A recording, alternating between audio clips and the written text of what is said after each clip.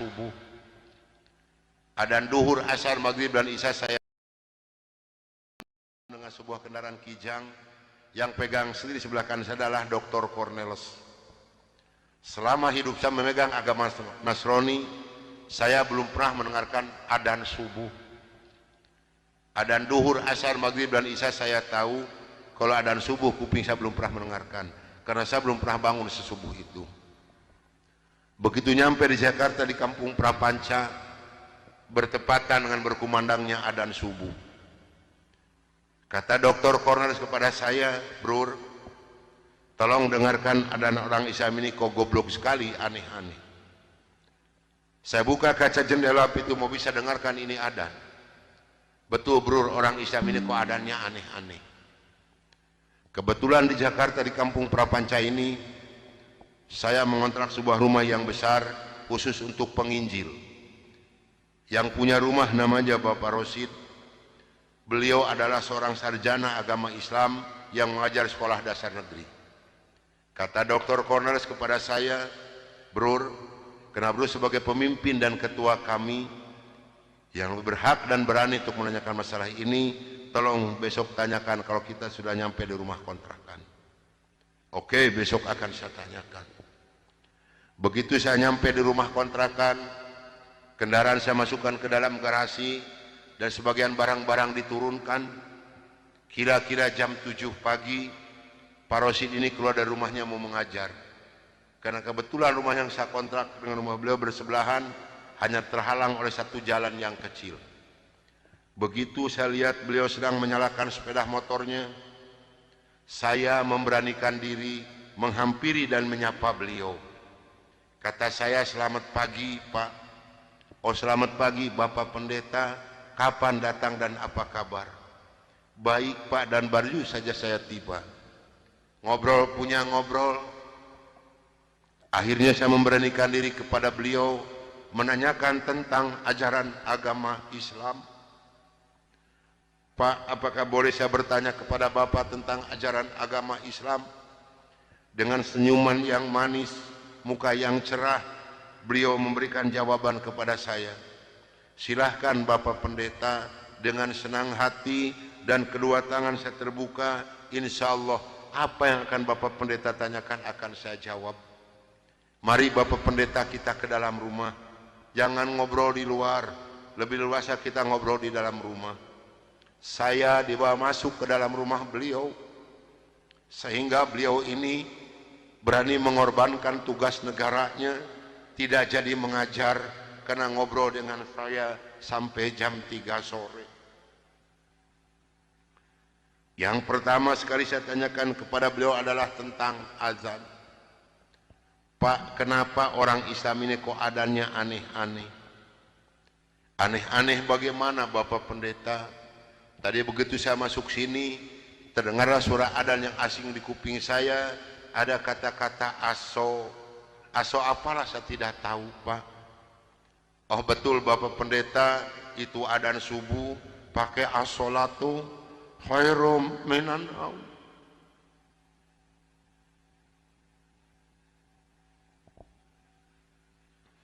Apa artinya Pak? Beliau memberikan jawaban kepada saya, lebih baik sholat daripada. Bukan semakin tertarik kepada Islam, tidak, tapi saya semakin membenci. Kenapa? Karena iri di dalam hati saya.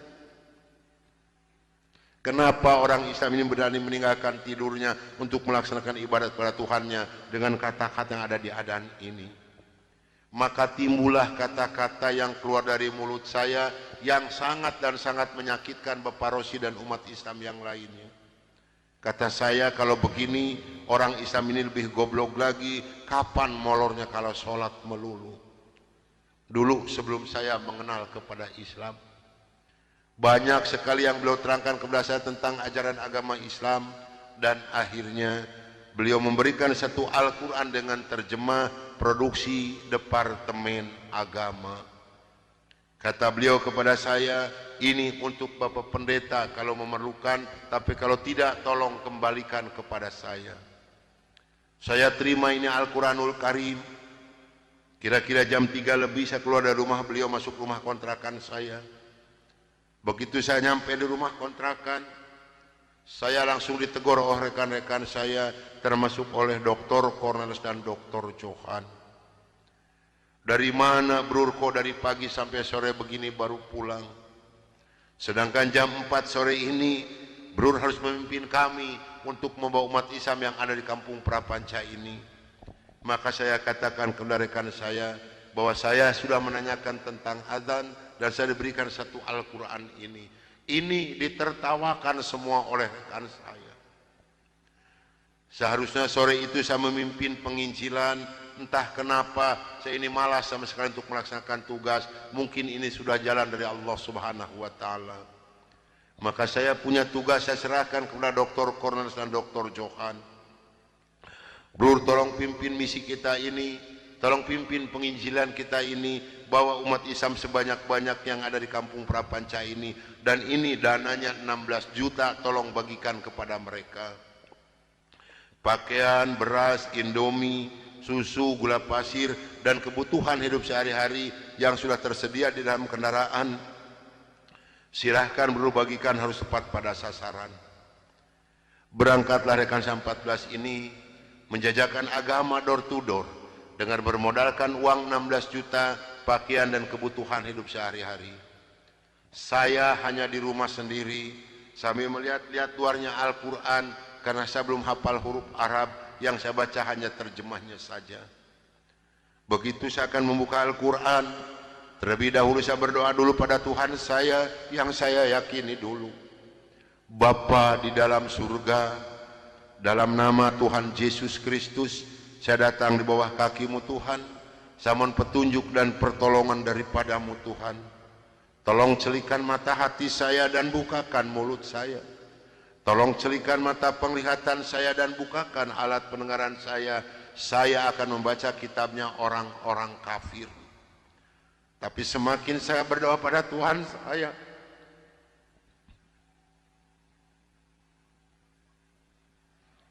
semakin terbukalah dalam Al-Quran ini. Ini suatu keanehan yang nyata di dalam kehidupan saya. Karena saya bingung membuka Al-Quran ini dari mana pertamanya. Begitu saya membuka Al-Quran, langsung surat Ali Imran. Di dalam surat Ali Imran ini timbul kembali keanehan yang kedua di dalam benak saya. Kenapa dalam surat Ali Imran ini kok hanya 2 ayat yang diberi tanda merah, yang lain tidak ada? Itu Ali Imran 85 dan 102. Ini kalau ibu dan bapak percaya pada iman saya, selama 3 bulan kurang lebih saya tidak pernah merasakan tidur, hanya membolak-balik membaca arti daripada 2 ayat ini saja. Disitulah taufik dan hidayah masuk pada diri saya. Bergemetarlah seluruh tubuh saya ini, bergejolaklah di dalam dada saya ini. Bahkan dalam hati kecil saya mengatakan, hanya Islamlah yang benar, hanya Islam yang dapat menyelamatkan umat manusia. Maka saya harus berani mengatakan kepada rekan saya, apapun yang akan terjadi, saya siap untuk menerima risikonya. Atas bimbingan dan pelajaran dari Bapak Rosid, atas petunjuk dan petuah dari Bapak Rosid, saya memberanikan diri menghampiri rekan saya 14 yang sedang mengadakan kebaktian doa. Saya katakan kepada rekan saya, bahwa mulai hari ini, jam ini, menit ini, saya akan mengundurkan diri dari penginjilan. Saya akan menyerahkan sebagai ketua misionaris pada Anda semua, karena saya hari ini akan mencari agama yang baru, itu agama Islam. Karena hanya Islam yang benar, hanya Islam yang dapat menyelamatkan umat manusia. Agama yang kita pegang sama-sama tidak bisa menyelamatkan kita semua. Namun, apa daya yang saya terima dari mereka, maaf, saya bukan mau dikasihan oleh ibu dan bapak, tidak. Yang mengasihani saya adalah Allah Subhanahu wa taala. Saya bukan seorang tentara, saya bukan seorang polisi, tapi merasakan panasnya peluru di kaki kiri saya dan di dada sebelah kanan saya ini. Besi yang lebarnya 6 cm, yang dibakar merah membara, yang dipukulkan ke pipi saya tahan dengan tangan kiri saya. Demi Allah, besi panas nempelah di tangan kiri saya. Lalu saya ditengkurapkan, kepala saya diinjak oleh 3 orang. Tangan saya, kaki saya kiri kanan dipegang dan diikat oleh mereka. Lalu punggung saya dipukuli oleh Dr. Johan pakai kursi rotan. 13 tulang punggungnya patah untuk mengenal Islam. Kalau menurut logika manusia, saya ini harus sudah meninggal dunia. Tapi Allah Maha di atas Maha, Allah mempunyai rencana lain untuk saya. Atas izin dan karunia Allah yang diberikan kepada saya bisa lolos dari pembunuhan rekan-rekan saya.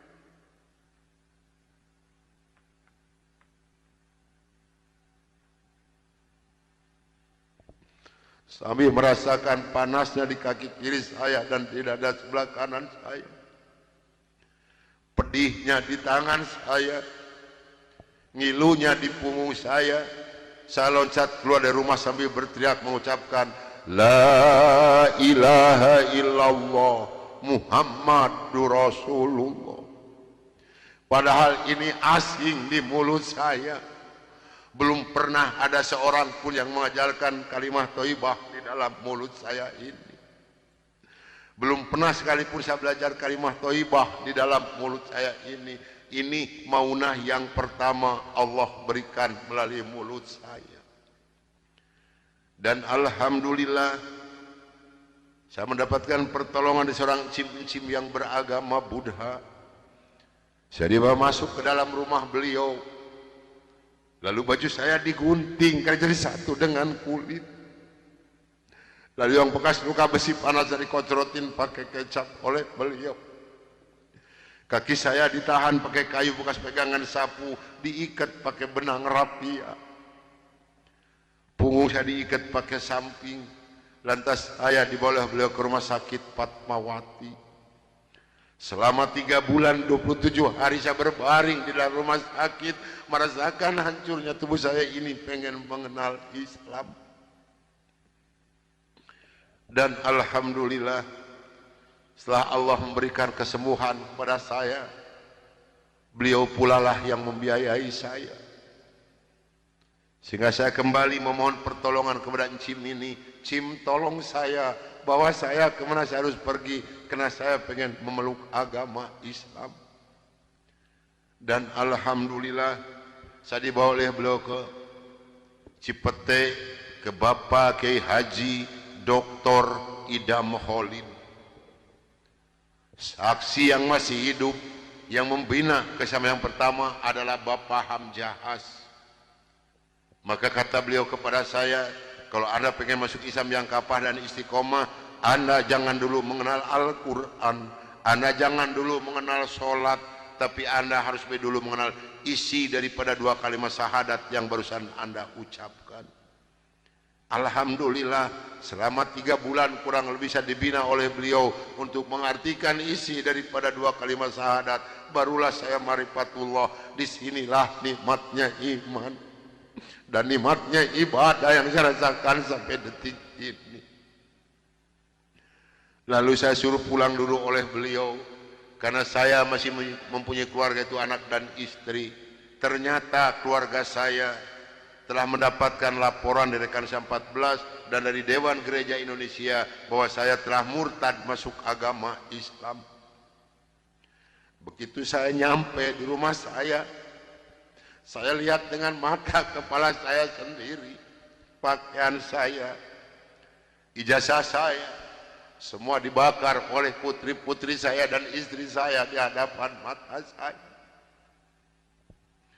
Dan alhamdulillah saya diselamatkan dari maut yang kedua oleh Allah Subhanahu wa ta'ala.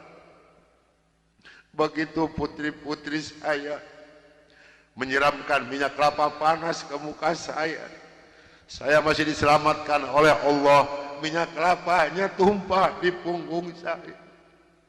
Ini adalah darah daging saya sendiri yang menganiaya saya, bukan orang lain. Lalu kepala saya dilempar pakai cobet, dipukuli pakai stik kasti, sampai saya diusir caci maki dengan kata-kata yang sangat keji yang keluar dari mulut darah daging saya sendiri. Nyah, engkau di hadapanku anjing, setan, babi, iblis Jangan menginjak rumah ini, haram rumah ini kalau diinjak oleh setan dan iblis macam kau. Ini adalah darah daging saya sendiri, bukan orang lain. Dan alhamdulillah begitu saya meninggalkan rumah tangga saya, hanya pakai pakaian satu setel yang nempel di badan saya yang penuh dengan minyak kelapa panas. Harta kekayaan berlimpah luah demi Allah tidak saya bawa serupiah pun, karena saya pengen masuk Islam yang kapal dan istiqomah. Saya harus samina wa atona. Jangankan harta kekayaan yang berlimpah luah, putri-putri saya pun yang 3 saya putuskan. Mulai detik ini Anda bukan darah daging saya bukan bapak Anda, dan Anda bukan putri-putri saya. Titik sampai di sini. Jangan ada lagi pertalian darah antara Anda dengan saya. Kenapa saya putuskan kepada putri-putri saya yang 3? Karena saya takut besok atau lusa saya meninggal dunia, bagaimana tanggung jawab saya di hadapan Allah Subhanahu wa taala. Maka alhamdulillah sudah hampir 22 tahun lebih ini saya belum pernah dipertemukan dengan batang hidungnya. Namun alhamdulillah, biarpun putri-putri saya tidak ada yang ikut satu pun, Allah telah memberikan kebahagiaan kepada saya pada saat sekarang ini. Kebahagiaan yang Allah berikan kepada saya tidak bisa ditukar dengan suatu apapun yang ada di dunia ini. Sekalipun emas berlian sebesar gunung tidak mungkin bisa menukarkan kebahagiaan yang Allah berikan kepada saya. Kenapa? Karena rekan saya yang 14 yang dulu menganiaya saya, yang dulu mau membunuh saya, alhamdulillah sekarang sudah masuk Islam semua. Sekarang sedang jihad fisabilillah, sedang membela agama Allah, yaitu syiar agama Islam di daerah-daerah Nasrani. Itu yang pertama di Papua Barat di Manokwari, yang kedua di NTT Kampung Kalabai Kabupaten Alor, yang ketiga di Kalimantan Tengah di Sampit. Saya mohon bantuan doa dari ibu dan bapak yang hadir malam ini agar saya dengan rekan saya diberikan kekuatan oleh Allah Subhanahu wa taala. Kalau ibu dan bapak pengen tahu dakwah Islam daerah Nasrani, demi Allah ini tantangannya adalah nyawa. Saya pun di Manokwari sedang menanak nasi, Pak, Bu. Kalau Allah sudah mengizinkan saya harus meninggal, saya dipanah, ini kenal kemaluan saya. Allah belum menghendaki saya untuk meninggal, hanya 3 cm jaraknya ini panah. Sedangkan panah di Manokwari demi Allah bukan 1,20 meter panjangnya, tapi 1,60 meter panjangnya. Ujungnya sudah pakai racun. Ini perjuangan membela agama Allah daerah Nasrani. Alhamdulillah perkembangan Islam di daerah Manokwari. Padahal Manokwari ini akan dijadikan kota Injil. Kalau Manokwari sudah jadi kota Injil, yang pertama tidak boleh ada adzan berkumandang, tidak boleh mendirikan masjid, tidak boleh ada perempuan yang berjilbab. Alhamdulillah di sana ada 297 orang yang masuk agama Islam, termasuk orang yang memanah saya. Kemarin tanggal 17 Desember saya baru selesai membuat masjid. Dari mana biayanya? Dari hasil pengajian saya. Saya mohon bantuan doa, karena kadang-kadang rekan saya di sana, Pak, maaf, 10 hari lebih tidak pernah ketemu nasi. Yang dimakan oleh rekan saya singkong direbus, yang penting terganjal perut, karena sulit mencari dana untuk dakwah di Islam ini. Dari mana makan mereka sehari-hari? Maaf, dari hasil pengajian saya. Karena mereka lepas dari gereja tidak ada santunan apapun. Siapa yang harus bertanggung jawab? Kita inilah sebagai umat muslim. Di Kalimantan Tengah ada 192 orang. Di sana, Pak, demi Allah tidak ada masjid satupun. Gereja ada 9. Paling banyak isi gereja 15 orang. Kalau saya mengadakan sholat berjamaah di Kalimantan ini, pakai kompas di luar, di lapangan. Di atas disiram oleh mereka. Saya hanya bisa berdoa, ya Allah berikan taufik dan hidayah bagi mereka, karena mereka tidak tahu kedatangan saya ini mau apa. Alhamdulillah 4 hari kemudian 8 orang yang masuk agama Islam, maka berjumlah 192 orang yang ibu dan nenek yang kupingnya pada panjang-panjang. Saya mohon bantuan doa, karena saya sedang membebaskan tanah untuk pembangunan masjid. Mudah-mudahan Allah memberikan jalan untuk saya untuk melunasi tanah di sana, untuk pembangunan masjid di sana. Nah hadirin ikhwatul iman rahimakumullah yang hadir malam ini, barangkali, tapi sebenarnya saya mohon maaf yang sebesar-besarnya, Barangkali ibu dan bapak mau ikut berjuang membela agama Allah, menyisihkan sedikit rezeki untuk pembebasan tanah di Kalimantan ini, insya Allah hubungi saya.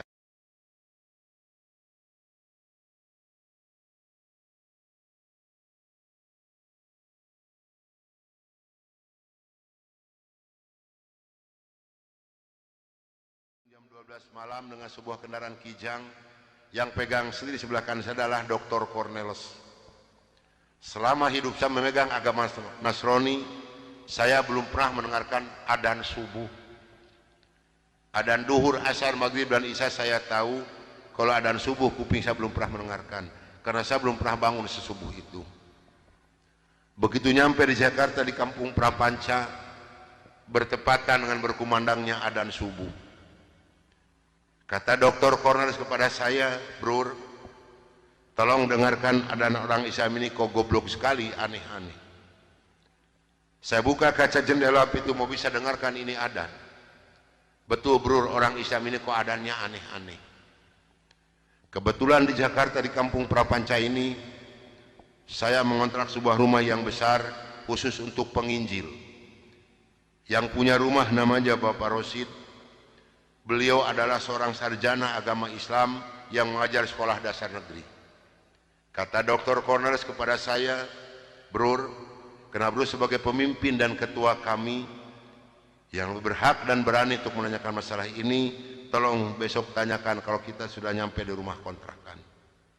Oke, besok akan saya tanyakan. Begitu saya nyampe di rumah kontrakan, kendaraan saya masukkan ke dalam garasi dan sebagian barang-barang diturunkan. Kira-kira jam 7 pagi, Pak Rosid ini keluar dari rumahnya mau mengajar. Karena kebetulan rumah yang saya kontrak dengan rumah beliau bersebelahan, hanya terhalang oleh satu jalan yang kecil. Begitu saya lihat beliau sedang menyalakan sepeda motornya, saya memberanikan diri menghampiri dan menyapa beliau. Kata saya, "Selamat pagi Pak." "Oh selamat pagi Bapak Pendeta, kapan datang dan apa kabar?" "Baik Pak, dan baru saja saya tiba." Ngobrol punya ngobrol. Akhirnya saya memberanikan diri kepada beliau menanyakan tentang ajaran agama Islam. "Pak, apakah boleh saya bertanya kepada Bapak tentang ajaran agama Islam?" Dengan senyuman yang manis, muka yang cerah, beliau memberikan jawaban kepada saya. "Silahkan Bapak Pendeta." Dengan senang hati dan kedua tangan saya terbuka, insya Allah apa yang akan Bapak Pendeta tanyakan akan saya jawab. Mari Bapak Pendeta kita ke dalam rumah. Jangan ngobrol di luar. Lebih luasa kita ngobrol di dalam rumah. Saya dibawa masuk ke dalam rumah beliau. Sehingga beliau ini berani mengorbankan tugas negaranya. Tidak jadi mengajar karena ngobrol dengan saya sampai jam 3 sore. Yang pertama sekali saya tanyakan kepada beliau adalah tentang azan. "Pak, kenapa orang Islam ini kok adzannya aneh-aneh?" "Aneh-aneh bagaimana Bapak Pendeta?" "Tadi begitu saya masuk sini, terdengarlah suara adzan yang asing di kuping saya. Ada kata-kata aso. Aso apalah saya tidak tahu Pak." "Oh betul Bapak Pendeta, itu adzan subuh pakai as-sholatu khairum minan naum."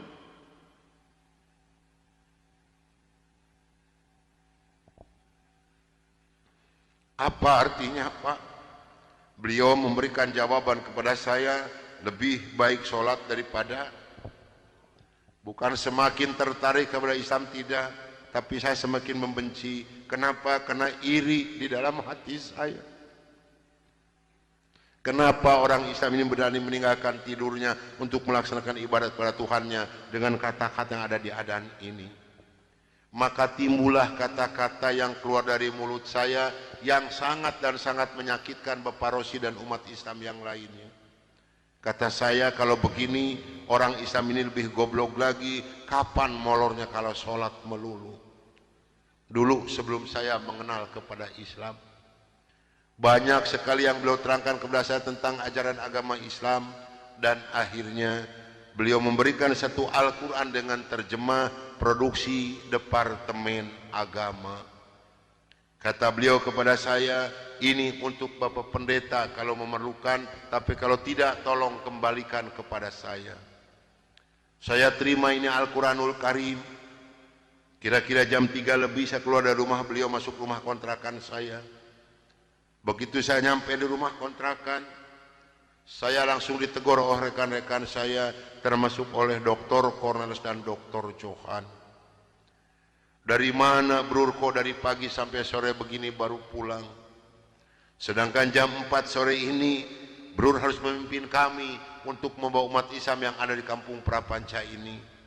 Maka saya katakan kepada rekan saya bahwa saya sudah menanyakan tentang azan dan saya diberikan satu Al-Quran ini. Ini ditertawakan semua oleh rekan saya. Seharusnya sore itu saya memimpin penginjilan, entah kenapa saya ini malas sama sekali untuk melaksanakan tugas. Mungkin ini sudah jalan dari Allah Subhanahu wa Ta'ala. Maka saya punya tugas, saya serahkan kepada Dr. Cornelis dan Dr. Johan. Brur, tolong pimpin misi kita ini, tolong pimpin penginjilan kita ini, bawa umat Islam sebanyak-banyak yang ada di kampung Prapanca ini, dan ini dananya 16 juta, tolong bagikan kepada mereka.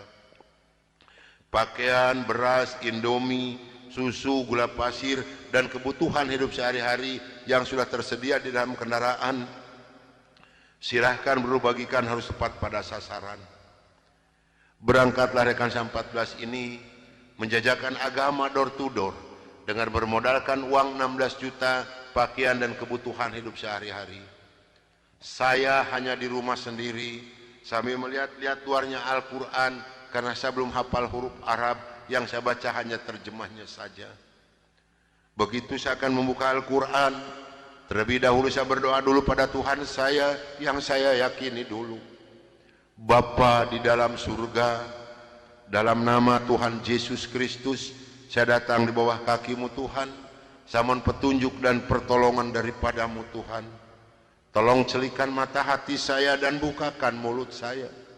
Tolong celikan mata penglihatan saya dan bukakan alat pendengaran saya. Saya akan membaca kitabnya orang-orang kafir. Tapi semakin saya berdoa pada Tuhan saya,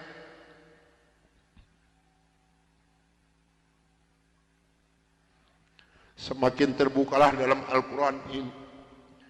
Ini suatu keanehan yang nyata di dalam kehidupan saya. Karena saya bingung membuka Al-Quran ini dari mana pertamanya. Begitu saya membuka Al-Quran, langsung surat Ali Imran. Di dalam surat Ali Imran ini timbul kembali keanehan yang kedua di dalam benak saya. Kenapa dalam surat Ali Imran ini kok hanya 2 ayat yang diberi tanda merah, yang lain tidak ada? Yaitu Ali Imran 85 dan 102. Ini kalau ibu dan bapak percaya pada iman saya, selama 3 bulan kurang lebih saya tidak pernah merasakan tidur, hanya membolak-balik membaca arti daripada 2 ayat ini saja. Disitulah taufik dan hidayah masuk pada diri saya. Bergemetarlah seluruh tubuh saya ini, bergejolaklah di dalam dada saya ini. Bahkan dalam hati kecil saya mengatakan, hanya Islamlah yang benar, hanya Islam yang dapat menyelamatkan umat manusia. Maka saya harus berani mengatakan kepada rekan saya, apapun yang akan terjadi, saya siap untuk menerima risikonya. Atas bimbingan dan pelajaran dari Bapak Rosid, atas petunjuk dan petuah dari Bapak Rosid, saya memberanikan diri menghampiri rekan saya 14 yang sedang mengadakan kebaktian doa. Saya katakan kepada rekan saya bahwa mulai hari ini, jam ini, menit ini, saya akan mengundurkan diri dari penginjilan. Saya akan menyerahkan sebagai ketua misionaris pada Anda semua, karena saya hari ini akan mencari agama yang baru, itu agama Islam. Karena hanya Islam yang benar, hanya Islam yang dapat menyelamatkan umat manusia. Agama yang kita pegang sama-sama tidak bisa menyelamatkan kita semua. Namun apa daya yang seterima dari mereka. Maaf, saya bukan mau dikasihan oleh ibu dan bapak, tidak. Yang mengasihani saya adalah Allah Subhanahu wa Ta'ala. Saya bukan seorang tentara, saya bukan seorang polisi, tapi merasakan panasnya peluru di kaki kiri saya dan di dada sebelah kanan saya ini. Besi yang lebarnya 6 cm yang dibakar merah membara, yang dipukulkan ke pipi saya tahan dengan tangan kiri saya. Demi Allah, besi panas nempelah di tangan kiri saya. Lalu saya ditengkurapkan, kepala saya diinjak oleh 3 orang. Tangan saya, kaki saya kiri kanan dipegang dan diikat oleh mereka. Lalu punggung saya dipukuli oleh Dr. Johan pakai kursi rotan. 13 tulang punggungnya patah untuk mengenal Islam. Kalau menurut logika manusia, saya ini harus sudah meninggal dunia. Tapi Allah Maha di atas Maha, Allah mempunyai rencana lain untuk saya. Atas izin dan karunia Allah yang diberikan kepada saya bisa lolos dari pembunuhan rekan-rekan saya.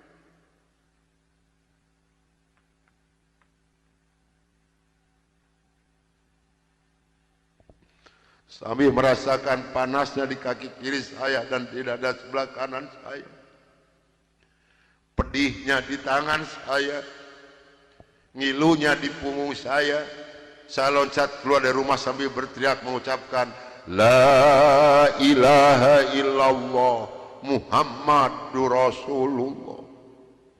Padahal ini asing di mulut saya. Belum pernah ada seorang pun yang mengajarkan kalimat thayyibah di dalam mulut saya ini. Belum pernah sekalipun saya belajar kalimat thayyibah di dalam mulut saya ini. Ini maunah yang pertama Allah berikan melalui mulut saya. Dan alhamdulillah saya mendapatkan pertolongan dari seorang cim-cim yang beragama Buddha. Saya dibawa masuk ke dalam rumah beliau. Lalu baju saya digunting karena jadi satu dengan kulit. Lalu yang bekas luka besi panas dari dikocorotin pakai kecap oleh beliau. Kaki saya ditahan pakai kayu bekas pegangan sapu, diikat pakai benang rapia. Punggung saya diikat pakai samping. Lantas saya dibawa beliau ke rumah sakit Fatmawati. Selama 3 bulan 27 hari saya berbaring di dalam rumah sakit, merasakan hancurnya tubuh saya ini, pengen mengenal Islam. Dan alhamdulillah setelah Allah memberikan kesembuhan kepada saya, beliau pula lah yang membiayai saya.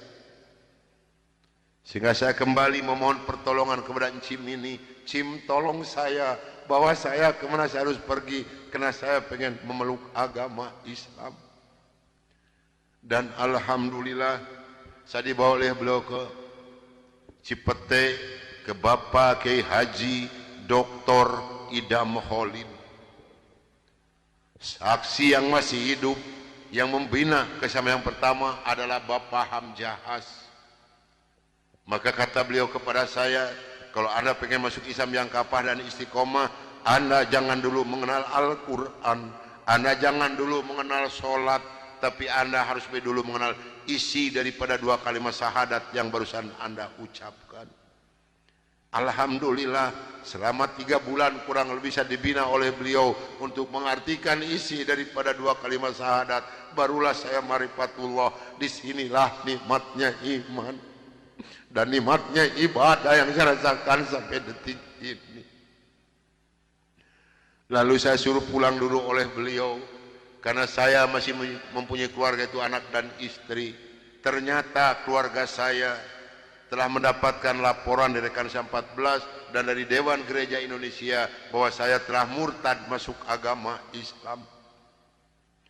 Begitu saya nyampe di rumah saya lihat dengan mata kepala saya sendiri, pakaian saya, ijazah saya, semua dibakar oleh putri-putri saya dan istri saya di hadapan mata saya. Dan alhamdulillah saya diselamatkan dari maut yang kedua oleh Allah Subhanahu wa ta'ala. Begitu putri-putri saya menyiramkan minyak kelapa panas ke muka saya masih diselamatkan oleh Allah. Minyak kelapanya tumpah di punggung saya. Ini adalah darah daging saya sendiri yang menganiaya saya, bukan orang lain. Lalu kepala saya dilempar pakai cobek, dipukuli pakai stik kasti, sampai saya diusir caci maki dengan kata-kata yang sangat keji yang keluar dari mulut darah daging saya sendiri. Nyah, engkau di hadapanku anjing, setan, babi, iblis, jangan menginjak rumah ini, haram rumah ini kau diinjak oleh setan dan iblis macam kau. Ini adalah darah daging saya sendiri, bukan orang lain. Dan alhamdulillah begitu saya meninggalkan rumah tangga saya, hanya pakai pakaian satu setel yang nempel di badan saya yang penuh dengan minyak kelapa panas. Harta kekayaan berlimpah luah, demi Allah tidak saya bawa serupiah pun, karena saya pengen masuk Islam yang kapal dan istiqomah. Saya harus samina wa atona. Jangankan harta kekayaan yang berlimpah luah, putri-putri saya pun yang 3 saya putuskan. Mulai detik ini Anda bukan darah daging saya bukan bapak Anda, dan Anda bukan putri-putri saya. Titik sampai di sini. Jangan ada lagi pertalian darah antara Anda dengan saya. Kenapa saya putuskan kepada putri-putri saya yang 3? Karena saya takut besok atau lusa saya meninggal dunia, bagaimana tanggung jawab saya di hadapan Allah Subhanahu wa taala. Maka alhamdulillah sudah hampir 22 tahun lebih ini saya belum pernah dipertemukan dengan batang hidungnya. Namun alhamdulillah, biarpun putri-putri saya tidak yang ikut satu pun, Allah telah memberikan kebahagiaan kepada saya pada saat sekarang ini. Kebahagiaan yang Allah berikan kepada saya tidak bisa ditukar dengan suatu apapun yang ada di dunia ini. Sekalipun emas berlian sebesar gunung tidak mungkin bisa menukarkan kebahagiaan yang Allah berikan kepada saya. Kenapa? Karena rekan saya yang 14 yang dulu menganiaya saya, yang dulu mau membunuh saya, alhamdulillah sekarang sudah masuk Islam semua. Sekarang sedang jihad fisabilillah, sedang membela agama Allah, yaitu syiar agama Islam di daerah-daerah Nasrani. Itu yang pertama di Papua Barat, di Manokwari. Yang kedua di NTT, Kampung Kalabai, Kabupaten Alor. Yang ketiga di Kalimantan Tengah, di Sampit. Saya mohon bantuan doa dari ibu dan bapak yang hadir malam ini, agar saya dengan rekan saya diberikan kekuatan oleh Allah Subhanahu wa taala. Kalau ibu dan bapak pengen tahu dakwah Islam daerah Nasrani, demi Allah ini tantangannya adalah nyawa. Saya pun di Manokwari sedang menanak nasi, Pak, Bu. Kalau Allah sudah mengizinkan saya harus meninggal, saya dipanah, ini kenal kemaluan saya. Allah belum menghendaki saya untuk meninggal, hanya 3 cm jaraknya ini panah. Sedangkan panah di Manokwari demi Allah bukan 1,20 meter panjangnya, tapi 1,60 meter panjangnya. Ujungnya sudah pakai racun. Ini perjuangan membela agama Allah daerah Nasrani. Alhamdulillah perkembangan Islam di daerah Manokwari. Pada Manokwari ini akan dijadikan kota Injil. Kalau Manokwari sudah jadi kota Injil, yang pertama tidak boleh ada adzan berkumandang, tidak boleh mendirikan masjid, tidak boleh ada perempuan yang berjilbab. Alhamdulillah di sana ada 297 orang yang masuk agama Islam, termasuk orang yang memanah saya. Kemarin tanggal 17 Desember saya baru selesai membuat masjid. Dari mana biayanya? Dari hasil pengajian saya. Saya mohon bantuan doa, karena kadang-kadang rekan saya di sana, Pak, maaf, 10 hari lebih tidak pernah ketemu nasi. Yang dimakan oleh rekan saya singkong direbus, yang penting terganjal perut, karena sulit mencari dana untuk dakwah di Islam ini. Dari mana makan mereka sehari-hari? Maaf, dari hasil pengajian saya. Karena mereka lepas dari gereja tidak ada santunan apapun. Siapa yang harus bertanggung jawab? Kita inilah sebagai umat muslim. Di Kalimantan Tengah ada 192 orang. Di sana, Pak, demi Allah tidak ada masjid satupun. Gereja ada 9. Paling banyak isi gereja 15 orang. Kalau saya mengadakan sholat berjamaah di Kalimantan ini, pakai kompas di luar, di lapangan. Di atas disiram oleh mereka. Saya hanya bisa berdoa, ya Allah berikan taufik dan hidayah bagi mereka, karena mereka tidak tahu kedatangan saya ini mau apa. Alhamdulillah 4 hari kemudian 8 orang yang masuk agama Islam, maka berjumlah 192 orang yang ibu dan neneknya yang kupingnya pada panjang-panjang. Saya mohon bantuan doa, karena saya sedang membebaskan tanah untuk pembangunan masjid. Mudah-mudahan Allah memberikan jalan untuk saya, untuk melunasi tanah di sana, untuk pembangunan masjid di sana. Nah hadirin ikhwatul iman rahimakumullah yang hadir malam ini, barangkali, tapi sebenarnya saya mohon maaf yang sebesar-besarnya, barangkali ibu dan bapak mau ikut berjuang membela agama Allah, menyisihkan sedikit rezeki untuk pembebasan tanah di Kalimantan ini, insya Allah hubungi saya.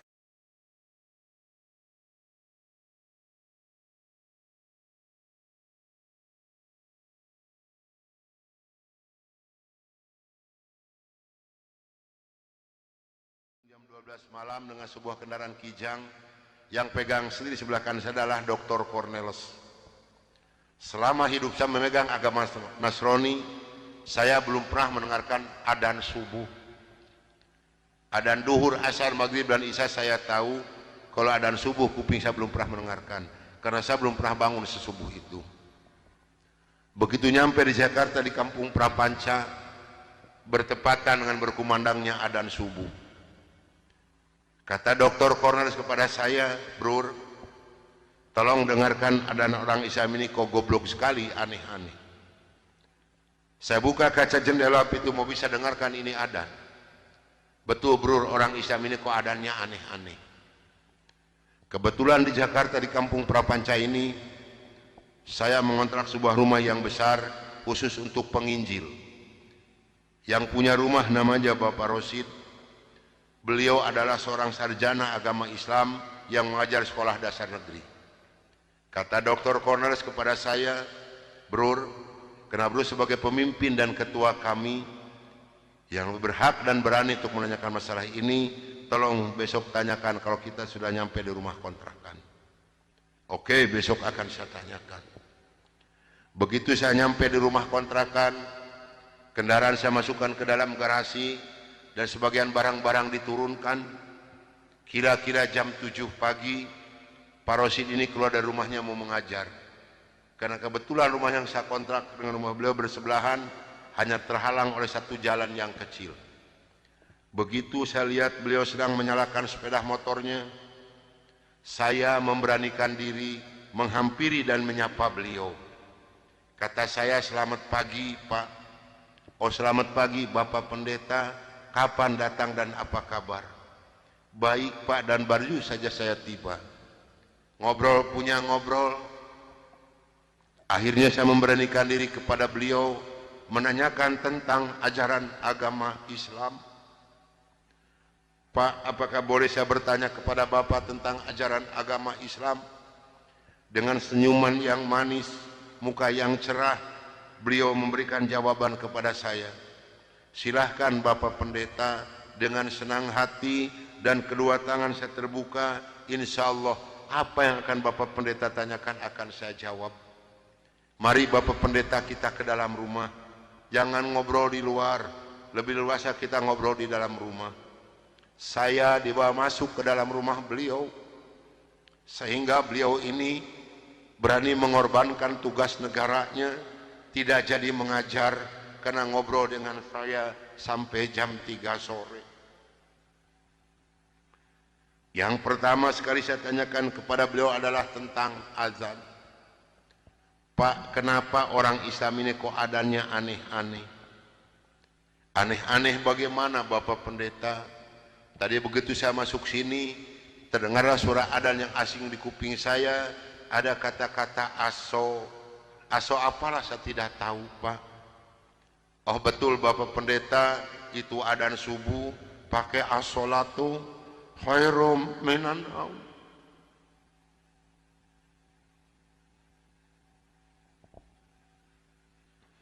"Apa artinya Pak?" Beliau memberikan jawaban kepada saya, "Lebih baik sholat daripada..." Bukan semakin tertarik kepada Islam, tidak, tapi saya semakin membenci. Kenapa? Karena iri di dalam hati saya. Kenapa orang Islam ini berani meninggalkan tidurnya untuk melaksanakan ibadat kepada Tuhannya dengan kata-kata yang ada di adzan ini? maka timbullah kata-kata yang keluar dari mulut saya yang sangat dan sangat menyakitkan Bapak Rosid dan umat Islam yang lainnya.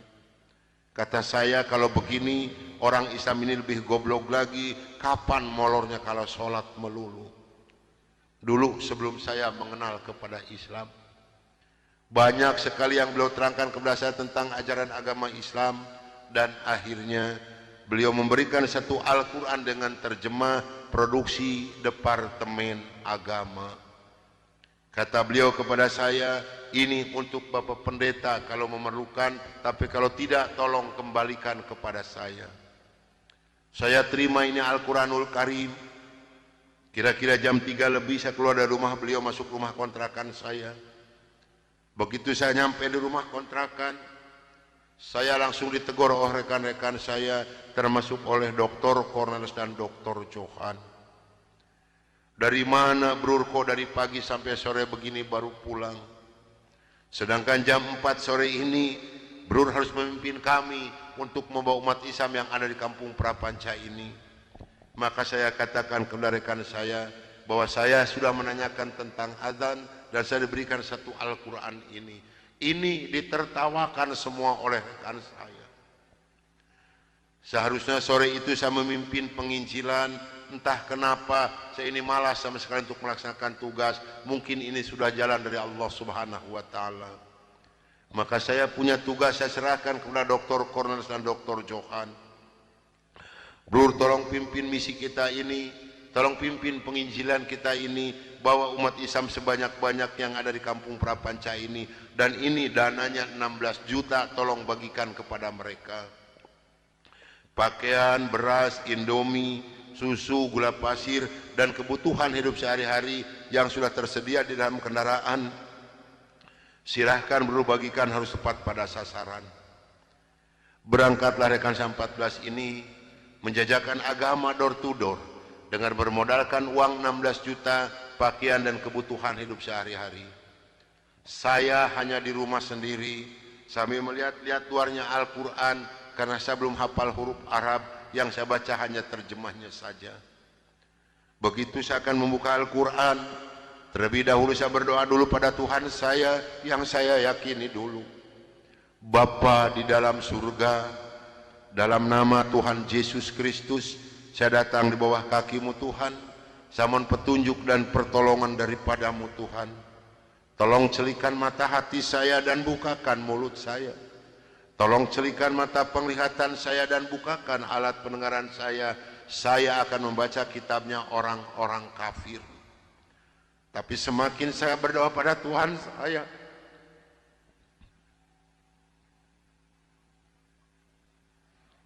semakin terbukalah dalam Al-Quran ini.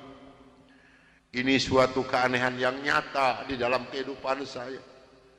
Karena saya bingung membuka Al-Quran ini dari mana pertamanya. Begitu saya membuka Al-Quran, langsung surat Ali Imran. Di dalam surat Ali Imran ini timbul kembali keanehan yang kedua di dalam benak saya. Kenapa dalam surat Ali Imran ini kok hanya 2 ayat yang diberi tanda merah, yang lain tidak ada? Itu Ali Imran 85 dan 102. Ini kalau ibu dan bapak percaya pada iman saya, selama 3 bulan kurang lebih saya tidak pernah merasakan tidur, hanya membolak-balik membaca arti daripada 2 ayat ini saja. Disitulah taufik dan hidayah masuk pada diri saya. Bergemetarlah seluruh tubuh saya ini, bergejolaklah di dalam dada saya ini. Bahkan dalam hati kecil saya mengatakan, hanya Islamlah yang benar, hanya Islam yang dapat menyelamatkan umat manusia. Maka saya harus berani mengatakan kepada rekan saya, apapun yang akan terjadi, saya siap untuk menerima risikonya. Atas bimbingan dan pelajaran dari Bapak Rosid, atas petunjuk dan petuah dari Bapak Rosid, saya memberanikan diri menghampiri rekan saya 14 yang sedang mengadakan kebaktian doa. Saya katakan kepada rekan saya bahwa mulai hari ini, jam ini, menit ini, saya akan mengundurkan diri dari penginjilan. Saya akan menyerahkan sebagai ketua misionaris pada Anda semua, karena saya hari ini akan mencari agama yang baru, itu agama Islam. Karena hanya Islam yang benar, hanya Islam yang dapat menyelamatkan umat manusia. Agama yang kita pegang sama-sama tidak bisa menyelamatkan kita semua. Namun apa daya yang seterima dari mereka. Maaf, saya bukan mau dikasihan oleh ibu dan bapak, tidak. Yang mengasihani saya adalah Allah Subhanahu wa Ta'ala. Saya bukan seorang tentara, saya bukan seorang polisi, tapi merasakan panasnya peluru di kaki kiri saya dan di dada sebelah kanan saya ini. Besi yang lebarnya 6 cm yang dibakar merah membara, yang dipukulkan ke pipi saya tahan dengan tangan kiri saya. Demi Allah, besi panas nempelah di tangan kiri saya. Lalu saya ditengkurapkan, kepala saya diinjak oleh 3 orang. Tangan saya, kaki saya kiri kanan dipegang dan diikat oleh mereka.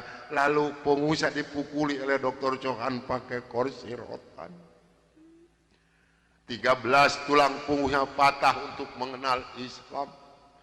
Kalau menurut logika manusia, saya ini harus sudah meninggal dunia. Tapi Allah Maha di atas Maha, Allah mempunyai rencana lain untuk saya. Atas izin dan karunia Allah yang diberikan kepada saya bisa lolos dari pembunuhan rekan-rekan saya.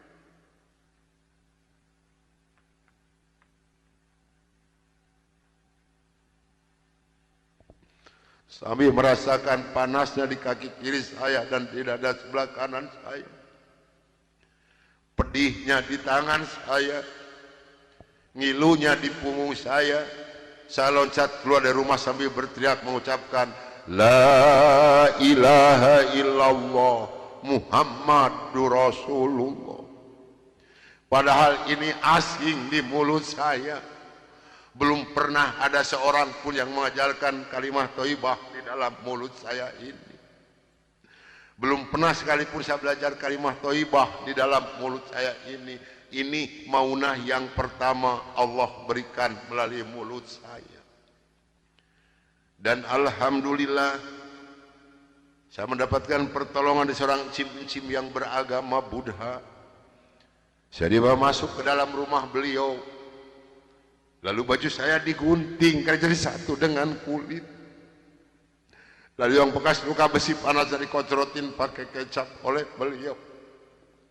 Kaki saya ditahan pakai kayu bekas pegangan sapu, diikat pakai benang rapia. Punggung saya diikat pakai samping. Lantas saya dibawa beliau ke rumah sakit Fatmawati. Selama 3 bulan 27 hari saya berbaring di dalam rumah sakit, merasakan hancurnya tubuh saya ini, pengen mengenal Islam. Dan alhamdulillah setelah Allah memberikan kesembuhan kepada saya, beliau pula lah yang membiayai saya.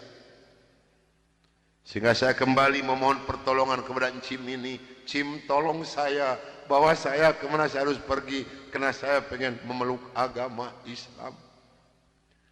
Dan alhamdulillah saya dibawa oleh beliau ke Cipete, ke Bapak Kiai Haji Dr.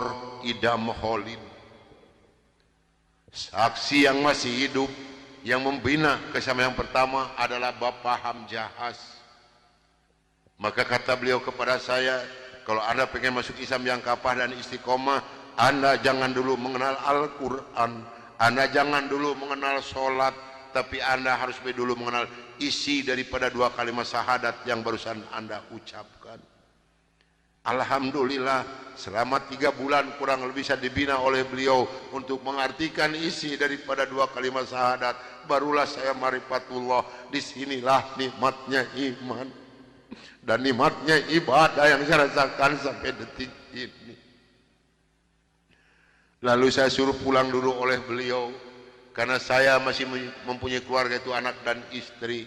Ternyata keluarga saya telah mendapatkan laporan dari rekan 14 dan dari Dewan Gereja Indonesia bahwa saya telah murtad masuk agama Islam. Begitu saya nyampe di rumah saya lihat dengan mata kepala saya sendiri, pakaian saya, ijazah saya, semua dibakar oleh putri-putri saya dan istri saya di hadapan mata saya. Dan alhamdulillah saya diselamatkan dari maut yang kedua oleh Allah Subhanahu wa taala. Begitu putri-putri saya menyiramkan minyak kelapa panas ke muka saya masih diselamatkan oleh Allah. Minyak kelapanya tumpah di punggung saya. Ini adalah darah daging saya sendiri yang menganiaya saya, bukan orang lain. Lalu kepala saya dilempar pakai cobek, dipukuli pakai stik kasti, sampai saya diusir caci maki dengan kata-kata yang sangat keji yang keluar dari mulut darah daging saya sendiri. Nyah, engkau di hadapanku anjing, setan, babi, iblis, jangan menginjak rumah ini. Haram rumah ini kau diinjak oleh setan dan iblis macam kau. Ini adalah darah daging saya sendiri, bukan orang lain. Dan alhamdulillah begitu saya meninggalkan rumah tangga saya, hanya pakai pakaian satu setel yang nempel di badan saya yang penuh dengan minyak kelapa panas. Harta kekayaan berlimpah luah demi Allah tidak saya bawa serupiah pun. Karena saya pengen masuk Islam yang kapal dan istiqomah, saya harus samina wa atona. Jangankan harta kekayaan yang berlimpah luah, putri-putri saya pun yang 3 saya putuskan. Mulai detik ini Anda bukan darah daging saya bukan bapak Anda, dan Anda bukan putri-putri saya. Titik sampai di sini. Jangan ada lagi pertalian darah antara Anda dengan saya. Kenapa saya putuskan kepada putri-putri saya yang 3? Karena saya takut besok atau lusa saya meninggal dunia, bagaimana tanggung jawab saya di hadapan Allah Subhanahu wa taala. Maka alhamdulillah sudah hampir 22 tahun lebih ini saya belum pernah dipertemukan dengan batang hidungnya. Namun alhamdulillah, biarpun putri-putri saya tidak ada yang ikut satupun, Allah telah memberikan kebahagiaan kepada saya pada saat sekarang ini. Kebahagiaan yang Allah berikan kepada saya tidak bisa ditukar dengan sesuatu apapun yang ada di dunia ini. Sekalipun emas berlian sebesar gunung tidak mungkin bisa menukarkan kebahagiaan yang Allah berikan kepada saya. Kenapa? Karena rekan saya yang 14 yang dulu menganiaya saya, yang dulu mau membunuh saya, alhamdulillah sekarang sudah masuk Islam semua. Sekarang sedang jihad fisabilillah, sedang membela agama Allah, yaitu syiar agama Islam di daerah-daerah Nasrani. Itu yang pertama di Papua Barat, di Manokwari.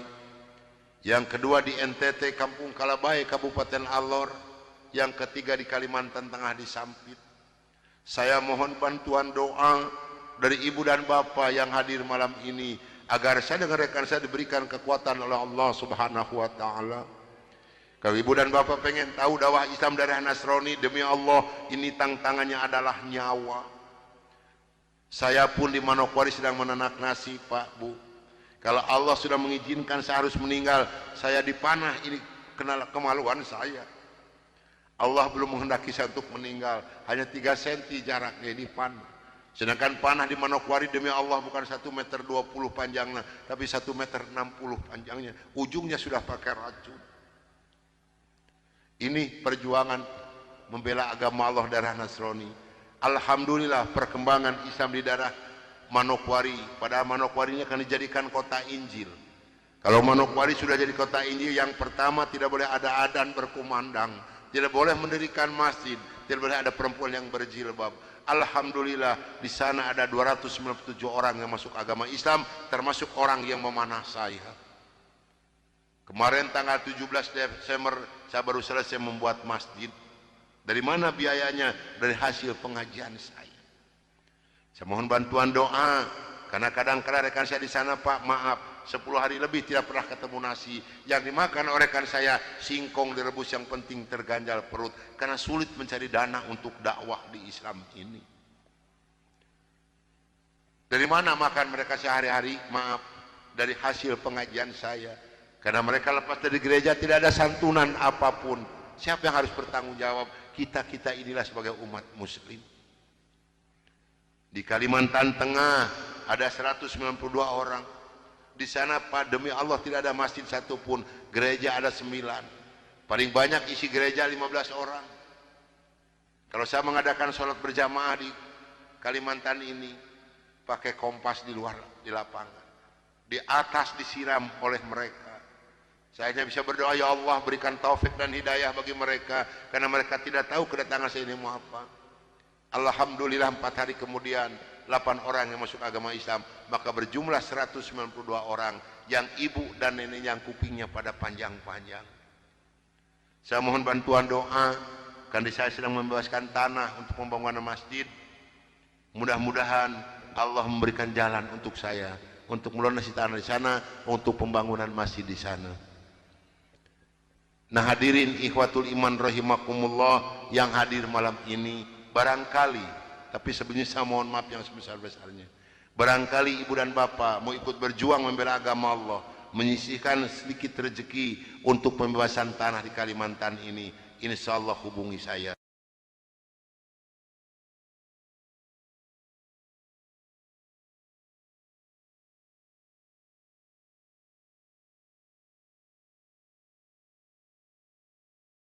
Jam 12 malam dengan sebuah kendaraan Kijang, yang pegang sendiri sebelah kanan saya adalah Dr. Cornelis.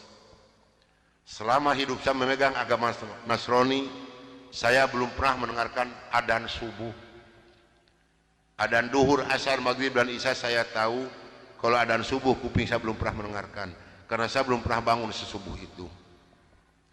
Begitu nyampe di Jakarta di Kampung Prapanca, bertepatan dengan berkumandangnya adzan subuh. Kata Dr. Cornelis kepada saya, "Bro, tolong dengarkan adzan orang Islam ini kok goblok sekali, aneh-aneh." Saya buka kaca jendela itu mau bisa dengarkan ini adzan. Betul bro, orang Islam ini kok adzannya aneh-aneh. Kebetulan di Jakarta di Kampung Prapanca ini, saya mengontrak sebuah rumah yang besar khusus untuk penginjil. Yang punya rumah namanya Bapak Rosid. Beliau adalah seorang sarjana agama Islam yang mengajar sekolah dasar negeri. Kata Dr. Cornelis kepada saya, "Bro, karena bro sebagai pemimpin dan ketua kami yang berhak dan berani untuk menanyakan masalah ini, tolong besok tanyakan kalau kita sudah nyampe di rumah kontrakan." Oke, besok akan saya tanyakan. Begitu saya nyampe di rumah kontrakan, kendaraan saya masukkan ke dalam garasi, dan sebagian barang-barang diturunkan. Kira-kira jam 7 pagi, Pak Rosid ini keluar dari rumahnya mau mengajar. Karena kebetulan rumah yang saya kontrak dengan rumah beliau bersebelahan, hanya terhalang oleh satu jalan yang kecil. Begitu saya lihat beliau sedang menyalakan sepeda motornya, saya memberanikan diri menghampiri dan menyapa beliau. Kata saya, "Selamat pagi Pak." "Oh selamat pagi Bapak Pendeta. Kapan datang dan apa kabar?" "Baik Pak, dan baru saja saya tiba." Ngobrol punya ngobrol. Akhirnya saya memberanikan diri kepada beliau menanyakan tentang ajaran agama Islam. "Pak, apakah boleh saya bertanya kepada Bapak tentang ajaran agama Islam?" Dengan senyuman yang manis, muka yang cerah, beliau memberikan jawaban kepada saya. "Silahkan Bapak Pendeta." Dengan senang hati dan kedua tangan saya terbuka, insya Allah apa yang akan Bapak Pendeta tanyakan akan saya jawab. Mari Bapak Pendeta kita ke dalam rumah, jangan ngobrol di luar, lebih luasa kita ngobrol di dalam rumah. Saya dibawa masuk ke dalam rumah beliau, sehingga beliau ini berani mengorbankan tugas negaranya, tidak jadi mengajar, karena ngobrol dengan saya sampai jam 3 sore. Yang pertama sekali saya tanyakan kepada beliau adalah tentang azan. "Pak, kenapa orang Islam ini kok adzannya aneh-aneh?" "Aneh-aneh bagaimana Bapak Pendeta?" "Tadi begitu saya masuk sini, terdengarlah suara adzan yang asing di kuping saya, ada kata-kata aso. Aso apalah saya tidak tahu Pak." "Oh betul Bapak Pendeta, itu adzan subuh pakai as-sholatu khairum minan naum."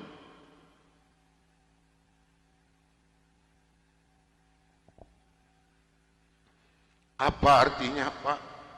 Beliau memberikan jawaban kepada saya, lebih baik sholat daripada. Bukan semakin tertarik kepada Islam, tidak, tapi saya semakin membenci. Kenapa? Karena iri di dalam hati saya. Kenapa orang Islam ini berani meninggalkan tidurnya untuk melaksanakan ibadat kepada Tuhannya dengan kata-kata yang ada di adzan ini?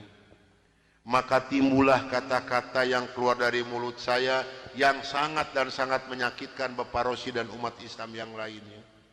Kata saya, kalau begini orang Islam ini lebih goblok lagi, kapan molornya kalau sholat melulu?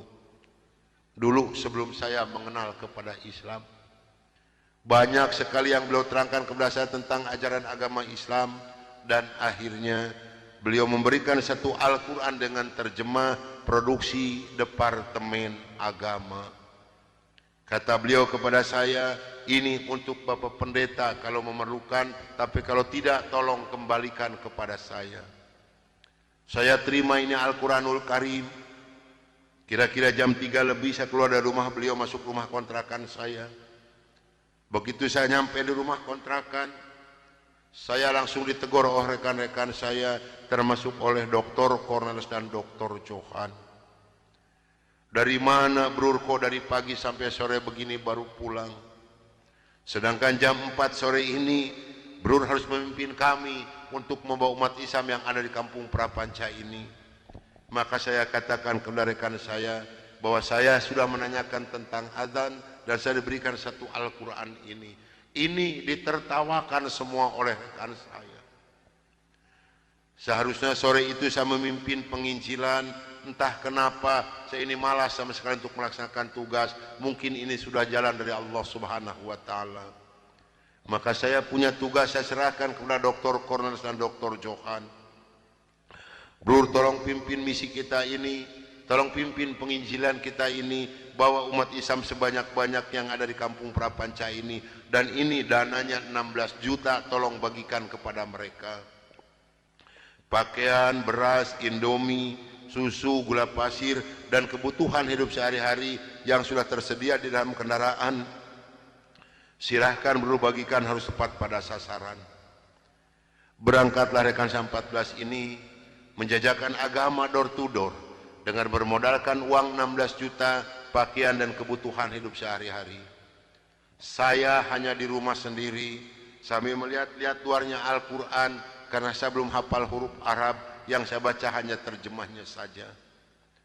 Begitu saya akan membuka Al-Quran, terlebih dahulu saya berdoa dulu pada Tuhan saya yang saya yakini dulu.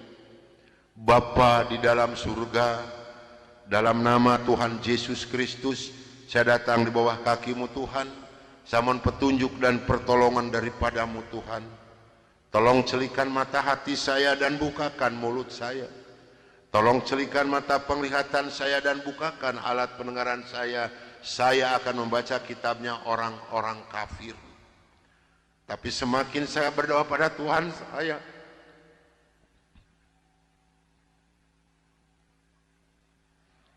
semakin terbukalah dalam Al-Quran ini.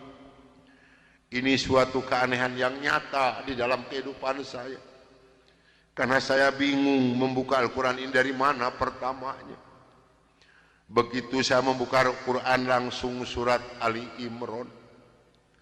Di dalam surat Ali Imran ini timbul kembali keanehan yang kedua di dalam benak saya.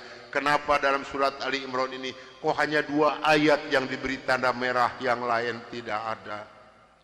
Itu Ali Imran 85 dan 102. Ini kalau ibu dan bapak percaya pada iman saya, selama 3 bulan kurang lebih saya tidak pernah merasakan tidur, hanya membolak-balik membaca arti daripada 2 ayat ini saja.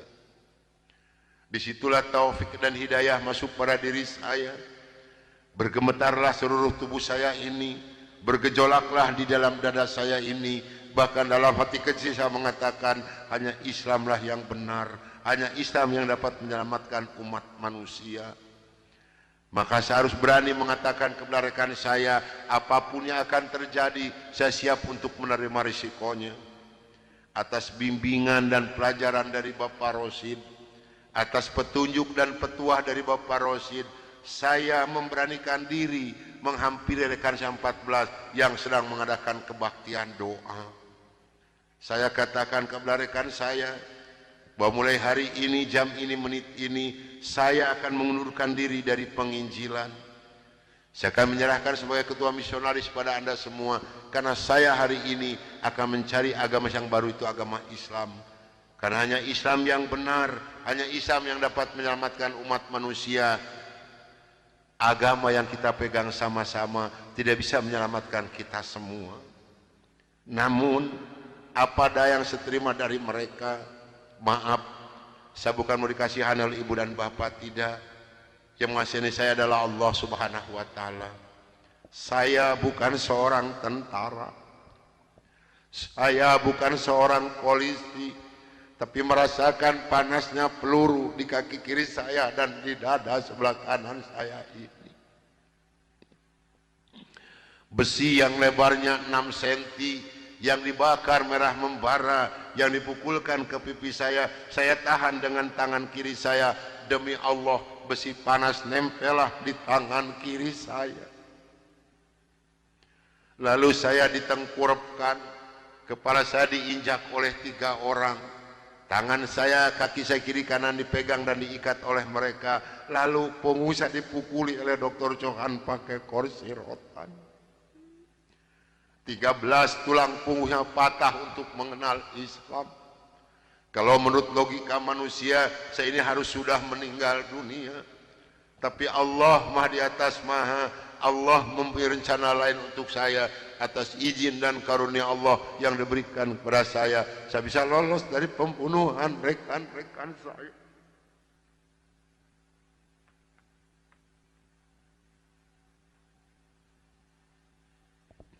Sambil merasakan panasnya di kaki kiri saya dan di dada sebelah kanan saya, pedihnya di tangan saya, ngilunya di punggung saya loncat keluar dari rumah sambil berteriak mengucapkan La ilaha illallah Muhammadur Rasulullah. Padahal ini asing di mulut saya. Belum pernah ada seorang pun yang mengajarkan kalimat thayyibah di dalam mulut saya ini. Belum pernah sekalipun saya belajar kalimat thayyibah di dalam mulut saya ini. Ini maunah yang pertama Allah berikan melalui mulut saya. Dan alhamdulillah saya mendapatkan pertolongan dari seorang cim-cim yang beragama Buddha. Saya dibawa masuk ke dalam rumah beliau. Lalu baju saya digunting karena jadi satu dengan kulit. Lalu yang bekas luka besi panas dari kocrotin pakai kecap oleh beliau. Kaki saya ditahan pakai kayu bekas pegangan sapu, diikat pakai benang rapia. Punggung saya diikat pakai samping. Lantas saya dibawa beliau ke rumah sakit Fatmawati. Selama 3 bulan 27 hari saya berbaring di dalam rumah sakit, merasakan hancurnya tubuh saya ini, pengen mengenal Islam. Dan alhamdulillah setelah Allah memberikan kesembuhan kepada saya, beliau pula lah yang membiayai saya. Sehingga saya kembali memohon pertolongan kepada Cim ini. Cim, tolong saya, bawa saya kemana saya harus pergi, karena saya pengen memeluk agama Islam. Dan alhamdulillah saya dibawa oleh beliau ke Cipete, ke Bapak Kiai Haji Dr. Idam Holin, saksi yang masih hidup, yang membina kesamaan yang pertama adalah Bapak Hamjahas. Maka kata beliau kepada saya, kalau Anda pengen masuk Islam yang kafah dan istiqomah, Anda jangan dulu mengenal Al-Quran, Anda jangan dulu mengenal sholat, tapi Anda harus dulu mengenal isi daripada 2 kalimat syahadat yang barusan Anda ucapkan. Alhamdulillah selama 3 bulan kurang lebih saya dibina oleh beliau untuk mengartikan isi daripada 2 kalimat syahadat. Barulah saya marifatullah. Disinilah nikmatnya iman dan nikmatnya ibadah yang saya rasakan sampai detik ini. Lalu saya suruh pulang dulu oleh beliau, karena saya masih mempunyai keluarga, itu anak dan istri. Ternyata keluarga saya telah mendapatkan laporan dari rekan saya 14 dan dari Dewan Gereja Indonesia bahwa saya telah murtad masuk agama Islam. Begitu saya nyampe di rumah saya lihat dengan mata kepala saya sendiri, pakaian saya, ijazah saya, semua dibakar oleh putri-putri saya dan istri saya di hadapan mata saya. Dan alhamdulillah saya diselamatkan dari maut yang kedua oleh Allah Subhanahu wa taala. Begitu putri-putri saya menyiramkan minyak kelapa panas ke muka saya masih diselamatkan oleh Allah. Minyak kelapanya tumpah di punggung saya. Ini adalah darah daging saya sendiri yang menganiaya saya, bukan orang lain.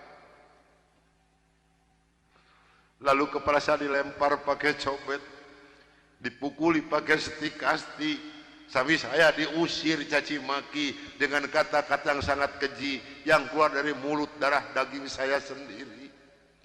Nyah, engkau di hadapanku anjing, setan, babi, iblis, jangan menginjak rumah ini, haram rumah ini kau diinjak oleh setan dan iblis macam kau.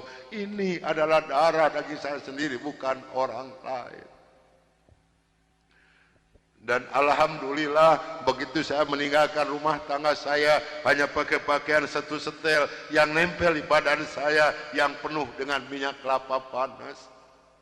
Harta kekayaan berlimpah luah demi Allah tidak saya bawa serupiah pun, karena saya pengen masuk Islam yang kapal dan istiqomah. Saya harus samina wa atona. Jangankan harta kekayaan yang berlimpah luah, putri-putri saya pun yang 3 saya putuskan. Mulai detik ini Anda bukan darah daging saya bukan bapak Anda, dan Anda bukan putri-putri saya. Titik sampai di sini. Jangan ada lagi pertalian darah antara Anda dengan saya. Kenapa saya putuskan kepada putri-putri saya yang 3? Karena saya takut besok atau lusa saya meninggal dunia, bagaimana tanggung jawab saya di hadapan Allah Subhanahu wa taala. Maka alhamdulillah sudah hampir 22 tahun lebih ini saya belum pernah dipertemukan dengan batang hidungnya. Namun alhamdulillah, biarpun putri-putri saya tidak yang ikut satu pun, Allah telah memberikan kebahagiaan kepada saya pada saat sekarang ini. Kebahagiaan yang Allah berikan kepada saya tidak bisa ditukar dengan suatu apapun yang ada di dunia ini. Sekalipun emas berlian sebesar gunung tidak mungkin bisa menukarkan kebahagiaan yang Allah berikan kepada saya. Kenapa?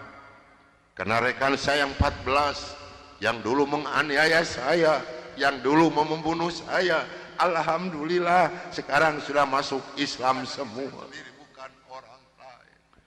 Sekarang sedang jihad fisabilillah, sedang membela agama Allah, yaitu syiar agama Islam di daerah-daerah Nasrani. Itu yang pertama di Papua Barat, di Manokwari. Yang kedua di NTT, Kampung Kalabai, Kabupaten Alor. Yang ketiga di Kalimantan Tengah, di Sambi. Saya mohon bantuan doa dari ibu dan bapak yang hadir malam ini, agar saya dan rekan saya diberikan kekuatan oleh Allah Subhanahu wa taala. Kalau ibu dan bapak pengen tahu dakwah Islam dari Nasrani, demi Allah ini tantangannya adalah nyawa. Saya pun di Manokwari sedang menanak nasi, Pak, Bu. Kalau Allah sudah mengizinkan saya harus meninggal, saya dipanah, ini kena kemaluan saya. Allah belum menghendaki saya untuk meninggal, hanya 3 cm jaraknya ini panah.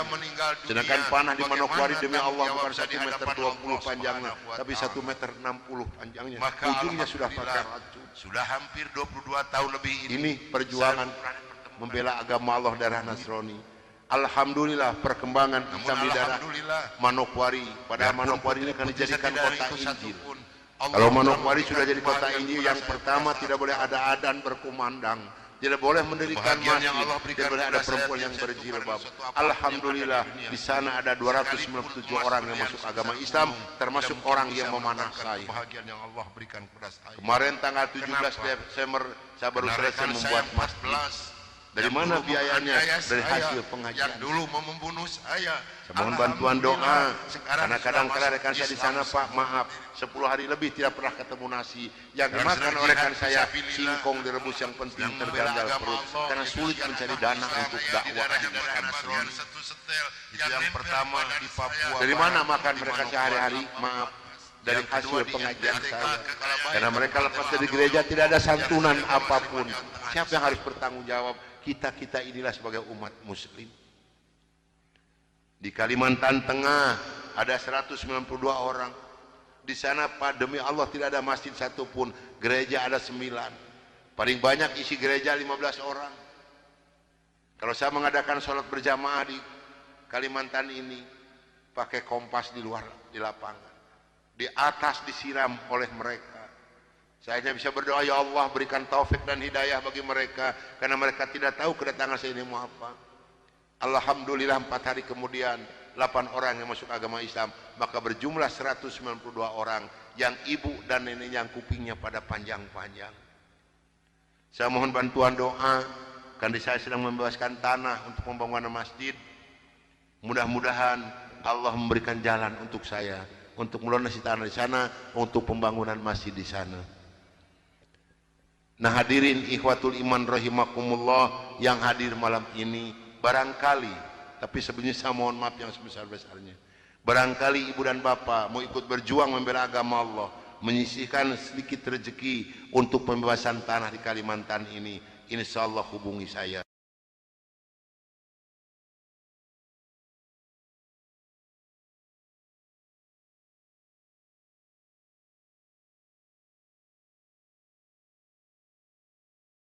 Jam 12 malam dengan sebuah kendaraan Kijang, yang pegang sendiri sebelah kanan saya adalah Dr. Cornelis. Selama hidup saya memegang agama Nasrani, saya belum pernah mendengarkan adzan subuh. Adzan duhur, asar, maghrib dan isya saya tahu. Kalau adzan subuh kuping saya belum pernah mendengarkan, karena saya belum pernah bangun sesubuh itu. Begitu nyampe di Jakarta di Kampung Prapanca, bertepatan dengan berkumandangnya adzan subuh. Kata Dr. Cornelis kepada saya, "Bro, tolong dengarkan adzan orang Islam ini kok goblok sekali, aneh-aneh." Saya buka kaca jendela itu mau bisa dengarkan ini adzan. Betul, bro, orang Islam ini kok adzannya aneh-aneh. Kebetulan di Jakarta di Kampung Prapanca ini, saya mengontrak sebuah rumah yang besar khusus untuk penginjil. Yang punya rumah namanya Bapak Rosid. Beliau adalah seorang sarjana agama Islam yang mengajar sekolah dasar negeri. Kata Dr. Cornelis kepada saya, "Bro, karena bro sebagai pemimpin dan ketua kami yang berhak dan berani untuk menanyakan masalah ini, tolong besok tanyakan kalau kita sudah nyampe di rumah kontrakan." Oke, besok akan saya tanyakan. Begitu saya nyampe di rumah kontrakan, kendaraan saya masukkan ke dalam garasi, dan sebagian barang-barang diturunkan. Kira-kira jam 7 pagi, Pak Rosid ini keluar dari rumahnya mau mengajar. Karena kebetulan rumah yang saya kontrak dengan rumah beliau bersebelahan, hanya terhalang oleh satu jalan yang kecil. Begitu saya lihat beliau sedang menyalakan sepeda motornya, saya memberanikan diri menghampiri dan menyapa beliau. Kata saya, "Selamat pagi, Pak." "Oh, selamat pagi, Bapak Pendeta. Kapan datang dan apa kabar?" "Baik, Pak, dan baru saja saya tiba." Ngobrol punya ngobrol. Akhirnya saya memberanikan diri kepada beliau menanyakan tentang ajaran agama Islam. "Pak, apakah boleh saya bertanya kepada Bapak tentang ajaran agama Islam?" Dengan senyuman yang manis, muka yang cerah, beliau memberikan jawaban kepada saya. "Silahkan Bapak Pendeta." Dengan senang hati dan kedua tangan saya terbuka, insya Allah apa yang akan Bapak Pendeta tanyakan akan saya jawab. Mari Bapak Pendeta kita ke dalam rumah, jangan ngobrol di luar, lebih luasa kita ngobrol di dalam rumah. Saya dibawa masuk ke dalam rumah beliau, sehingga beliau ini berani mengorbankan tugas negaranya, tidak jadi mengajar, karena ngobrol dengan saya sampai jam 3 sore. Yang pertama sekali saya tanyakan kepada beliau adalah tentang azan. Pak, kenapa orang Islam ini kok adanya aneh-aneh? Aneh-aneh bagaimana Bapak Pendeta? Tadi begitu saya masuk sini, terdengarlah suara adzan yang asing di kuping saya. Ada kata-kata aso. Aso apalah saya tidak tahu, Pak. Oh betul Bapak Pendeta, itu adzan subuh pakai as-sholatu khairum minan naum.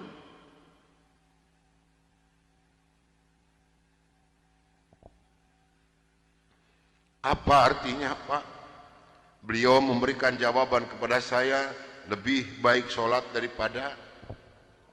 Bukan semakin tertarik kepada Islam, tidak, tapi saya semakin membenci. Kenapa? Karena iri di dalam hati saya. Kenapa orang Islam ini berani meninggalkan tidurnya untuk melaksanakan ibadat kepada Tuhannya dengan kata-kata yang ada di adzan ini? Maka timbullah kata-kata yang keluar dari mulut saya yang sangat dan sangat menyakitkan Bapak Rosi dan umat Islam yang lainnya. Kata saya, kalau begini orang Islam ini lebih goblok lagi. Kapan molornya kalau sholat melulu? Dulu sebelum saya mengenal kepada Islam, banyak sekali yang beliau terangkan kepada saya tentang ajaran agama Islam. Dan akhirnya beliau memberikan satu Al-Quran dengan terjemah produksi Departemen Agama. Kata beliau kepada saya, ini untuk Bapak Pendeta kalau memerlukan, tapi kalau tidak tolong kembalikan kepada saya. Saya terima ini Al-Quranul Karim. Kira-kira jam 3 lebih saya keluar dari rumah beliau, masuk rumah kontrakan saya. Begitu saya nyampe di rumah kontrakan, saya langsung ditegur oleh rekan-rekan saya, termasuk oleh Dr. Cornelis dan Dr. Johan. Dari mana Brur kok dari pagi sampai sore begini baru pulang? Sedangkan jam 4 sore ini Brur harus memimpin kami untuk membawa umat Islam yang ada di kampung Prapanca ini. Maka saya katakan kepada rekan saya bahwa saya sudah menanyakan tentang adzan dan saya diberikan satu Al-Quran ini. Ini ditertawakan semua oleh rekan saya. Seharusnya sore itu saya memimpin penginjilan. Entah kenapa saya ini malas sama sekali untuk melaksanakan tugas. Mungkin ini sudah jalan dari Allah Subhanahu wa Ta'ala. Maka saya punya tugas, saya serahkan kepada Dr. Cornelis dan Dr. Johan. Brur, tolong pimpin misi kita ini, tolong pimpin penginjilan kita ini, bawa umat Islam sebanyak-banyak yang ada di kampung Prapanca ini. Dan ini dananya 16 juta, tolong bagikan kepada mereka. Pakaian, beras, indomie, susu, gula pasir, dan kebutuhan hidup sehari-hari yang sudah tersedia di dalam kendaraan. Silahkan bagikan, harus tepat pada sasaran. Berangkatlah rekan saya 14 ini menjajakan agama door to door dengan bermodalkan uang 16 juta, pakaian dan kebutuhan hidup sehari-hari. Saya hanya di rumah sendiri sambil melihat-lihat luarnya Al-Quran karena saya belum hafal huruf Arab. Yang saya baca hanya terjemahnya saja. Begitu saya akan membuka Al-Quran, terlebih dahulu saya berdoa dulu pada Tuhan saya yang saya yakini dulu. Bapa di dalam surga, dalam nama Tuhan Yesus Kristus, saya datang di bawah kaki-Mu Tuhan. Saya mohon petunjuk dan pertolongan daripadamu Tuhan. Tolong celikan mata hati saya dan bukakan mulut saya. Tolong celikan mata penglihatan saya dan bukakan alat pendengaran saya. Saya akan membaca kitabnya orang-orang kafir. Tapi semakin saya berdoa pada Tuhan saya,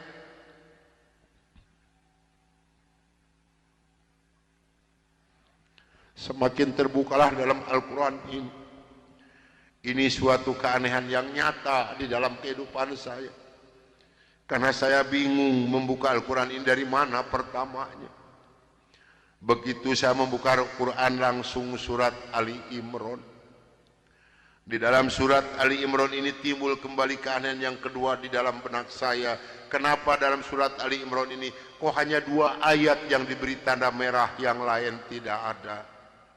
Yaitu Ali Imran 85 dan 102. Ini kalau ibu dan bapak percaya pada iman saya, selama 3 bulan kurang lebih saya tidak pernah merasakan tidur.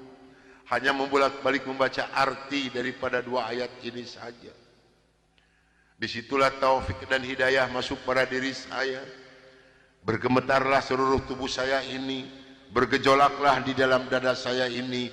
Bahkan dalam hati kecil saya mengatakan, hanya Islamlah yang benar, hanya Islam yang dapat menyelamatkan umat manusia. Maka saya harus berani mengatakan kepada rekan saya, apapun yang akan terjadi, saya siap untuk menerima risikonya. Atas bimbingan dan pelajaran dari Bapak Rosid, atas petunjuk dan petuah dari Bapak Rosid, saya memberanikan diri menghampiri rekan saya 14 yang sedang mengadakan kebaktian doa. Saya katakan kepada rekan saya, bahwa mulai hari ini, jam ini, menit ini, saya akan mengundurkan diri dari penginjilan. Saya akan menyerahkan sebagai ketua misionaris pada Anda semua, karena saya hari ini akan mencari agama yang baru, itu agama Islam. Karena hanya Islam yang benar, hanya Islam yang dapat menyelamatkan umat manusia. Agama yang kita pegang sama-sama tidak bisa menyelamatkan kita semua. Namun, apa daya yang saya terima dari mereka, maaf, saya bukan mau dikasihan oleh ibu dan bapak, tidak. Yang mengasihani saya adalah Allah Subhanahu wa Ta'ala. Saya bukan seorang tentara, saya bukan seorang polisi, tapi merasakan panasnya peluru di kaki kiri saya dan di dada sebelah kanan saya ini. Besi yang lebarnya 6 cm, yang dibakar merah membara, yang dipukulkan ke pipi saya tahan dengan tangan kiri saya. Demi Allah, besi panas nempelah di tangan kiri saya. Lalu saya ditengkurapkan, kepala saya diinjak oleh 3 orang. Tangan saya, kaki saya kiri kanan dipegang dan diikat oleh mereka. Lalu punggung saya dipukuli oleh Dr. Johan pakai kursi rotan. 13 tulang punggungnya patah untuk mengenal Islam. Kalau menurut logika manusia, saya ini harus sudah meninggal dunia. Tapi Allah Maha di atas Maha, Allah mempunyai rencana lain untuk saya. Atas izin dan karunia Allah yang diberikan kepada saya bisa lolos dari pembunuhan rekan-rekan saya.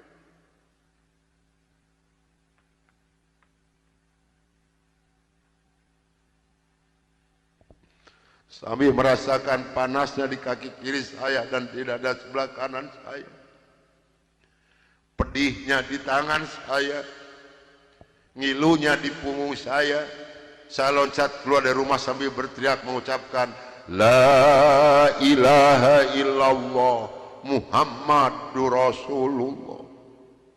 Padahal ini asing di mulut saya.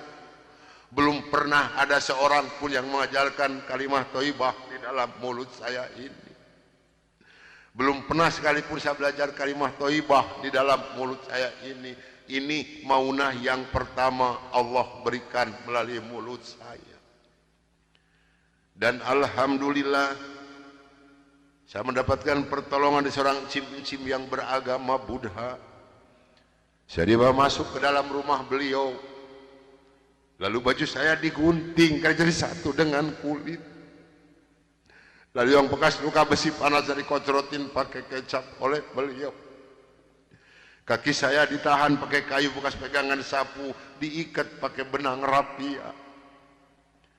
Punggung saya diikat pakai samping. Lantas saya dibawa beliau ke rumah sakit Fatmawati. Selama 3 bulan 27 hari saya berbaring di dalam rumah sakit, merasakan hancurnya tubuh saya ini, pengen mengenal Islam. Dan alhamdulillah, setelah Allah memberikan kesembuhan kepada saya, beliau pula lah yang membiayai saya. Sehingga saya kembali memohon pertolongan kepada Cim ini. Cim, tolong saya, bawa saya kemana saya harus pergi, karena saya pengen memeluk agama Islam. Dan alhamdulillah, saya dibawa oleh beliau ke Cipete, ke Bapak Kiai Haji Dr. Idam Holin. Saksi yang masih hidup yang membina kesama yang pertama adalah Bapak Hamjahas. Maka kata beliau kepada saya, kalau Anda pengen masuk Islam yang kapah dan istiqomah, Anda jangan dulu mengenal Al-Quran, Anda jangan dulu mengenal sholat, tapi Anda harus dulu mengenal isi daripada dua kalimat syahadat yang barusan Anda ucapkan. Alhamdulillah, selama 3 bulan kurang lebih saya dibina oleh beliau untuk mengartikan isi daripada dua kalimat syahadat. Barulah saya marifatullah. Disinilah nikmatnya iman dan nikmatnya ibadah yang saya rasakan sampai detik ini. Lalu saya suruh pulang dulu oleh beliau, karena saya masih mempunyai keluarga, itu anak dan istri. Ternyata keluarga saya telah mendapatkan laporan dari Kansa 14 dan dari Dewan Gereja Indonesia bahwa saya telah murtad masuk agama Islam. Begitu saya nyampe di rumah saya lihat dengan mata kepala saya sendiri, pakaian saya, ijazah saya, semua dibakar oleh putri-putri saya dan istri saya di hadapan mata saya. Dan alhamdulillah, saya diselamatkan dari maut yang kedua oleh Allah Subhanahu wa ta'ala. Begitu putri-putri saya menyiramkan minyak kelapa panas ke muka saya masih diselamatkan oleh Allah. Minyak kelapanya tumpah di punggung saya. Ini adalah darah daging saya sendiri yang menganiaya saya, bukan orang lain. Lalu kepala saya dilempar pakai cobek, dipukuli pakai stik kasti, sampai saya diusir caci maki dengan kata-kata yang sangat keji yang keluar dari mulut darah daging saya sendiri. Nyah, engkau di hadapanku anjing, setan, babi, iblis, jangan menginjak rumah ini, haram rumah ini kau diinjak oleh setan dan iblis macam kau. Ini adalah darah daging saya sendiri, bukan orang lain. Dan alhamdulillah, begitu saya meninggalkan rumah tangga saya, hanya pakai pakaian satu setel yang nempel di badan saya yang penuh dengan minyak kelapa panas. Harta kekayaan berlimpah luah, demi Allah tidak saya bawa serupiah pun, karena saya ingin masuk Islam yang kapal dan istiqomah. Saya harus samina wa atona. Jangankan harta kekayaan yang berlimpah luah, putri-putri saya pun yang 3 saya putuskan. Mulai detik ini Anda bukan darah daging saya bukan bapak Anda, dan Anda bukan putri-putri saya. Titik sampai di sini. Jangan ada lagi pertalian darah antara Anda dengan saya. Kenapa saya putuskan kepada putri-putri saya yang 3? Karena saya takut besok atau lusa saya meninggal dunia, bagaimana tanggung jawab saya di hadapan Allah Subhanahu wa ta'ala. Maka alhamdulillah, sudah hampir 22 tahun lebih ini saya belum pernah dipertemukan dengan batang hidungnya. Namun alhamdulillah, biarpun putri-putri saya tidak yang ikut satu pun, Allah telah memberikan kebahagiaan kepada saya pada saat sekarang ini. Kebahagiaan yang Allah berikan kepada saya tidak bisa ditukar dengan sesuatu apapun yang ada di dunia ini. Sekalipun emas berlian sebesar gunung tidak mungkin bisa menukarkan kebahagiaan yang Allah berikan kepada saya. Kenapa? Karena rekan saya yang 14 yang dulu menganiaya saya, yang dulu mau membunuh saya, alhamdulillah sekarang sudah masuk Islam semua. Sekarang sedang jihad fisabilillah, sedang membela agama Allah, yaitu syiar agama Islam di daerah-daerah Nasrani. Itu yang pertama di Papua Barat di Manokwari, yang kedua di NTT Kampung Kalabai Kabupaten Alor, yang ketiga di Kalimantan Tengah di Sampit. Saya mohon bantuan doa dari ibu dan bapak yang hadir malam ini agar saya dengan rekan saya diberikan kekuatan oleh Allah Subhanahu wa ta'ala. Kalau ibu dan bapak pengen tahu dakwah Islam daerah Nasrani, demi Allah ini tantangannya adalah nyawa. Saya pun di Manokwari sedang menanak nasi, Pak, Bu. Kalau Allah sudah mengizinkan saya harus meninggal, saya dipanah, ini kenal kemaluan saya. Allah belum menghendaki saya untuk meninggal, hanya 3 cm jaraknya ini panah. Sedangkan panah di Manokwari demi Allah bukan 1,20 meter panjangnya, tapi 1,60 meter panjangnya. Ujungnya sudah pakai racun. Ini perjuangan membela agama Allah daerah Nasrani. Alhamdulillah perkembangan Islam di daerah Manokwari. Padahal Manokwari ini akan dijadikan kota Injil. Kalau Manokwari sudah jadi kota Injil, yang pertama tidak boleh ada adzan berkumandang, tidak boleh mendirikan masjid, tidak boleh ada perempuan yang berjilbab. Alhamdulillah di sana ada 297 orang yang masuk agama Islam, termasuk orang yang memanah saya. Kemarin tanggal 17 Desember saya baru selesai membuat masjid. Dari mana biayanya? Dari hasil pengajian saya. Saya mohon bantuan doa, karena kadang-kadang rekan saya di sana, Pak, maaf, 10 hari lebih tidak pernah ketemu nasi. Yang dimakan oleh rekan saya singkong direbus, yang penting terganjal perut, karena sulit mencari dana untuk dakwah di Islam ini. Dari mana makan mereka sehari-hari? Maaf, dari hasil pengajian saya. Karena mereka lepas dari gereja tidak ada santunan apapun. Siapa yang harus bertanggung jawab? Kita inilah sebagai umat muslim. Di Kalimantan Tengah ada 192 orang. Di sana, Pak, demi Allah tidak ada masjid satupun. Gereja ada 9. Paling banyak isi gereja 15 orang. Kalau saya mengadakan sholat berjamaah di Kalimantan ini, pakai kompas di luar, di lapangan. Di atas disiram oleh mereka. Saya hanya bisa berdoa, ya Allah berikan taufik dan hidayah bagi mereka, karena mereka tidak tahu kedatangan saya ini mau apa. Alhamdulillah 4 hari kemudian 8 orang yang masuk agama Islam, maka berjumlah 192 orang yang ibu dan nenek yang kupingnya pada panjang-panjang. Saya mohon bantuan doa, karena saya sedang membebaskan tanah untuk pembangunan masjid. Mudah-mudahan Allah memberikan jalan untuk saya untuk melunasi tanah di sana, untuk pembangunan masjid di sana. Nah hadirin ikhwatul iman rahimakumullah yang hadir malam ini, barangkali, tapi sebelumnya saya mohon maaf yang sebesar-besarnya, barangkali ibu dan bapak mau ikut berjuang membela agama Allah, menyisihkan sedikit rezeki untuk pembebasan tanah di Kalimantan ini, insya Allah hubungi saya.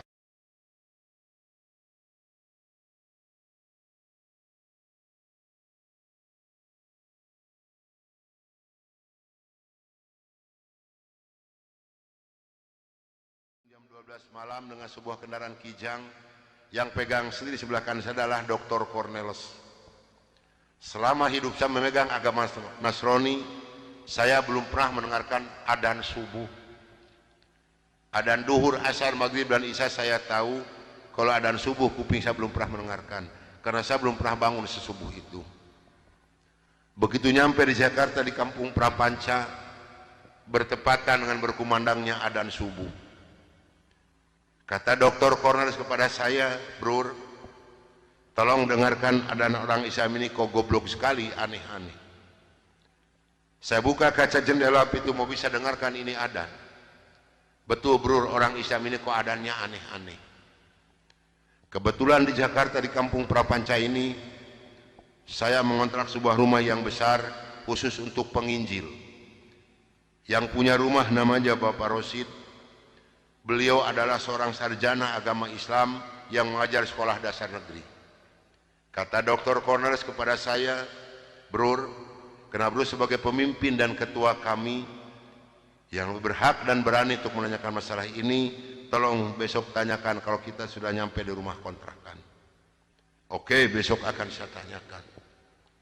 Begitu saya nyampe di rumah kontrakan, kendaraan saya masukkan ke dalam garasi, dan sebagian barang-barang diturunkan.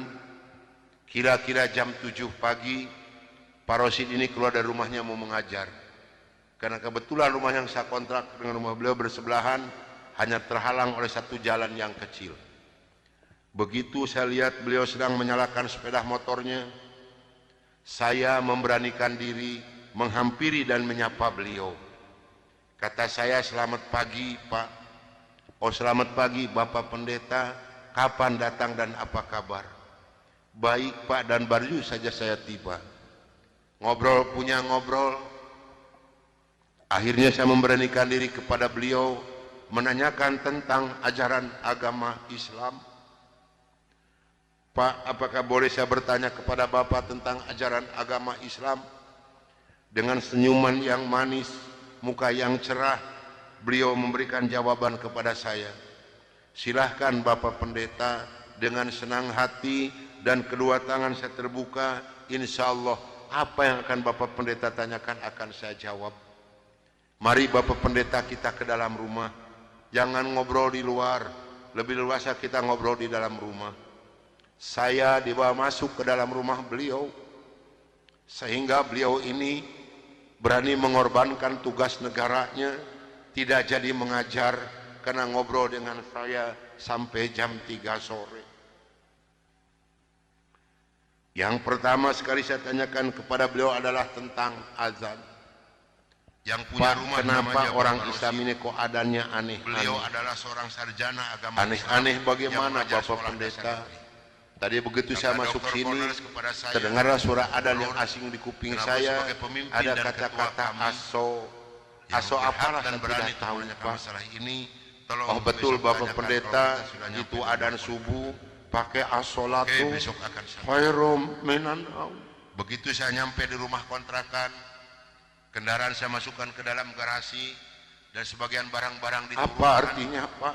Kira-kira Beliau jam 7 memberikan pagi, jawaban kepada saya, Pak Rosid ini lebih keluar dari rumahnya baik mau sholat belajar. daripada, karena kebetulan rumah yang bukan saya semakin kontrak tertarik belum kepada bersebelahan, Islam tidak, hanya tapi terhalang saya oleh semakin satu jalan membenci. yang kecil. Kenapa? Karena iri Begitu di dalam saya lihat hati beliau saya. sedang menyalakan sepeda motornya, Kenapa orang Saya Islam ini berani memberanikan meninggalkan diri, tidurnya menghampiri untuk dan melaksanakan menyapa ibadat kepada beliau. Tuhannya dengan kata-kata yang ada di selamat adan pagi, ini? Pak.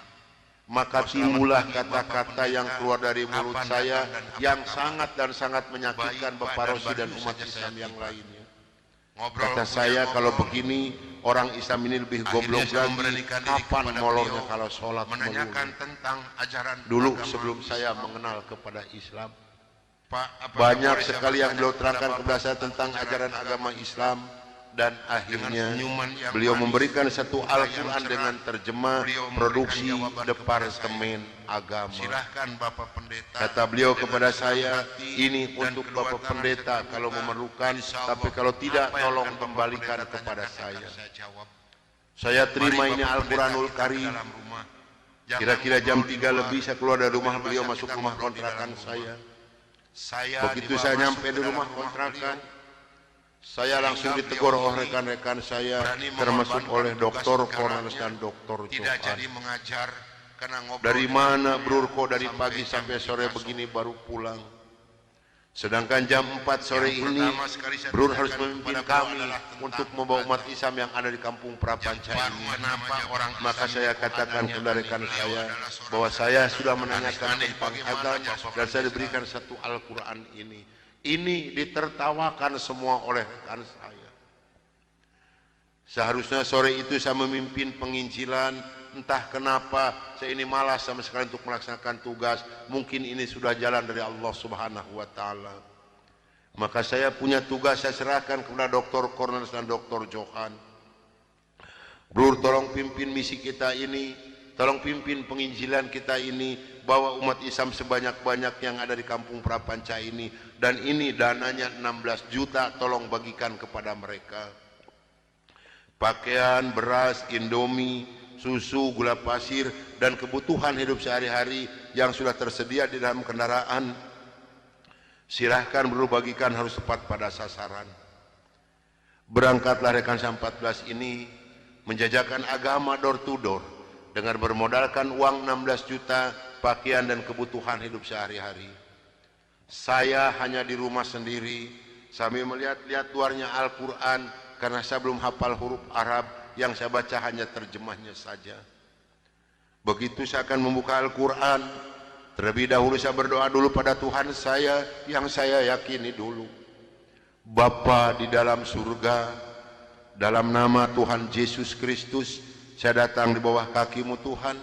Saya mohon petunjuk dan pertolongan daripada-Mu Tuhan. Tolong celikan mata hati saya dan bukakan mulut saya. Tolong celikan mata penglihatan saya dan bukakan alat pendengaran saya. Saya akan membaca kitabnya orang-orang kafir. Tapi semakin saya berdoa pada Tuhan saya,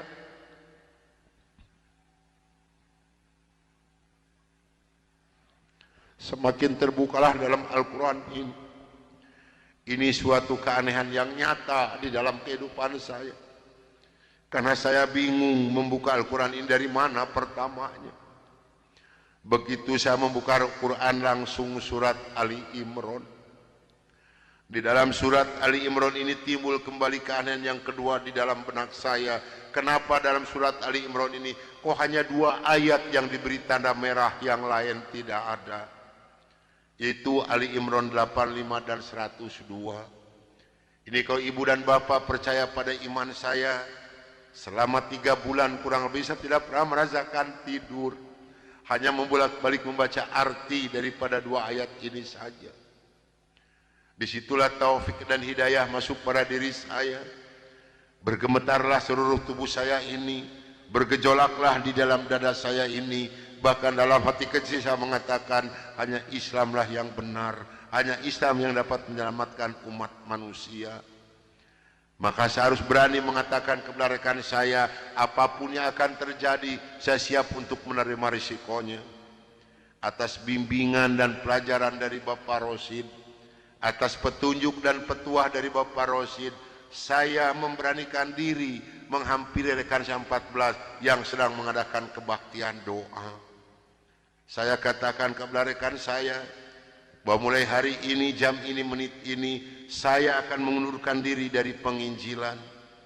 Saya akan menyerahkan sebagai ketua misionaris pada Anda semua, karena saya hari ini akan mencari agama yang baru, itu agama Islam. Karena hanya Islam yang benar, hanya Islam yang dapat menyelamatkan umat manusia.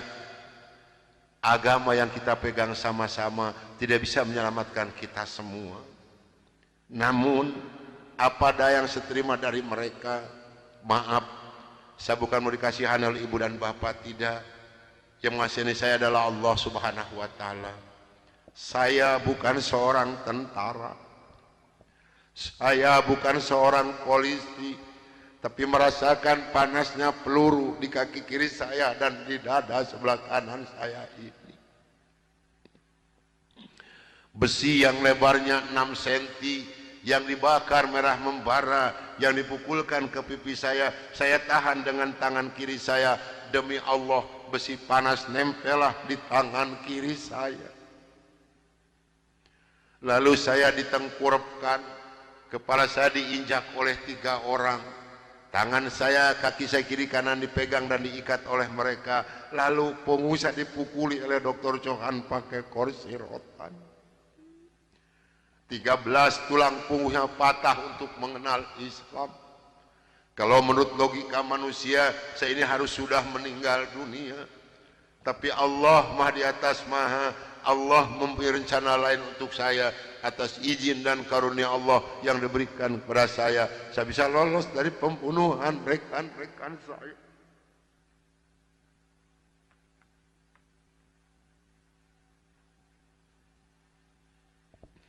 Sambil merasakan panasnya di kaki kiri saya dan di dada sebelah kanan saya, pedihnya di tangan saya, ngilunya di punggung saya loncat keluar dari rumah sambil berteriak mengucapkan La ilaha illallah Muhammadur Rasulullah. Padahal ini asing di mulut saya. Belum pernah ada seorang pun yang mengajarkan kalimat thayyibah di dalam mulut saya ini. Belum pernah sekalipun saya belajar kalimat thayyibah di dalam mulut saya ini. Ini maunah yang pertama Allah berikan melalui mulut saya. Dan alhamdulillah saya mendapatkan pertolongan dari seorang encim-encim yang beragama Buddha. Saya dibawa masuk ke dalam rumah beliau. Lalu baju saya digunting karena jadi satu dengan kulit. Lalu yang bekas luka besi panas dari kocrotin pakai kecap oleh beliau. Kaki saya ditahan pakai kayu bekas pegangan sapu, diikat pakai benang rapia. Punggung saya diikat pakai samping. Lantas saya dibawa beliau ke rumah sakit Fatmawati. Selama 3 bulan 27 hari saya berbaring di dalam rumah sakit, merasakan hancurnya tubuh saya ini, pengen mengenal Islam. Dan alhamdulillah, setelah Allah memberikan kesembuhan kepada saya, beliau pula lah yang membiayai saya. Sehingga saya kembali memohon pertolongan kepada Encim ini. Cim, tolong saya, bawa saya kemana saya harus pergi, karena saya pengen memeluk agama Islam. Dan alhamdulillah saya dibawa oleh beliau ke Cipete, ke Bapak Kiai Haji Dr. Idam Khalil, saksi yang masih hidup yang membina kesama. Yang pertama adalah Bapak Hamjahas. Maka kata beliau kepada saya, kalau Anda pengen masuk Islam yang kafah dan istiqomah, Anda jangan dulu mengenal Al-Quran, Anda jangan dulu mengenal sholat, tapi Anda harus dulu mengenal isi daripada dua kalimat syahadat yang barusan Anda ucapkan. Alhamdulillah selama 3 bulan kurang lebih saya dibina oleh beliau untuk mengartikan isi daripada dua kalimat syahadat. Barulah saya marifatullah. Disinilah nikmatnya iman dan nikmatnya ibadah yang saya rasakan sampai detik ini. Lalu saya suruh pulang dulu oleh beliau karena saya masih mempunyai keluarga, itu anak dan istri. Ternyata keluarga saya telah mendapatkan laporan dari Rekansa 14 dan dari Dewan Gereja Indonesia bahwa saya telah murtad masuk agama Islam. Begitu saya nyampe di rumah saya lihat dengan mata kepala saya sendiri, pakaian saya, ijazah saya, semua dibakar oleh putri-putri saya dan istri saya di hadapan mata saya. Dan alhamdulillah saya diselamatkan dari maut yang kedua oleh Allah Subhanahu wa ta'ala. Begitu putri-putri saya menyiramkan minyak kelapa panas ke muka saya masih diselamatkan oleh Allah. Minyak kelapanya tumpah di punggung saya. Ini adalah darah daging saya sendiri yang menganiaya saya, bukan orang lain. Lalu kepala saya dilempar pakai cobek, dipukuli pakai setik kasti, sampai saya diusir caci maki dengan kata-kata yang sangat keji yang keluar dari mulut darah daging saya sendiri. Nyah, engkau di hadapanku anjing, setan, babi, iblis, jangan menginjak rumah ini, haram rumah ini kau diinjak oleh setan dan iblis macam kau. Ini adalah darah daging saya sendiri, bukan orang lain. Dan alhamdulillah begitu saya meninggalkan rumah tangga saya hanya pakai pakaian satu setel yang nempel di badan saya yang penuh dengan minyak kelapa panas. Harta kekayaan berlimpah luah demi Allah tidak saya bawa serupiah pun, karena saya pengen masuk Islam yang kafah dan istiqomah. Saya harus samina wa atona. Jangankan harta kekayaan yang berlimpah luah, putri-putri saya pun yang 3 saya putuskan. Mulai detik ini Anda bukan darah daging saya bukan bapak Anda, dan Anda bukan putri-putri saya. Titik sampai di sini. Jangan ada lagi pertalian darah antara Anda dengan saya. Kenapa saya putuskan kepada putri-putri saya yang 3? Karena saya takut besok atau lusa saya meninggal dunia, bagaimana tanggung jawab saya di hadapan Allah Subhanahu wa ta'ala. Maka alhamdulillah sudah hampir 22 tahun lebih ini saya belum pernah dipertemukan dengan batang hidungnya. Namun alhamdulillah, biarpun putri-putri saya tidak yang ikut satupun, Allah telah memberikan kebahagiaan kepada saya pada saat sekarang ini. Kebahagiaan yang Allah berikan kepada saya tidak bisa ditukar dengan suatu apapun yang ada di dunia ini. Sekalipun emas berlian sebesar gunung tidak mungkin bisa menukarkan kebahagiaan yang Allah berikan kepada saya. Kenapa? Karena rekan saya yang 14 yang dulu menganiaya saya, yang dulu mau membunuh saya, alhamdulillah sekarang sudah masuk Islam semua. Sekarang sedang jihad fisabilillah, sedang membela agama Allah, yaitu syiar agama Islam di daerah-daerah Nasrani. Itu yang pertama di Papua Barat di Manokwari, yang kedua di NTT Kampung Kalabai Kabupaten Alor, yang ketiga di Kalimantan Tengah di Sampit. Saya mohon bantuan doa dari ibu dan bapak yang hadir malam ini agar saya dengan rekan saya diberikan kekuatan oleh Allah Subhanahu wa ta'ala. Kalau ibu dan bapak pengen tahu dakwah Islam daerah Nasrani, demi Allah ini tantangannya adalah nyawa. Saya pun di Manokwari sedang menanak nasi, Pak, Bu. Kalau Allah sudah mengizinkan saya harus meninggal, saya dipanah, ini kenal kemaluan saya. Allah belum menghendaki saya untuk meninggal. Hanya 3 cm jaraknya ini panah. Sedangkan panah di Manokwari demi Allah bukan 1,20 meter panjangnya, tapi 1,60 meter panjangnya. Ujungnya sudah pakai racun. Ini perjuangan membela agama Allah daerah Nasrani. Alhamdulillah perkembangan Islam di daerah Manokwari. Padahal Manokwari ini akan dijadikan kota Injil. Kalau Manokwari sudah jadi kota Injil, yang pertama tidak boleh ada adzan berkumandang, tidak boleh mendirikan masjid, tidak boleh ada perempuan yang berjilbab. Alhamdulillah di sana ada 297 orang yang masuk agama Islam, termasuk orang yang memanah saya. Kemarin tanggal 17 Desember saya baru selesai membuat masjid. Dari mana biayanya? Dari hasil pengajian saya. Saya mohon bantuan doa, karena kadang-kadang rekan saya di sana, Pak, maaf, 10 hari lebih tidak pernah ketemu nasi. Yang dimakan oleh rekan saya singkong direbus, yang penting terganjal perut, karena sulit mencari dana untuk dakwah di Islam ini. Dari mana makan mereka sehari-hari? Maaf, dari hasil pengajian saya. Karena mereka lepas dari gereja tidak ada santunan apapun. Siapa yang harus bertanggung jawab? Kita inilah sebagai umat muslim. Di Kalimantan Tengah ada 192 orang. Di sana, Pak, demi Allah tidak ada masjid satupun. Gereja ada 9. Paling banyak isi gereja 15 orang.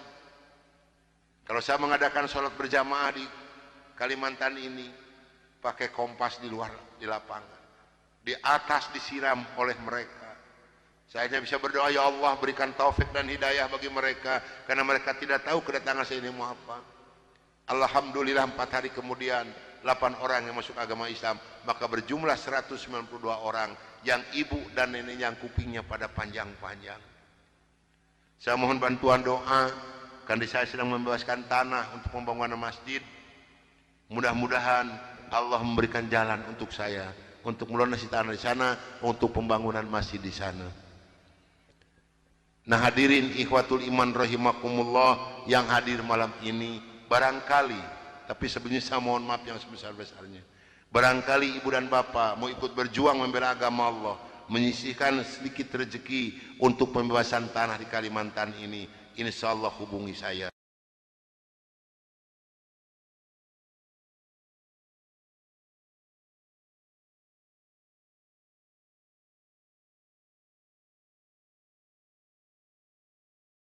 Jam 12 malam dengan sebuah kendaraan Kijang, yang pegang sendiri sebelah kanan saya adalah Dr. Cornelis. Selama hidup saya memegang agama Nasrani, saya belum pernah mendengarkan adzan subuh. Adzan duhur, asar, maghrib dan isya saya tahu. Kalau adzan subuh kuping saya belum pernah mendengarkan, karena saya belum pernah bangun sesubuh itu. Begitu nyampe di Jakarta di Kampung Prapanca, bertepatan dengan berkumandangnya adzan subuh. Kata Dr. Cornelis kepada saya, "Bro, tolong dengarkan adzan orang Islam ini kok goblok sekali, aneh-aneh." Saya buka kaca jendela pintu mau bisa dengarkan ini adzan. Betul, bro, orang Islam ini kok adzannya aneh-aneh. Kebetulan di Jakarta di Kampung Prapanca ini, saya mengontrak sebuah rumah yang besar khusus untuk penginjil. Yang punya rumah namanya Bapak Rosid. Beliau adalah seorang sarjana agama Islam yang mengajar sekolah dasar negeri. Kata Dr. Cornelis kepada saya, "Bro, karena bro sebagai pemimpin dan ketua kami yang berhak dan berani untuk menanyakan masalah ini, tolong besok tanyakan kalau kita sudah nyampe di rumah kontrakan." Oke, besok akan saya tanyakan. Begitu saya nyampe di rumah kontrakan, kendaraan saya masukkan ke dalam garasi, dan sebagian barang-barang diturunkan. Kira-kira jam 7 pagi, Pak Rosid ini keluar dari rumahnya mau mengajar. Karena kebetulan rumah yang saya kontrak dengan rumah beliau bersebelahan, hanya terhalang oleh satu jalan yang kecil. Begitu saya lihat beliau sedang menyalakan sepeda motornya, saya memberanikan diri menghampiri dan menyapa beliau. Kata saya, "Selamat pagi, Pak." "Oh, selamat pagi, Bapak Pendeta. Kapan datang dan apa kabar?" "Baik, Pak, dan baru saja saya tiba." Ngobrol punya ngobrol. Akhirnya saya memberanikan diri kepada beliau menanyakan tentang ajaran agama Islam. Pak, apakah boleh saya bertanya kepada Bapak tentang ajaran agama Islam? Dengan senyuman yang manis, muka yang cerah, beliau memberikan jawaban kepada saya. Silahkan Bapak Pendeta, dengan senang hati dan kedua tangan saya terbuka, insya Allah apa yang akan Bapak Pendeta tanyakan akan saya jawab. Mari Bapak Pendeta kita ke dalam rumah, jangan ngobrol di luar, lebih luasa kita ngobrol di dalam rumah. Saya dibawa masuk ke dalam rumah beliau, sehingga beliau ini berani mengorbankan tugas negaranya, tidak jadi mengajar karena ngobrol dengan saya sampai jam 3 sore. Yang pertama sekali saya tanyakan kepada beliau adalah tentang azan. Pak, kenapa orang Islam ini kok adanya aneh-aneh? Aneh-aneh bagaimana Bapak Pendeta? Tadi begitu saya masuk sini, terdengarlah suara adzan yang asing di kuping saya. Ada kata-kata aso. Aso apalah saya tidak tahu, Pak. Oh betul Bapak Pendeta, itu adzan subuh pakai as-sholatu khairum minan naum.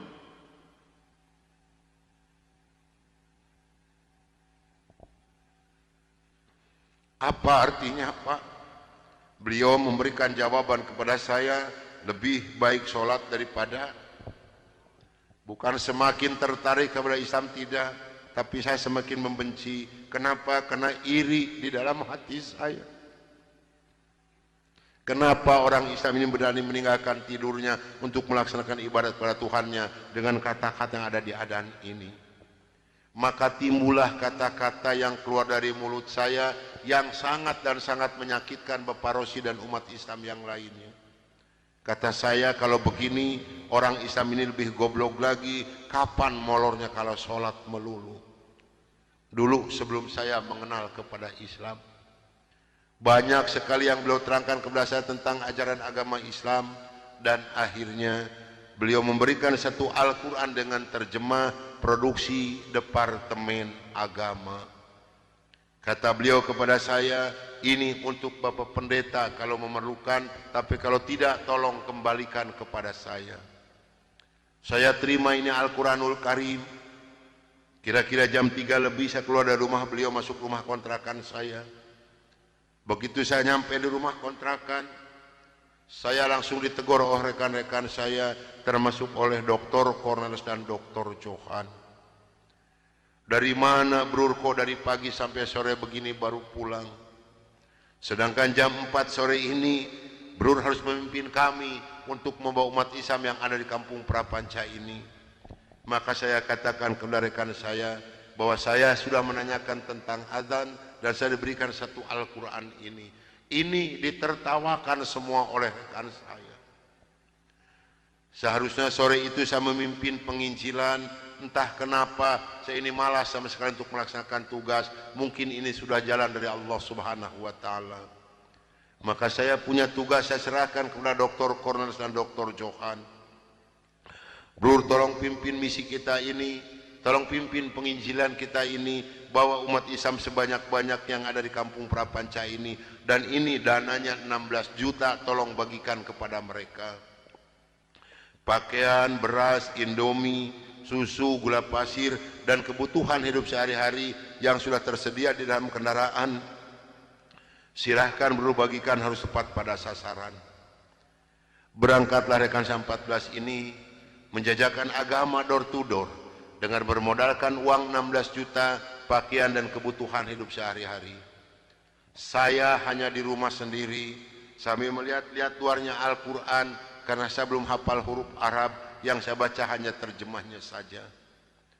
Begitu saya akan membuka Al-Quran, terlebih dahulu saya berdoa dulu pada Tuhan saya yang saya yakini dulu. Bapa di dalam surga, dalam nama Tuhan Yesus Kristus, saya datang di bawah kaki-Mu Tuhan. Saya mohon petunjuk dan pertolongan daripadamu Tuhan. Tolong celikan mata hati saya dan bukakan mulut saya. Tolong celikan mata penglihatan saya dan bukakan alat pendengaran saya. Saya akan membaca kitabnya orang-orang kafir. Tapi semakin saya berdoa pada Tuhan saya,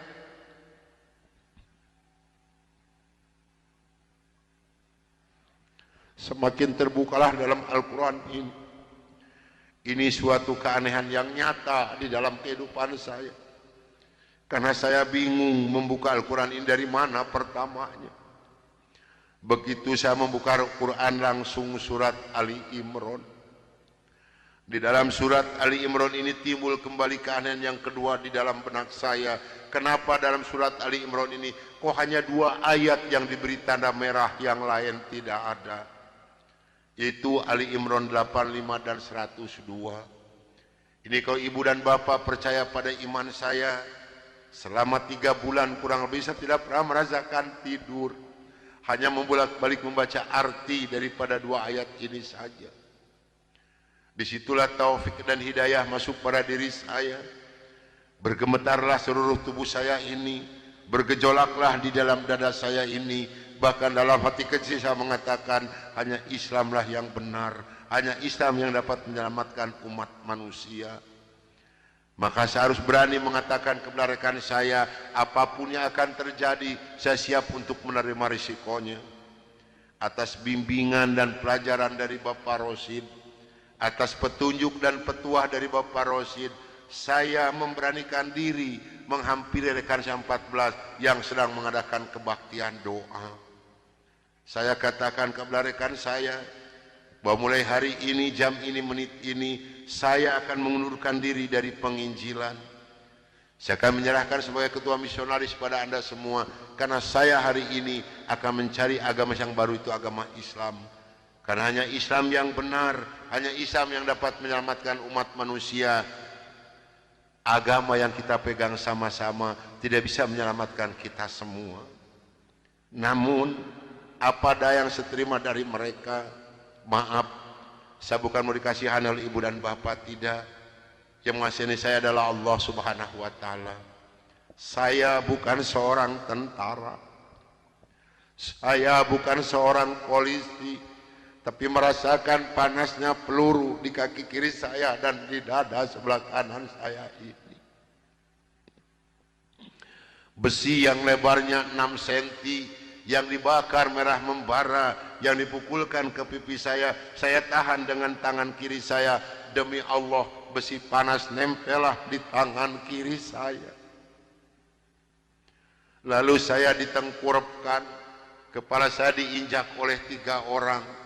Tangan saya, kaki saya kiri kanan dipegang dan diikat oleh mereka. Lalu punggung saya dipukuli oleh Dr. Johan pakai kursi rotan. 13 tulang punggungnya patah untuk mengenal Islam.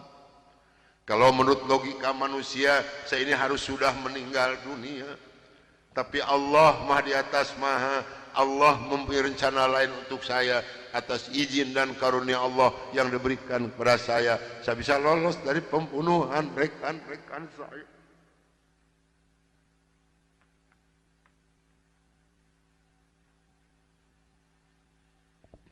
Sambil merasakan panasnya di kaki kiri saya dan di dada sebelah kanan saya, pedihnya di tangan saya, ngilunya di punggung saya loncat keluar dari rumah sambil berteriak mengucapkan La ilaha illallah Muhammadur Rasulullah. Padahal ini asing di mulut saya. Belum pernah ada seorang pun yang mengajarkan kalimat thayyibah di dalam mulut saya ini. Belum pernah sekalipun saya belajar kalimat thayyibah di dalam mulut saya ini. Ini maunah yang pertama Allah berikan melalui mulut saya. Dan alhamdulillah, saya mendapatkan pertolongan dari seorang cim-cim yang beragama Buddha. Saya dibawa masuk ke dalam rumah beliau. Lalu baju saya digunting karena jadi satu dengan kulit. Lalu yang bekas luka besi panas dari kocrotin pakai kecap oleh beliau. Kaki saya ditahan pakai kayu bekas pegangan sapu, diikat pakai benang rapia. Punggung saya diikat pakai samping. Lantas saya dibawa beliau ke rumah sakit Fatmawati. Selama 3 bulan 27 hari saya berbaring di dalam rumah sakit, merasakan hancurnya tubuh saya ini, pengen mengenal Islam. Dan alhamdulillah, Setelah Allah memberikan kesembuhan kepada saya, beliau pula lah yang membiayai saya. Sehingga saya kembali memohon pertolongan kepada Encim ini. Cim, tolong saya, bawa saya kemana saya harus pergi, karena saya pengen memeluk agama Islam. Dan alhamdulillah saya dibawa oleh beliau ke Cipete, ke Bapak Kiai Haji Dr. Idam Holin, saksi yang masih hidup, yang membina kesama yang pertama adalah Bapak Hamjahas. Maka kata beliau kepada saya, kalau Anda pengen masuk Islam yang kafah dan istiqomah, Anda jangan dulu mengenal Al-Quran, Anda jangan dulu mengenal sholat, tapi Anda harus dulu mengenal isi daripada dua kalimat syahadat yang barusan Anda ucapkan. Alhamdulillah, selama 3 bulan kurang lebih saya dibina oleh beliau untuk mengartikan isi daripada dua kalimat syahadat. Barulah saya marifatullah. Disinilah nikmatnya iman dan nikmatnya ibadah yang saya rasakan sampai detik ini. Lalu saya suruh pulang dulu oleh beliau, karena saya masih mempunyai keluarga, itu anak dan istri. Ternyata keluarga saya telah mendapatkan laporan dari Rekansa 14 dan dari Dewan Gereja Indonesia bahwa saya telah murtad masuk agama Islam. Begitu saya nyampe di rumah saya lihat dengan mata kepala saya sendiri, pakaian saya, ijazah saya, semua dibakar oleh putri-putri saya dan istri saya di hadapan mata saya. Dan alhamdulillah saya diselamatkan dari maut yang kedua oleh Allah Subhanahu wa ta'ala. Begitu putri-putri saya menyiramkan minyak kelapa panas ke muka saya masih diselamatkan oleh Allah. Minyak kelapanya tumpah di punggung saya.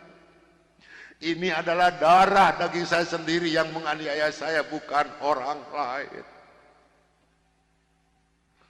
Lalu kepala saya dilempar pakai cobek, dipukuli pakai stik kasti, sampai saya diusir caci maki dengan kata-kata yang sangat keji yang keluar dari mulut darah daging saya sendiri. Nyah, engkau di hadapanku anjing, setan, babi, iblis, jangan menginjak rumah ini, haram rumah ini kau diinjak oleh setan dan iblis macam kau. Ini adalah darah daging saya sendiri, bukan orang lain. Dan alhamdulillah begitu saya meninggalkan rumah tangga saya, hanya pakai pakaian satu setel yang nempel di badan saya yang penuh dengan minyak kelapa panas. Harta kekayaan berlimpah luah demi Allah tidak saya bawa serupiah pun, karena saya pengen masuk Islam yang kafah dan istiqomah. Saya harus samina wa atona. Jangankan harta kekayaan yang berlimpah luah, putri-putri saya pun yang 3 saya putuskan. Mulai detik ini Anda bukan darah daging saya bukan bapak Anda, dan Anda bukan putri-putri saya. Titik sampai di sini. Jangan ada lagi pertalian darah antara Anda dengan saya. Kenapa saya putuskan kepada putri-putri saya yang 3? Karena saya takut besok atau lusa saya meninggal dunia, bagaimana tanggung jawab saya di hadapan Allah Subhanahu wa ta'ala. Maka alhamdulillah sudah hampir 22 tahun lebih ini saya belum pernah dipertemukan dengan batang hidungnya. Namun alhamdulillah, biarpun putri-putri saya tidak yang ikut satupun, Allah telah memberikan kebahagiaan kepada saya pada saat sekarang ini. Kebahagiaan yang Allah berikan kepada saya tidak bisa ditukar dengan sesuatu apapun yang ada di dunia ini. Sekalipun emas berlian sebesar gunung tidak mungkin bisa menukarkan kebahagiaan yang Allah berikan kepada saya. Kenapa? Karena rekan saya yang 14 yang dulu menganiaya saya, yang dulu mau membunuh saya, alhamdulillah sekarang sudah masuk Islam semua. Sekarang sedang jihad fisabilillah, sedang membela agama Allah, yaitu syiar agama Islam di daerah-daerah Nasrani. Itu yang pertama di Papua Barat di Manokwari, yang kedua di NTT Kampung Kalabai Kabupaten Alor, yang ketiga di Kalimantan Tengah di Sampit. Saya mohon bantuan doa dari ibu dan bapak yang hadir malam ini, agar saya dengan rekan saya diberikan kekuatan oleh Allah Subhanahu wa taala. Kalau ibu dan bapak pengen tahu dakwah Islam dari Nasrani, demi Allah ini tantangannya adalah nyawa.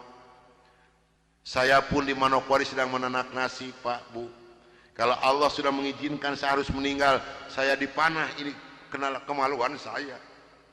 Allah belum menghendaki saya untuk meninggal, hanya 3 cm jaraknya dipanah.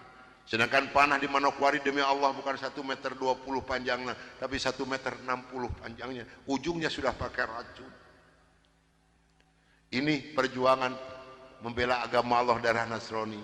Alhamdulillah perkembangan Islam di daerah Manokwari. Padahal Manokwari ini akan dijadikan kota Injil. Kalau Manokwari sudah jadi kota Injil, yang pertama tidak boleh ada adzan berkumandang, tidak boleh mendirikan masjid, tidak boleh ada perempuan yang berjilbab. Alhamdulillah di sana ada 297 orang yang masuk agama Islam, termasuk orang yang memanah saya. Kemarin tanggal 17 Desember saya baru selesai membuat masjid. Dari mana biayanya? Dari hasil pengajian saya. Saya mohon bantuan doa, karena kadang-kadang rekan saya di sana, Pak, maaf, 10 hari lebih tidak pernah ketemu nasi. Yang dimakan oleh rekan saya singkong direbus, yang penting terganjal perut, karena sulit mencari dana untuk dakwah di Islam ini. Dari mana makan mereka sehari-hari? Maaf, dari hasil pengajian saya. Karena mereka lepas dari gereja tidak ada santunan apapun. Siapa yang harus bertanggung jawab? Kita inilah sebagai umat muslim. Di Kalimantan Tengah ada 192 orang. Di sana, Pak, demi Allah tidak ada masjid satupun. Gereja ada 9. Paling banyak isi gereja 15 orang. Kalau saya mengadakan sholat berjamaah di Kalimantan ini, pakai kompas di luar, di lapangan. Di atas disiram oleh mereka. Saya hanya bisa berdoa, ya Allah berikan taufik dan hidayah bagi mereka, karena mereka tidak tahu kedatangan saya ini mau apa. Alhamdulillah 4 hari kemudian 8 orang yang masuk agama Islam, maka berjumlah 192 orang yang ibu dan nenek yang kupingnya pada panjang-panjang. Saya mohon bantuan doa, karena saya sedang membebaskan tanah untuk pembangunan masjid. Mudah-mudahan Allah memberikan jalan untuk saya, untuk melunasi tanah di sana, untuk pembangunan masjid di sana. Nah hadirin ikhwatul iman rahimakumullah yang hadir malam ini, barangkali, tapi sebenarnya saya mohon maaf yang sebesar-besarnya, barangkali ibu dan bapak mau ikut berjuang membela agama Allah, menyisihkan sedikit rezeki untuk pembebasan tanah di Kalimantan ini, insya Allah hubungi saya.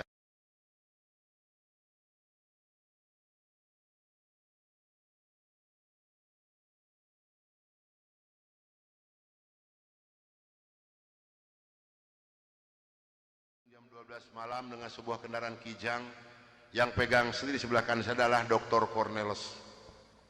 Selama hidup saya memegang agama Nasrani, saya belum pernah mendengarkan adzan subuh. Adzan duhur, asar, maghrib dan isya saya tahu. Kalau adzan subuh kuping saya belum pernah mendengarkan, karena saya belum pernah bangun sesubuh itu.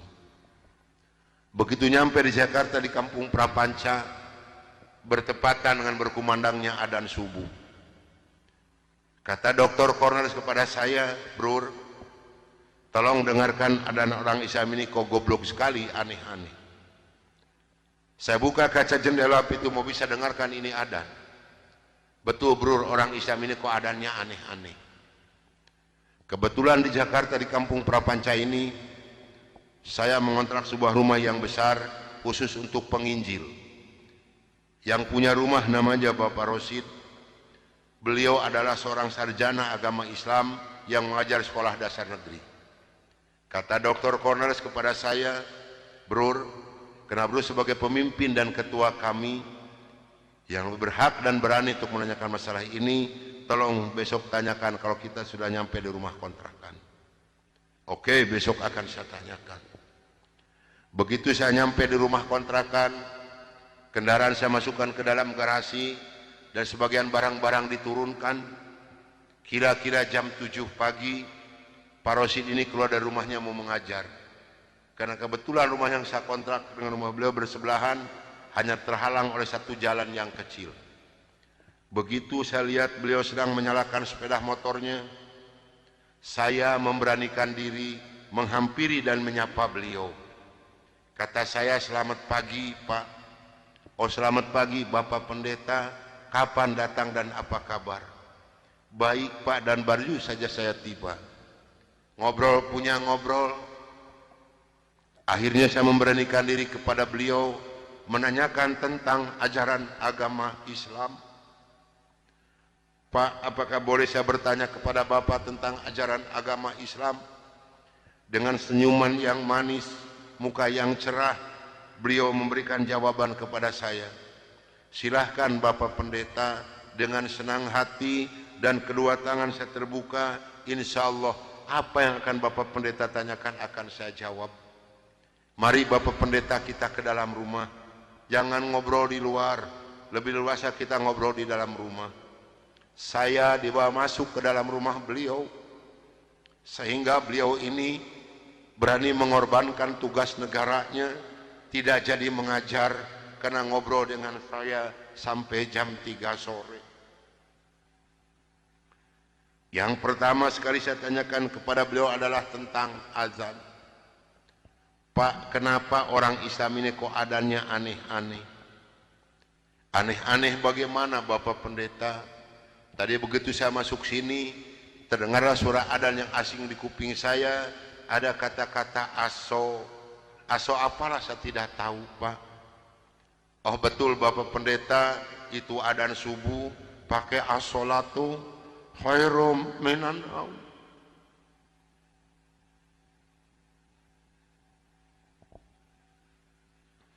Apa artinya Pak? Beliau memberikan jawaban kepada saya, lebih baik sholat daripada. Bukan semakin tertarik kepada Islam, tidak, tapi saya semakin membenci. Kenapa? Karena iri di dalam hati saya. Kenapa orang Islam ini berani meninggalkan tidurnya untuk melaksanakan ibadat kepada Tuhannya dengan kata-kata yang ada di adzan ini? Maka timbullah kata-kata yang keluar dari mulut saya yang sangat dan sangat menyakitkan Bapak Rosi dan umat Islam yang lainnya. Kata saya, kalau begini orang Islam ini lebih goblok lagi, kapan molornya kalau sholat melulu?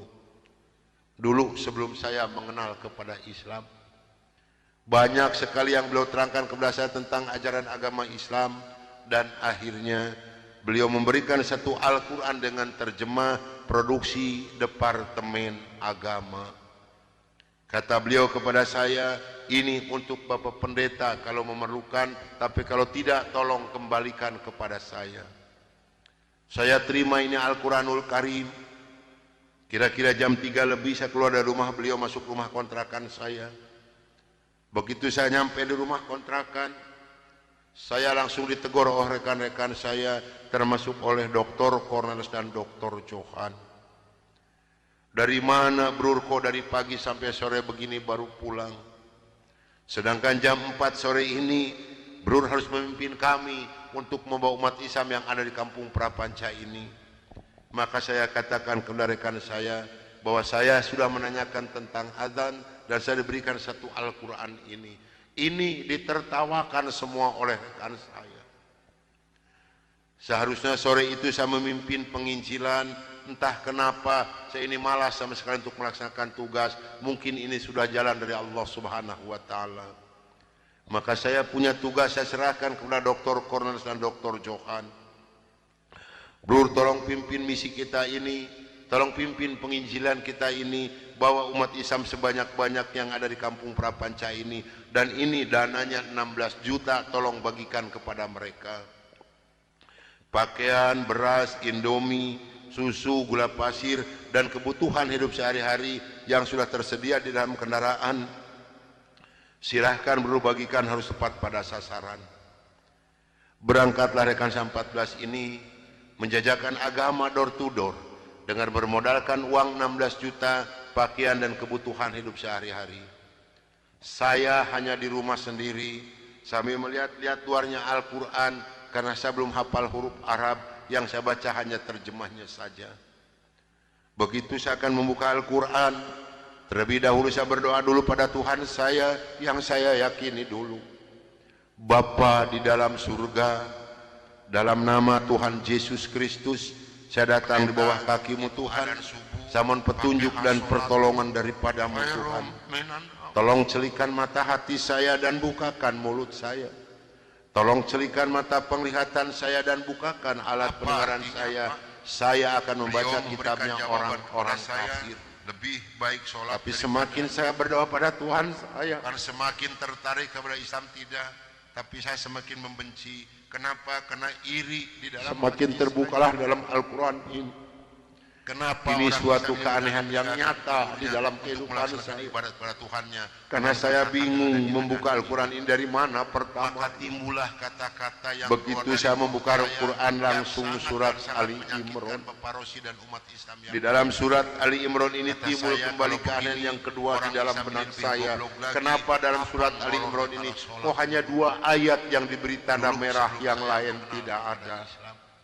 Itu Ali Imran 85 dan 102. Ini kalau ibu dan bapak percaya pada iman saya, selama 3 bulan kurang lebih saya tidak pernah merasakan tidur, hanya membolak-balik membaca arti daripada 2 ayat ini untuk Bapak Pendeta. Kalau disitulah taufik dan hidayah masuk pada diri saya. Bergemetarlah seluruh tubuh saya ini, bergejolaklah di dalam dada saya ini. Bahkan dalam hati kecil saya mengatakan, hanya Islamlah yang benar, hanya Islam yang dapat menyelamatkan umat manusia. Maka saya harus berani mengatakan kepada rekan saya, apapun yang akan terjadi, saya siap untuk menerima risikonya.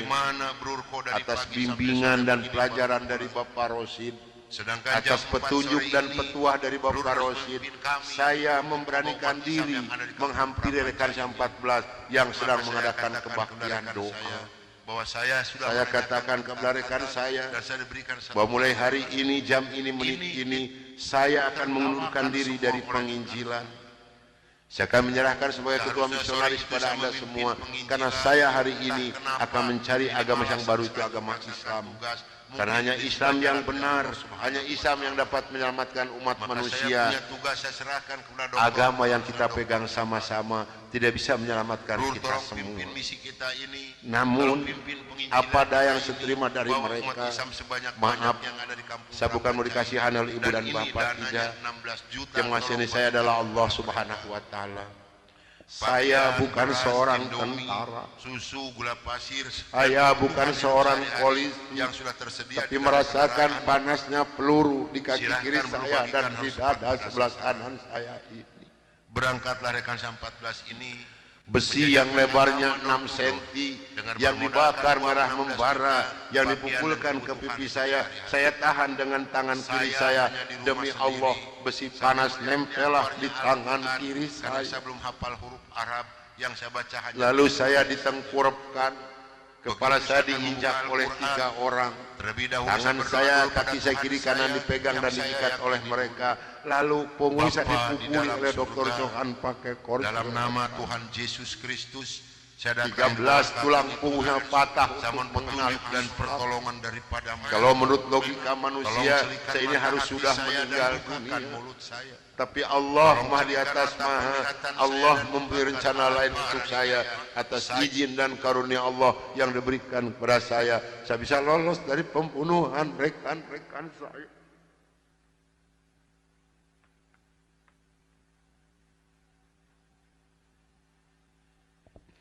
Sambil merasakan panasnya di kaki kiri saya dan di dada sebelah kanan saya, pedihnya di tangan saya, ngilunya di punggung saya loncat keluar dari rumah sambil berteriak mengucapkan La ilaha illallah Muhammadur Rasulullah.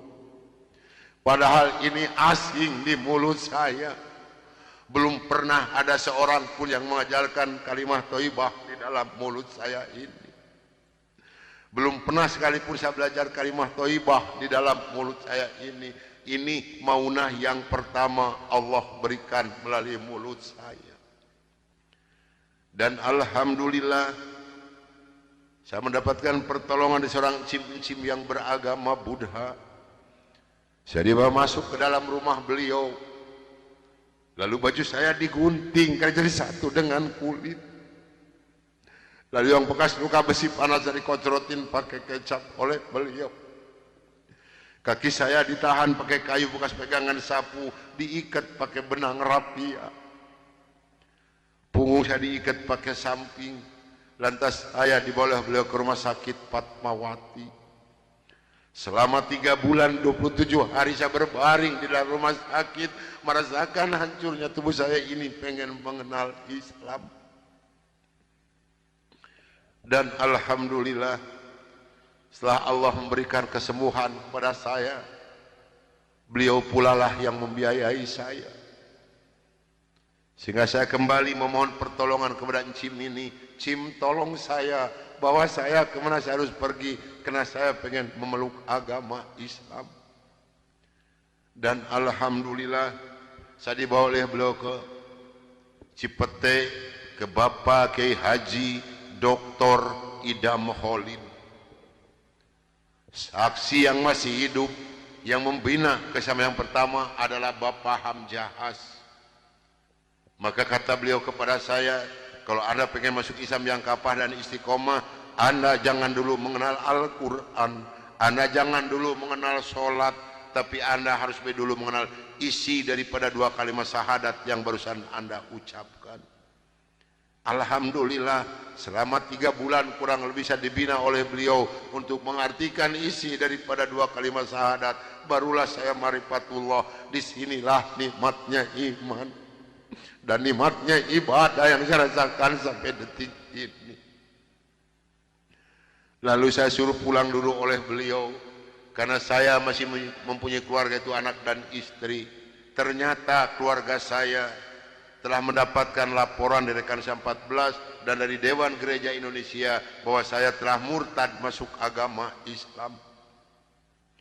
Begitu saya nyampe di rumah saya lihat dengan mata kepala saya sendiri, pakaian saya, ijazah saya, semua dibakar oleh putri-putri saya dan istri saya di hadapan mata saya. Saya minta juga, dan alhamdulillah dogma saya diselamatkan dari maut yang kedua oleh Allah Subhanahu wa Ta'ala. Begitu putri-putri saya menyiramkan minyak kelapa panas ke muka saya masih diselamatkan oleh Allah. Minyak kelapanya tumpah di punggung saya. Ini adalah darah daging saya sendiri yang menganiaya saya, bukan orang lain. Agama kita adalah agama. Lalu kepala saya dilempar pakai yang coklat, toleran, dipukuli pakai setik kasti, sampai saya diusir caci maki dengan kata-kata yang sangat keji yang keluar dari mulut darah daging saya. Tidak boleh ada orang masuk agama Kau di Islam hadapanku anjing, karena dibujuk, setan babi iblis, apalagi sampai jangan menginjak rumah ini, haram rumah ini kau diinjak oleh setan dan dipaksa. iblis macam kau. Allah Ini menyatakan adalah dalam darah Al-Quran, daging saya sendiri, bukan orang lain. Dan alhamdulillah, begitu saya meninggalkan rumah tangga saya, hanya pakai pakaian satu setel yang nempel di badan saya yang penuh dengan minyak kelapa panas. Harta kekayaan berlimpah luah demi Allah tidak saya bawa serupiah pun, karena saya pengen masuk Islam yang kapah dan istiqomah. Saya harus samina wa atona. Jangankan harta kekayaan yang bernia, bagaimana tanggung jawab saya di hadapan Allah Subhanahu wa Setan sama Ta'ala. syaitan beda. Maka alhamdulillah sudah hampir 22 tahun lebih ini saya belum pernah dipertemukan dengan batang hidung. Jadi dondi setan benar. Namun alhamdulillah, Dan biarpun putri-putri saya tidak yang ikut satu pun, Allah telah memberikan kebahagiaan kepada saya pada saat sekarang. gue belakang lupa aja. Kebahagiaan yang Allah berikan kepada saya tidak bisa ditukar dengan sesuatu apapun yang ada di dunia ini. Sekalipun emas berlian sebesar gunung Oke, tidak Dan. mungkin bisa menukarkan Saya banyak kebahagiaan yang dengar Allah ya, berikan kepada saya. di media Kenapa? sosial, Karena rekan saya yang 14 antum ini yang dulu mu'alaf menganiaya yang luar saya, biasa. yang Artinya, dulu mau membunuh saya, kepindahannya alhamdulillah dari sekarang agama sudah lama masuk ke Islam itu semua. berdasarkan penelitian yang sangat Sekarang ilmiah. sedang jihad fisabilillah, Dengar seperti itu. sedang membela agama ada yang Allah, kurang yaitu nih. siar agama Islam Saya di bukan daerah-daerah luar biasa, Nasrani. saya biasa di luar Bang Haji. Itu yang pertama di Papua Barat, di Manokwari. Yang kedua Bisa di ngojek NTT, maksudnya gitu. Kampung Kalabai, Kabupaten Alor. Nah, jadi Yang ketiga di kita Kalimantan harus Tengah di mendengar bagaimana Saya mohon proses bantuan beliau, doa dari ibu dan bapak yang hadir malam ini, agar saya dengan rekan saya diberikan kekuatan oleh Allah Subhanahu wa Ta'ala. Kalau ibu dan bapak pengen tahu dakwah Islam dari Nasrani, demi Allah, ini tantangannya adalah nyawa. Saya pun di Manokwari sedang menanak nasi, Pak, Bu. Kalau Allah sudah mengizinkan saya harus meninggal, saya dipanah ini karena kemaluan saya. Islam ikut-ikutan. Allah belum menghendaki saya untuk meninggal. Hanya 3 senti jarak kehidupan. Sedangkan panah di Manokwari demi Allah bukan 1 meter 20 panjangnya, tapi 1 meter 60 karena banyak yang ujungnya sudah pakai racun. paling benar gitu. Ini perjuangan membela agama Allah dari Nasrani. Alhamdulillah perkembangan Islam di daerah Manokwari. Padahal Manokwari ini akan dijadikan kota Injil. Kalau Manokwari sudah jadi kota Injil, yang pertama tidak boleh ada adzan berkumandang, tidak boleh mendirikan masjid, tidak boleh ada perempuan yang berjilbab. Alhamdulillah di sana ada 297 orang yang masuk agama Islam, termasuk orang yang mematah kain.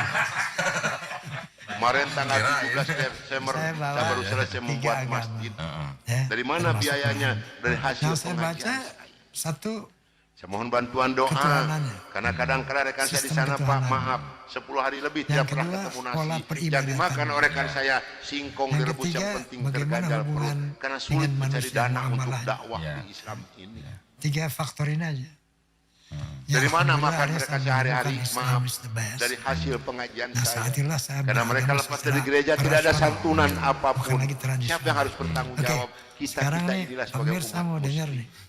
Bagaimana proses di Kalimantan Tengah ada 192 orang. Seperti apa kira-kira? Di sana pandemi Allah tidak ada masjid satupun. Gereja ada 9. Paling banyak isi gereja 15 orang. Rasanya kalau saya mengadakan sholat berjamaah di Kalimantan ini tontonan saya waktu dari kecil yang judi lah, yang begadang. Alhamdulillah ya, seperti saya bisa berdoa, ya Allah berikan taufik dan hidayah bagi mereka, karena mereka tidak tahu kedatangan ini. Bertanya bagaimana proses hijrah saya. Alhamdulillah 4 hari kemudian 8 orang yang masuk agama Islam, maka berjumlah 192 orang yang ibu dan neneknya kupingnya pada mungkin ya, karena kan udah usia-usia mohon bantuan doa, udah mulai mikirin saya sedang membuatkan tanah pembangunan masjid. Mudah-mudahan Allah memberikan jalan untuk saya untuk melunasi tanah di sana, untuk pembangunan masjid di sana. Nah hadirin ikhwatul iman rahimakumullah yang hadir malam ini, barangkali, tapi sebenarnya saya mohon maaf yang sebesar-besarnya, barangkali ibu dan bapak mau ikut berjuang membela agama Allah, menyisihkan sedikit rezeki untuk pembebasan tanah di Kalimantan ini, insya Allah hubungi saya.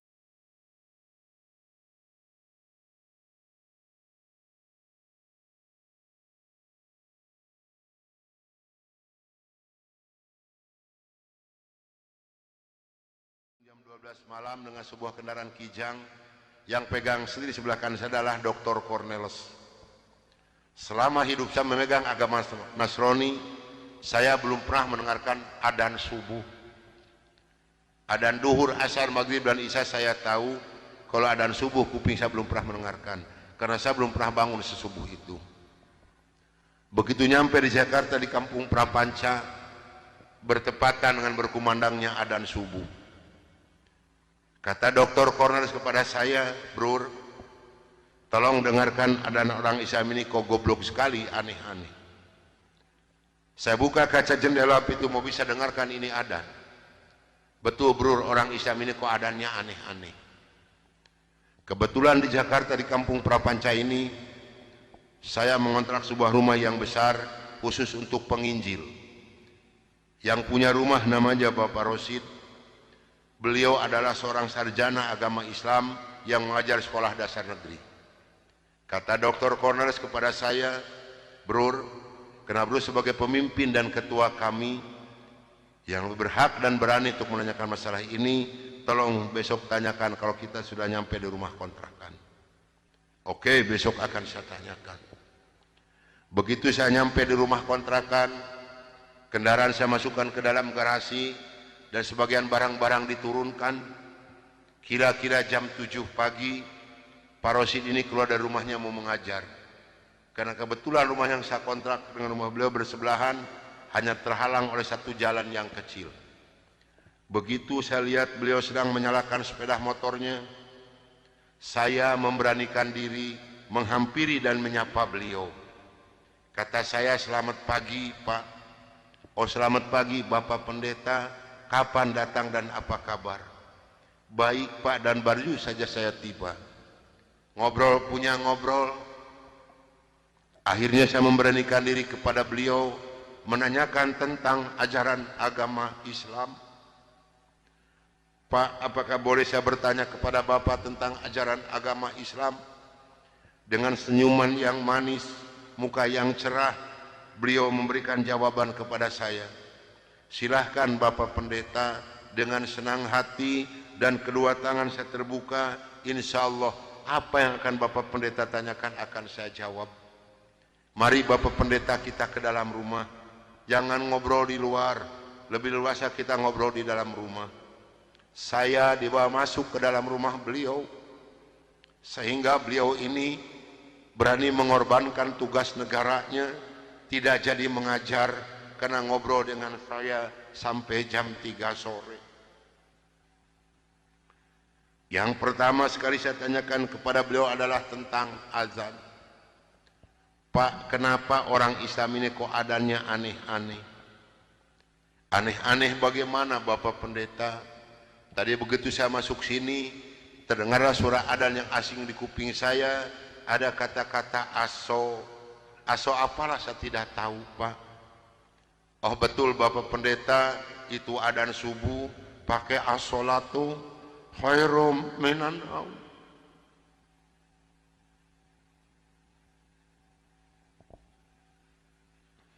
"Apa artinya, Pak?" Beliau memberikan jawaban kepada saya, "Lebih baik sholat daripada..." Bukan semakin tertarik kepada Islam, tidak, tapi saya semakin membenci. Kenapa? Karena iri di dalam hati saya. Kenapa orang Islam ini berani meninggalkan tidurnya untuk melaksanakan ibadat kepada Tuhannya dengan kata-kata yang ada di adzan ini? Maka timbullah kata-kata yang keluar dari mulut saya yang sangat dan sangat menyakitkan Bapak Rosi dan umat Islam yang lainnya. Kata saya, "Kalau begini orang Islam ini lebih goblok lagi. Kapan molornya kalau sholat melulu?" Dulu sebelum saya mengenal kepada Islam, banyak sekali yang beliau terangkan kepada saya tentang ajaran agama Islam, dan akhirnya beliau memberikan satu Al-Quran dengan terjemah produksi Departemen Agama. Kata beliau kepada saya, "Ini untuk Bapak Pendeta kalau memerlukan, tapi kalau tidak tolong kembalikan kepada saya." Saya terima ini Al-Quranul Karim. Kira-kira jam 3 lebih saya keluar dari rumah beliau masuk rumah kontrakan saya. Begitu saya nyampe di rumah kontrakan, saya langsung ditegur oleh rekan-rekan saya, termasuk oleh Dr. Cornelis dan Dr. Johan. "Dari mana Brur kok dari pagi sampai sore begini baru pulang? Sedangkan jam 4 sore ini Brur harus memimpin kami untuk membawa umat Islam yang ada di kampung Prapanca ini." Maka saya katakan kepada rekan saya bahwa saya sudah menanyakan tentang adzan dan saya diberikan satu Al-Quran ini. Ini ditertawakan semua oleh rekan saya. Seharusnya sore itu saya memimpin penginjilan, entah kenapa saya ini malas sama sekali untuk melaksanakan tugas. Mungkin ini sudah jalan dari Allah Subhanahu wa Ta'ala. Maka saya punya tugas, saya serahkan kepada Dr. Cornelis dan Dr. Johan. "Brur, tolong pimpin misi kita ini, tolong pimpin penginjilan kita ini, bawa umat Islam sebanyak-banyak yang ada di kampung Prapanca ini, dan ini dananya 16 juta, tolong bagikan kepada mereka.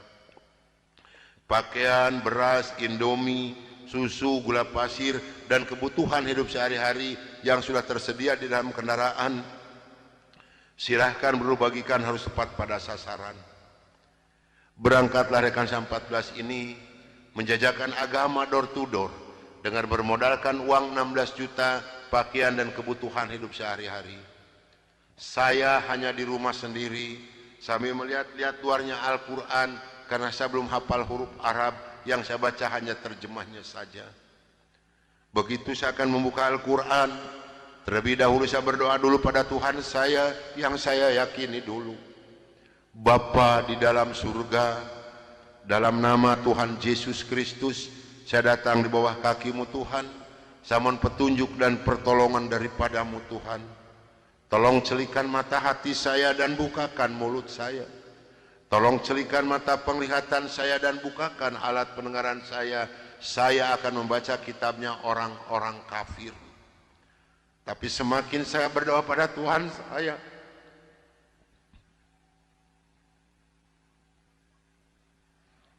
semakin terbukalah dalam Al-Quran ini. Ini suatu keanehan yang nyata di dalam kehidupan saya. Karena saya bingung membuka Al-Quran ini dari mana pertamanya. Begitu saya membuka Al-Quran langsung surat Ali Imran. Di dalam surat Ali Imran ini timbul kembali keanehan yang kedua di dalam benak saya.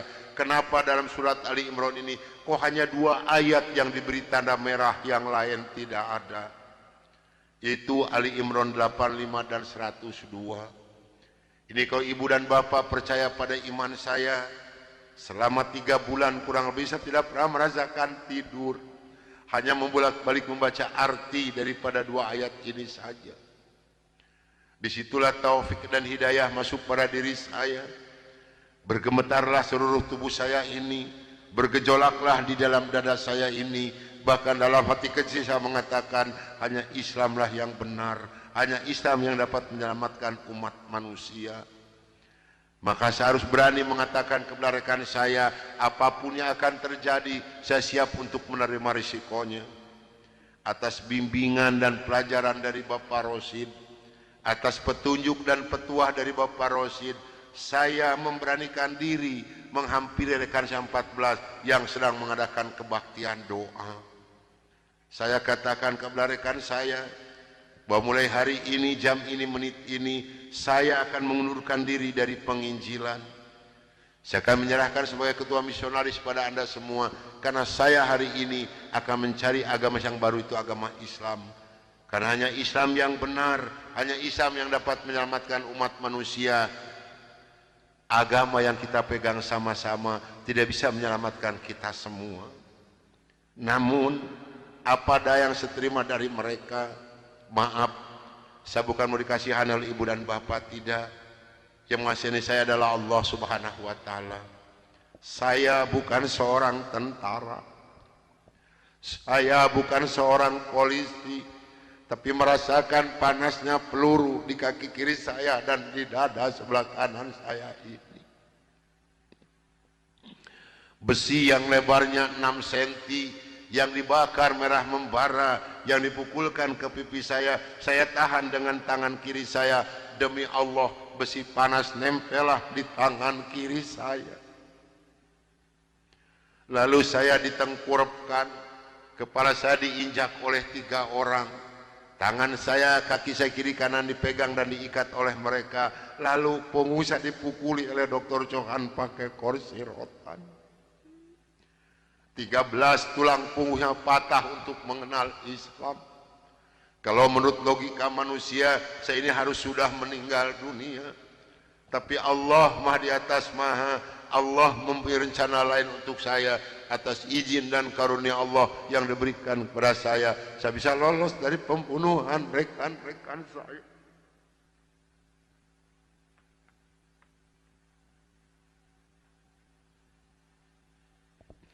Sambil merasakan panasnya di kaki kiri saya dan di dada sebelah kanan saya, pedihnya di tangan saya, ngilunya di punggung saya loncat keluar dari rumah sambil berteriak mengucapkan La ilaha illallah Muhammadur Rasulullah.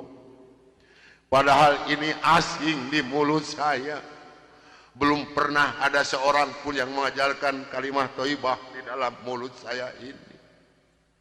Belum pernah sekalipun saya belajar kalimat thayyibah di dalam mulut saya ini. Ini maunah yang pertama Allah berikan melalui mulut saya. Dan alhamdulillah saya mendapatkan pertolongan dari seorang cim-cim yang beragama Buddha. Saya dibawa masuk ke dalam rumah beliau. Lalu baju saya digunting karena jadi satu dengan kulit. Lalu yang bekas luka besi panas dari kocrotin pakai kecap oleh beliau. Kaki saya ditahan pakai kayu bekas pegangan sapu, diikat pakai benang rapia. Punggung saya diikat pakai samping. Lantas saya dibawa beliau ke rumah sakit Fatmawati. Selama 3 bulan 27 hari saya berbaring di dalam rumah sakit, merasakan hancurnya tubuh saya ini, pengen mengenal Islam. Dan alhamdulillah, setelah Allah memberikan kesembuhan kepada saya, beliau pula lah yang membiayai saya. Sehingga saya kembali memohon pertolongan kepada Cim ini. Cim, tolong saya, bawa saya kemana saya harus pergi, karena saya pengen memeluk agama Islam. Dan alhamdulillah, saya dibawa oleh beliau ke Cipete, ke Bapak Kiai Haji Dr. Idam Holin, saksi yang masih hidup, yang membina kesama yang pertama adalah Bapak Hamjahas. Maka kata beliau kepada saya, kalau Anda pengen masuk Islam yang kapah dan istiqomah, Anda jangan dulu mengenal Al-Quran, Anda jangan dulu mengenal sholat, tapi Anda harus dulu mengenal isi daripada 2 kalimat syahadat yang barusan Anda ucapkan. Alhamdulillah, selama 3 bulan kurang lebih saya dibina oleh beliau untuk mengartikan isi daripada 2 kalimat syahadat. Barulah saya marifatullah. Disinilah nikmatnya iman dan nikmatnya ibadah yang saya rasakan sampai detik ini. Lalu saya suruh pulang dulu oleh beliau, karena saya masih mempunyai keluarga, itu anak dan istri. Ternyata keluarga saya telah mendapatkan laporan dari rekan 14 dan dari Dewan Gereja Indonesia bahwa saya telah murtad masuk agama Islam. Begitu saya nyampe di rumah saya lihat dengan mata kepala saya sendiri, pakaian saya, ijazah saya, semua dibakar oleh putri-putri saya dan istri saya di hadapan mata saya. Dan alhamdulillah, saya diselamatkan dari maut yang kedua oleh Allah Subhanahu wa ta'ala. Begitu putri-putri saya menyiramkan minyak kelapa panas ke muka saya masih diselamatkan oleh Allah. Minyak kelapanya tumpah di punggung saya.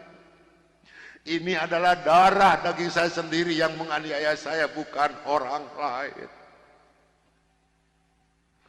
Lalu kepala saya dilempar pakai cobek, dipukuli pakai setik kasti, sampai saya diusir caci maki dengan kata-kata yang sangat keji yang keluar dari mulut darah daging saya sendiri. Nyah, engkau di hadapanku anjing, setan, babi, iblis, jangan menginjak rumah ini, haram rumah ini kau diinjak oleh setan dan iblis macam kau. Ini adalah darah daging saya sendiri, bukan orang lain. Dan alhamdulillah, begitu saya meninggalkan rumah tangga saya, hanya pakai pakaian 1 setel yang nempel di badan saya yang penuh dengan minyak kelapa panas. Harta kekayaan berlimpah luah, demi Allah tidak saya bawa serupiah pun, karena saya pengen masuk Islam yang kapah dan istiqomah. Saya harus samina wa atona. Jangankan harta kekayaan yang berlimpah luah, putri-putri saya pun yang 3 saya putuskan. Mulai detik ini Anda bukan darah daging saya bukan bapak Anda, dan Anda bukan putri-putri saya. Titik sampai di sini. Jangan ada lagi pertalian darah antara Anda dengan saya. Kenapa saya putuskan kepada putri-putri saya yang 3? Karena saya takut besok atau lusa saya meninggal dunia, bagaimana tanggung jawab saya di hadapan Allah Subhanahu wa ta'ala. Maka alhamdulillah, sudah hampir 22 tahun lebih ini saya belum pernah dipertemukan dengan batang hidungnya. Namun alhamdulillah, biarpun putri-putri saya tidak ada yang ikut satupun, Allah telah memberikan kebahagiaan kepada saya pada saat sekarang ini. Kebahagiaan yang Allah berikan kepada saya tidak bisa ditukar dengan suatu apapun yang ada di dunia ini. Sekalipun emas berlian sebesar gunung tidak mungkin bisa menukarkan kebahagiaan yang Allah berikan kepada saya. Kenapa? Karena rekan saya yang 14 yang dulu menganiaya saya, yang dulu mau membunuh saya, alhamdulillah sekarang sudah masuk Islam semua. Sekarang sedang jihad fisabilillah, sedang membela agama Allah, yaitu syiar agama Islam di daerah-daerah Nasrani. Itu yang pertama di Papua Barat, di Manokwari. Yang kedua di NTT, Kampung Kalabai, Kabupaten Alor. Yang ketiga di Kalimantan Tengah, di Sampit. Saya mohon bantuan doa dari ibu dan bapak yang hadir malam ini, agar saya dengan rekan saya diberikan kekuatan oleh Allah Subhanahu wa Ta'ala. Kalau ibu dan bapak pengen tahu dakwah Islam daerah Nasrani, demi Allah ini tantangannya adalah nyawa. Saya pun di Manokwari sedang menanak nasi, Pak, Bu. Kalau Allah sudah mengizinkan saya harus meninggal, saya dipanah, ini kenal kemaluan saya. Allah belum menghendaki saya untuk meninggal, hanya 3 cm jaraknya ini panah. Sedangkan panah di Manokwari demi Allah bukan 1,20 meter panjangnya, tapi 1,60 meter panjangnya. Ujungnya sudah pakai racun. Ini perjuangan membela agama Allah daerah Nasrani. Alhamdulillah perkembangan Islam di daerah Manokwari. Padahal Manokwari ini akan dijadikan kota Injil. Kalau Manokwari sudah jadi kota Injil, yang pertama tidak boleh ada adzan berkumandang, tidak boleh mendirikan masjid, tidak boleh ada perempuan yang berjilbab. Alhamdulillah di sana ada 297 orang yang masuk agama Islam, termasuk orang yang memanah saya. Kemarin tanggal 17 Desember saya baru selesai membuat masjid. Dari mana biayanya? Dari hasil pengajian saya. Saya mohon bantuan doa, karena kadang-kadang rekan saya di sana, Pak, maaf, 10 hari lebih tidak pernah ketemu nasi. Yang dimakan oleh rekan saya singkong direbus, yang penting terganjal perut, karena sulit mencari dana untuk dakwah di Islam ini. Dari mana makan mereka sehari-hari? Maaf, dari hasil pengajian saya. Karena mereka lepas dari gereja tidak ada santunan apapun. Siapa yang harus bertanggung jawab? Kita inilah sebagai umat muslim. Di Kalimantan Tengah ada 192 orang. Di sana, Pak, demi Allah tidak ada masjid satupun. Gereja ada 9. Paling banyak isi gereja 15 orang. Kalau saya mengadakan sholat berjamaah di Kalimantan ini, pakai kompas di luar, di lapangan. Di atas disiram oleh mereka. Saya hanya bisa berdoa, ya Allah berikan taufik dan hidayah bagi mereka, karena mereka tidak tahu kedatangan saya ini mau apa. Alhamdulillah 4 hari kemudian 8 orang yang masuk agama Islam, maka berjumlah 192 orang yang ibu dan nenek yang kupingnya pada panjang-panjang. Saya mohon bantuan doa, karena saya sedang membebaskan tanah untuk pembangunan masjid. Mudah-mudahan Allah memberikan jalan untuk saya, untuk melunasi tanah di sana, untuk pembangunan masjid di sana. Nah hadirin ikhwatul iman rahimakumullah yang hadir malam ini, barangkali, tapi sebenarnya saya mohon maaf yang sebesar-besarnya, barangkali ibu dan bapak mau ikut berjuang membela agama Allah, menyisihkan sedikit rezeki untuk pembebasan tanah di Kalimantan ini, insya Allah hubungi saya.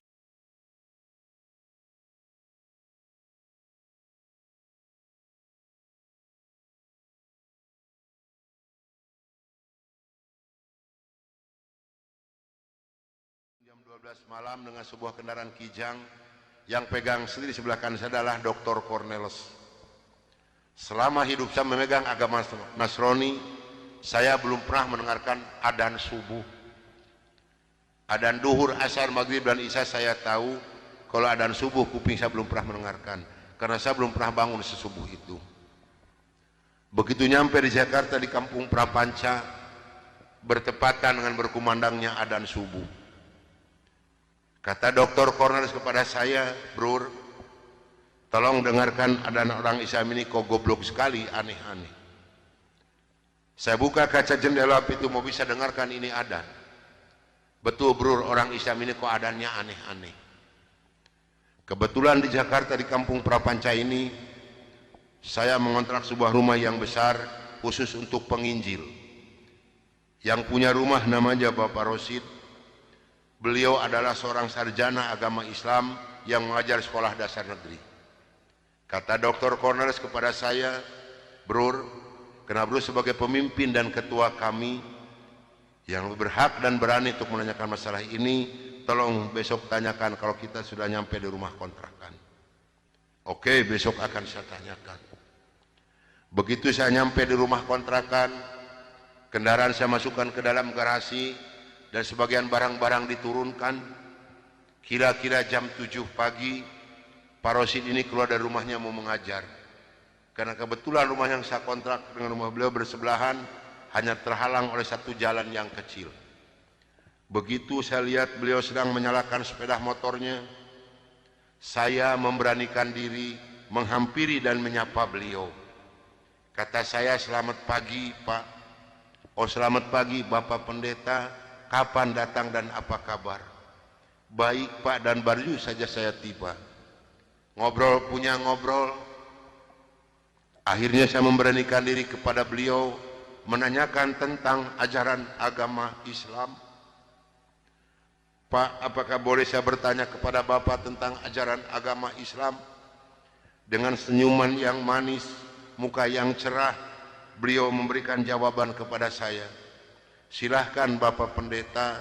Dengan senang hati dan kedua tangan saya terbuka, insya Allah apa yang akan Bapak Pendeta tanyakan akan saya jawab. Mari Bapak Pendeta kita ke dalam rumah. Jangan ngobrol di luar, lebih luasa kita ngobrol di dalam rumah. Saya dibawa masuk ke dalam rumah beliau, sehingga beliau ini berani mengorbankan tugas negaranya, tidak jadi mengajar karena ngobrol dengan saya sampai jam 3 sore. Yang pertama sekali saya tanyakan kepada beliau adalah tentang azan. "Pak, kenapa orang Islam ini kok adanya aneh-aneh?" "Aneh-aneh bagaimana Bapak Pendeta?" "Tadi begitu saya masuk sini, terdengarlah suara adzan yang asing di kuping saya. Ada kata-kata aso. Aso apalah saya tidak tahu, Pak." "Oh betul Bapak Pendeta, itu adzan subuh pakai as-sholatu khairum minan naum."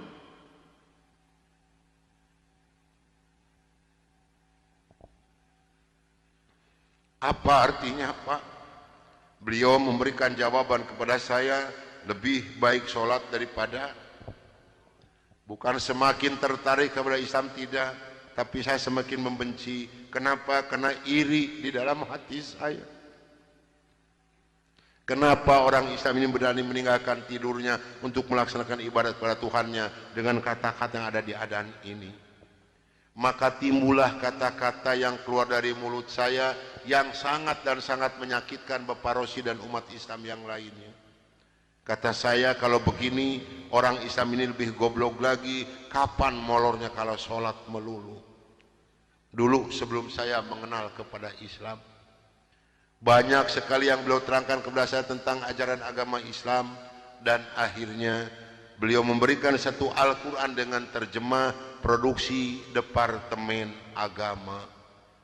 Kata beliau kepada saya, "Ini untuk Bapak Pendeta kalau memerlukan, tapi kalau tidak tolong kembalikan kepada saya." Saya terima ini Al-Quranul Karim. Kira-kira jam 3 lebih saya keluar dari rumah beliau masuk rumah kontrakan saya. Begitu saya nyampe di rumah kontrakan, saya langsung ditegur oleh rekan-rekan saya, termasuk oleh Dr. Cornelis dan Dr. Johan. "Dari mana Brur, kok dari pagi sampai sore begini baru pulang?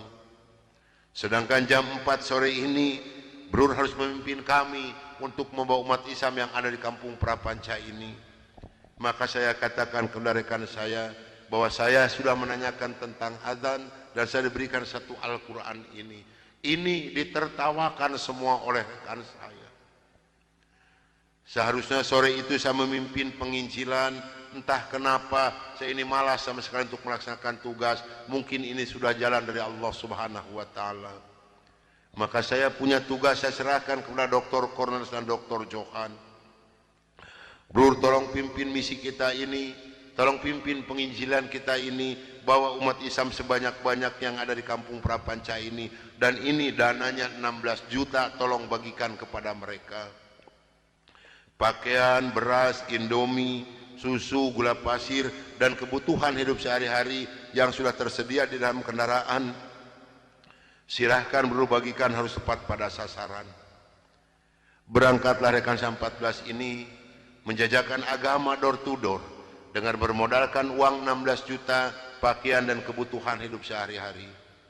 Saya hanya di rumah sendiri, sambil melihat-lihat luarnya Al-Quran karena saya belum hafal huruf Arab, yang saya baca hanya terjemahnya saja. Begitu saya akan membuka Al-Quran, terlebih dahulu saya berdoa dulu pada Tuhan saya yang saya yakini dulu. Bapa di dalam surga, dalam nama Tuhan Yesus Kristus, saya datang di bawah kaki-Mu Tuhan. Saya mohon petunjuk dan pertolongan daripadamu Tuhan. Tolong celikan mata hati saya dan bukakan mulut saya. Tolong celikan mata penglihatan saya dan bukakan alat pendengaran saya. Saya akan membaca kitabnya orang-orang kafir. Tapi semakin saya berdoa pada Tuhan saya,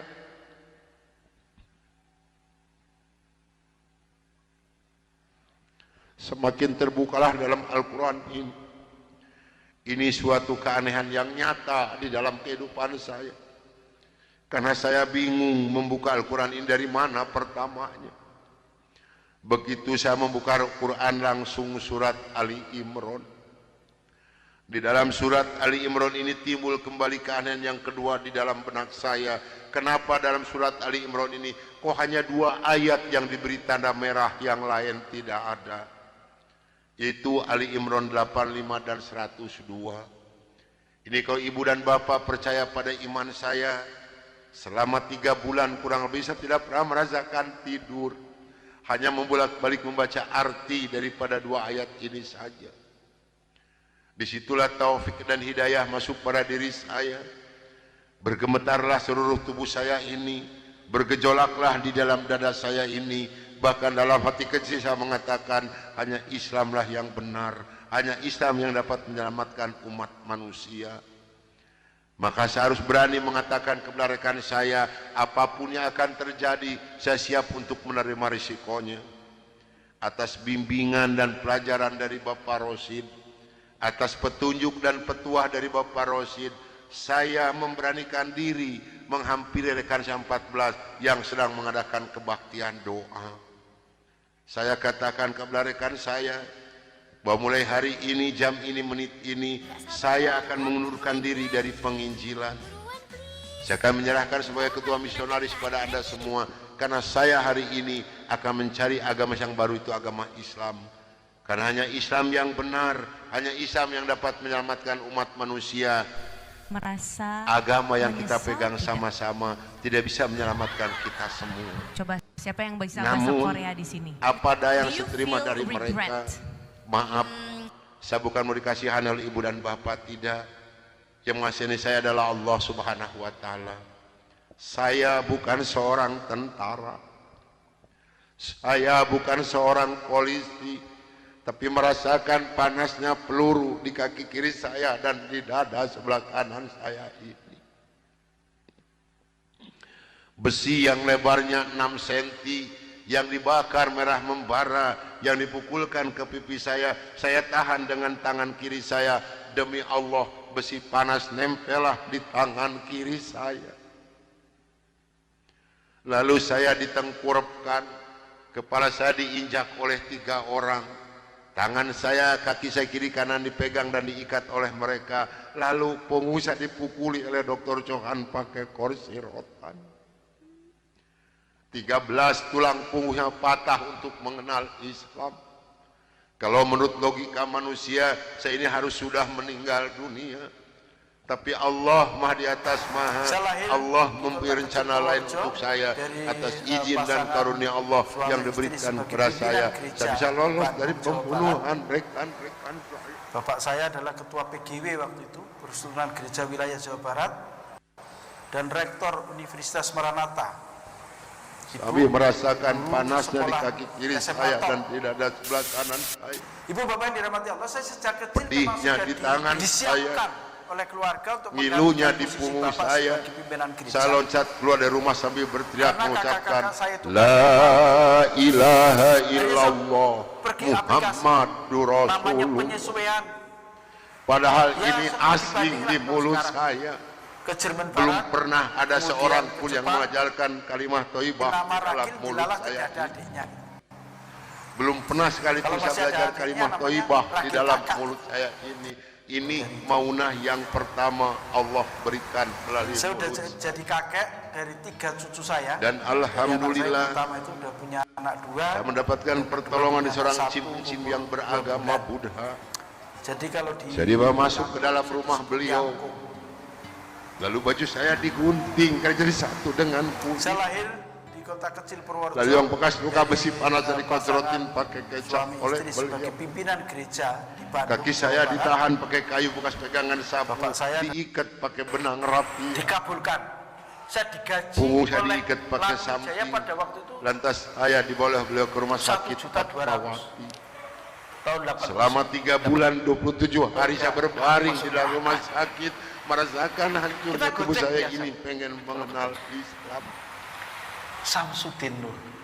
Dan Hafız alhamdulillah Quran, bacaannya tartilnya setelah luar Allah biasa. memberikan kesembuhan kepada saya, beliau pula lah Sekarang yang jadi membiayai dosen saya.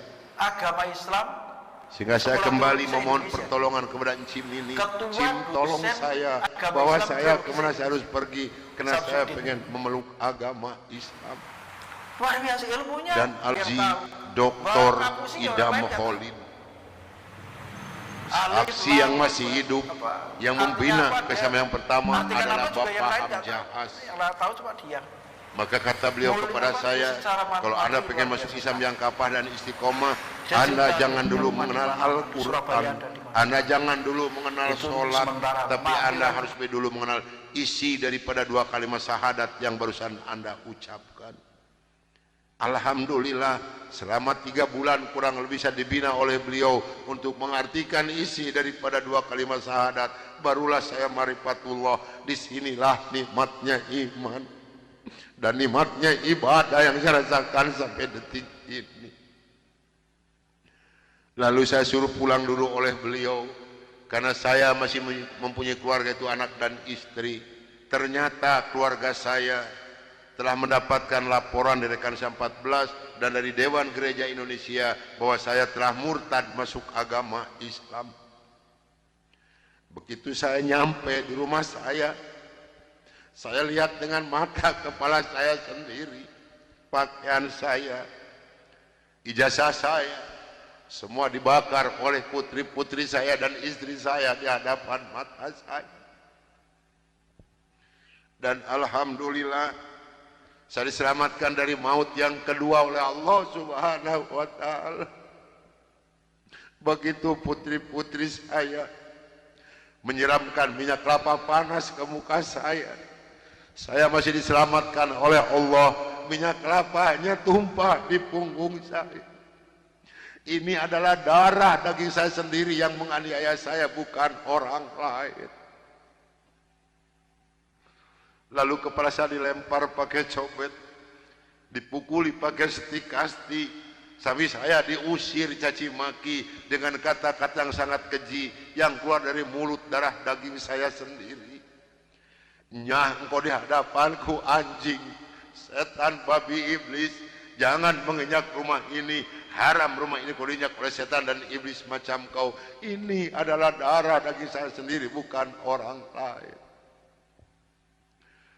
Dan alhamdulillah begitu saya meninggalkan rumah tangga saya hanya pakai pakaian satu setel yang nempel di badan saya yang penuh dengan minyak kelapa panas. Harta kekayaan berlimpah luah demi Allah tidak saya bawa serupiah pun, karena saya pengen masuk Islam yang kapah dan istiqomah. Saya harus samina wa atona. Jangankan harta kekayaan yang berlimpah luah, putri-putri saya pun yang 3 saya putuskan. Mulai detik ini Anda bukan darah daging saya bukan bapak Anda, dan Anda bukan putri-putri saya. Titik sampai di sini. Jangan ada lagi pertalian darah antara Anda dengan saya. Kenapa saya putuskan kepada putri-putri saya yang 3? Karena saya takut besok atau lusa saya meninggal dunia, bagaimana tanggung jawab saya di hadapan Allah Subhanahu wa ta'ala. Maka alhamdulillah sudah hampir 22 tahun lebih ini saya belum pernah dipertemukan dengan batang hidungnya. Namun alhamdulillah, biarpun putri-putri saya tidak yang ikut satupun, Allah telah memberikan kebahagiaan kepada saya pada saat sekarang ini. Kebahagiaan yang Allah berikan kepada saya tidak bisa ditukar dengan suatu apapun yang ada di dunia ini. Sekalipun emas berlian sebesar gunung tidak mungkin bisa menukarkan kebahagiaan yang Allah berikan kepada saya. Kenapa? Karena rekan saya yang 14 yang dulu menganiaya saya, yang dulu mau membunuh saya, alhamdulillah sekarang sudah masuk Islam semua. Sekarang sedang jihad fisabilillah, sedang membela agama Allah, yaitu syiar agama Islam di daerah-daerah Nasrani. Itu yang pertama di Papua Barat di Manokwari, yang kedua di NTT Kampung Kalabai Kabupaten Alor, yang ketiga di Kalimantan Tengah di Sampit. Saya mohon bantuan doa dari ibu dan bapak yang hadir malam ini agar saya dengan rekan saya diberikan kekuatan oleh Allah Subhanahu wa taala. Kalau ibu dan bapak pengen tahu dakwah Islam daerah Nasrani, demi Allah ini tantangannya adalah nyawa. Saya pun di Manokwari sedang menanak nasi, Pak, Bu. Kalau Allah sudah mengizinkan saya harus meninggal, saya dipanah, ini kemaluan saya. Allah belum menghendaki saya untuk meninggal, hanya 3 cm jaraknya ini panah. Sedangkan panah di Manokwari demi Allah bukan 1,20 meter panjangnya, tapi 1,60 meter panjangnya. Ujungnya sudah pakai racun. Ini perjuangan membela agama Allah daerah Nasrani. Alhamdulillah perkembangan Islam di daerah Manokwari. Padahal Manokwari ini akan dijadikan kota Injil. Kalau Manokwari sudah jadi kota Injil, yang pertama tidak boleh ada adzan berkumandang, tidak boleh mendirikan masjid, tidak boleh ada perempuan yang berjilbab. Alhamdulillah di sana ada 297 orang yang masuk agama Islam, termasuk orang yang memanah saya. Kemarin tanggal 17 Desember saya baru selesai membuat masjid. Dari mana biayanya? Dari hasil pengajian saya. Saya mohon bantuan doa, karena kadang-kadang rekan saya di sana, Pak, maaf, 10 hari lebih tidak pernah ketemu nasi. Yang dimakan oleh rekan saya singkong direbus, yang penting terganjal perut, karena sulit mencari dana untuk dakwah di Islam ini. Dari mana makan mereka sehari-hari? Maaf, dari hasil pengajian saya. Karena mereka lepas dari gereja tidak ada santunan apapun. Siapa yang harus bertanggung jawab? Kita inilah sebagai umat muslim. Di Kalimantan Tengah ada 192 orang. Di sana, Pak, demi Allah tidak ada masjid satupun. Gereja ada 9. Paling banyak isi gereja 15 orang. Kalau saya mengadakan sholat berjamaah di Kalimantan ini, pakai kompas di luar, di lapangan. Di atas disiram oleh mereka.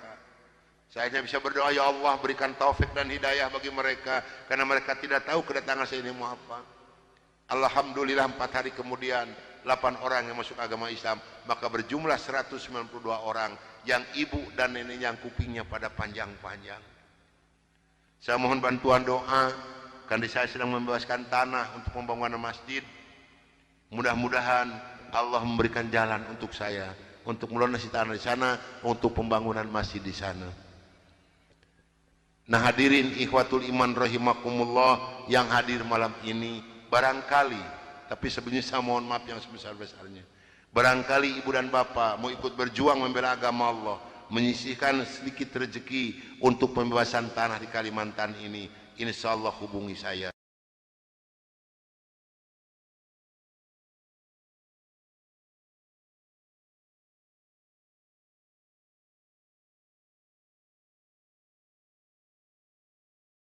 Jam 12 malam dengan sebuah kendaraan Kijang, yang pegang sendiri sebelah kanan saya adalah Dr. Cornelis.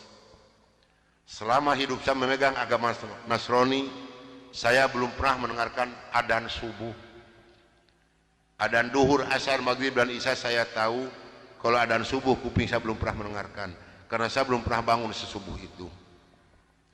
Begitu nyampe di Jakarta di Kampung Prapanca, bertepatan dengan berkumandangnya adzan subuh.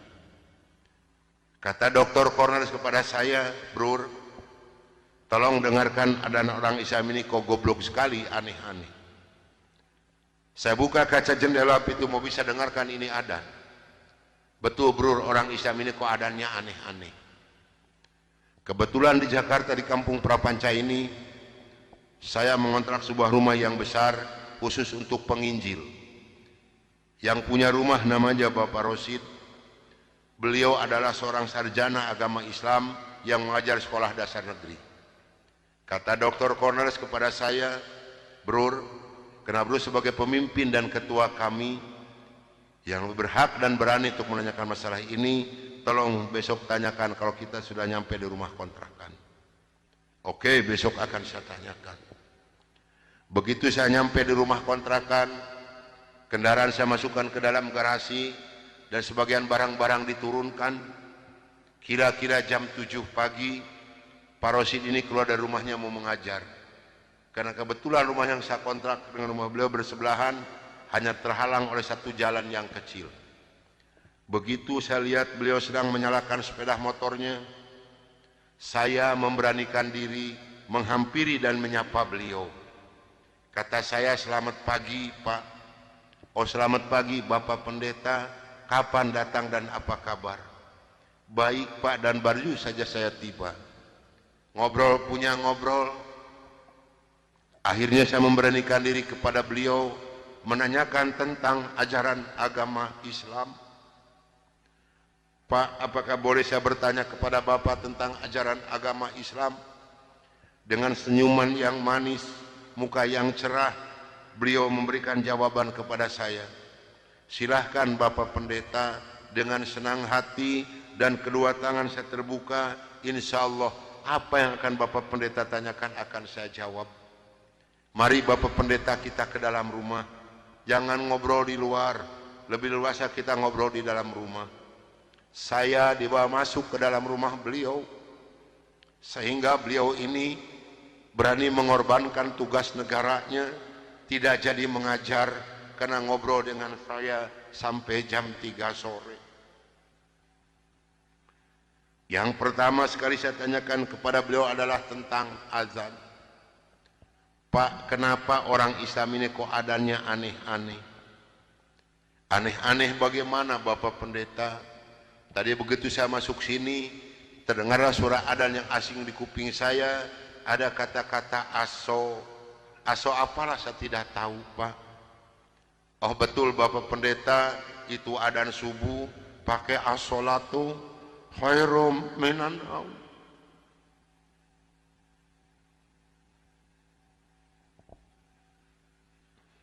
Apa artinya Pak? Beliau memberikan jawaban kepada saya, lebih baik sholat daripada. Bukan semakin tertarik kepada Islam, tidak, tapi saya semakin membenci. Kenapa? Karena iri di dalam hati saya. Kenapa orang Islam ini berani meninggalkan tidurnya untuk melaksanakan ibadat kepada Tuhannya dengan kata-kata yang ada di adzan ini? Maka timbullah kata-kata yang keluar dari mulut saya yang sangat dan sangat menyakitkan Bapak Rosi dan umat Islam yang lainnya. Kata saya, kalau begini orang Islam ini lebih goblok lagi, kapan molornya kalau sholat melulu?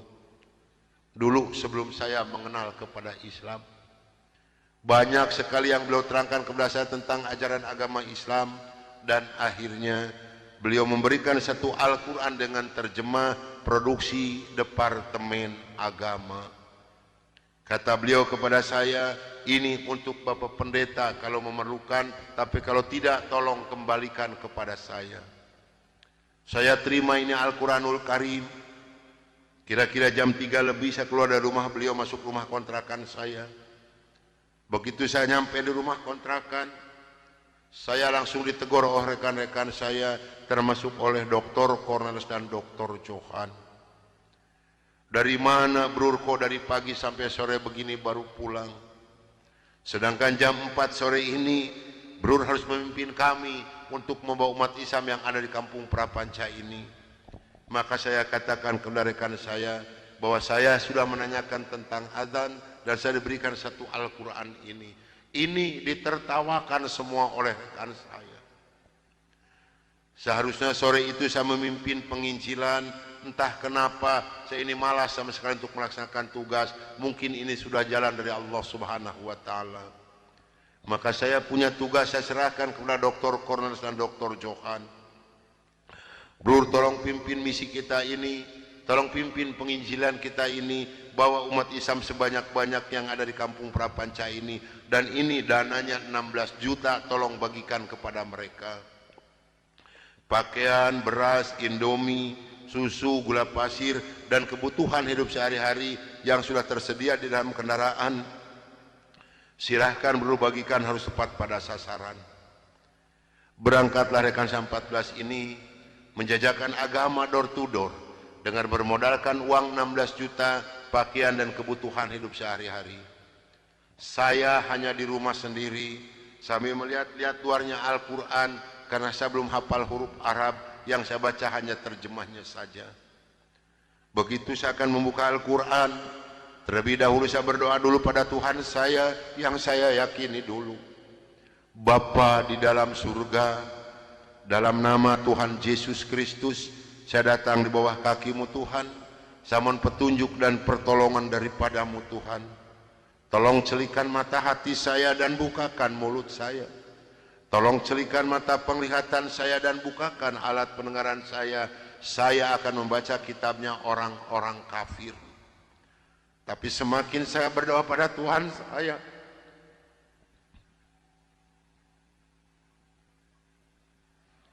semakin terbukalah dalam Al-Quran ini.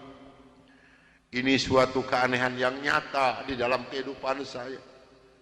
Karena saya bingung membuka Al-Quran ini dari mana pertamanya.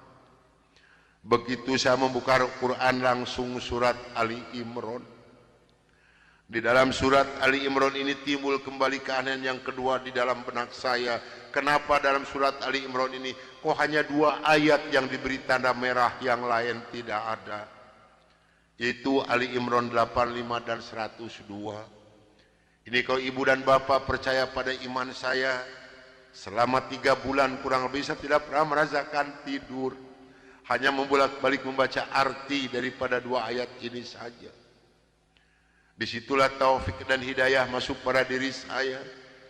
Bergemetarlah seluruh tubuh saya ini, bergejolaklah di dalam dada saya ini. Bahkan dalam hati kecil saya mengatakan, hanya Islamlah yang benar, hanya Islam yang dapat menyelamatkan umat manusia. Maka saya harus berani mengatakan kepada rekan saya, apapun yang akan terjadi, saya siap untuk menerima risikonya. Atas bimbingan dan pelajaran dari Bapak Rosid, atas petunjuk dan petuah dari Bapak Rosid, saya memberanikan diri menghampiri rekan 14 yang sedang mengadakan kebaktian doa. Saya katakan kepada rekan saya, bahwa mulai hari ini, jam ini, menit ini, saya akan mengundurkan diri dari penginjilan. Saya akan menyerahkan sebagai ketua misionaris pada Anda semua, karena saya hari ini akan mencari agama yang baru, itu agama Islam. Karena hanya Islam yang benar, hanya Islam yang dapat menyelamatkan umat manusia. Agama yang kita pegang sama-sama tidak bisa menyelamatkan kita semua. Namun, apa daya yang seterima dari mereka, maaf, saya bukan mau dikasihan oleh ibu dan bapak, tidak. Yang mengasihani saya adalah Allah Subhanahu wa Ta'ala. Saya bukan seorang tentara, saya bukan seorang polisi, tapi merasakan panasnya peluru di kaki kiri saya dan di dada sebelah kanan saya ini. Besi yang lebarnya 6 cm, yang dibakar merah membara, yang dipukulkan ke pipi saya tahan dengan tangan kiri saya. Demi Allah, besi panas nempelah di tangan kiri saya.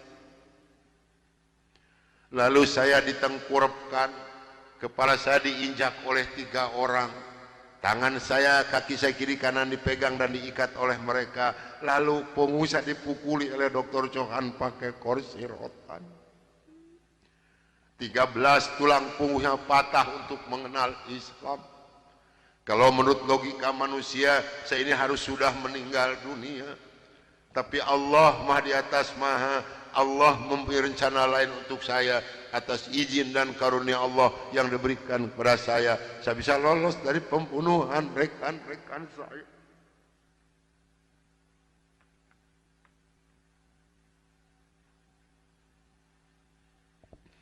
Sambil merasakan panasnya di kaki kiri saya dan di dada sebelah kanan saya, pedihnya di tangan saya, ngilunya di punggung saya loncat keluar dari rumah sambil berteriak mengucapkan La ilaha illallah Muhammadur Rasulullah.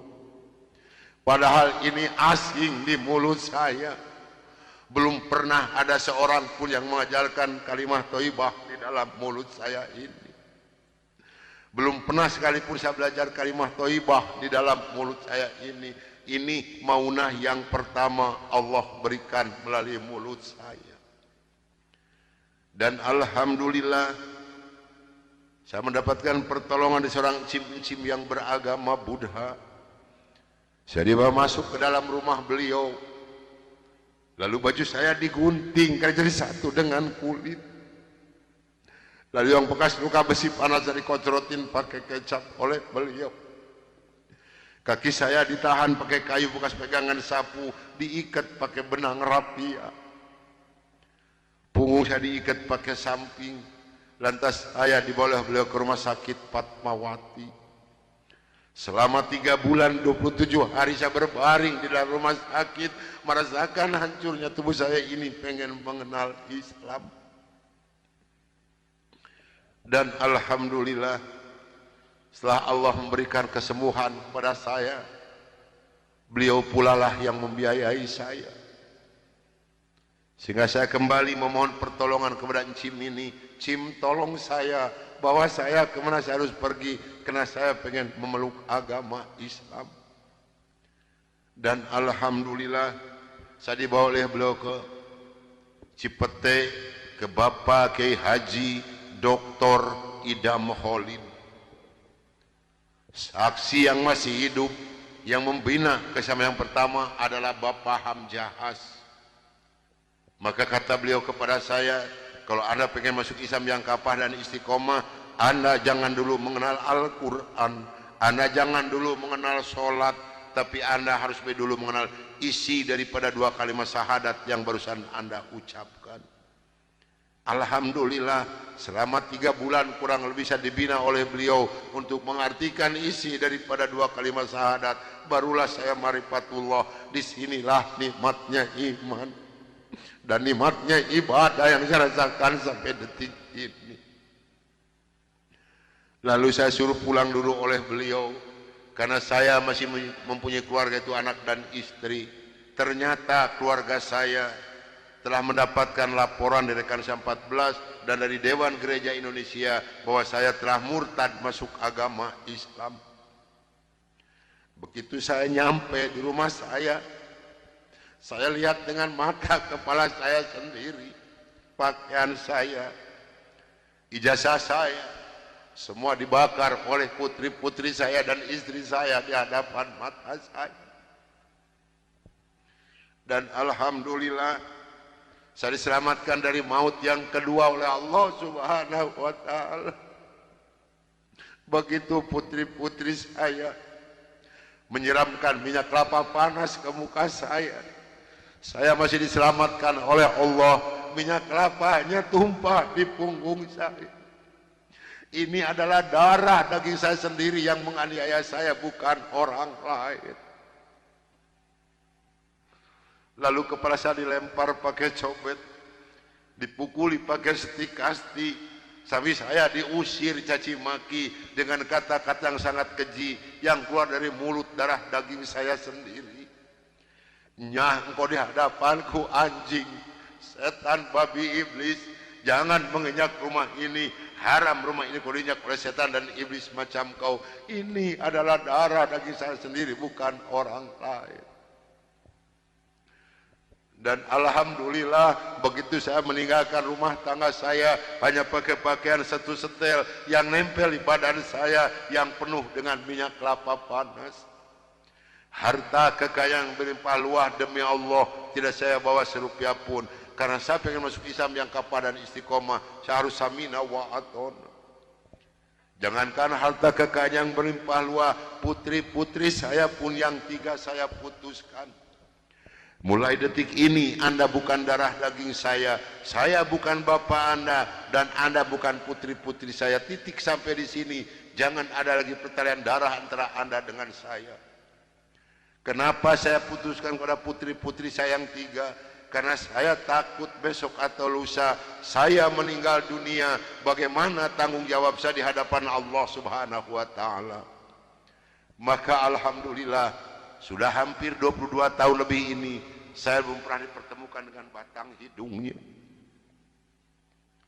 Namun alhamdulillah, biarpun putri-putri saya tidak yang ikut satupun, Allah telah memberikan kebahagiaan kepada saya pada saat sekarang ini.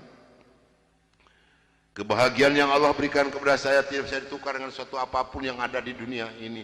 Sekalipun emas berlian sebesar gunung tidak mungkin bisa menukarkan kebahagiaan yang Allah berikan kepada saya. Kenapa? Karena rekan saya yang 14 yang dulu menganiaya saya, yang dulu mau membunuh saya, alhamdulillah sekarang sudah masuk Islam semua. Sekarang sedang jihad fisabilillah, sedang membela agama Allah, yaitu syiar agama Islam di daerah-daerah Nasrani. Itu yang pertama di Papua Barat di Manokwari, yang kedua di NTT Kampung Kalabai Kabupaten Alor, yang ketiga di Kalimantan Tengah di Sampit. Saya mohon bantuan doa dari ibu dan bapak yang hadir malam ini agar saya dengan rekan saya diberikan kekuatan oleh Allah Subhanahu wa taala. Kalau ibu dan bapak pengen tahu dakwah Islam daerah Nasrani, demi Allah ini tantangannya adalah nyawa. Saya pun di Manokwari sedang menanak nasi, Pak, Bu. Kalau Allah sudah mengizinkan saya harus meninggal, saya dipanah, ini kenal kemaluan saya. Allah belum menghendaki saya untuk meninggal, hanya 3 cm jaraknya di panah. Sedangkan panah di Manokwari demi Allah bukan 1,20 meter panjangnya, tapi 1,60 meter panjangnya. Ujungnya sudah pakai racun. Ini perjuangan membela agama Allah daerah Nasrani. Alhamdulillah perkembangan Islam di daerah Manokwari. Padahal Manokwari ini akan dijadikan kota Injil. Kalau Manokwari sudah jadi kota Injil, yang pertama tidak boleh ada adzan berkumandang, tidak boleh mendirikan masjid, tidak boleh ada perempuan yang berjilbab. Alhamdulillah di sana ada 297 orang yang masuk agama Islam, termasuk orang yang memanah saya. Kemarin tanggal 17 Desember saya baru selesai membuat masjid. Dari mana biayanya? Dari hasil pengajian saya. Saya mohon bantuan doa, karena kadang-kadang rekan saya di sana, Pak, maaf, 10 hari lebih tidak pernah ketemu nasi. Yang dimakan oleh rekan saya singkong direbus, yang penting terganjal perut, karena sulit mencari dana untuk dakwah di Islam ini. Dari mana makan mereka sehari-hari? Maaf, dari hasil pengajian saya. Karena mereka lepas dari gereja tidak ada santunan apapun. Siapa yang harus bertanggung jawab? Kita inilah sebagai umat muslim. Di Kalimantan Tengah ada 192 orang. Di sana, Pak, demi Allah tidak ada masjid satupun, gereja ada 9. Paling banyak isi gereja 15 orang. Kalau saya mengadakan sholat berjamaah di Kalimantan ini, pakai kompas di luar, di lapangan. Di atas disiram oleh mereka. Saya hanya bisa berdoa, ya Allah berikan taufik dan hidayah bagi mereka, karena mereka tidak tahu kedatangan saya ini mau apa. Alhamdulillah 4 hari kemudian 8 orang yang masuk agama Islam, maka berjumlah 192 orang yang ibu dan neneknya yang kupingnya pada panjang-panjang. Saya mohon bantuan doa, karena saya sedang membebaskan tanah untuk pembangunan masjid. Mudah-mudahan Allah memberikan jalan untuk saya untuk melunasi tanah di sana, untuk pembangunan masjid di sana. Nah hadirin ikhwatul iman rahimakumullah yang hadir malam ini, barangkali, tapi sebenarnya saya mohon maaf yang sebesar-besarnya, barangkali ibu dan bapak mau ikut berjuang membela agama Allah, menyisihkan sedikit rezeki untuk pembebasan tanah di Kalimantan ini, insya Allah hubungi saya.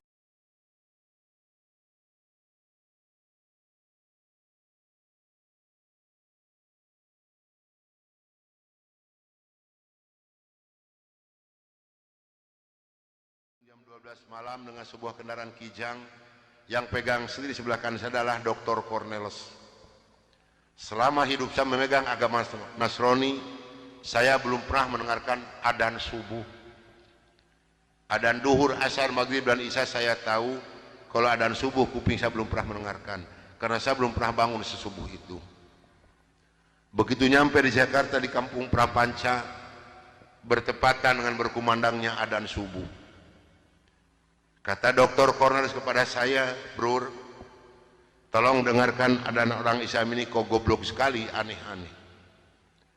Saya buka kaca jendela itu mau bisa dengarkan ini adzan. Betul bro, orang Islam ini kok adzannya aneh-aneh. Kebetulan di Jakarta di Kampung Prapanca ini saya mengontrak sebuah rumah yang besar khusus untuk penginjil. Yang punya rumah namanya Bapak Rosid. Beliau adalah seorang sarjana agama Islam yang mengajar sekolah dasar negeri. Kata Dr. Cornelius kepada saya, "Bro, karena bro sebagai pemimpin dan ketua kami yang berhak dan berani untuk menanyakan masalah ini, tolong besok tanyakan kalau kita sudah nyampe di rumah kontrakan." Oke, besok akan saya tanyakan. Begitu saya nyampe di rumah kontrakan, kendaraan saya masukkan ke dalam garasi dan sebagian barang-barang diturunkan. Kira-kira jam 7 pagi, Pak Rosid ini keluar dari rumahnya mau mengajar. Karena kebetulan rumah yang saya kontrak dengan rumah beliau bersebelahan, hanya terhalang oleh satu jalan yang kecil. Begitu saya lihat beliau sedang menyalakan sepeda motornya, saya memberanikan diri menghampiri dan menyapa beliau. Kata saya, "Selamat pagi Pak." "Oh selamat pagi Bapak Pendeta, kapan datang dan apa kabar?" "Baik Pak, dan baru saja saya tiba." Ngobrol punya ngobrol. Akhirnya saya memberanikan diri kepada beliau menanyakan tentang ajaran agama Islam. "Pak, apakah boleh saya bertanya kepada Bapak tentang ajaran agama Islam?" Dengan senyuman yang manis, muka yang cerah, beliau memberikan jawaban kepada saya. "Silahkan Bapak Pendeta." Dengan senang hati dan kedua tangan saya terbuka, insya Allah apa yang akan Bapak Pendeta tanyakan akan saya jawab. Mari Bapak Pendeta kita ke dalam rumah. Jangan ngobrol di luar. Lebih luasa kita ngobrol di dalam rumah. Saya dibawa masuk ke dalam rumah beliau. Sehingga beliau ini berani mengorbankan tugas negaranya. Tidak jadi mengajar karena ngobrol dengan saya sampai jam 3 sore. Yang pertama sekali saya tanyakan kepada beliau adalah tentang azan. "Pak, kenapa orang Islam ini kok adzannya aneh-aneh?" "Aneh-aneh bagaimana Bapak Pendeta?" "Tadi begitu saya masuk sini, terdengarlah suara adzan yang asing di kuping saya. Ada kata-kata aso. Aso apalah saya tidak tahu Pak." "Oh betul Bapak Pendeta, itu adzan subuh pakai as-sholatu khairum minan naum."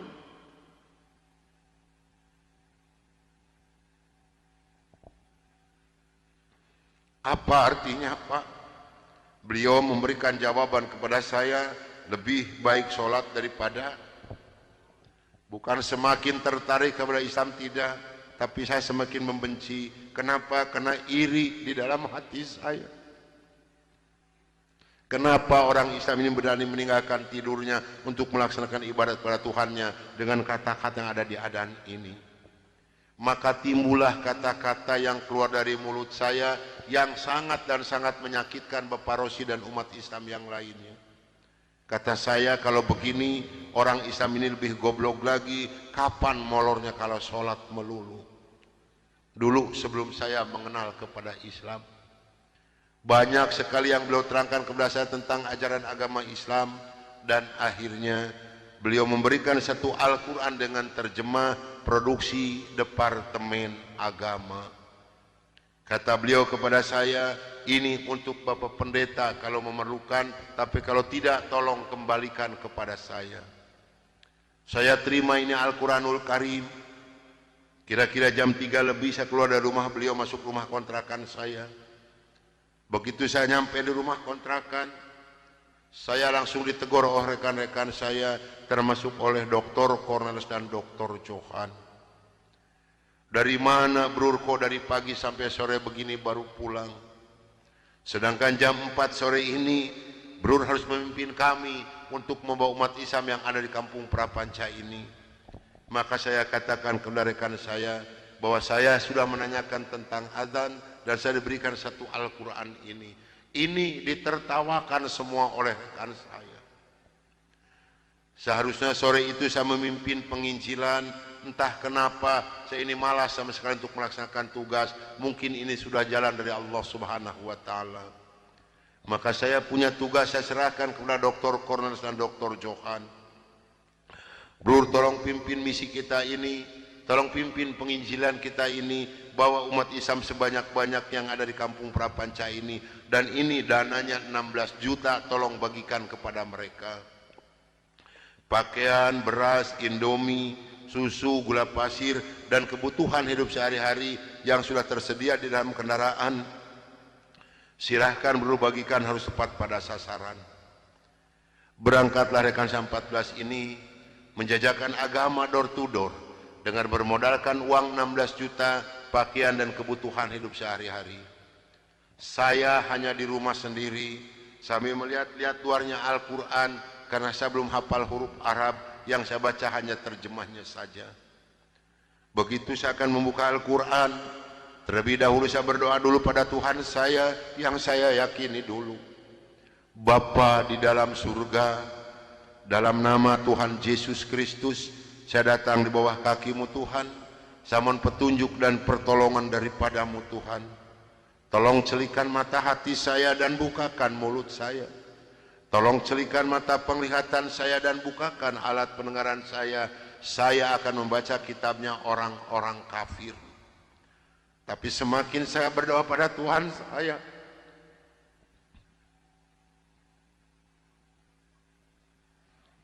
semakin terbukalah dalam Al-Quran ini. Ini suatu keanehan yang nyata di dalam kehidupan saya. Karena saya bingung membuka Al-Quran ini dari mana pertamanya. Begitu saya membuka Al-Quran, langsung surat Ali Imran. Di dalam surat Ali Imran ini timbul kembali keanehan yang kedua di dalam benak saya. Kenapa dalam surat Ali Imran ini kok hanya 2 ayat yang diberi tanda merah, yang lain tidak ada? Yaitu Ali Imran 85 dan 102. Ini kalau ibu dan bapak percaya pada iman saya, selama 3 bulan kurang lebih saya tidak pernah merasakan tidur. Hanya membolak-balik membaca arti daripada 2 ayat ini saja. Disitulah taufik dan hidayah masuk pada diri saya. Bergemetarlah seluruh tubuh saya ini, bergejolaklah di dalam dada saya ini. Bahkan dalam hati kecil saya mengatakan, hanya Islamlah yang benar, hanya Islam yang dapat menyelamatkan umat manusia. Maka saya harus berani mengatakan kepada rekan saya, apapun yang akan terjadi, saya siap untuk menerima risikonya. Atas bimbingan dan pelajaran dari Bapak Rosid, atas petunjuk dan petuah dari Bapak Rosid, saya memberanikan diri menghampiri rekan saya 14 yang sedang mengadakan kebaktian doa. Saya katakan kepada rekan saya, bahwa mulai hari ini, jam ini, menit ini, saya akan mengundurkan diri dari penginjilan. Saya akan menyerahkan sebagai ketua misionaris pada Anda semua, karena saya hari ini akan mencari agama yang baru, itu agama Islam. Karena hanya Islam yang benar, hanya Islam yang dapat menyelamatkan umat manusia. Agama yang kita pegang sama-sama tidak bisa menyelamatkan kita semua. Namun, apa daya yang seterima dari mereka, maaf, saya bukan mau dikasihan oleh ibu dan bapak, tidak. Yang mengasihani saya adalah Allah Subhanahu wa ta'ala. Saya bukan seorang tentara, saya bukan seorang polisi, tapi merasakan panasnya peluru di kaki kiri saya dan di dada sebelah kanan saya ini. Besi yang lebarnya 6 cm yang dibakar merah membara, yang dipukulkan ke pipi saya tahan dengan tangan kiri saya. Demi Allah, besi panas nempelah di tangan kiri saya. Lalu saya ditengkurapkan, kepala saya diinjak oleh 3 orang. Tangan saya, kaki saya kiri kanan dipegang dan diikat oleh mereka. Lalu punggung saya dipukuli oleh Dr. Johan pakai kursi rotan. 13 tulang punggungnya patah untuk mengenal Islam. Kalau menurut logika manusia, saya ini harus sudah meninggal dunia. Tapi Allah Maha di atas Maha, Allah memberi rencana lain untuk saya. Atas izin dan karunia Allah yang diberikan kepada saya bisa lolos dari pembunuhan rekan-rekan saya.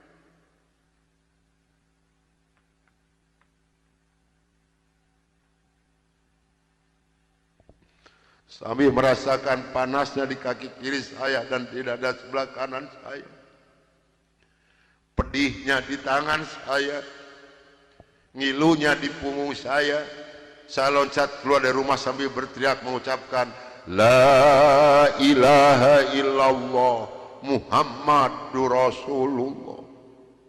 Padahal ini asing di mulut saya. Belum pernah ada seorang pun yang mengajarkan kalimat thayyibah di dalam mulut saya ini.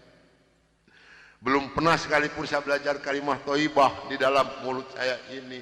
Ini maunah yang pertama Allah berikan melalui mulut saya. Dan alhamdulillah saya mendapatkan pertolongan dari seorang cim-cim yang beragama Buddha. Saya dibawa masuk ke dalam rumah beliau. Lalu baju saya digunting karena jadi satu dengan kulit. Lalu yang bekas luka besi panas dari kocrotin pakai kecap oleh beliau. Kaki saya ditahan pakai kayu bekas pegangan sapu, diikat pakai benang rapia. Punggung saya diikat pakai samping. Lantas saya dibawa beliau ke rumah sakit Fatmawati. Selama 3 bulan 27 hari saya berbaring di dalam rumah sakit, merasakan hancurnya tubuh saya ini, pengen mengenal Islam. Dan alhamdulillah setelah Allah memberikan kesembuhan kepada saya, beliau pula lah yang membiayai saya. Sehingga saya kembali memohon pertolongan kepada Cim ini. Cim, tolong saya, bawa saya kemana saya harus pergi, karena saya pengen memeluk agama Islam. Dan alhamdulillah saya dibawa oleh beliau ke Cipete, ke Bapak Kiai Haji Dr.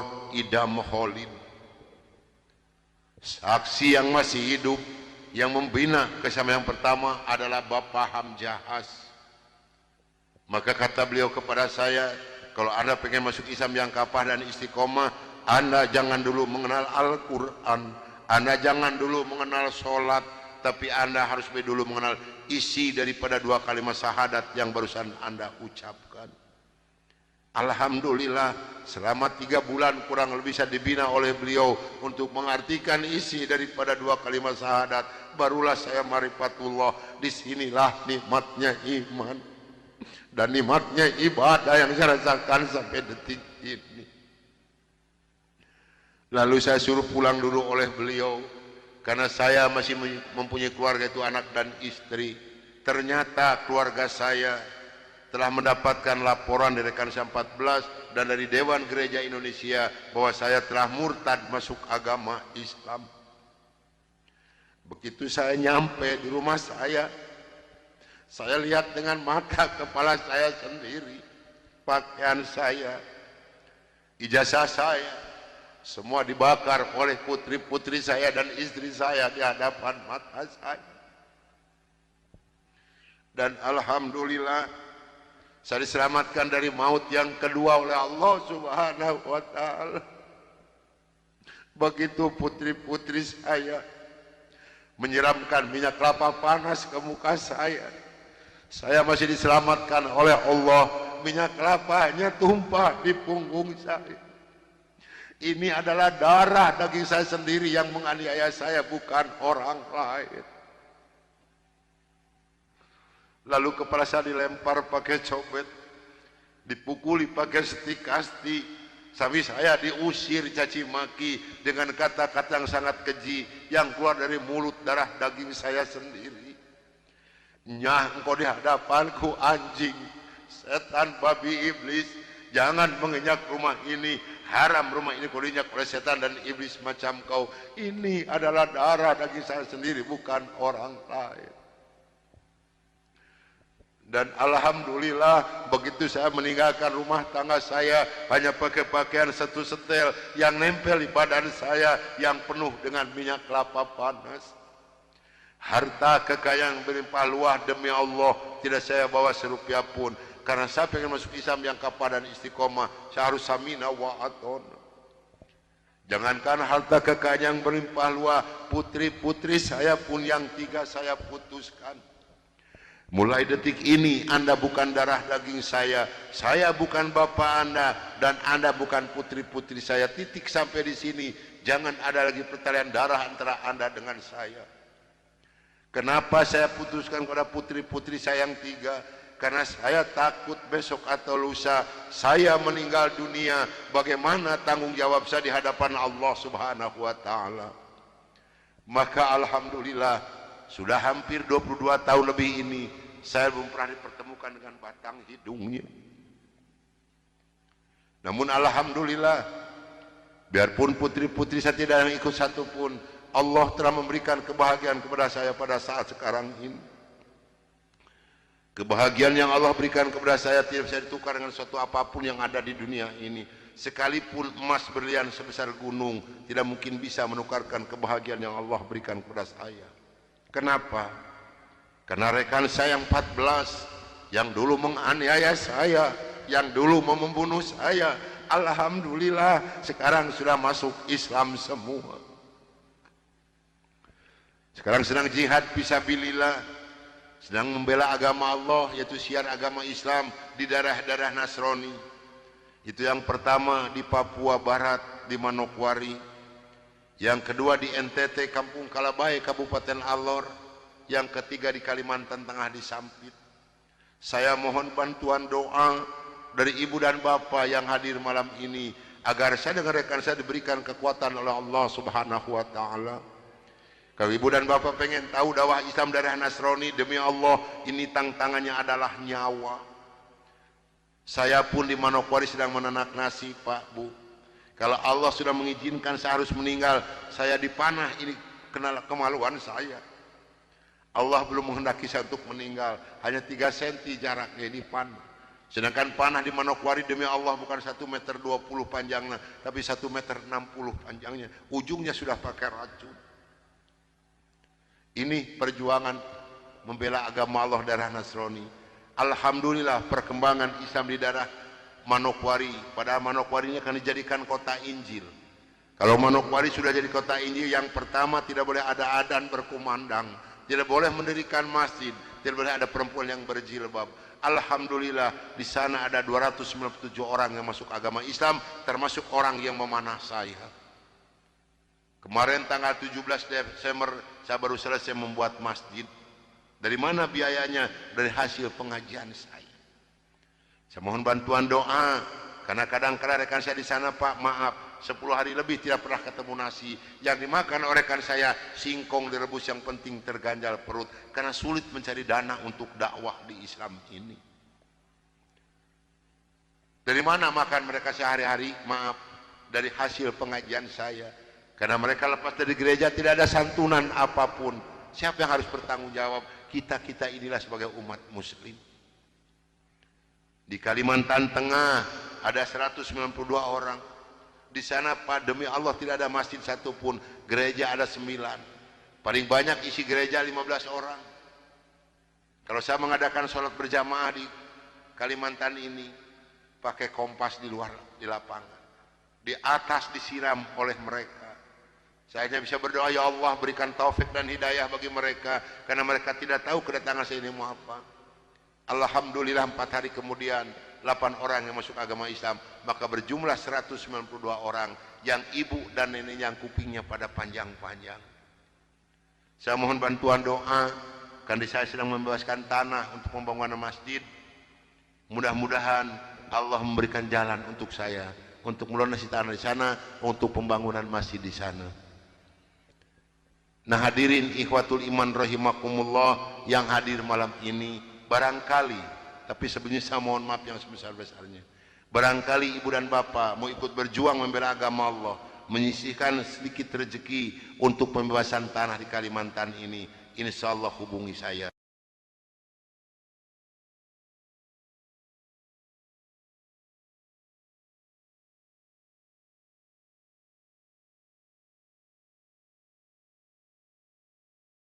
Jam 12 malam dengan sebuah kendaraan Kijang, yang pegang sendiri sebelah kanan saya adalah Dr. Cornelis. Selama hidup saya memegang agama Nasrani, saya belum pernah mendengarkan adzan subuh. Adzan duhur, asar, maghrib dan isya saya tahu. Kalau adzan subuh kuping saya belum pernah mendengarkan, karena saya belum pernah bangun sesubuh itu. Begitu nyampe di Jakarta di Kampung Prapanca, bertepatan dengan berkumandangnya adzan subuh. Kata Dr. Cornelis kepada saya, "Brur, tolong dengarkan adzan orang Islam ini kok goblok sekali, aneh-aneh." Saya buka kaca jendela pintu, mau bisa dengarkan ini adzan. Betul Brur, orang Islam ini kok adzannya aneh-aneh. Kebetulan di Jakarta di Kampung Prapanca ini, saya mengontrak sebuah rumah yang besar khusus untuk penginjil. Yang punya rumah namanya Bapak Rosid. Beliau adalah seorang sarjana agama Islam yang mengajar sekolah dasar negeri. Kata Dr. Cornelis kepada saya, "Brur, karena Brur sebagai pemimpin dan ketua kami yang berhak dan berani untuk menanyakan masalah ini, tolong besok tanyakan kalau kita sudah nyampe di rumah kontrakan." Oke, besok akan saya tanyakan. Begitu saya nyampe di rumah kontrakan, kendaraan saya masukkan ke dalam garasi dan sebagian barang-barang diturunkan. Kira-kira jam 7 pagi, Pak Rosid ini keluar dari rumahnya mau mengajar. Karena kebetulan rumah yang saya kontrak dengan rumah beliau bersebelahan, hanya terhalang oleh satu jalan yang kecil. Begitu saya lihat beliau sedang menyalakan sepeda motornya, saya memberanikan diri menghampiri dan menyapa beliau. Kata saya, "Selamat pagi Pak." "Oh, selamat pagi Bapak Pendeta, kapan datang dan apa kabar?" "Baik Pak, dan baru saja saya tiba." Ngobrol punya ngobrol. Akhirnya saya memberanikan diri kepada beliau menanyakan tentang ajaran agama Islam. "Pak, apakah boleh saya bertanya kepada Bapak tentang ajaran agama Islam?" Dengan senyuman yang manis, muka yang cerah, beliau memberikan jawaban kepada saya. "Silahkan Bapak Pendeta." Dengan senang hati dan kedua tangan saya terbuka, insya Allah apa yang akan Bapak Pendeta tanyakan akan saya jawab. Mari Bapak Pendeta kita ke dalam rumah. Jangan ngobrol di luar, lebih luasa kita ngobrol di dalam rumah. Saya dibawa masuk ke dalam rumah beliau, sehingga beliau ini berani mengorbankan tugas negaranya, tidak jadi mengajar karena ngobrol dengan saya sampai jam 3 sore. Yang pertama sekali saya tanyakan kepada beliau adalah tentang azan. "Pak, kenapa orang Islam ini kok adzannya aneh-aneh?" "Aneh-aneh bagaimana Bapak Pendeta?" "Tadi begitu saya masuk sini, terdengarlah suara adzan yang asing di kuping saya. Ada kata-kata aso. Aso apalah saya tidak tahu Pak."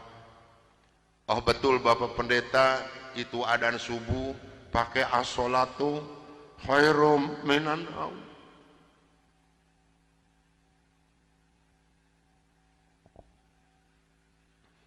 "Apa artinya Pak?" Beliau memberikan jawaban kepada saya, "Lebih baik sholat daripada..." Bukan semakin tertarik kepada Islam, tidak, tapi saya semakin membenci. Kenapa? Karena iri di dalam hati saya.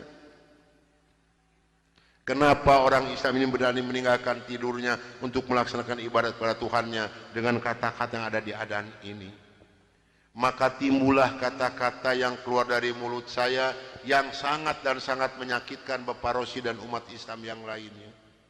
Kata saya, "Kalau begini orang Islam ini lebih goblok lagi, kapan molornya kalau sholat melulu?"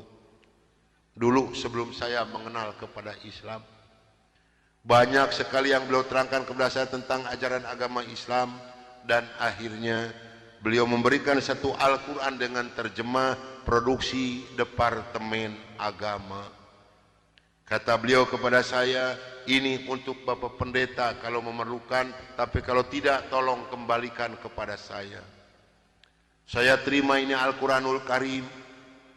Kira-kira jam 3 lebih saya keluar dari rumah beliau, masuk rumah kontrakan saya. Begitu saya nyampe di rumah kontrakan, saya langsung ditegur oleh rekan-rekan saya, termasuk oleh Dr. Cornelis dan Dr. Johan. "Dari mana Brur kok dari pagi sampai sore begini baru pulang? Sedangkan jam 4 sore ini Brur harus memimpin kami untuk membawa umat Islam yang ada di Kampung Prapanca ini." Maka saya katakan kepada rekan saya bahwa saya sudah menanyakan tentang adzan dan saya diberikan satu Al-Quran ini. Ini ditertawakan semua oleh rekan saya. Seharusnya sore itu saya memimpin penginjilan, entah kenapa saya ini malas sama sekali untuk melaksanakan tugas. Mungkin ini sudah jalan dari Allah Subhanahu wa taala. Maka saya punya tugas, saya serahkan kepada Dr. Cornelius dan Dr. Johan. Bro, tolong pimpin misi kita ini, tolong pimpin penginjilan kita ini, bawa umat Islam sebanyak-banyak yang ada di kampung Prapanca ini, dan ini dananya 16 juta, tolong bagikan kepada mereka. Pakaian, beras, indomie, susu, gula pasir, dan kebutuhan hidup sehari-hari yang sudah tersedia di dalam kendaraan, silahkan bro bagikan, harus tepat pada sasaran. Berangkatlah rekan saya 14 ini menjajakan agama door to door dengan bermodalkan uang 16 juta, pakaian dan kebutuhan hidup sehari-hari. Saya hanya di rumah sendiri sambil melihat-lihat luarnya Al-Quran, karena saya belum hafal huruf Arab, yang saya baca hanya terjemahnya saja. Begitu saya akan membuka Al-Quran, terlebih dahulu saya berdoa dulu pada Tuhan saya yang saya yakini dulu. Bapa di dalam surga, dalam nama Tuhan Yesus Kristus, saya datang di bawah kaki-Mu Tuhan. Saya mohon petunjuk dan pertolongan daripadamu Tuhan.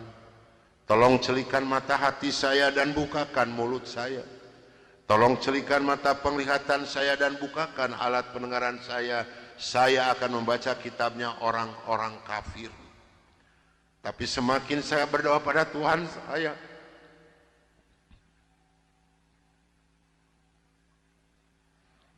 semakin terbukalah dalam Al-Quran ini. Ini suatu keanehan yang nyata di dalam kehidupan saya. Karena saya bingung membuka Al-Quran ini dari mana pertamanya. Begitu saya membuka Al-Quran, langsung surat Ali Imran. Di dalam surat Ali Imran ini timbul kembali keanehan yang kedua di dalam benak saya. Kenapa dalam surat Ali Imran ini kok hanya 2 ayat yang diberi tanda merah, yang lain tidak ada? Yaitu Ali Imran 85 dan 102. Ini kalau ibu dan bapak percaya pada iman saya, selama 3 bulan kurang lebih saya tidak pernah merasakan tidur, hanya membolak-balik membaca arti daripada 2 ayat ini saja. Disitulah taufik dan hidayah masuk pada diri saya. Bergemetarlah seluruh tubuh saya ini, bergejolaklah di dalam dada saya ini. Bahkan dalam hati kecil saya mengatakan, hanya Islamlah yang benar, hanya Islam yang dapat menyelamatkan umat manusia. Maka saya harus berani mengatakan kepada rekan saya, apapun yang akan terjadi, saya siap untuk menerima risikonya. Atas bimbingan dan pelajaran dari Bapak Rosid, atas petunjuk dan petuah dari Bapak Rosid, saya memberanikan diri menghampiri rekan saya 14 yang sedang mengadakan kebaktian doa. Saya katakan kepada rekan saya bahwa mulai hari ini, jam ini, menit ini, saya akan mengundurkan diri dari penginjilan. Saya akan menyerahkan sebagai ketua misionaris pada Anda semua, karena saya hari ini akan mencari agama yang baru, itu agama Islam. Karena hanya Islam yang benar, hanya Islam yang dapat menyelamatkan umat manusia. Agama yang kita pegang sama-sama tidak bisa menyelamatkan kita semua. Namun apa daya yang seterima dari mereka. Maaf, saya bukan mau dikasihan oleh ibu dan bapak, tidak. Yang mengasihani saya adalah Allah Subhanahu wa taala. Saya bukan seorang tentara, saya bukan seorang polisi, tapi merasakan panasnya peluru di kaki kiri saya dan di dada sebelah kanan saya ini. Besi yang lebarnya 6 cm yang dibakar merah membara, yang dipukulkan ke pipi saya tahan dengan tangan kiri saya. Demi Allah, besi panas nempelah di tangan kiri saya. Lalu saya ditengkurapkan, kepala saya diinjak oleh 3 orang. Tangan saya, kaki saya kiri kanan dipegang dan diikat oleh mereka. Lalu punggung saya dipukuli oleh Dr. Johan pakai kursi rotan. 13 tulang punggungnya patah untuk mengenal Islam. Kalau menurut logika manusia, saya ini harus sudah meninggal dunia. Tapi Allah Maha di atas Maha, Allah mempunyai rencana lain untuk saya atas izin dan karunia Allah yang diberikan kepada saya bisa lolos dari pembunuhan rekan-rekan saya.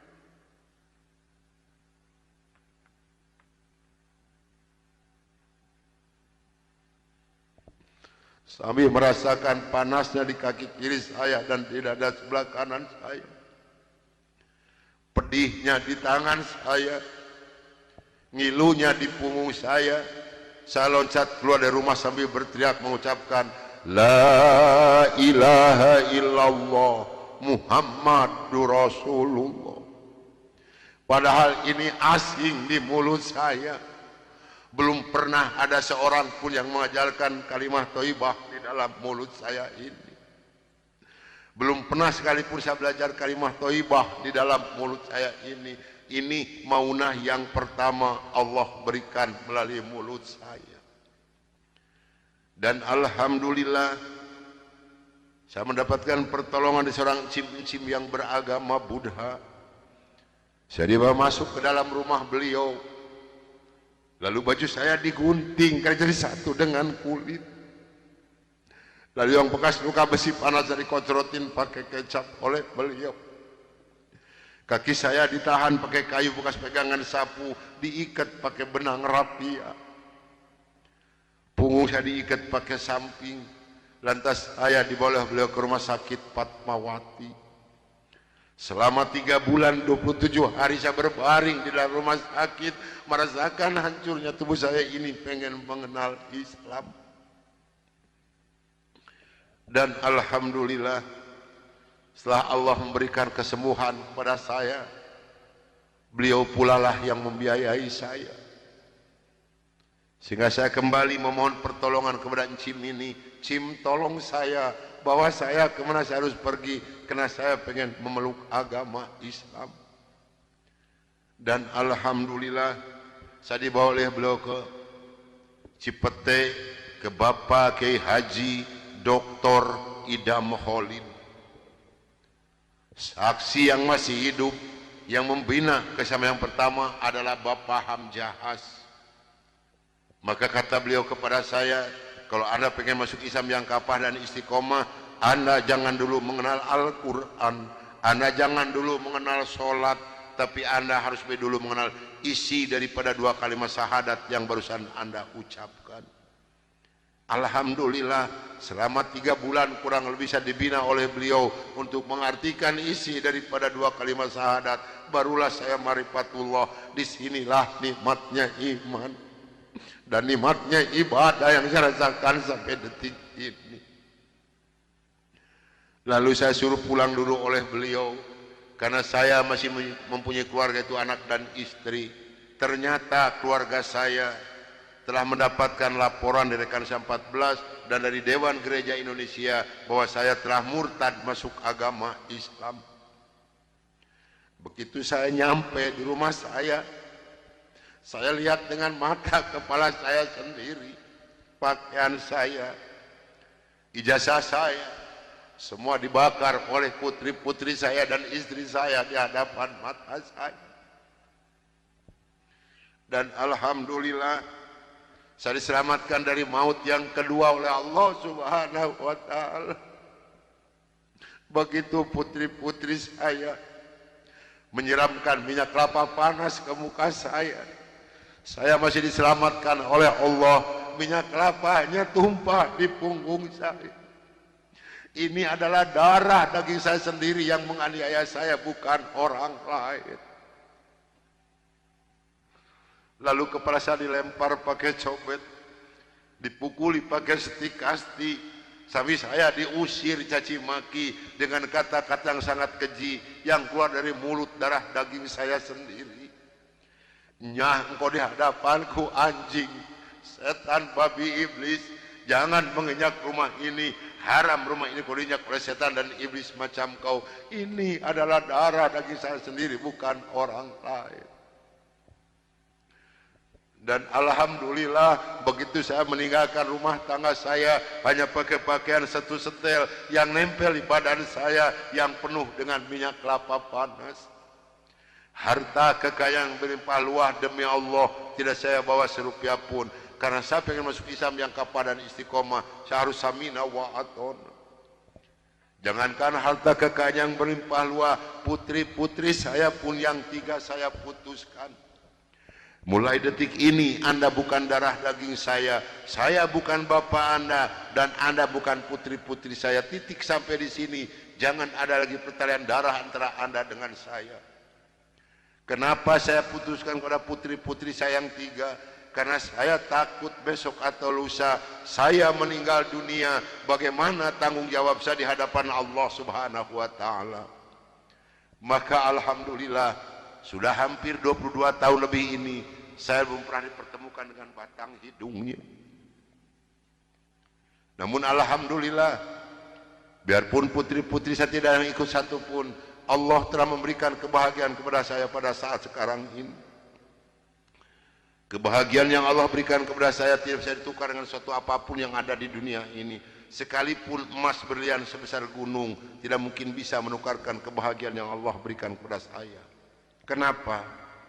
Karena rekan saya yang 14 yang dulu menganiaya saya, yang dulu mau membunuh saya, alhamdulillah sekarang sudah masuk Islam semua. Sekarang sedang jihad fisabilillah, sedang membela agama Allah, yaitu syiar agama Islam di daerah-daerah Nasrani. Itu yang pertama di Papua Barat di Manokwari, yang kedua di NTT Kampung Kalabai Kabupaten Alor, yang ketiga di Kalimantan Tengah di Sampit.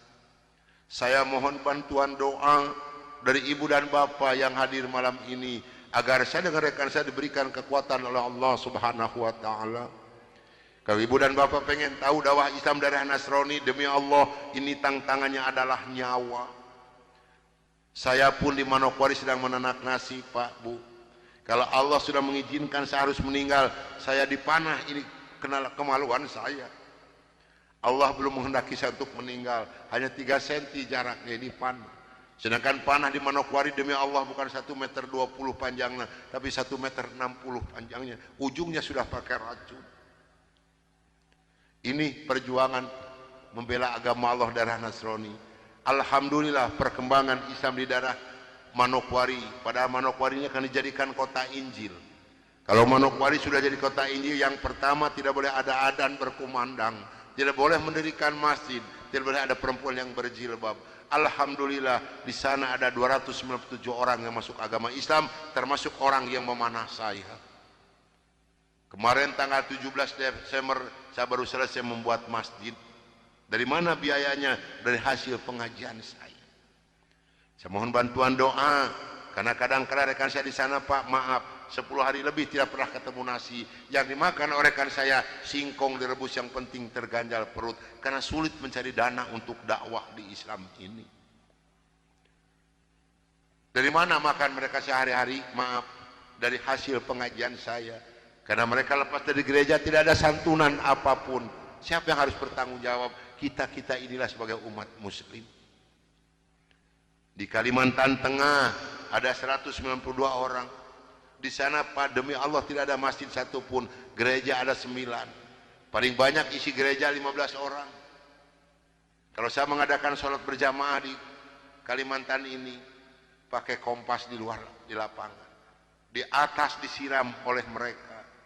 Saya hanya bisa berdoa, ya Allah berikan taufik dan hidayah bagi mereka, karena mereka tidak tahu kedatangan saya ini mau apa. Alhamdulillah 4 hari kemudian 8 orang yang masuk agama Islam, maka berjumlah 192 orang yang ibu dan neneknya yang kupingnya pada panjang-panjang. Saya mohon bantuan doa, karena saya sedang membebaskan tanah untuk pembangunan masjid. Mudah-mudahan Allah memberikan jalan untuk saya untuk melunasi tanah di sana, untuk pembangunan masjid di sana. Nah hadirin ikhwatul iman rahimakumullah yang hadir malam ini, barangkali, tapi sebenarnya saya mohon maaf yang sebesar-besarnya, barangkali ibu dan bapak mau ikut berjuang membela agama Allah, menyisihkan sedikit rezeki untuk pembebasan tanah di Kalimantan ini, insya Allah hubungi saya.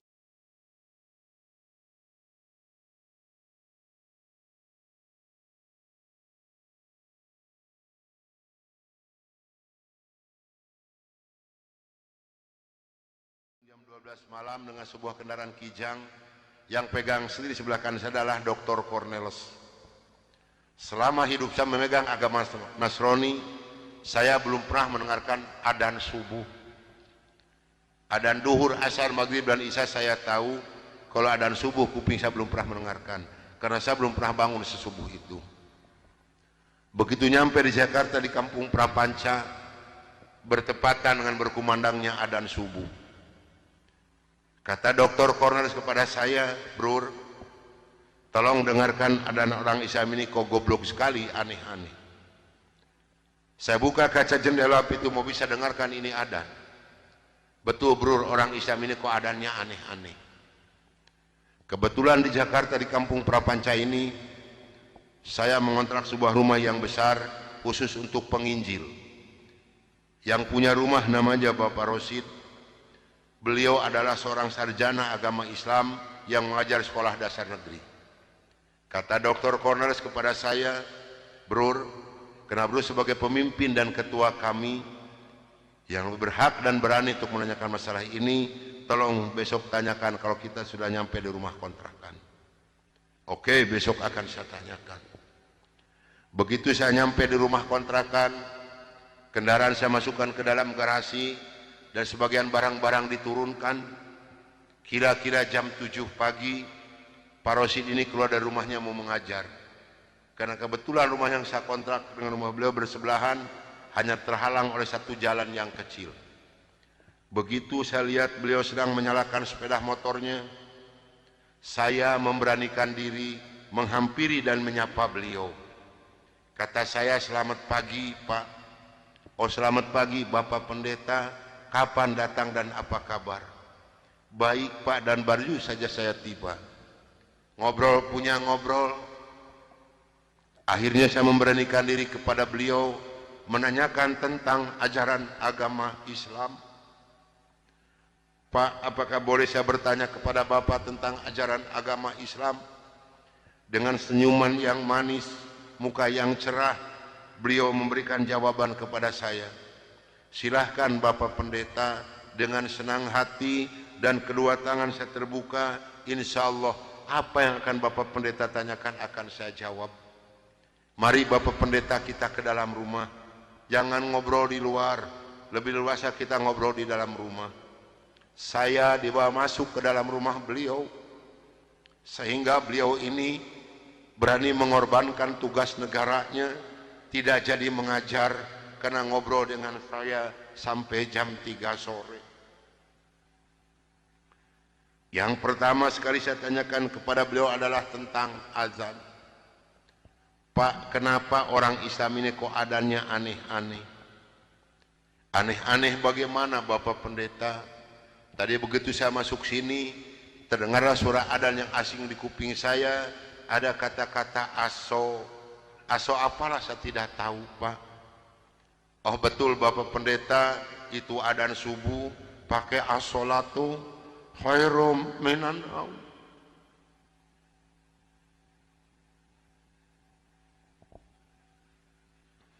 Apa artinya Pak? Beliau memberikan jawaban kepada saya, lebih baik sholat daripada. Bukan semakin tertarik kepada Islam, tidak, tapi saya semakin membenci. Kenapa? Karena iri di dalam hati saya. Kenapa orang Islam ini berani meninggalkan tidurnya untuk melaksanakan ibadat kepada Tuhannya dengan kata-kata yang ada di adzan ini? Maka timbullah kata-kata yang keluar dari mulut saya yang sangat dan sangat menyakitkan Bapak Rosid dan umat Islam yang lainnya. Kata saya, kalau begini orang Islam ini lebih goblok lagi, kapan molornya kalau sholat melulu? Dulu sebelum saya mengenal kepada Islam, banyak sekali yang beliau terangkan kepada saya tentang ajaran agama Islam, dan akhirnya beliau memberikan satu Al-Quran dengan terjemah produksi Departemen Agama. Kata beliau kepada saya, "Ini untuk Bapak Pendeta kalau memerlukan, tapi kalau tidak tolong kembalikan kepada saya." Saya terima ini Al-Quranul Karim. Kira-kira jam 3 lebih saya keluar dari rumah beliau, masuk rumah kontrakan saya. Begitu saya nyampe di rumah kontrakan, Saya langsung ditegur oleh rekan-rekan saya, termasuk oleh Dr. Cornelis dan Dr. Johan. Dari mana Brur kok dari pagi sampai sore begini baru pulang? Sedangkan jam 4 sore ini Brur harus memimpin kami untuk membawa umat Islam yang ada di kampung Prapanca ini. Maka saya katakan kepada rekan saya bahwa saya sudah menanyakan tentang adzan dan saya diberikan satu Al-Quran ini. Ini ditertawakan semua oleh rekan saya. Seharusnya sore itu saya memimpin penginjilan, entah kenapa saya ini malas sama sekali untuk melaksanakan tugas. Mungkin ini sudah jalan dari Allah Subhanahu wa taala. Maka saya punya tugas, saya serahkan kepada Dr. Cornelis dan Dr. Johan. Brur, tolong pimpin misi kita ini, tolong pimpin penginjilan kita ini, bawa umat Islam sebanyak-banyak yang ada di kampung Prapanca ini, dan ini dananya 16 juta, tolong bagikan kepada mereka. Pakaian, beras, indomie, susu, gula pasir, dan kebutuhan hidup sehari-hari yang sudah tersedia di dalam kendaraan, silahkan bagikan, harus tepat pada sasaran. Berangkatlah rekan 14 ini menjajakan agama door to door dengan bermodalkan uang 16 juta, pakaian dan kebutuhan hidup sehari-hari. Saya hanya di rumah sendiri sambil melihat-lihat luarnya Al-Quran, karena saya belum hafal huruf Arab, yang saya baca hanya terjemahnya saja. Begitu saya akan membuka Al-Quran, terlebih dahulu saya berdoa dulu pada Tuhan saya yang saya yakini dulu. Bapa di dalam surga, dalam nama Tuhan Yesus Kristus, saya datang di bawah kaki-Mu Tuhan. Saya mohon petunjuk dan pertolongan daripadamu Tuhan. Tolong celikan mata hati saya dan bukakan mulut saya. Tolong celikan mata penglihatan saya dan bukakan alat pendengaran saya. Saya akan membaca kitabnya orang-orang kafir. Tapi semakin saya berdoa pada Tuhan saya,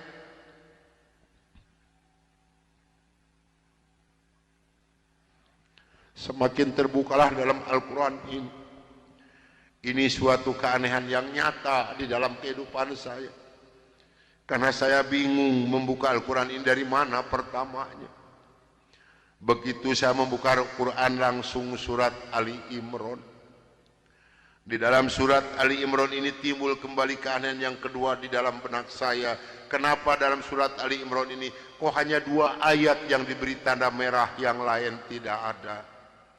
Yaitu Ali Imran 85 dan 102. Ini kalau ibu dan bapak percaya pada iman saya, selama 3 bulan kurang lebih saya tidak pernah merasakan tidur. Hanya membolak-balik membaca arti daripada 2 ayat ini saja. Disitulah taufik dan hidayah masuk pada diri saya. Bergemetarlah seluruh tubuh saya ini, bergejolaklah di dalam dada saya ini. Bahkan dalam hati kecil saya mengatakan, hanya Islamlah yang benar, hanya Islam yang dapat menyelamatkan umat manusia. Maka saya harus berani mengatakan kepada rekan saya, apapun yang akan terjadi, saya siap untuk menerima risikonya. Atas bimbingan dan pelajaran dari Bapak Rosid, atas petunjuk dan petuah dari Bapak Rosid, saya memberanikan diri menghampiri rekan saya 14 yang sedang mengadakan kebaktian doa. Saya katakan kepada rekan saya, bahwa mulai hari ini, jam ini, menit ini, saya akan mengundurkan diri dari penginjilan. Saya akan menyerahkan sebagai ketua misionaris pada Anda semua, karena saya hari ini akan mencari agama yang baru, itu agama Islam. Karena hanya Islam yang benar, hanya Islam yang dapat menyelamatkan umat manusia. Agama yang kita pegang sama-sama tidak bisa menyelamatkan kita semua. Namun, apa daya yang seterima dari mereka, maaf, saya bukan mau dikasihan oleh ibu dan bapak, tidak. Yang mengasihani saya adalah Allah Subhanahu wa ta'ala. Saya bukan seorang tentara, saya bukan seorang polisi, tapi merasakan panasnya peluru di kaki kiri saya dan di dada sebelah kanan saya ini. Besi yang lebarnya 6 cm, yang dibakar merah membara, yang dipukulkan ke pipi saya tahan dengan tangan kiri saya. Demi Allah, besi panas nempelah di tangan kiri saya. Lalu saya ditengkurapkan, Kepala saya diinjak oleh 3 orang. Tangan saya, kaki saya kiri kanan dipegang dan diikat oleh mereka. Lalu punggung saya dipukuli oleh Dr. Johan pakai kursi rotan. 13 tulang punggungnya patah untuk mengenal Islam. Kalau menurut logika manusia, saya ini harus sudah meninggal dunia. Tapi Allah Maha di atas Maha, Allah memberi rencana lain untuk saya atas izin dan karunia Allah yang diberikan kepada saya. Saya bisa lolos dari pembunuhan rekan-rekan saya.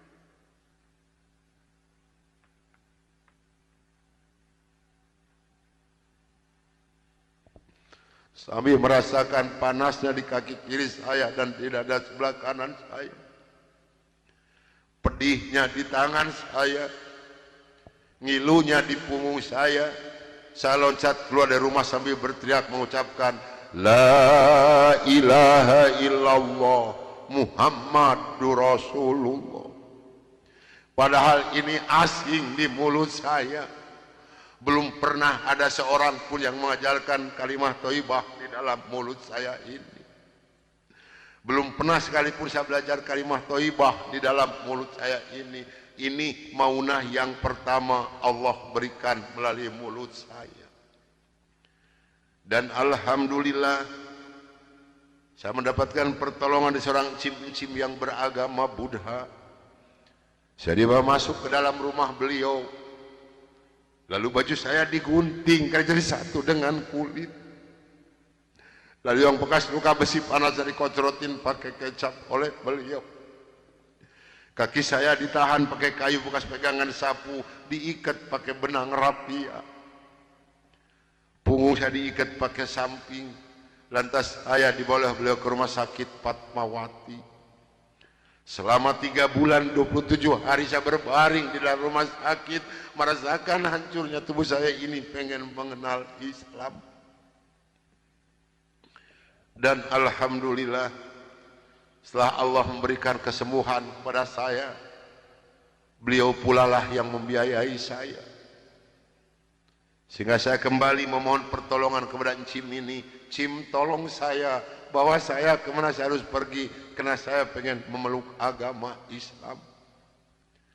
Dan alhamdulillah saya dibawa oleh beliau ke Cipete, ke Bapak Kiai Haji Dr. Idam Khalid, saksi yang masih hidup. Yang membina kesama yang pertama adalah Bapak Hamjahas. Maka kata beliau kepada saya, kalau Anda pengen masuk Islam yang kafah dan istiqomah, Anda jangan dulu mengenal Al-Quran, Anda jangan dulu mengenal sholat, tapi Anda harus dulu mengenal isi daripada 2 kalimat syahadat yang barusan Anda ucapkan.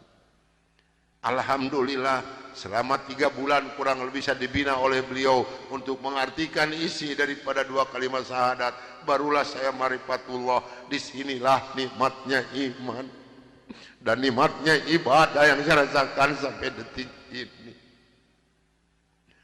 Lalu saya suruh pulang dulu oleh beliau karena saya masih mempunyai keluarga, itu anak dan istri. Ternyata keluarga saya telah mendapatkan laporan dari rekan saya 14 dan dari Dewan Gereja Indonesia bahwa saya telah murtad masuk agama Islam. Begitu saya nyampe di rumah saya lihat dengan mata kepala saya sendiri, pakaian saya, ijazah saya, semua dibakar oleh putri-putri saya dan istri saya di hadapan mata saya. Dan alhamdulillah saya diselamatkan dari maut yang kedua oleh Allah Subhanahu wa ta'ala. Begitu putri-putri saya menyiramkan minyak kelapa panas ke muka saya masih diselamatkan oleh Allah. Minyak kelapanya tumpah di punggung saya. Ini adalah darah daging saya sendiri yang menganiaya saya, bukan orang lain. Lalu kepala saya dilempar pakai cobek, dipukuli pakai setik kasti, sampai saya diusir caci maki dengan kata-kata yang sangat keji yang keluar dari mulut darah daging saya sendiri. Nyah, engkau di hadapanku anjing, setan, babi, iblis, jangan menginjak rumah ini. haram rumah ini kalau diinjak oleh setan dan iblis macam kau. Ini adalah darah daging saya sendiri, bukan orang lain.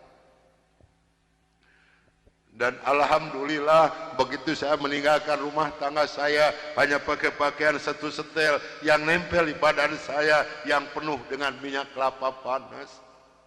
Harta kekayaan berlimpah luah demi Allah tidak saya bawa serupiah pun, karena saya ingin masuk Islam yang kapal dan istiqomah. Saya harus samina wa atona. Jangankan harta kekayaan yang berlimpah luah, putri-putri saya pun yang 3 saya putuskan. Mulai detik ini Anda bukan darah daging saya bukan bapak Anda, dan Anda bukan putri-putri saya. Titik sampai di sini. Jangan ada lagi pertalian darah antara Anda dengan saya. Kenapa saya putuskan kepada putri-putri saya yang 3? Karena saya takut besok atau lusa saya meninggal dunia, bagaimana tanggung jawab saya di hadapan Allah Subhanahu wa taala. Maka alhamdulillah sudah hampir 22 tahun lebih ini saya belum pernah dipertemukan dengan batang hidungnya. Namun alhamdulillah, biarpun putri-putri saya tidak yang ikut satu pun, Allah telah memberikan kebahagiaan kepada saya pada saat sekarang ini. Kebahagiaan yang Allah berikan kepada saya tidak bisa ditukar dengan suatu apapun yang ada di dunia ini. Sekalipun emas berlian sebesar gunung tidak mungkin bisa menukarkan kebahagiaan yang Allah berikan kepada saya. Kenapa? Karena rekan saya yang 14 yang dulu menganiaya saya, yang dulu mau membunuh saya, alhamdulillah sekarang sudah masuk Islam semua. Sekarang sedang jihad fisabilillah, sedang membela agama Allah, yaitu syiar agama Islam di daerah-daerah Nasrani. Itu yang pertama di Papua Barat, di Manokwari. Yang kedua di NTT, Kampung Kalabai, Kabupaten Alor. Yang ketiga di Kalimantan Tengah, di Sampit. Saya mohon bantuan doa dari ibu dan bapak yang hadir malam ini, agar saya dengan rekan saya diberikan kekuatan oleh Allah Subhanahu wa taala. Kalau ibu dan bapak pengen tahu dakwah Islam daerah Nasrani, demi Allah ini tantangannya adalah nyawa. Saya pun di Manokwari sedang menanak nasi, Pak, Bu. Kalau Allah sudah mengizinkan saya harus meninggal, saya dipanah, ini kenal kemaluan saya. Allah belum menghendaki saya untuk meninggal, hanya 3 cm jaraknya di panah. Sedangkan panah di Manokwari demi Allah bukan 1,20 meter panjangnya, tapi 1,60 meter panjangnya. Ujungnya sudah pakai racun. Ini perjuangan membela agama Allah daerah Nasrani. Alhamdulillah perkembangan Islam di daerah Manokwari. Pada Manokwari ini akan dijadikan kota Injil. Kalau Manokwari sudah jadi kota Injil, yang pertama tidak boleh ada adzan berkumandang, tidak boleh mendirikan masjid, tidak boleh ada perempuan yang berjilbab. Alhamdulillah di sana ada 297 orang yang masuk agama Islam, termasuk orang yang memanah saya. Kemarin tanggal 17 Desember saya baru selesai membuat masjid. Dari mana biayanya? Dari hasil pengajian saya. Saya mohon bantuan doa, karena kadang-kadang rekan saya di sana, Pak, maaf, 10 hari lebih tidak pernah ketemu nasi. Yang dimakan oleh rekan saya singkong direbus, yang penting terganjal perut, karena sulit mencari dana untuk dakwah di Islam ini. Dari mana makan mereka sehari-hari? Maaf, dari hasil pengajian saya. Karena mereka lepas dari gereja tidak ada santunan apapun. Siapa yang harus bertanggung jawab? Kita inilah sebagai umat muslim. Di Kalimantan Tengah ada 192 orang. Di sana, Pak, demi Allah tidak ada masjid satupun, gereja ada 9. Paling banyak isi gereja 15 orang. Kalau saya mengadakan sholat berjamaah di Kalimantan ini, pakai kompas di luar, di lapangan. Di atas disiram oleh mereka. Saya hanya bisa berdoa, ya Allah berikan taufik dan hidayah bagi mereka, karena mereka tidak tahu kedatangan saya ini mau apa. Alhamdulillah 4 hari kemudian 8 orang yang masuk agama Islam, maka berjumlah 192 orang yang ibu dan nenek yang kupingnya pada panjang-panjang. Saya mohon bantuan doa, karena saya sedang membebaskan tanah untuk pembangunan masjid. Mudah-mudahan Allah memberikan jalan untuk saya, untuk melunasi tanah di sana, untuk pembangunan masjid di sana.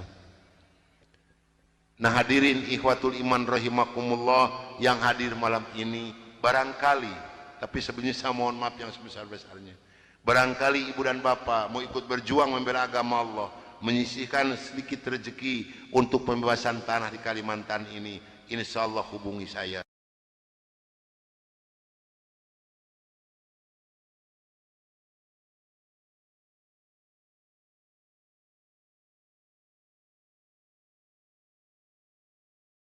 Jam 12 malam dengan sebuah kendaraan Kijang, yang pegang sendiri sebelah kanan saya adalah Dr. Cornelis. Selama hidup saya memegang agama Nasrani, saya belum pernah mendengarkan adzan subuh. Adzan duhur, asar, maghrib dan isya saya tahu. Kalau adzan subuh kuping saya belum pernah mendengarkan, karena saya belum pernah bangun sesubuh itu. Begitu nyampe di Jakarta di Kampung Prapanca, bertepatan dengan berkumandangnya adzan subuh. Kata Dr. Cornelis kepada saya, "Brur, tolong dengarkan adzan orang Islam ini, kok goblok sekali, aneh-aneh." Saya buka kaca jendela itu, mau bisa dengarkan ini adzan. Betul Brur, orang Islam ini kok adzannya aneh-aneh. Kebetulan di Jakarta di Kampung Prapanca ini, saya mengontrak sebuah rumah yang besar khusus untuk penginjil. Yang punya rumah namanya Bapak Rosid. Beliau adalah seorang sarjana agama Islam yang mengajar sekolah dasar negeri. Kata Dr. Cornelis kepada saya, "Brur, karena Brur sebagai pemimpin dan ketua kami yang berhak dan berani untuk menanyakan masalah ini, tolong besok tanyakan kalau kita sudah nyampe di rumah kontrakan." Oke, besok akan saya tanyakan. Begitu saya nyampe di rumah kontrakan, kendaraan saya masukkan ke dalam garasi dan sebagian barang-barang diturunkan. Kira-kira jam 7 pagi, Pak Rosid ini keluar dari rumahnya mau mengajar. Karena kebetulan rumah yang saya kontrak dengan rumah beliau bersebelahan, hanya terhalang oleh satu jalan yang kecil. Begitu saya lihat beliau sedang menyalakan sepeda motornya, saya memberanikan diri menghampiri dan menyapa beliau. Kata saya, "Selamat pagi Pak." "Oh, selamat pagi Bapak Pendeta, kapan datang dan apa kabar?" "Baik Pak, dan baru saja saya tiba." Ngobrol punya ngobrol. Akhirnya saya memberanikan diri kepada beliau menanyakan tentang ajaran agama Islam. "Pak, apakah boleh saya bertanya kepada Bapak tentang ajaran agama Islam?" Dengan senyuman yang manis, muka yang cerah, beliau memberikan jawaban kepada saya. "Silahkan Bapak Pendeta." Dengan senang hati dan kedua tangan saya terbuka, insya Allah apa yang akan Bapak Pendeta tanyakan akan saya jawab. Mari Bapak Pendeta kita ke dalam rumah. Jangan ngobrol di luar, lebih luasa kita ngobrol di dalam rumah. Saya dibawa masuk ke dalam rumah beliau, sehingga beliau ini berani mengorbankan tugas negaranya, tidak jadi mengajar karena ngobrol dengan saya sampai jam 3 sore. Yang pertama sekali saya tanyakan kepada beliau adalah tentang azan. "Pak, kenapa orang Islam ini kok adzannya aneh-aneh?" "Aneh-aneh bagaimana Bapak Pendeta?" "Tadi begitu saya masuk sini, terdengarlah suara adzan yang asing di kuping saya, ada kata-kata aso. Aso apalah saya tidak tahu Pak." "Oh betul Bapak Pendeta, itu adzan subuh pakai as-sholatu khairum minan naum."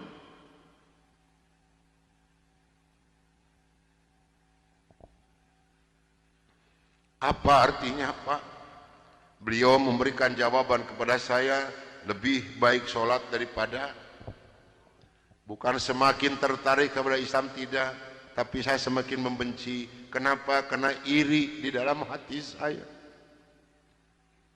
Kenapa orang Islam ini berani meninggalkan tidurnya untuk melaksanakan ibadat kepada Tuhannya dengan kata-kata yang ada di adzan ini? Maka timbullah kata-kata yang keluar dari mulut saya yang sangat dan sangat menyakitkan Bapak Rosid dan umat Islam yang lainnya.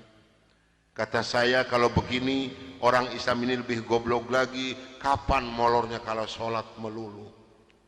Dulu sebelum saya mengenal kepada Islam, banyak sekali yang beliau terangkan kepada saya tentang ajaran agama Islam, dan akhirnya beliau memberikan satu Al-Quran dengan terjemah Produksi Departemen Agama.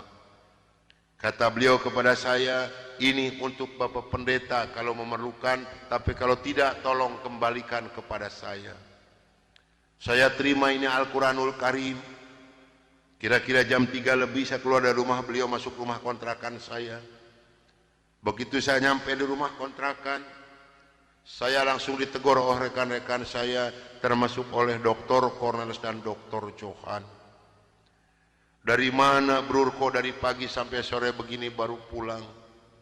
Sedangkan jam 4 sore ini Brur harus memimpin kami untuk membawa umat Islam yang ada di kampung Prapanca ini. Maka saya katakan kepada rekan saya bahwa saya sudah menanyakan tentang azan dan saya diberikan satu Al-Quran ini. Ini ditertawakan semua oleh rekan saya.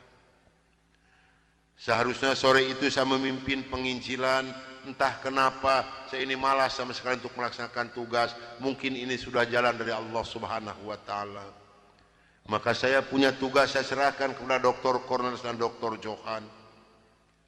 Brur, tolong pimpin misi kita ini, tolong pimpin penginjilan kita ini, bawa umat Islam sebanyak-banyak yang ada di kampung Prapanca ini, dan ini dananya 16 juta, tolong bagikan kepada mereka.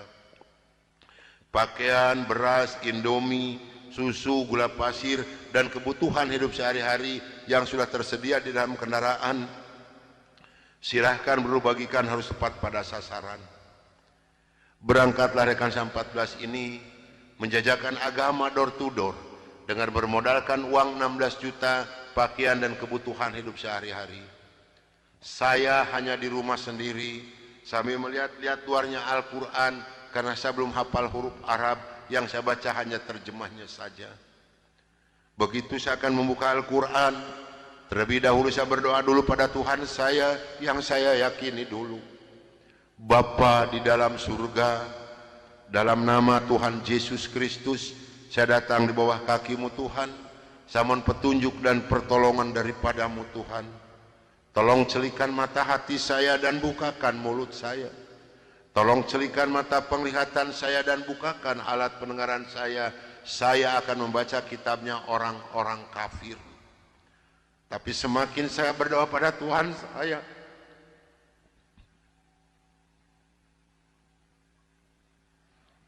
semakin terbukalah dalam Al-Quran ini. Ini suatu keanehan yang nyata di dalam kehidupan saya. Karena saya bingung membuka Al-Quran ini dari mana pertamanya. Begitu saya membuka Al-Quran langsung surat Ali Imran. Di dalam surat Ali Imran ini timbul kembali keanehan yang kedua di dalam benak saya. Kenapa dalam surat Ali Imran ini kok hanya 2 ayat yang diberi tanda merah, yang lain tidak ada?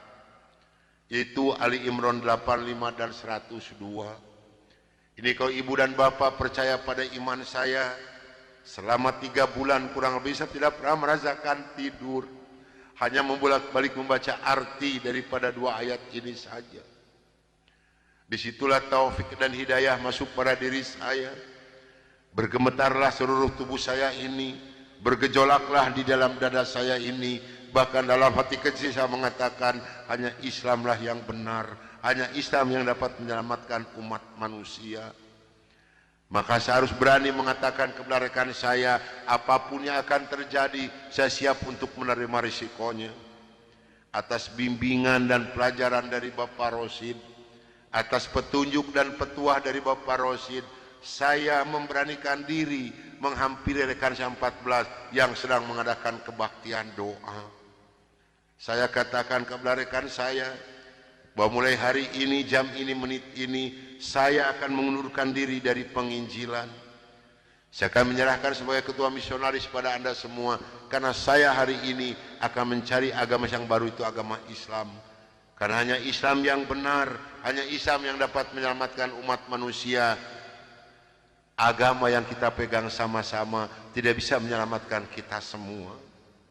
Namun apa daya yang seterima dari mereka. Maaf, saya bukan mau dikasihan oleh ibu dan bapak, tidak. Yang mengasihani saya adalah Allah Subhanahu wa Ta'ala. Saya bukan seorang tentara, saya bukan seorang polisi, tapi merasakan panasnya peluru di kaki kiri saya dan di dada sebelah kanan saya ini. Besi yang lebarnya 6 cm yang dibakar merah membara, yang dipukulkan ke pipi saya tahan dengan tangan kiri saya. Demi Allah, besi panas nempelah di tangan kiri saya. Lalu saya ditengkurapkan, kepala saya diinjak oleh 3 orang. Tangan saya, kaki saya kiri kanan dipegang dan diikat oleh mereka. Lalu punggung saya dipukuli oleh Dr. Johan pakai kursi rotan. 13 tulang punggungnya patah untuk mengenal Islam. Kalau menurut logika manusia, saya ini harus sudah meninggal dunia. Tapi Allah Maha di atas Maha, Allah memberi rencana lain untuk saya. Atas izin dan karunia Allah yang diberikan kepada saya bisa lolos dari pembunuhan rekan-rekan saya.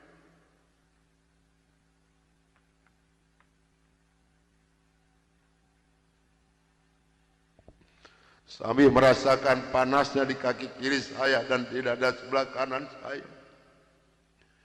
Pedihnya di tangan saya. Ngilunya di punggung saya.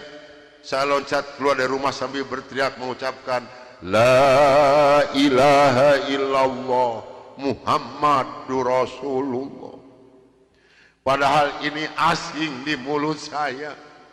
Belum pernah ada seorang pun yang mengajarkan kalimat thayyibah di dalam mulut saya ini. Belum pernah sekalipun saya belajar kalimat thayyibah di dalam mulut saya ini. Ini maunah yang pertama Allah berikan melalui mulut saya. Dan alhamdulillah saya mendapatkan pertolongan dari seorang cim-cim yang beragama Buddha. Saya dibawa masuk ke dalam rumah beliau. Lalu baju saya digunting karena jadi satu dengan kulit. Lalu yang bekas luka besi panas dari kocrotin pakai kecap oleh beliau. Kaki saya ditahan pakai kayu bekas pegangan sapu, diikat pakai benang rapia. Punggung saya diikat pakai samping. Lantas saya dibawa beliau ke rumah sakit Fatmawati. Selama 3 bulan 27 hari saya berbaring di dalam rumah sakit, merasakan hancurnya tubuh saya ini, pengen mengenal Islam.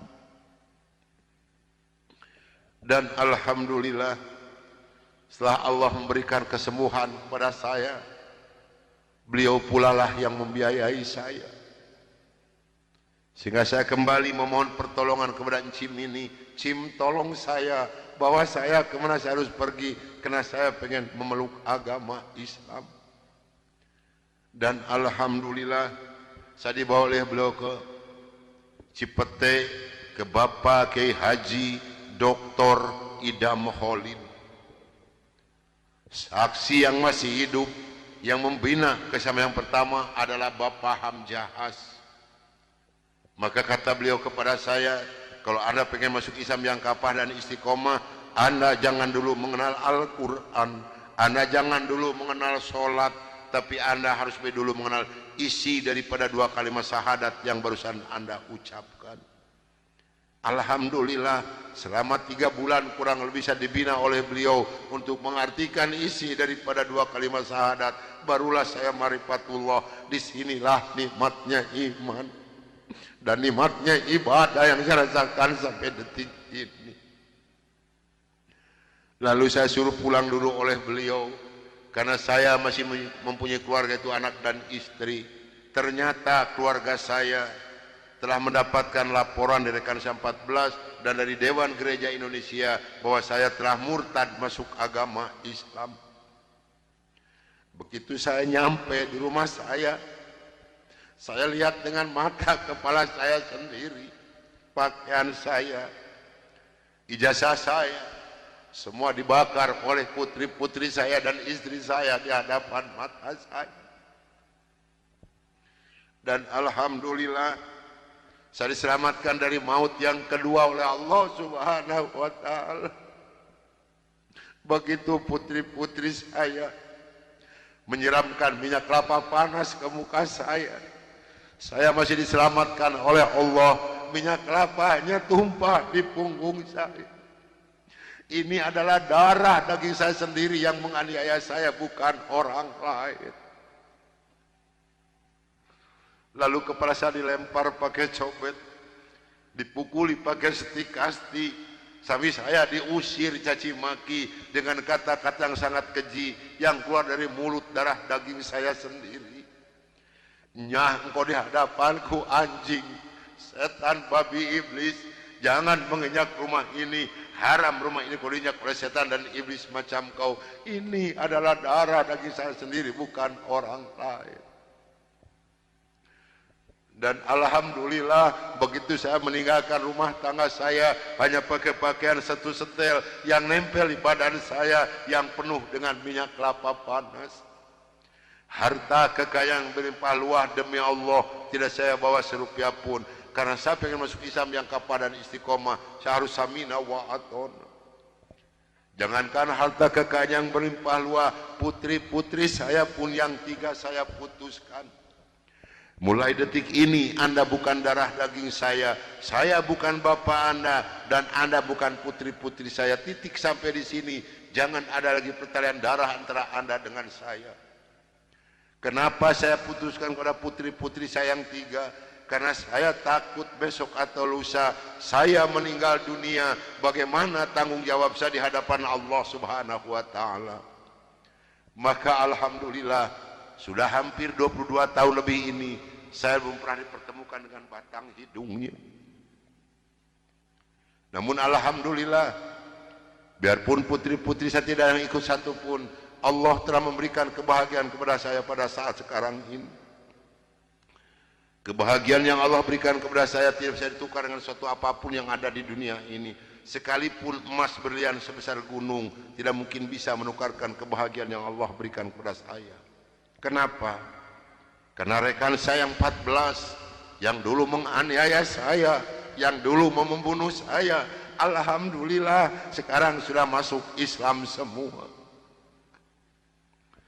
Sekarang sedang jihad fisabilillah, sedang membela agama Allah, yaitu syiar agama Islam di daerah-daerah Nasrani.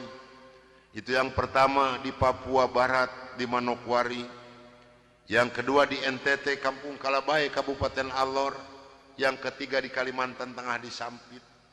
Saya mohon bantuan doa dari ibu dan bapak yang hadir malam ini agar saya dengan rekan saya diberikan kekuatan oleh Allah Subhanahu wa taala.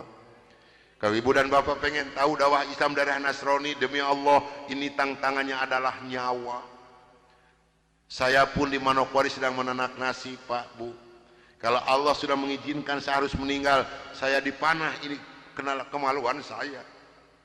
Allah belum menghendaki saya untuk meninggal, hanya 3 cm jaraknya ini panah. Sedangkan panah di Manokwari demi Allah bukan 1,20 meter panjangnya, tapi 1,60 meter panjangnya. Ujungnya sudah pakai racun. Ini perjuangan membela agama Allah daerah Nasrani. Alhamdulillah perkembangan Islam di daerah Manokwari. Pada Manokwari ini akan dijadikan kota Injil. Kalau Manokwari sudah jadi kota Injil, yang pertama tidak boleh ada adzan berkumandang, tidak boleh mendirikan masjid, tidak boleh ada perempuan yang berjilbab. Alhamdulillah di sana ada 297 orang yang masuk agama Islam, termasuk orang yang memanah saya. Kemarin tanggal 17 Desember saya baru selesai membuat masjid. Dari mana biayanya? Dari hasil pengajian saya. Saya mohon bantuan doa, karena kadang-kadang rekan saya di sana, Pak, maaf, 10 hari lebih tidak pernah ketemu nasi. Yang dimakan oleh rekan saya singkong direbus, yang penting terganjal perut, karena sulit mencari dana untuk dakwah di Islam ini.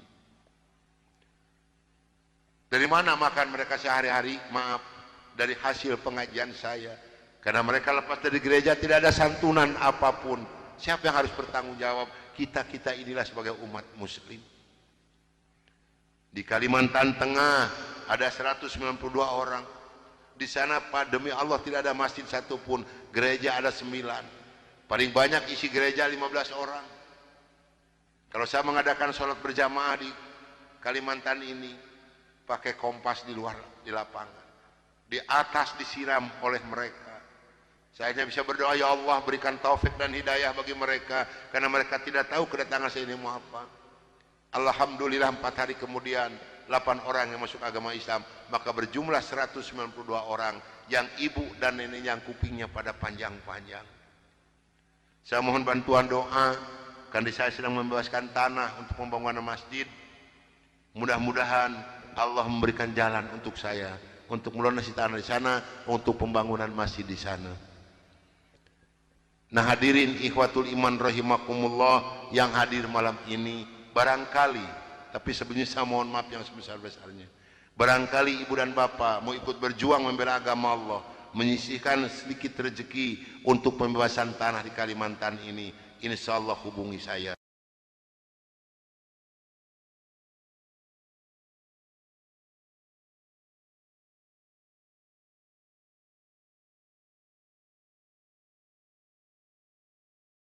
Jam 12 malam dengan sebuah kendaraan Kijang, yang pegang sendiri sebelah kanan saya adalah Dr. Cornelis.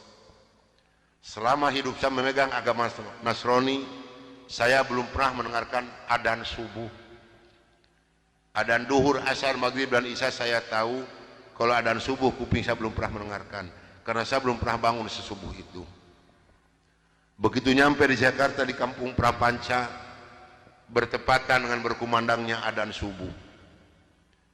Kata Dr. Cornelis kepada saya, "Bro, tolong dengarkan adzan orang Islam ini kok goblok sekali, aneh-aneh." Saya buka kaca jendela itu mau bisa dengarkan ini adzan. Betul bro, orang Islam ini kok adzannya aneh-aneh. Kebetulan di Jakarta di Kampung Prapanca ini, saya mengontrak sebuah rumah yang besar khusus untuk penginjil.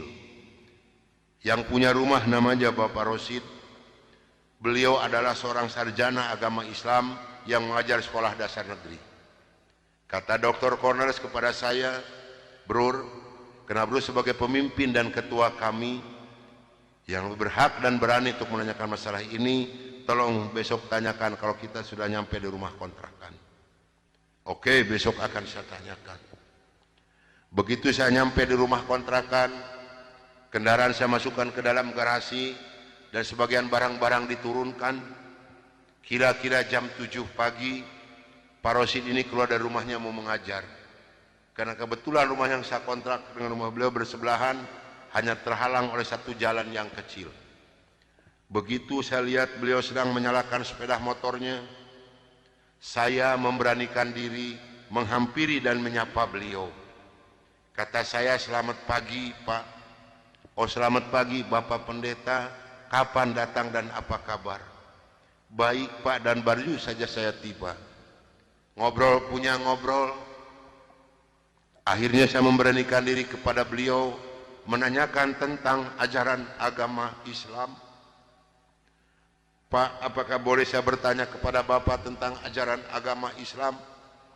Dengan senyuman yang manis, muka yang cerah, beliau memberikan jawaban kepada saya.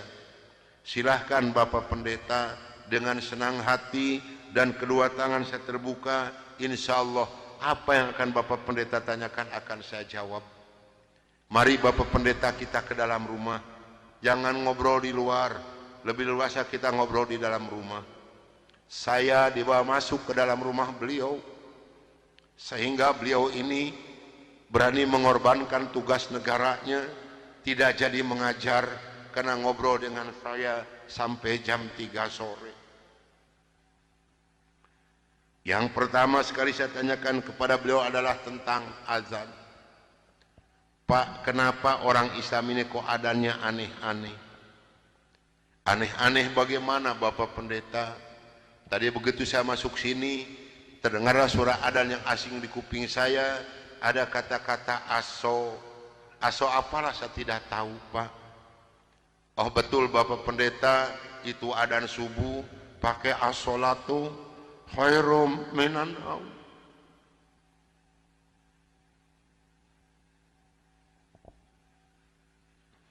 "Apa artinya Pak?" Beliau memberikan jawaban kepada saya, "Lebih baik sholat daripada..." Bukan semakin tertarik kepada Islam, tidak, tapi saya semakin membenci. Kenapa? Karena iri di dalam hati saya.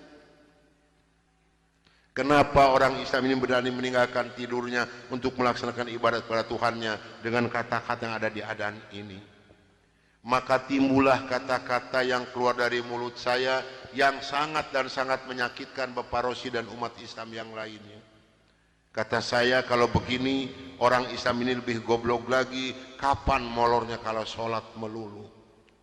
Dulu sebelum saya mengenal kepada Islam, banyak sekali yang beliau terangkan kepada saya tentang ajaran agama Islam, dan akhirnya beliau memberikan satu Al-Quran dengan terjemah produksi Departemen Agama. Kata beliau kepada saya, ini untuk Bapak Pendeta kalau memerlukan, tapi kalau tidak tolong kembalikan kepada saya. Saya terima ini Al-Quranul Karim. Kira-kira jam 3 lebih saya keluar dari rumah beliau, masuk rumah kontrakan saya. Begitu saya nyampe di rumah kontrakan, saya langsung ditegur oleh rekan-rekan saya, termasuk oleh Dr. Cornelis dan Dr. Johan. Dari mana Brur kok dari pagi sampai sore begini baru pulang? Sedangkan jam 4 sore ini Brur harus memimpin kami untuk membawa umat Islam yang ada di kampung Prapanca ini. Maka saya katakan kepada rekan saya bahwa saya sudah menanyakan tentang azan dan saya diberikan satu Al-Quran ini. Ini ditertawakan semua oleh rekan saya. Seharusnya sore itu saya memimpin penginjilan, entah kenapa saya ini malas sama sekali untuk melaksanakan tugas. Mungkin ini sudah jalan dari Allah Subhanahu wa Ta'ala. Maka saya punya tugas, saya serahkan kepada Dr. Cornelis dan Dr. Johan. Brur, tolong pimpin misi kita ini, tolong pimpin penginjilan kita ini, bawa umat Islam sebanyak-banyak yang ada di kampung Prapanca ini, dan ini dananya 16 juta, tolong bagikan kepada mereka. Pakaian, beras, indomie, susu, gula pasir, dan kebutuhan hidup sehari-hari yang sudah tersedia di dalam kendaraan, silahkan Bro bagikan, harus tepat pada sasaran. Berangkatlah rekan 14 ini menjajakan agama door to door dengan bermodalkan uang 16 juta, pakaian dan kebutuhan hidup sehari-hari.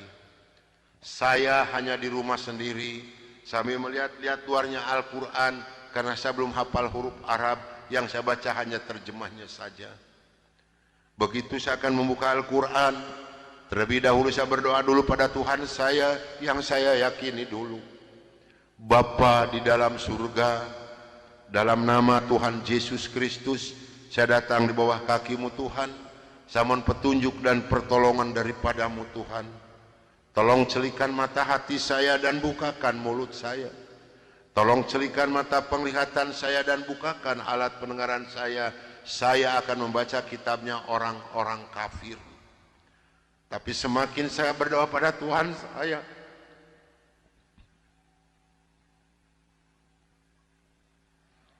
semakin terbukalah dalam Al-Quran ini. Ini suatu keanehan yang nyata di dalam kehidupan saya. Karena saya bingung membuka Al-Quran ini dari mana pertamanya. Begitu saya membuka Al-Quran, langsung surat Ali Imran. Di dalam surat Ali Imran ini timbul kembali keanehan yang kedua di dalam benak saya. Kenapa dalam surat Ali Imran ini kok hanya 2 ayat yang diberi tanda merah, yang lain tidak ada? Yaitu Ali Imran 85 dan 102. Ini kalau ibu dan bapak percaya pada iman saya, selama 3 bulan kurang lebih saya tidak pernah merasakan tidur. Hanya membolak-balik membaca arti daripada 2 ayat ini saja. Disitulah taufik dan hidayah masuk pada diri saya. Bergemetarlah seluruh tubuh saya ini, bergejolaklah di dalam dada saya ini. Bahkan dalam hati kecil saya mengatakan, hanya Islamlah yang benar, hanya Islam yang dapat menyelamatkan umat manusia. Maka saya harus berani mengatakan kepada rekan saya, apapun yang akan terjadi, saya siap untuk menerima risikonya. Atas bimbingan dan pelajaran dari Bapak Rosid, atas petunjuk dan petuah dari Bapak Rosid, saya memberanikan diri menghampiri rekan saya 14 yang sedang mengadakan kebaktian doa. Saya katakan kepada rekan saya, bahwa mulai hari ini, jam ini, menit ini, saya akan mengundurkan diri dari penginjilan. Saya akan menyerahkan sebagai ketua misionaris pada Anda semua, karena saya hari ini akan mencari agama yang baru, itu agama Islam. Karena hanya Islam yang benar, hanya Islam yang dapat menyelamatkan umat manusia. Agama yang kita pegang sama-sama tidak bisa menyelamatkan kita semua. Namun apa daya yang seterima dari mereka, maaf, saya bukan mau dikasihan oleh ibu dan bapak, tidak. Yang mengasihani saya adalah Allah Subhanahu wa Ta'ala. Saya bukan seorang tentara, saya bukan seorang polisi, tapi merasakan panasnya peluru di kaki kiri saya dan di dada sebelah kanan saya ini. Besi yang lebarnya 6 cm yang dibakar merah membara, yang dipukulkan ke pipi saya tahan dengan tangan kiri saya. Demi Allah, besi panas nempelah di tangan kiri saya. Lalu saya ditengkurapkan, kepala saya diinjak oleh 3 orang.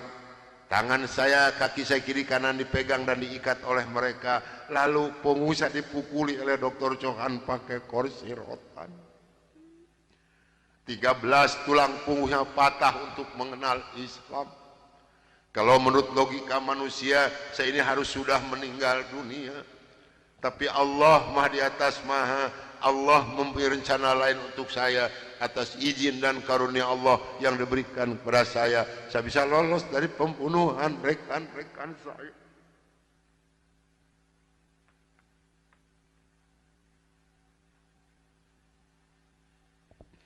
Sambil merasakan panasnya di kaki kiri saya dan di dada sebelah kanan saya, pedihnya di tangan saya, ngilunya di punggung saya loncat keluar dari rumah sambil berteriak mengucapkan La ilaha illallah Muhammadur Rasulullah.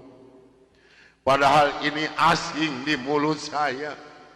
Belum pernah ada seorang pun yang mengajarkan kalimat thayyibah di dalam mulut saya ini. Belum pernah sekalipun saya belajar kalimat thayyibah di dalam mulut saya ini. Ini maunah yang pertama Allah berikan melalui mulut saya. Dan alhamdulillah saya mendapatkan pertolongan dari seorang cim-cim yang beragama Buddha. Saya dibawa masuk ke dalam rumah beliau. Lalu baju saya digunting karena jadi satu dengan kulit. Lalu yang bekas luka besi panas dari kocrotin pakai kecap oleh beliau. Kaki saya ditahan pakai kayu bekas pegangan sapu, diikat pakai benang rapia. Punggung saya diikat pakai samping. Lantas saya dibawa beliau ke rumah sakit Fatmawati. Selama 3 bulan 27 hari saya berbaring di dalam rumah sakit, merasakan hancurnya tubuh saya ini, pengen mengenal Islam. Dan alhamdulillah setelah Allah memberikan kesembuhan kepada saya, beliau pula lah yang membiayai saya. Sehingga saya kembali memohon pertolongan kepada Cim ini. Cim, tolong saya, bawa saya kemana saya harus pergi, karena saya pengen memeluk agama Islam. Dan alhamdulillah saya dibawa oleh beliau ke Cipete, ke Bapak Kiai Haji Dr. Idam Holin, saksi yang masih hidup. Yang membina kesama yang pertama adalah Bapak Hamjahas. Maka kata beliau kepada saya, kalau Anda pengen masuk Islam yang kafah dan istiqomah, Anda jangan dulu mengenal Al-Quran, Anda jangan dulu mengenal sholat, tapi Anda harus dulu mengenal isi daripada 2 kalimat syahadat yang barusan Anda ucapkan.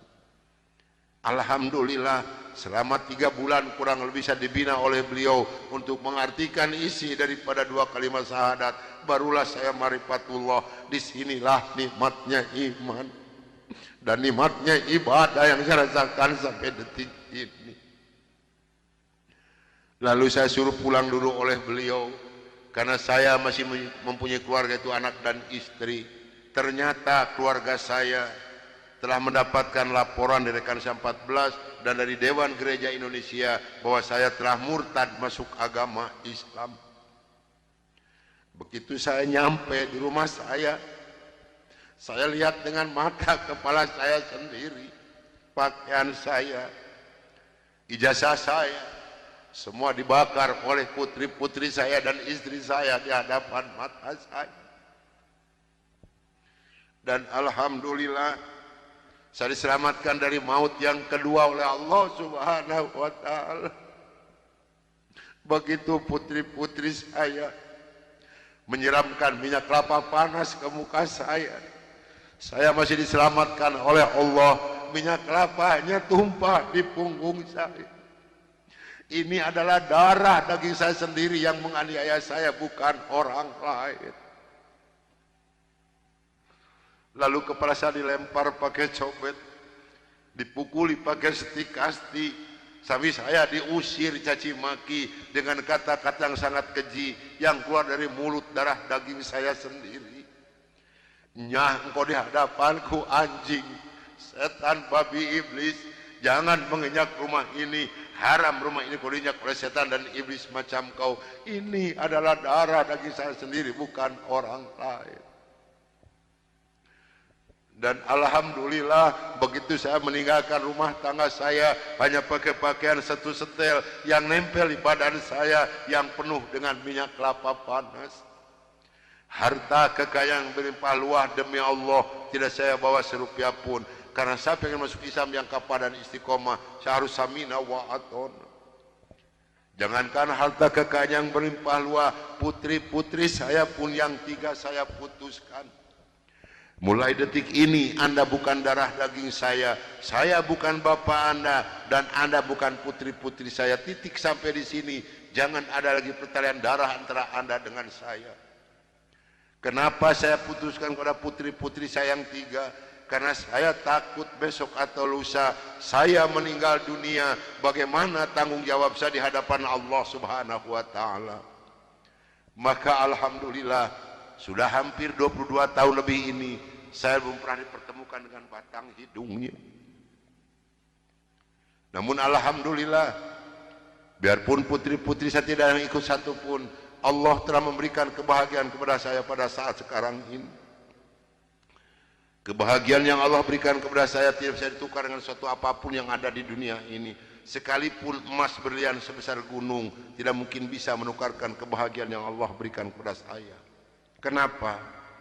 Karena rekan saya yang 14 yang dulu menganiaya saya, yang dulu mau membunuh saya, alhamdulillah sekarang sudah masuk Islam semua. Sekarang sedang jihad fisabilillah, sedang membela agama Allah, yaitu syiar agama Islam di daerah-daerah Nasrani. Itu yang pertama di Papua Barat di Manokwari, yang kedua di NTT Kampung Kalabai Kabupaten Alor, yang ketiga di Kalimantan Tengah di Sampit. Saya mohon bantuan doa dari ibu dan bapak yang hadir malam ini agar saya dengan rekan saya diberikan kekuatan oleh Allah Subhanahu wa taala. Kalau ibu dan bapak pengen tahu dakwah Islam daerah Nasrani, demi Allah ini tantangannya adalah nyawa. Saya pun di Manokwari sedang menanak nasi, Pak, Bu. Kalau Allah sudah mengizinkan saya harus meninggal, saya dipanah, ini kenal kemaluan saya. Allah belum menghendaki saya untuk meninggal, hanya 3 cm jaraknya ini panah. Sedangkan panah di Manokwari demi Allah bukan 1,20 meter panjangnya, tapi 1,60 meter panjangnya. Ujungnya sudah pakai racun. Ini perjuangan membela agama Allah daerah Nasrani. Alhamdulillah perkembangan Islam di daerah Manokwari. Pada Manokwari ini akan dijadikan kota Injil.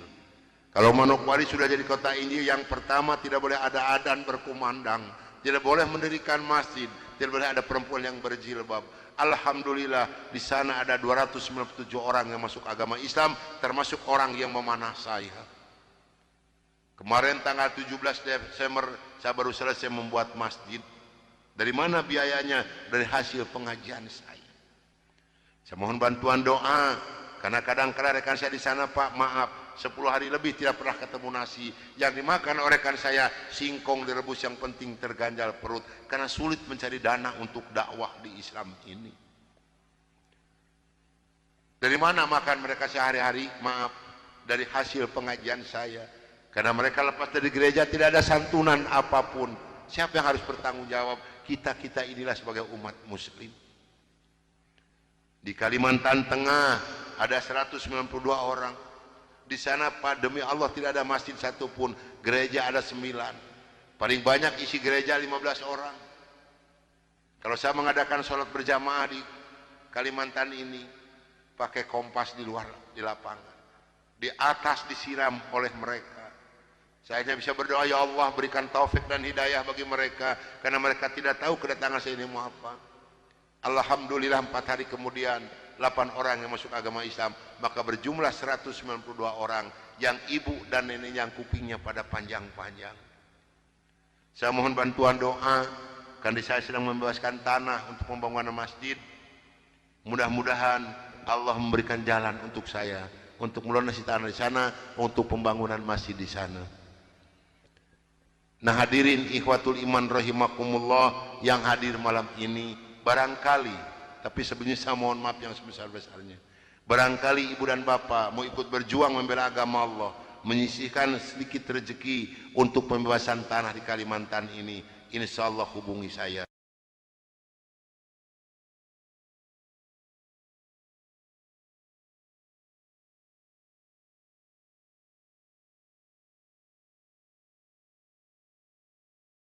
Jam 12 malam dengan sebuah kendaraan Kijang, yang pegang sendiri sebelah kanan saya adalah Dr. Cornelis. Selama hidup saya memegang agama Nasrani, saya belum pernah mendengarkan adzan subuh. Adzan duhur, asar, maghrib dan isya saya tahu. Kalau adzan subuh kuping saya belum pernah mendengarkan, karena saya belum pernah bangun sesubuh itu. Begitu nyampe di Jakarta di kampung Prapanca, bertepatan dengan berkumandangnya adzan subuh. Kata Dr. Cornelis kepada saya, Brur, tolong dengarkan adzan orang Islam ini, kok goblok sekali, aneh-aneh. Saya buka kaca jendela itu mau bisa dengarkan ini adzan. Betul Brur, orang Islam ini kok adzannya aneh-aneh. Kebetulan di Jakarta di kampung Prapanca ini, saya mengontrak sebuah rumah yang besar khusus untuk penginjil. Yang punya rumah namanya Bapak Rosid. Beliau adalah seorang sarjana agama Islam yang mengajar sekolah dasar negeri. Kata Dr. Cornelis kepada saya, Brur, karena Brur sebagai pemimpin dan ketua kami yang berhak dan berani untuk menanyakan masalah ini, tolong besok tanyakan kalau kita sudah nyampe di rumah kontrakan. Oke, besok akan saya tanyakan. Begitu saya nyampe di rumah kontrakan, kendaraan saya masukkan ke dalam garasi, dan sebagian barang-barang diturunkan. Kira-kira jam 7 pagi Pak Rosid ini keluar dari rumahnya mau mengajar, karena kebetulan rumah yang saya kontrak dengan rumah beliau bersebelahan, hanya terhalang oleh satu jalan yang kecil. Begitu saya lihat beliau sedang menyalakan sepeda motornya, saya memberanikan diri menghampiri dan menyapa beliau. Kata saya, selamat pagi Pak. Oh selamat pagi Bapak Pendeta, kapan datang dan apa kabar? Baik Pak, dan baru saja saya tiba. Ngobrol punya ngobrol. Akhirnya saya memberanikan diri kepada beliau, menanyakan tentang ajaran agama Islam. Pak, apakah boleh saya bertanya kepada Bapak tentang ajaran agama Islam? Dengan senyuman yang manis, muka yang cerah, beliau memberikan jawaban kepada saya. Silahkan Bapak Pendeta, dengan senang hati dan kedua tangan saya terbuka, insya Allah apa yang akan Bapak Pendeta tanyakan akan saya jawab. Mari Bapak Pendeta kita ke dalam rumah, jangan ngobrol di luar, lebih luasa kita ngobrol di dalam rumah. Saya dibawa masuk ke dalam rumah beliau, sehingga beliau ini berani mengorbankan tugas negaranya, tidak jadi mengajar, karena ngobrol dengan saya sampai jam 3 sore. Yang pertama sekali saya tanyakan kepada beliau adalah tentang azan. Pak, kenapa orang Islam ini kok adzannya aneh-aneh? Aneh-aneh bagaimana Bapak Pendeta? Tadi begitu saya masuk sini, terdengarlah suara adzan yang asing di kuping saya, ada kata-kata aso. Aso apalah saya tidak tahu Pak. Oh betul Bapak Pendeta, itu adzan subuh pakai as-sholatu khairum minan naum.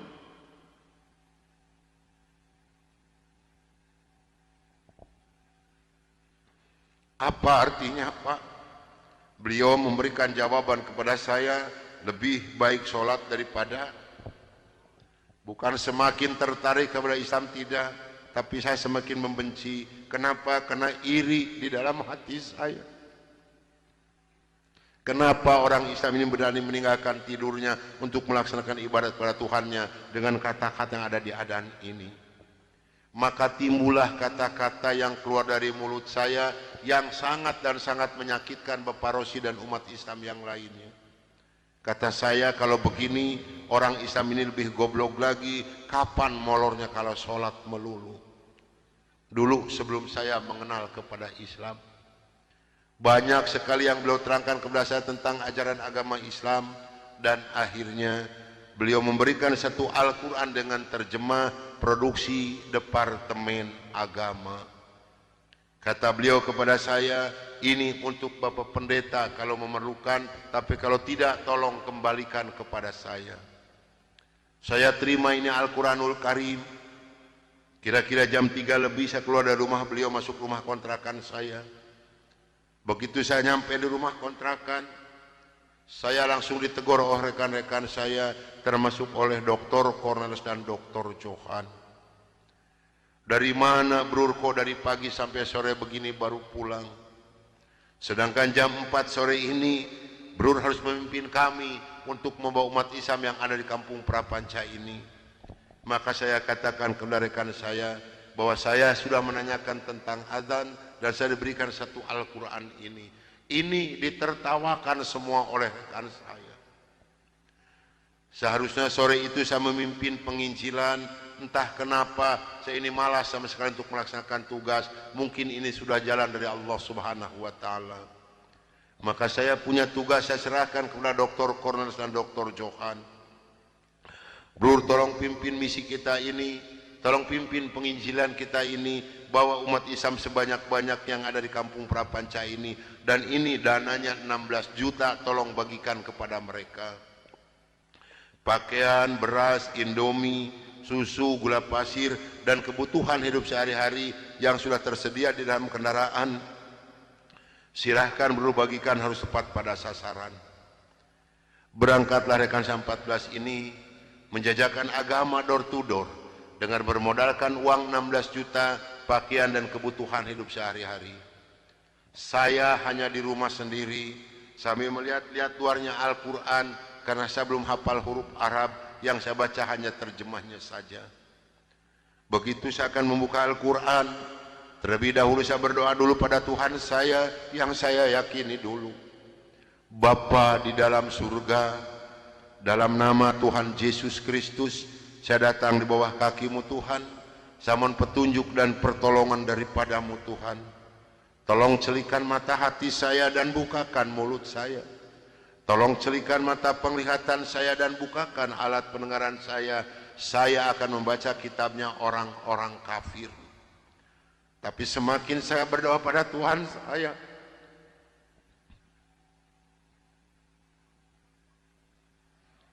semakin terbukalah dalam Al-Quran ini.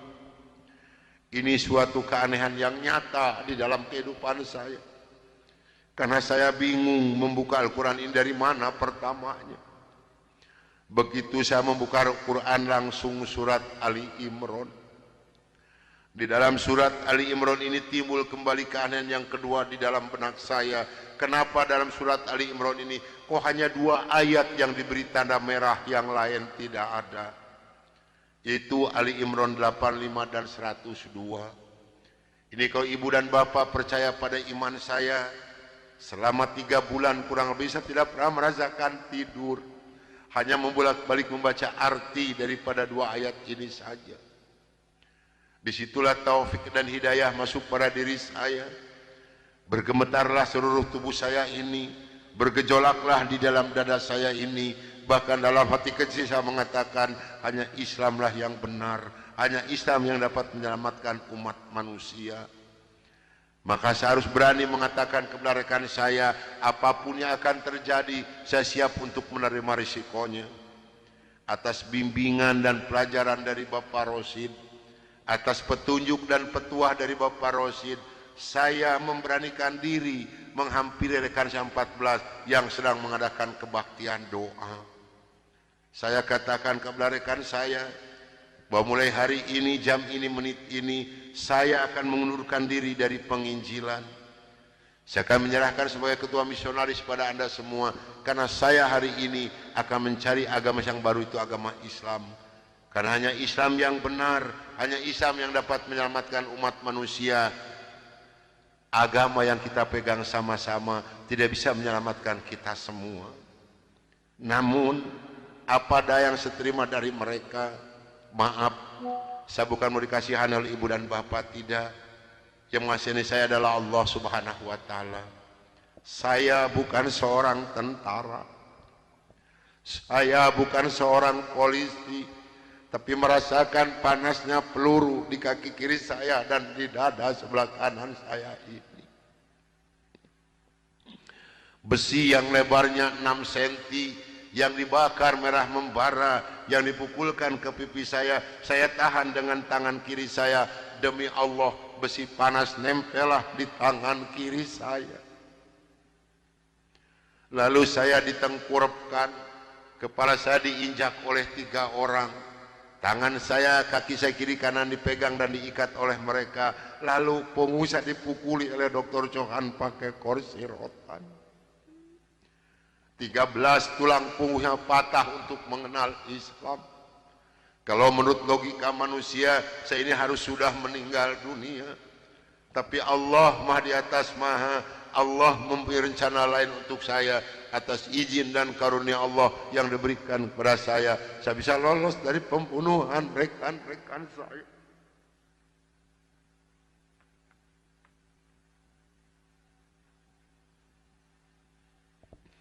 Sambil merasakan panasnya di kaki kiri saya dan di dada sebelah kanan saya, pedihnya di tangan saya, ngilunya di punggung saya loncat keluar dari rumah sambil berteriak mengucapkan La ilaha illallah Muhammadur Rasulullah.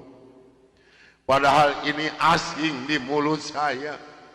Belum pernah ada seorang pun yang mengajarkan kalimat thayyibah di dalam mulut saya ini.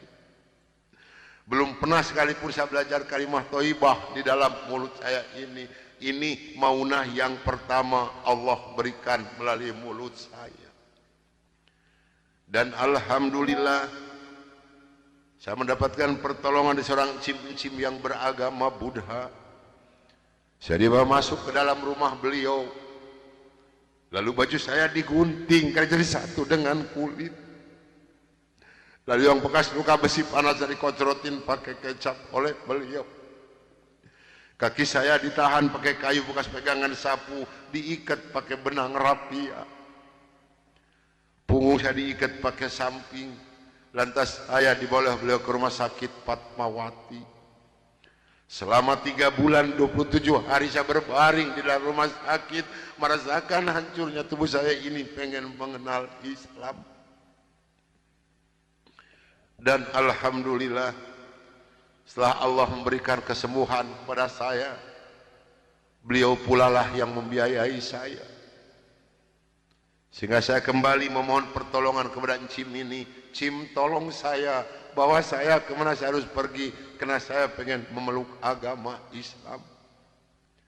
Dan alhamdulillah, saya dibawa oleh beliau ke Cipete, ke Bapak Kiai Haji Dr. Idam Khalid. Saksi yang masih hidup yang membina kesama yang pertama adalah Bapak Hamjahas. Maka kata beliau kepada saya, kalau Anda pengen masuk Islam yang kapah dan istiqomah, Anda jangan dulu mengenal Al-Quran, Anda jangan dulu mengenal sholat, tapi Anda harus dulu mengenal isi daripada 2 kalimat syahadat yang barusan Anda ucapkan. Alhamdulillah, selama 3 bulan kurang lebih saya dibina oleh beliau untuk mengartikan isi daripada 2 kalimat syahadat. Barulah saya marifatullah. Disinilah nikmatnya iman dan nikmatnya ibadah yang saya rasakan sampai detik ini. Lalu saya suruh pulang dulu oleh beliau, karena saya masih mempunyai keluarga, itu anak dan istri. Ternyata keluarga saya telah mendapatkan laporan dari rekan saya 14 dan dari Dewan Gereja Indonesia bahwa saya telah murtad masuk agama Islam. Begitu saya nyampe di rumah saya lihat dengan mata kepala saya sendiri, pakaian saya, ijazah saya, semua dibakar oleh putri-putri saya dan istri saya di hadapan mata saya. Dan alhamdulillah saya diselamatkan dari maut yang kedua oleh Allah Subhanahu wa taala. Begitu putri-putri saya menyiramkan minyak kelapa panas ke muka saya masih diselamatkan oleh Allah. Minyak kelapanya tumpah di punggung saya. Ini adalah darah daging saya sendiri yang menganiaya saya, bukan orang lain. Lalu kepala saya dilempar pakai cobek, dipukuli pakai setik kasti, sampai saya diusir caci maki dengan kata-kata yang sangat keji yang keluar dari mulut darah daging saya sendiri. Nyah, engkau di hadapanku anjing, setan, babi, iblis, jangan menginjak rumah ini, haram rumah ini kau diinjak oleh setan dan iblis macam kau. Ini adalah darah daging saya sendiri, bukan orang lain.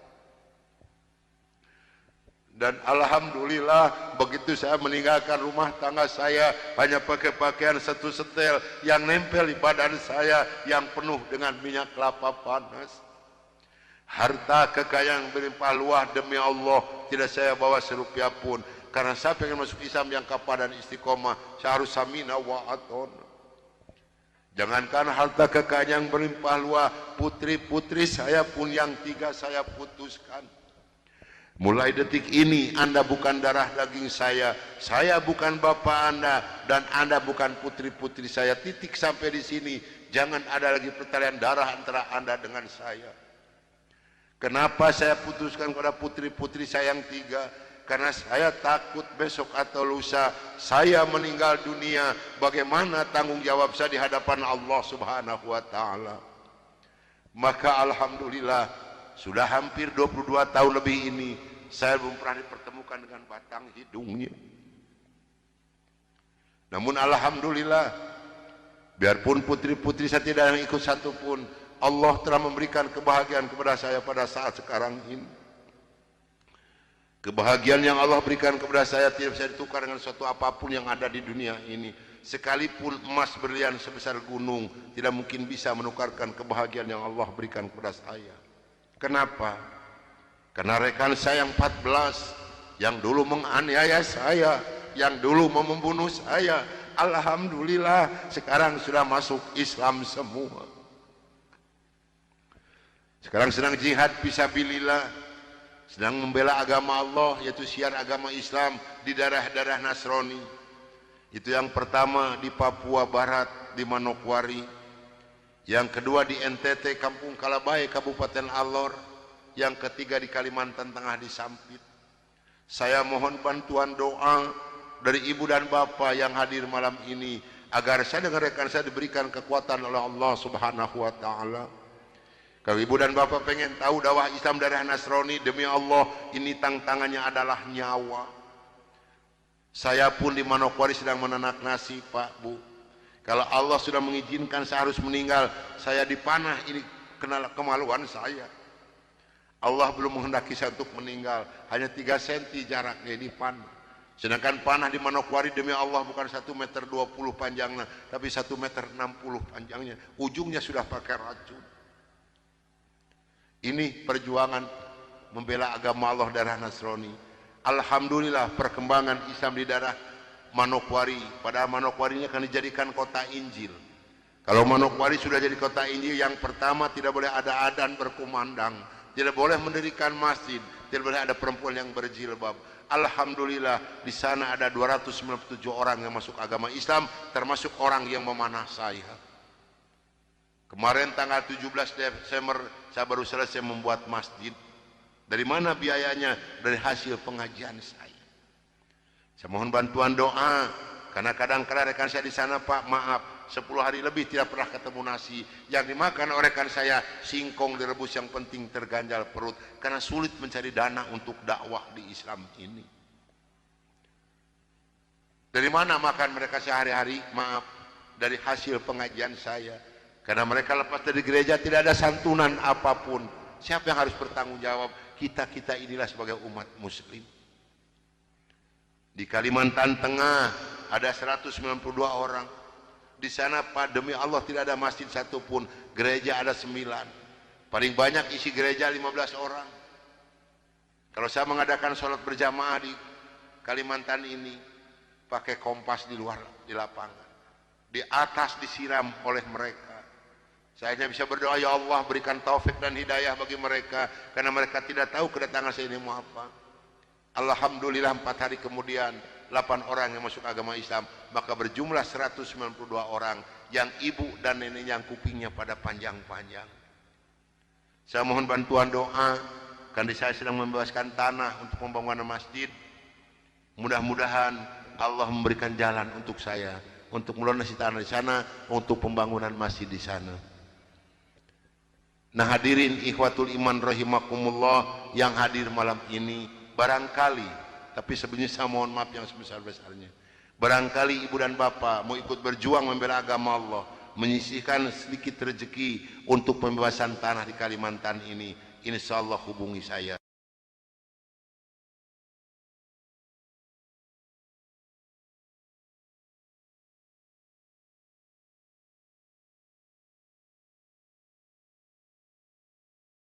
Jam 12 malam dengan sebuah kendaraan kijang yang pegang sendiri sebelah kanan saya adalah Dr. Cornelis. Selama hidup saya memegang agama Nasrani, saya belum pernah mendengarkan adzan subuh. Adzan duhur, asar, maghrib dan isya saya tahu. Kalau adzan subuh kuping saya belum pernah mendengarkan karena saya belum pernah bangun sesubuh itu. Begitu nyampe di Jakarta di kampung Prapanca, bertepatan dengan berkumandangnya adzan subuh. Kata Dr. Cornelis kepada saya, Brur, tolong dengarkan adzan orang Islam ini kok goblok sekali, aneh-aneh. Saya buka kaca jendela pintu mau bisa dengarkan ini adzan. Betul Brur, orang Islam ini kok adzannya aneh-aneh.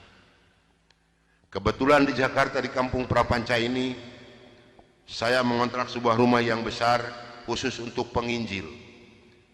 Yang punya rumah namanya Bapak Rosid. Beliau adalah seorang sarjana agama Islam yang mengajar sekolah dasar negeri. Kata Dr. Cornelis kepada saya, Brur, karena Brur sebagai pemimpin dan ketua kami yang berhak dan berani untuk menanyakan masalah ini, tolong besok tanyakan kalau kita sudah nyampe di rumah kontrakan. Oke, besok akan saya tanyakan. Begitu saya nyampe di rumah kontrakan, kendaraan saya masukkan ke dalam garasi, dan sebagian barang-barang diturunkan. Kira-kira jam 7 pagi Pak Rosid ini keluar dari rumahnya mau mengajar. Karena kebetulan rumah yang saya kontrak dengan rumah beliau bersebelahan, hanya terhalang oleh satu jalan yang kecil. Begitu saya lihat beliau sedang menyalakan sepeda motornya, saya memberanikan diri menghampiri dan menyapa beliau. Kata saya, selamat pagi Pak. Oh selamat pagi Bapak Pendeta. Kapan datang dan apa kabar? Baik Pak, dan baru saja saya tiba. Ngobrol punya ngobrol. Akhirnya saya memberanikan diri kepada beliau menanyakan tentang ajaran agama Islam. Pak, apakah boleh saya bertanya kepada Bapak tentang ajaran agama Islam? Dengan senyuman yang manis, muka yang cerah, beliau memberikan jawaban kepada saya. Silahkan Bapak Pendeta, dengan senang hati dan kedua tangan saya terbuka, insya Allah apa yang akan Bapak Pendeta tanyakan akan saya jawab. Mari Bapak Pendeta kita ke dalam rumah, jangan ngobrol di luar, lebih luasa kita ngobrol di dalam rumah. Saya dibawa masuk ke dalam rumah beliau, sehingga beliau ini berani mengorbankan tugas negaranya, tidak jadi mengajar, karena ngobrol dengan saya sampai jam 3 sore. Yang pertama sekali saya tanyakan kepada beliau adalah tentang azan. Pak, kenapa orang Islam ini kok adzannya aneh-aneh? Aneh-aneh bagaimana Bapak Pendeta? Tadi begitu saya masuk sini, terdengarlah suara adzan yang asing di kuping saya. ada kata-kata aso. Aso apalah saya tidak tahu, Pak. Oh betul Bapak Pendeta, itu adzan subuh pakai as-sholatu khairum minan naum.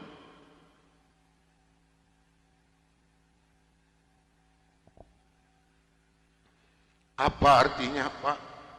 Beliau memberikan jawaban kepada saya, lebih baik sholat daripada. Bukan semakin tertarik kepada Islam, tidak, tapi saya semakin membenci. Kenapa? Karena iri di dalam hati saya. Kenapa orang Islam ini berani meninggalkan tidurnya untuk melaksanakan ibadat kepada Tuhannya dengan kata-kata yang ada di adzan ini? Maka timbullah kata-kata yang keluar dari mulut saya yang sangat dan sangat menyakitkan Bapak Rosi dan umat Islam yang lainnya. Kata saya, kalau begini orang Islam ini lebih goblok lagi, kapan molornya kalau sholat melulu? Dulu sebelum saya mengenal kepada Islam, banyak sekali yang beliau terangkan kepada saya tentang ajaran agama Islam, dan akhirnya beliau memberikan satu Al-Quran dengan terjemah produksi Departemen Agama. Kata beliau kepada saya, ini untuk Bapak Pendeta kalau memerlukan, tapi kalau tidak tolong kembalikan kepada saya. Saya terima ini Al-Quranul Karim. Kira-kira jam 3 lebih saya keluar dari rumah beliau, masuk rumah kontrakan saya. Begitu saya nyampe di rumah kontrakan, saya langsung ditegur oleh rekan-rekan saya, termasuk oleh Dr. Cornelis dan Dr. Johan. Dari mana Brur kok dari pagi sampai sore begini baru pulang? Sedangkan jam 4 sore ini Brur harus memimpin kami untuk membawa umat Islam yang ada di kampung Prapanca ini. Maka saya katakan kepada rekan saya bahwa saya sudah menanyakan tentang adzan dan saya diberikan satu Al-Quran ini. Ini ditertawakan semua oleh rekan saya. Seharusnya sore itu saya memimpin penginjilan, entah kenapa saya ini malas sama sekali untuk melaksanakan tugas. Mungkin ini sudah jalan dari Allah Subhanahu wa Ta'ala. Maka saya punya tugas, saya serahkan kepada Dr. Cornelis dan Dr. Johan. Brur, tolong pimpin misi kita ini, tolong pimpin penginjilan kita ini, bawa umat Islam sebanyak-banyak yang ada di kampung Prapanca ini, dan ini dananya 16 juta, tolong bagikan kepada mereka. Pakaian, beras, indomie, susu, gula pasir, dan kebutuhan hidup sehari-hari yang sudah tersedia di dalam kendaraan, silahkan bagikan, harus tepat pada sasaran. Berangkatlah rekan saya 14 ini menjajakan agama door to door dengan bermodalkan uang 16 juta, pakaian dan kebutuhan hidup sehari-hari. Saya hanya di rumah sendiri sambil melihat-lihat luarnya Al-Quran, karena saya belum hafal huruf Arab, yang saya baca hanya terjemahnya saja. Begitu saya akan membuka Al-Quran, terlebih dahulu saya berdoa dulu pada Tuhan saya yang saya yakini dulu. Bapa di dalam surga, dalam nama Tuhan Yesus Kristus, saya datang di bawah kaki-Mu Tuhan.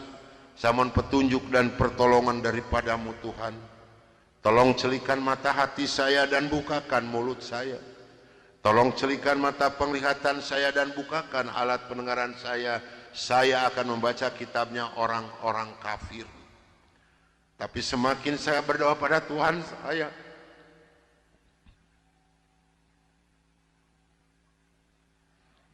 semakin terbukalah dalam Al-Quran ini.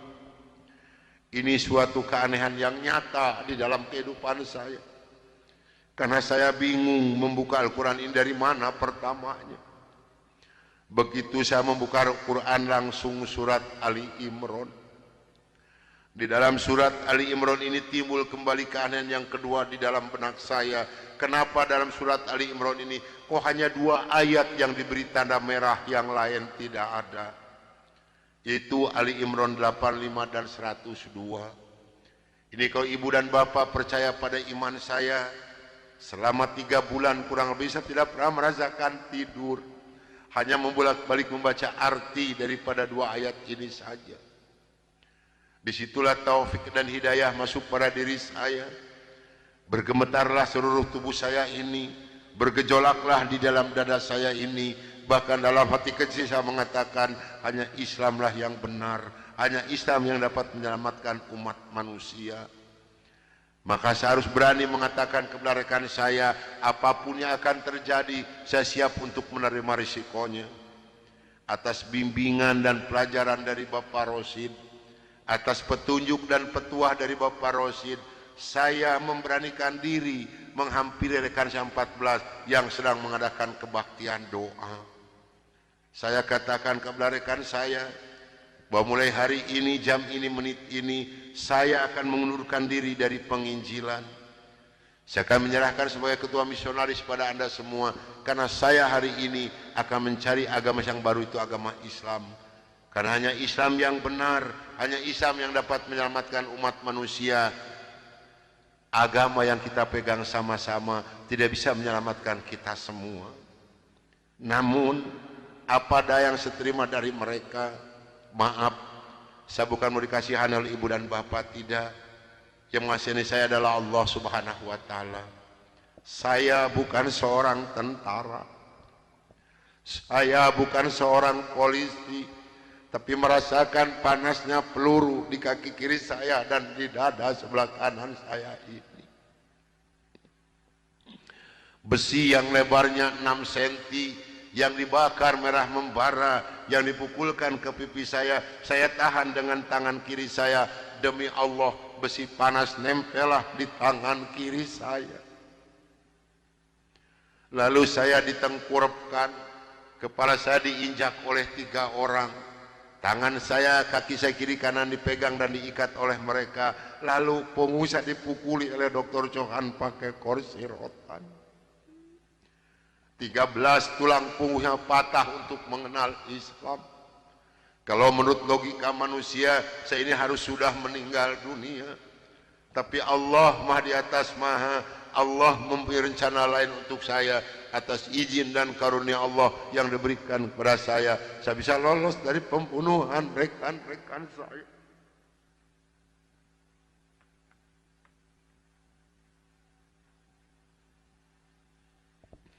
Sambil merasakan panasnya di kaki kiri saya dan di dada sebelah kanan saya, pedihnya di tangan saya, ngilunya di punggung saya loncat keluar dari rumah sambil berteriak mengucapkan La ilaha illallah Muhammadur Rasulullah. Padahal ini asing di mulut saya. Belum pernah ada seorang pun yang mengajarkan kalimat thayyibah di dalam mulut saya ini. Belum pernah sekalipun saya belajar kalimat thayyibah di dalam mulut saya ini. Ini maunah yang pertama Allah berikan melalui mulut saya. Dan alhamdulillah, saya mendapatkan pertolongan dari seorang cim-cim yang beragama Buddha. Saya dibawa masuk ke dalam rumah beliau. Lalu baju saya digunting karena jadi satu dengan kulit. Lalu yang bekas luka besi panas dari kocrotin pakai kecap oleh beliau. Kaki saya ditahan pakai kayu bekas pegangan sapu, diikat pakai benang rapia. Punggung saya diikat pakai samping. Lantas saya dibawa beliau ke rumah sakit Fatmawati. Selama 3 bulan 27 hari saya berbaring di dalam rumah sakit, merasakan hancurnya tubuh saya ini, pengen mengenal Islam. Dan alhamdulillah, setelah Allah memberikan kesembuhan kepada saya, beliau pula lah yang membiayai saya. Sehingga saya kembali memohon pertolongan kepada Cim ini. Cim, tolong saya, bawa saya kemana saya harus pergi, karena saya pengen memeluk agama Islam. Dan alhamdulillah, saya dibawa oleh beliau ke Cipete, ke Bapak Kiai Haji Dr.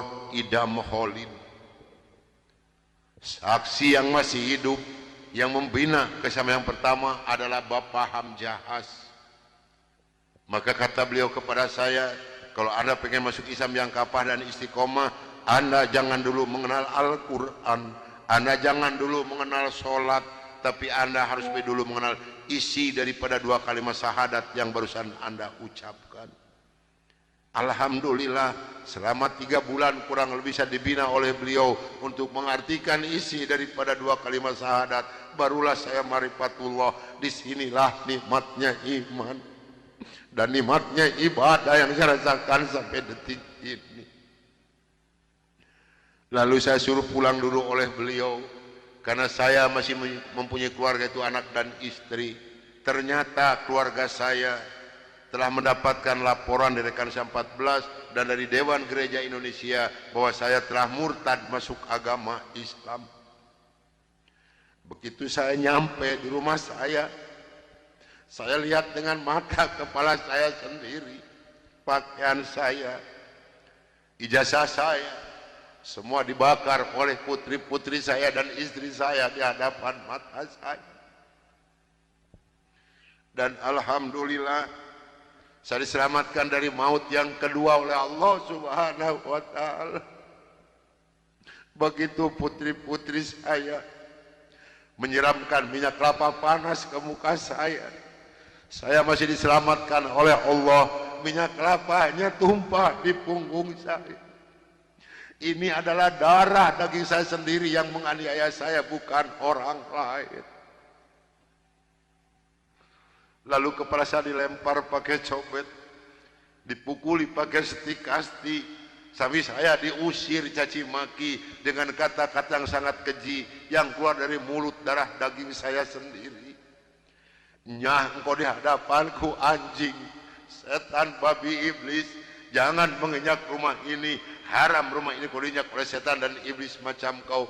Ini adalah darah daging saya sendiri, bukan orang lain. Dan alhamdulillah begitu saya meninggalkan rumah tangga saya hanya pakai pakaian satu setel yang nempel di badan saya yang penuh dengan minyak kelapa panas. Harta kekayaan berlimpah luah demi Allah tidak saya bawa serupiah pun, karena saya pengen masuk Islam yang kapal dan istiqomah. Saya harus samina wa atona.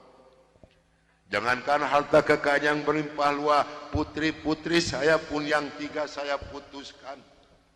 Mulai detik ini Anda bukan darah daging saya bukan bapak Anda, dan Anda bukan putri-putri saya. Titik sampai di sini. Jangan ada lagi pertalian darah antara Anda dengan saya. Kenapa saya putuskan kepada putri-putri saya yang 3? Karena saya takut besok atau lusa saya meninggal dunia, bagaimana tanggung jawab saya di hadapan Allah Subhanahu wa ta'ala. Maka alhamdulillah sudah hampir 22 tahun lebih ini saya belum pernah dipertemukan dengan batang hidungnya. Namun alhamdulillah, biarpun putri-putri saya tidak yang ikut satupun, Allah telah memberikan kebahagiaan kepada saya pada saat sekarang ini. Kebahagiaan yang Allah berikan kepada saya tidak bisa ditukar dengan suatu apapun yang ada di dunia ini. Sekalipun emas berlian sebesar gunung tidak mungkin bisa menukarkan kebahagiaan yang Allah berikan kepada saya. Kenapa? Karena rekan saya yang 14 yang dulu menganiaya saya, yang dulu mau membunuh saya, alhamdulillah sekarang sudah masuk Islam semua. Sekarang sedang jihad fisabilillah, sedang membela agama Allah, yaitu syiar agama Islam di daerah-daerah Nasrani. Itu yang pertama di Papua Barat di Manokwari, yang kedua di NTT Kampung Kalabai Kabupaten Alor, yang ketiga di Kalimantan Tengah di Sampit. Saya mohon bantuan doa dari ibu dan bapak yang hadir malam ini agar saya dengan rekan saya diberikan kekuatan oleh Allah Subhanahu wa ta'ala. Kalau ibu dan bapak pengen tahu dakwah Islam daerah Nasrani, demi Allah ini tantangannya adalah nyawa. Saya pun di Manokwari sedang menanak nasi, Pak, Bu. Kalau Allah sudah mengizinkan saya harus meninggal, saya dipanah, ini kenal kemaluan saya. Allah belum menghendaki saya untuk meninggal, hanya 3 cm jaraknya ini panah. Sedangkan panah di Manokwari demi Allah bukan 1,20 meter panjangnya, tapi 1,60 meter panjangnya. Ujungnya sudah pakai racun. Ini perjuangan membela agama Allah daerah Nasrani. Alhamdulillah perkembangan Islam di daerah Manokwari. Padahal Manokwari ini akan dijadikan kota Injil.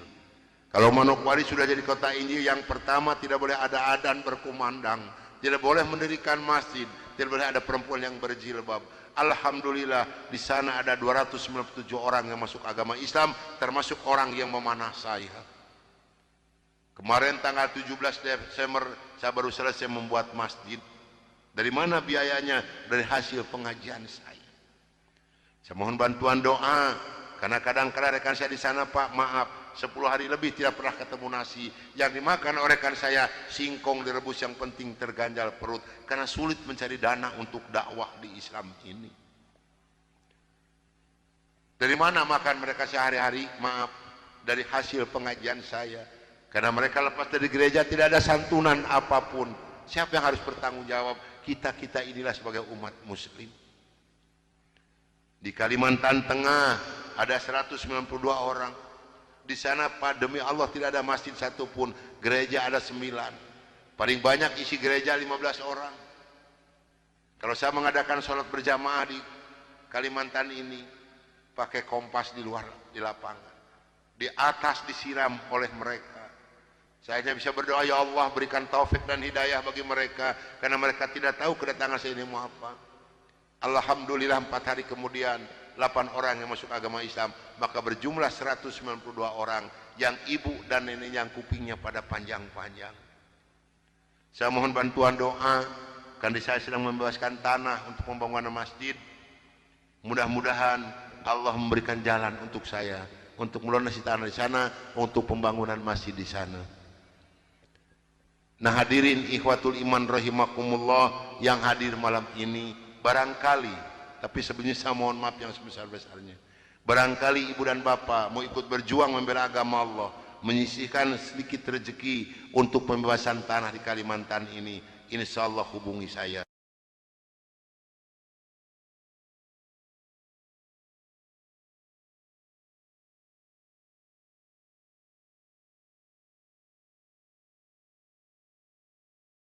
Jam 12 malam dengan sebuah kendaraan Kijang, yang pegang sendiri sebelah kanan saya adalah Dr. Cornelis. Selama hidup saya memegang agama Nasrani, saya belum pernah mendengarkan adzan subuh. Adzan duhur, asar, maghrib dan isya saya tahu. Kalau adzan subuh kuping saya belum pernah mendengarkan, karena saya belum pernah bangun sesubuh itu. Begitu nyampe di Jakarta di Kampung Prapanca, bertepatan dengan berkumandangnya adzan subuh. Kata Dr. Cornelis kepada saya, Brur, tolong dengarkan adzan orang Islam ini, kok goblok sekali, aneh-aneh. Saya buka kaca jendela pintu, mau bisa dengarkan ini adzan. Betul, Brur, orang Islam ini kok adzannya aneh-aneh. Kebetulan di Jakarta di Kampung Prapanca ini, saya mengontrak sebuah rumah yang besar khusus untuk penginjil. Yang punya rumah namanya Bapak Rosid. Beliau adalah seorang sarjana agama Islam yang mengajar sekolah dasar negeri. Kata Dr. Cornelis kepada saya, Brur, karena Brur sebagai pemimpin dan ketua kami yang berhak dan berani untuk menanyakan masalah ini, tolong besok tanyakan kalau kita sudah nyampe di rumah kontrakan. Oke, besok akan saya tanyakan. Begitu saya nyampe di rumah kontrakan, kendaraan saya masukkan ke dalam garasi, dan sebagian barang-barang diturunkan. Kira-kira jam 7 pagi Pak Rosid ini keluar dari rumahnya mau mengajar, karena kebetulan rumah yang saya kontrak dengan rumah beliau bersebelahan, hanya terhalang oleh satu jalan yang kecil. Begitu saya lihat beliau sedang menyalakan sepeda motornya, saya memberanikan diri menghampiri dan menyapa beliau. Kata saya, selamat pagi Pak. Oh, selamat pagi Bapak Pendeta. Kapan datang dan apa kabar? Baik Pak, dan baru saja saya tiba. Ngobrol punya ngobrol. Akhirnya saya memberanikan diri kepada beliau, menanyakan tentang ajaran agama Islam. Pak, apakah boleh saya bertanya kepada Bapak tentang ajaran agama Islam? Dengan senyuman yang manis, muka yang cerah, beliau memberikan jawaban kepada saya. Silahkan Bapak Pendeta, dengan senang hati dan kedua tangan saya terbuka, insya Allah apa yang akan Bapak Pendeta tanyakan akan saya jawab. Mari Bapak Pendeta kita ke dalam rumah, jangan ngobrol di luar, lebih luasa kita ngobrol di dalam rumah. Saya dibawa masuk ke dalam rumah beliau. Sehingga beliau ini berani mengorbankan tugas negaranya, tidak jadi mengajar karena ngobrol dengan saya sampai jam 3 sore. Yang pertama sekali saya tanyakan kepada beliau adalah tentang azan. Pak, kenapa orang Islam ini kok adanya aneh-aneh? Aneh-aneh bagaimana Bapak Pendeta? Tadi begitu saya masuk sini, terdengarlah suara adzan yang asing di kuping saya, ada kata-kata aso. Aso apalah saya tidak tahu, Pak. Oh betul Bapak Pendeta, itu adzan subuh pakai as-sholatu khairum minan naum.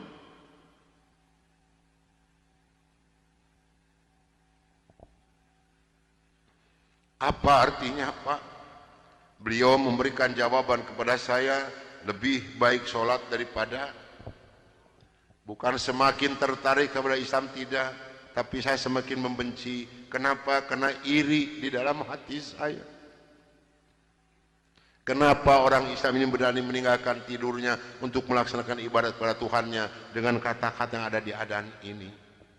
Maka timbullah kata-kata yang keluar dari mulut saya yang sangat dan sangat menyakitkan Bapak Rosi dan umat Islam yang lainnya. Kata saya, kalau begini orang Islam ini lebih goblok lagi, kapan molornya kalau sholat melulu?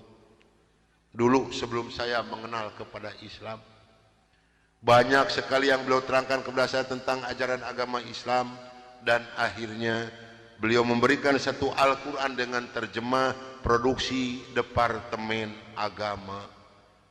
Kata beliau kepada saya, ini untuk Bapak Pendeta kalau memerlukan, tapi kalau tidak tolong kembalikan kepada saya. Saya terima ini Al-Quranul Karim. Kira-kira jam 3 lebih saya keluar dari rumah beliau, masuk rumah kontrakan saya. Begitu saya nyampe di rumah kontrakan, saya langsung ditegur oleh rekan-rekan saya, termasuk oleh Dr. Cornelis dan Dr. Johan. Dari mana Brur kok dari pagi sampai sore begini baru pulang?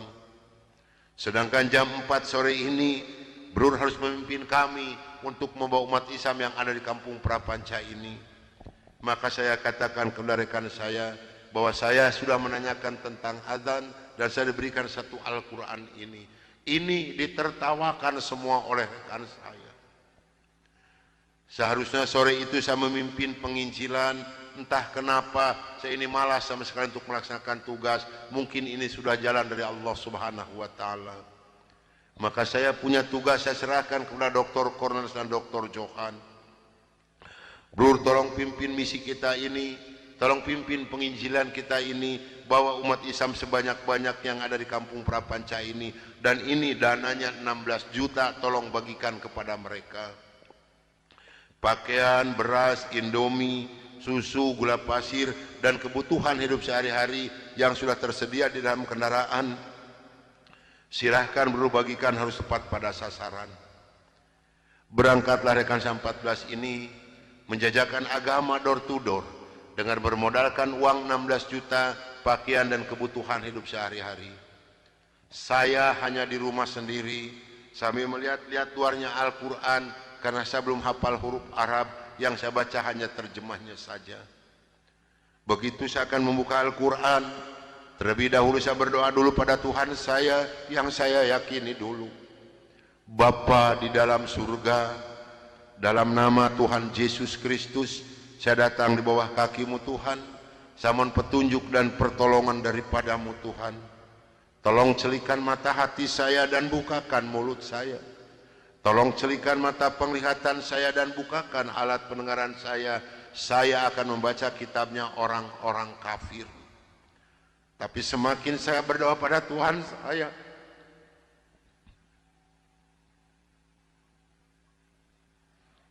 semakin terbukalah dalam Al-Quran ini. Ini suatu keanehan yang nyata di dalam kehidupan saya. Karena saya bingung membuka Al-Quran ini dari mana pertamanya. Begitu saya membuka Al-Quran langsung surat Ali Imran. Di dalam surat Ali Imran ini timbul kembali keanehan yang kedua di dalam benak saya. Kenapa dalam surat Ali Imran ini kok hanya 2 ayat yang diberi tanda merah, yang lain tidak ada? yaitu Ali Imran 85 dan 102. Ini kalau ibu dan bapak percaya pada iman saya, selama 3 bulan kurang lebih saya tidak pernah merasakan tidur, hanya membolak-balik membaca arti daripada 2 ayat ini saja. Disitulah taufik dan hidayah masuk pada diri saya. Bergemetarlah seluruh tubuh saya ini, bergejolaklah di dalam dada saya ini. Bahkan dalam hati kecil saya mengatakan, hanya Islamlah yang benar, hanya Islam yang dapat menyelamatkan umat manusia. Maka saya harus berani mengatakan kebenaran saya, apapun yang akan terjadi, saya siap untuk menerima risikonya. Atas bimbingan dan pelajaran dari Bapak Rosid, atas petunjuk dan petuah dari Bapak Rosid, saya memberanikan diri menghampiri rekan saya 14 yang sedang mengadakan kebaktian doa. Saya katakan kepada rekan saya bahwa mulai hari ini, jam ini, menit ini, saya akan mengundurkan diri dari penginjilan. Saya akan menyerahkan sebagai ketua misionaris pada Anda semua, karena saya hari ini akan mencari agama yang baru, itu agama Islam. Karena hanya Islam yang benar, hanya Islam yang dapat menyelamatkan umat manusia. Agama yang kita pegang sama-sama tidak bisa menyelamatkan kita semua. Namun apa daya yang seterima dari mereka, maaf, saya bukan mau dikasihan oleh ibu dan bapak, tidak. Yang mengasihani saya adalah Allah Subhanahu wa Ta'ala. Saya bukan seorang tentara, saya bukan seorang polisi, tapi merasakan panasnya peluru di kaki kiri saya dan di dada sebelah kanan saya ini. Besi yang lebarnya 6 cm, yang dibakar merah membara, yang dipukulkan ke pipi saya tahan dengan tangan kiri saya. Demi Allah, besi panas nempelah di tangan kiri saya. Lalu saya ditengkurapkan, kepala saya diinjak oleh 3 orang. Tangan saya, kaki saya kiri kanan dipegang dan diikat oleh mereka. Lalu punggung saya dipukuli oleh Dr. Johan pakai kursi rotan. 13 tulang punggungnya patah untuk mengenal Islam. Kalau menurut logika manusia, saya ini harus sudah meninggal dunia. Tapi Allah Maha di atas Maha, Allah memberi rencana lain untuk saya. Atas izin dan karunia Allah yang diberikan kepada saya bisa lolos dari pembunuhan rekan-rekan saya.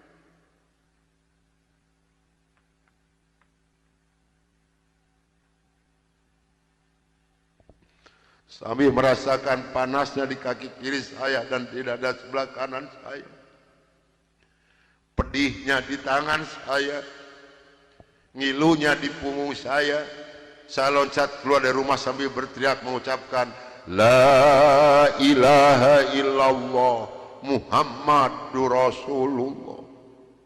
Padahal ini asing di mulut saya. Belum pernah ada seorang pun yang mengajarkan kalimat thayyibah di dalam mulut saya ini. Belum pernah sekalipun saya belajar kalimat thayyibah di dalam mulut saya ini. Ini maunah yang pertama Allah berikan melalui mulut saya. Dan alhamdulillah saya mendapatkan pertolongan dari seorang encim-encim yang beragama Buddha. Saya dibawa masuk ke dalam rumah beliau. Lalu baju saya digunting karena jadi satu dengan kulit. Lalu yang bekas luka besi panas dari dikocorotin pakai kecap oleh beliau. Kaki saya ditahan pakai kayu bekas pegangan sapu, diikat pakai benang rapia. Punggung saya diikat pakai samping. Lantas saya dibawa beliau ke rumah sakit Fatmawati. Selama 3 bulan 27 hari saya berbaring di dalam rumah sakit, merasakan hancurnya tubuh saya ini, pengen mengenal Islam. Dan alhamdulillah, setelah Allah memberikan kesembuhan kepada saya, beliau pula lah yang membiayai saya. Sehingga saya kembali memohon pertolongan kepada Encim ini. Cim, tolong saya, bawa saya kemana saya harus pergi, karena saya pengen memeluk agama Islam. Dan alhamdulillah, saya dibawa oleh beliau ke Cipete, ke Bapak Kiai Haji Dr. Idam Khalid. Saksi yang masih hidup yang membina kerjasama yang pertama adalah Bapak Hamjahas. Maka kata beliau kepada saya, kalau Anda pengen masuk Islam yang kafah dan istiqomah, Anda jangan dulu mengenal Al-Quran, Anda jangan dulu mengenal sholat, tapi Anda harus dulu mengenal isi daripada dua kalimat syahadat yang barusan Anda ucapkan. Alhamdulillah, selama 3 bulan kurang lebih saya dibina oleh beliau untuk mengartikan isi daripada dua kalimat syahadat. Barulah saya marifatullah. Disinilah nikmatnya iman dan nikmatnya ibadah yang saya rasakan sampai detik ini. Lalu saya suruh pulang dulu oleh beliau, karena saya masih mempunyai keluarga, itu anak dan istri. Ternyata keluarga saya telah mendapatkan laporan dari Kansa 14 dan dari Dewan Gereja Indonesia bahwa saya telah murtad masuk agama Islam. Begitu saya nyampe di rumah saya lihat dengan mata kepala saya sendiri, pakaian saya, ijazah saya, semua dibakar oleh putri-putri saya dan istri saya di hadapan mata saya. Dan alhamdulillah, saya diselamatkan dari maut yang kedua oleh Allah Subhanahu wa ta'ala. Begitu putri-putri saya menyiramkan minyak kelapa panas ke muka saya masih diselamatkan oleh Allah. Minyak kelapanya tumpah di punggung saya. Ini adalah darah daging saya sendiri yang menganiaya saya, bukan orang lain. Lalu kepala saya dilempar pakai cobek, dipukuli pakai setik kasti, sampai saya diusir caci maki dengan kata-kata yang sangat keji yang keluar dari mulut darah daging saya sendiri. Nyah, engkau di hadapanku anjing, setan, babi, iblis, jangan menginjak rumah ini, haram rumah ini kau diinjak oleh setan dan iblis macam kau. Ini adalah darah daging saya sendiri, bukan orang lain. Dan alhamdulillah, begitu saya meninggalkan rumah tangga saya, hanya pakai pakaian satu setel yang nempel di badan saya yang penuh dengan minyak kelapa panas. Harta kekayaan berlimpah luah, demi Allah tidak saya bawa serupiah pun, karena saya pengen masuk Islam yang kafah dan istiqomah. Saya harus samina wa atona. Jangankan harta kekayaan yang berlimpah luah, putri-putri saya pun yang 3 saya putuskan. Mulai detik ini Anda bukan darah daging saya bukan bapak Anda, dan Anda bukan putri-putri saya. Titik sampai di sini. Jangan ada lagi pertalian darah antara Anda dengan saya. Kenapa saya putuskan kepada putri-putri saya yang 3? Karena saya takut besok atau lusa saya meninggal dunia, bagaimana tanggung jawab saya di hadapan Allah Subhanahu wa ta'ala. Maka alhamdulillah, sudah hampir 22 tahun lebih ini saya belum pernah dipertemukan dengan batang hidungnya. Namun alhamdulillah, biarpun putri-putri saya tidak yang ikut satupun, Allah telah memberikan kebahagiaan kepada saya pada saat sekarang ini. Kebahagiaan yang Allah berikan kepada saya tidak bisa ditukar dengan suatu apapun yang ada di dunia ini. Sekalipun emas berlian sebesar gunung tidak mungkin bisa menukarkan kebahagiaan yang Allah berikan kepada saya. Kenapa? Karena rekan saya yang 14 yang dulu menganiaya saya, yang dulu mau membunuh saya, alhamdulillah sekarang sudah masuk Islam semua. Sekarang sedang jihad fisabilillah, sedang membela agama Allah, yaitu syiar agama Islam di daerah-daerah Nasrani. Itu yang pertama di Papua Barat di Manokwari, yang kedua di NTT Kampung Kalabai Kabupaten Alor, yang ketiga di Kalimantan Tengah di Sampit. Saya mohon bantuan doa dari ibu dan bapak yang hadir malam ini agar saya dengan rekan saya diberikan kekuatan oleh Allah Subhanahu wa ta'ala. Kalau ibu dan bapak pengen tahu dakwah Islam daerah Nasrani, demi Allah ini tantangannya adalah nyawa. Saya pun di Manokwari sedang menanak nasi, Pak, Bu. Kalau Allah sudah mengizinkan saya harus meninggal, saya dipanah, ini kenal kemaluan saya. Allah belum menghendaki saya untuk meninggal, hanya 3 cm jaraknya dipanah. Sedangkan panah di Manokwari demi Allah bukan 1,20 meter panjangnya, tapi 1,60 meter panjangnya. Ujungnya sudah pakai racun. Ini perjuangan membela agama Allah darah Nasrani. Alhamdulillah perkembangan Islam di daerah Manokwari. Padahal Manokwari ini akan dijadikan kota Injil. Kalau Manokwari sudah jadi kota Injil, yang pertama tidak boleh ada adzan berkumandang, tidak boleh mendirikan masjid, tidak boleh ada perempuan yang berjilbab. Alhamdulillah di sana ada 297 orang yang masuk agama Islam, termasuk orang yang memanah saya. Kemarin tanggal 17 Desember saya baru selesai membuat masjid. Dari mana biayanya? Dari hasil pengajian saya.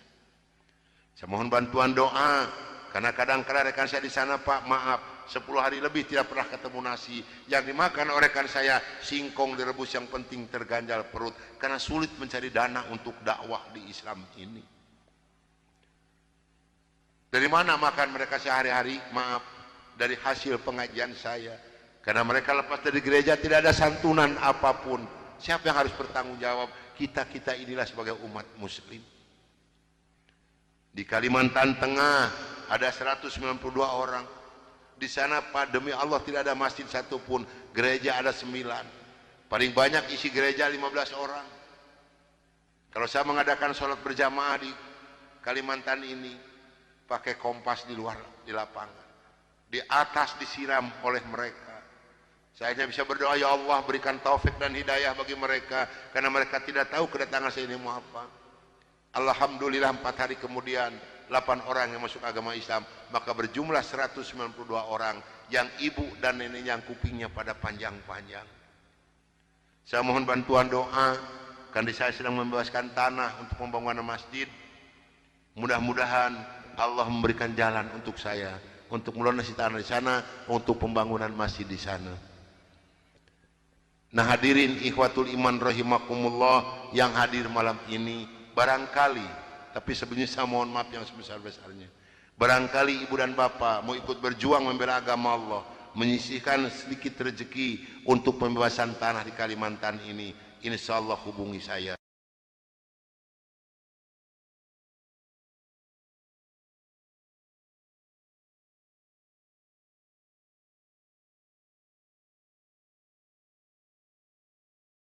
Jam 12 malam dengan sebuah kendaraan Kijang, yang pegang sendiri sebelah kanan saya adalah Dr. Cornelis.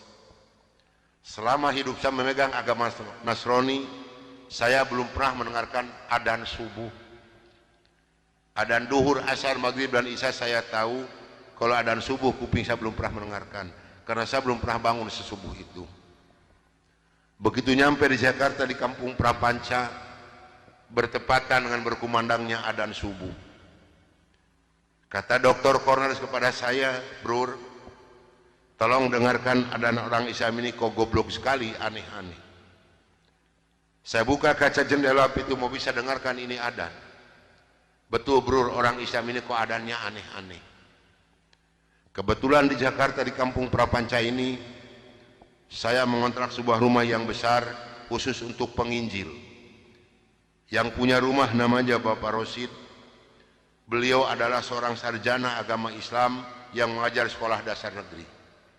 Kata Dr. Cornelis kepada saya, "Bro, karena bro sebagai pemimpin dan ketua kami yang berhak dan berani untuk menanyakan masalah ini, tolong besok tanyakan kalau kita sudah nyampe di rumah kontrakan." Oke, besok akan saya tanyakan. Begitu saya nyampe di rumah kontrakan, kendaraan saya masukkan ke dalam garasi, dan sebagian barang-barang diturunkan. Kira-kira jam 7 pagi, Pak Rosid ini keluar dari rumahnya mau mengajar. Karena kebetulan rumah yang saya kontrak dengan rumah beliau bersebelahan, hanya terhalang oleh satu jalan yang kecil. Begitu saya lihat beliau sedang menyalakan sepeda motornya, saya memberanikan diri menghampiri dan menyapa beliau. Kata saya, "Selamat pagi, Pak." "Oh, selamat pagi, Bapak Pendeta. Kapan datang dan apa kabar?" "Baik, Pak, dan baru saja saya tiba." Ngobrol punya ngobrol. Akhirnya saya memberanikan diri kepada beliau menanyakan tentang ajaran agama Islam. "Pak, apakah boleh saya bertanya kepada Bapak tentang ajaran agama Islam?" Dengan senyuman yang manis, muka yang cerah, beliau memberikan jawaban kepada saya. Silahkan Bapak Pendeta, dengan senang hati dan kedua tangan saya terbuka, insya Allah apa yang akan Bapak Pendeta tanyakan akan saya jawab. Mari Bapak Pendeta kita ke dalam rumah, jangan ngobrol di luar, lebih luasa kita ngobrol di dalam rumah. Saya dibawa masuk ke dalam rumah beliau, sehingga beliau ini berani mengorbankan tugas negaranya, tidak jadi mengajar karena ngobrol dengan saya sampai jam 3 sore. Yang pertama sekali saya tanyakan kepada beliau adalah tentang azan. Pak, kenapa orang Islam ini kok adanya aneh-aneh? Aneh-aneh bagaimana Bapak Pendeta? Tadi begitu saya masuk sini, terdengarlah suara adzan yang asing di kuping saya, ada kata-kata aso. Aso apalah saya tidak tahu, Pak. Oh betul Bapak Pendeta, itu adzan subuh pakai as-sholatu khairum minan naum.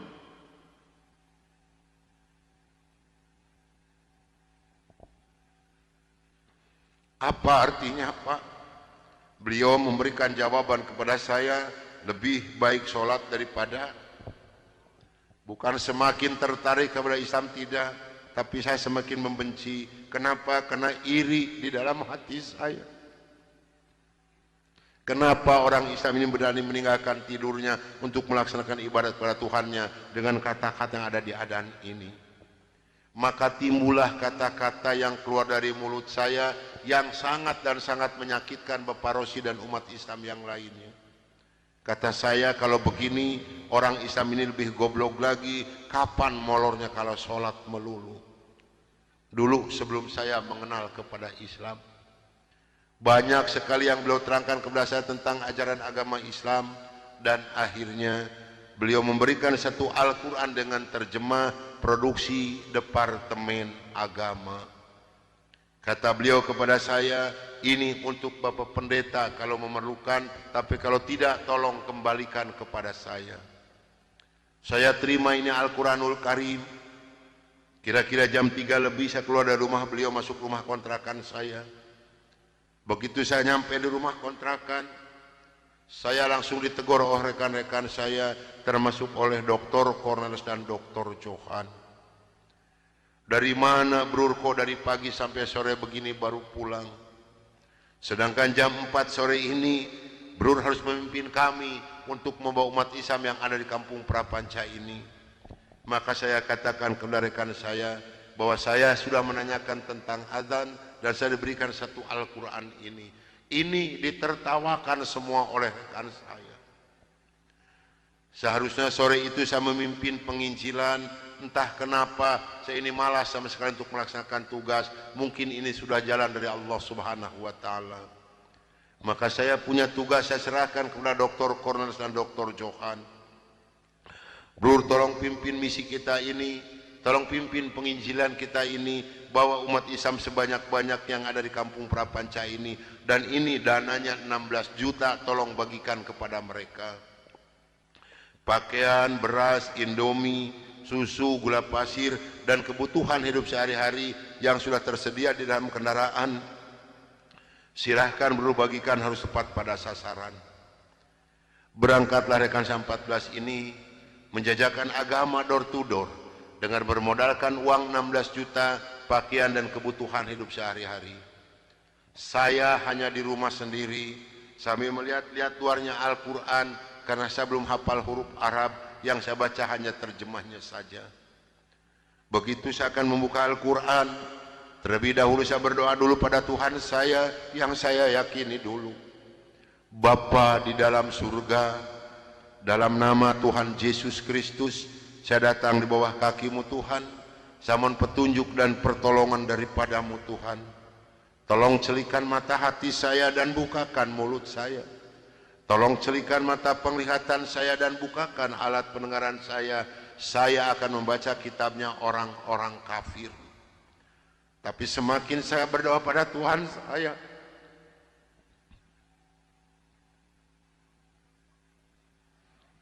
semakin terbukalah dalam Al-Quran ini Ini suatu keanehan yang nyata di dalam kehidupan saya. Karena saya bingung membuka Al-Quran ini dari mana pertamanya. Begitu saya membuka Al-Quran langsung surat Ali Imran. Di dalam surat Ali Imran ini timbul kembali keanehan yang kedua di dalam benak saya. Kenapa dalam surat Ali Imran ini kok hanya 2 ayat yang diberi tanda merah, yang lain tidak ada? Yaitu Ali Imran 85 dan 102. Ini kalau ibu dan bapak percaya pada iman saya, selama 3 bulan kurang lebih saya tidak pernah merasakan tidur. Hanya membolak-balik membaca arti daripada 2 ayat ini saja. Disitulah taufik dan hidayah masuk pada diri saya. Bergemetarlah seluruh tubuh saya ini, bergejolaklah di dalam dada saya ini. Bahkan dalam hati kecil saya mengatakan, hanya Islamlah yang benar, hanya Islam yang dapat menyelamatkan umat manusia. Maka saya harus berani mengatakan kebenaran saya, apapun yang akan terjadi, saya siap untuk menerima risikonya. Atas bimbingan dan pelajaran dari Bapak Rosid, atas petunjuk dan petuah dari Bapak Rosid, saya memberanikan diri menghampiri rekan saya 14 yang sedang mengadakan kebaktian doa. Saya katakan kepada rekan saya bahwa mulai hari ini, jam ini, menit ini, saya akan mengundurkan diri dari penginjilan. Saya akan menyerahkan sebagai ketua misionaris pada Anda semua, karena saya hari ini akan mencari agama yang baru, itu agama Islam. Karena hanya Islam yang benar, hanya Islam yang dapat menyelamatkan umat manusia. Agama yang kita pegang sama-sama tidak bisa menyelamatkan kita semua. Namun apa daya yang seterima dari mereka. Maaf, saya bukan mau dikasihan oleh ibu dan bapak, tidak. Yang mengasihani saya adalah Allah Subhanahu wa Ta'ala. Saya bukan seorang tentara, saya bukan seorang polisi, tapi merasakan panasnya peluru di kaki kiri saya dan di dada sebelah kanan saya ini. Besi yang lebarnya 6 cm yang dibakar merah membara, yang dipukulkan ke pipi saya tahan dengan tangan kiri saya. Demi Allah, besi panas nempelah di tangan kiri saya. Lalu saya ditengkurapkan, kepala saya diinjak oleh 3 orang. Tangan saya, kaki saya kiri kanan dipegang dan diikat oleh mereka. Lalu punggung saya dipukuli oleh Dr. Johan pakai kursi rotan. 13 tulang punggungnya patah untuk mengenal Islam.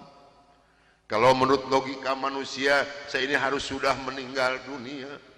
Tapi Allah Maha di atas Maha, Allah memberi rencana lain untuk saya.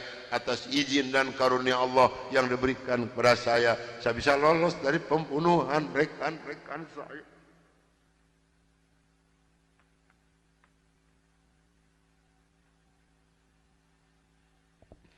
Sambil merasakan panasnya di kaki kiri saya dan di dada sebelah kanan saya, pedihnya di tangan saya, ngilunya di punggung saya loncat keluar dari rumah sambil berteriak mengucapkan La ilaha illallah Muhammadur Rasulullah.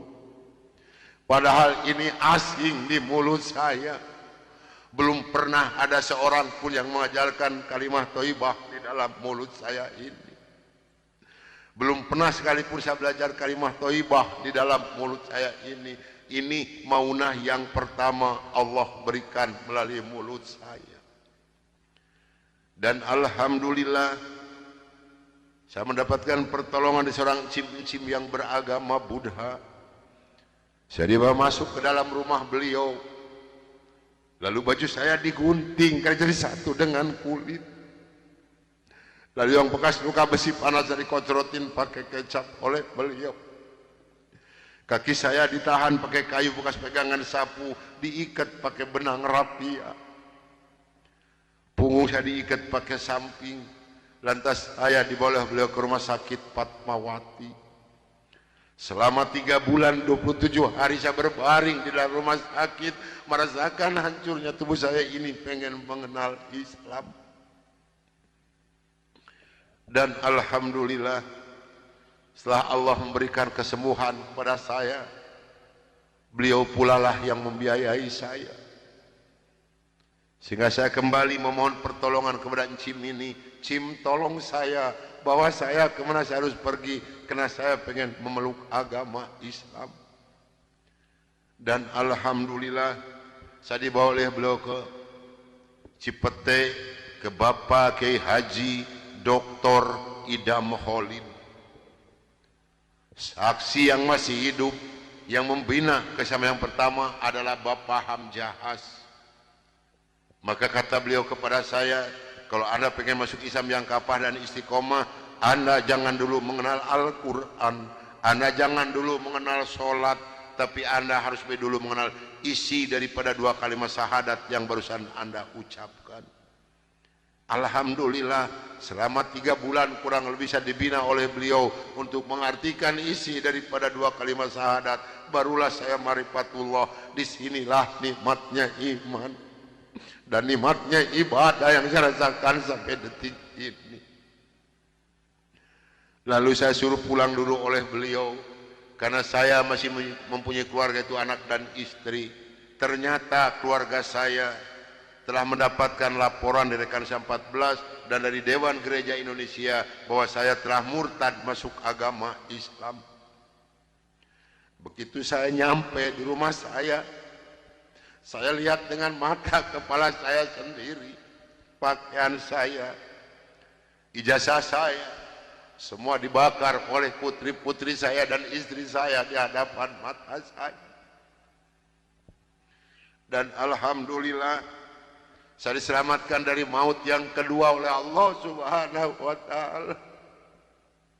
Begitu putri-putri saya menyiramkan minyak kelapa panas ke muka saya masih diselamatkan oleh Allah. Minyak kelapanya tumpah di punggung saya. Ini adalah darah daging saya sendiri yang menganiaya saya, bukan orang lain. Lalu kepala saya dilempar pakai cobek, dipukuli pakai setik kasti, sampai saya diusir caci maki dengan kata-kata yang sangat keji yang keluar dari mulut darah daging saya sendiri. Nyah, engkau di hadapanku anjing, setan, babi, iblis, jangan menginjak rumah ini, haram rumah ini kau diinjak oleh setan dan iblis macam kau. Ini adalah darah daging saya sendiri, bukan orang lain. Dan alhamdulillah begitu saya meninggalkan rumah tangga saya, hanya pakai pakaian satu setel yang nempel di badan saya yang penuh dengan minyak kelapa panas. Harta kekayaan berlimpah luah demi Allah tidak saya bawa serupiah pun, karena saya pengen masuk Islam yang kafah dan istiqomah. Saya harus samina wa atona. Jangankan harta kekayaan yang berlimpah luah, putri-putri saya pun yang 3 saya putuskan. Mulai detik ini Anda bukan darah daging saya bukan bapak Anda, dan Anda bukan putri-putri saya. Titik sampai di sini. Jangan ada lagi pertalian darah antara Anda dengan saya. Kenapa saya putuskan kepada putri-putri saya yang 3? Karena saya takut besok atau lusa saya meninggal dunia, bagaimana tanggung jawab saya di hadapan Allah Subhanahu wa ta'ala.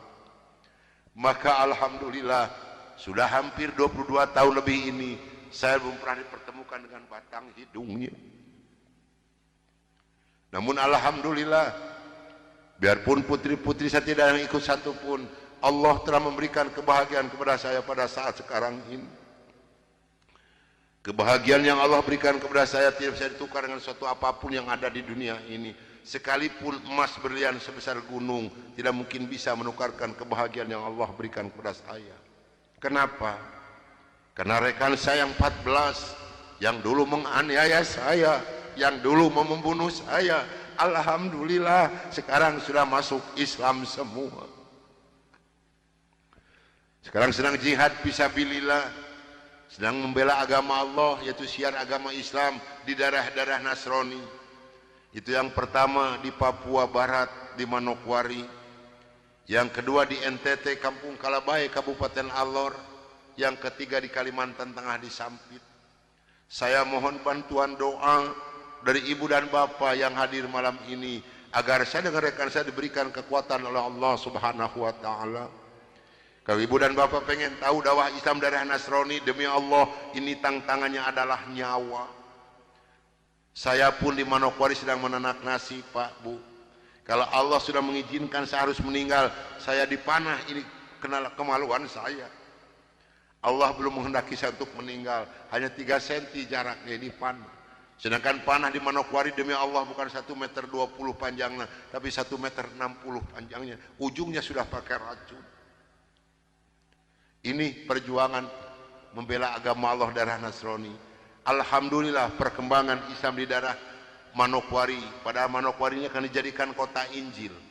Kalau Manokwari sudah jadi kota Injil, yang pertama tidak boleh ada adzan berkumandang, tidak boleh mendirikan masjid, tidak boleh ada perempuan yang berjilbab. Alhamdulillah di sana ada 297 orang yang masuk agama Islam, termasuk orang yang memanah saya. Kemarin tanggal 17 Desember saya baru selesai membuat masjid. Dari mana biayanya? Dari hasil pengajian saya. Saya mohon bantuan doa, karena kadang-kadang rekan saya di sana, Pak, maaf, 10 hari lebih tidak pernah ketemu nasi. Yang dimakan oleh rekan saya singkong direbus, yang penting terganjal perut, karena sulit mencari dana untuk dakwah di Islam ini. Dari mana makan mereka sehari-hari? Maaf, dari hasil pengajian saya. Karena mereka lepas dari gereja tidak ada santunan apapun. Siapa yang harus bertanggung jawab? Kita inilah sebagai umat muslim. Di Kalimantan Tengah ada 192 orang. Di sana, Pak, demi Allah tidak ada masjid satupun. Gereja ada 9. Paling banyak isi gereja 15 orang. Kalau saya mengadakan sholat berjamaah di Kalimantan ini, pakai kompas di luar, di lapangan. Di atas disiram oleh mereka. Saya hanya bisa berdoa, ya Allah berikan taufik dan hidayah bagi mereka, karena mereka tidak tahu kedatangan saya ini mau apa. Alhamdulillah 4 hari kemudian 8 orang yang masuk agama Islam, maka berjumlah 192 orang yang ibu dan neneknya yang kupingnya pada panjang-panjang. Saya mohon bantuan doa, karena saya sedang membebaskan tanah untuk pembangunan masjid. Mudah-mudahan Allah memberikan jalan untuk saya untuk melunasi tanah di sana, untuk pembangunan masjid di sana. Nah hadirin ikhwatul iman rahimakumullah yang hadir malam ini, barangkali, tapi sebenarnya saya mohon maaf yang sebesar-besarnya, barangkali ibu dan bapak mau ikut berjuang membela agama Allah, menyisihkan sedikit rezeki untuk pembebasan tanah di Kalimantan ini, insya Allah hubungi saya.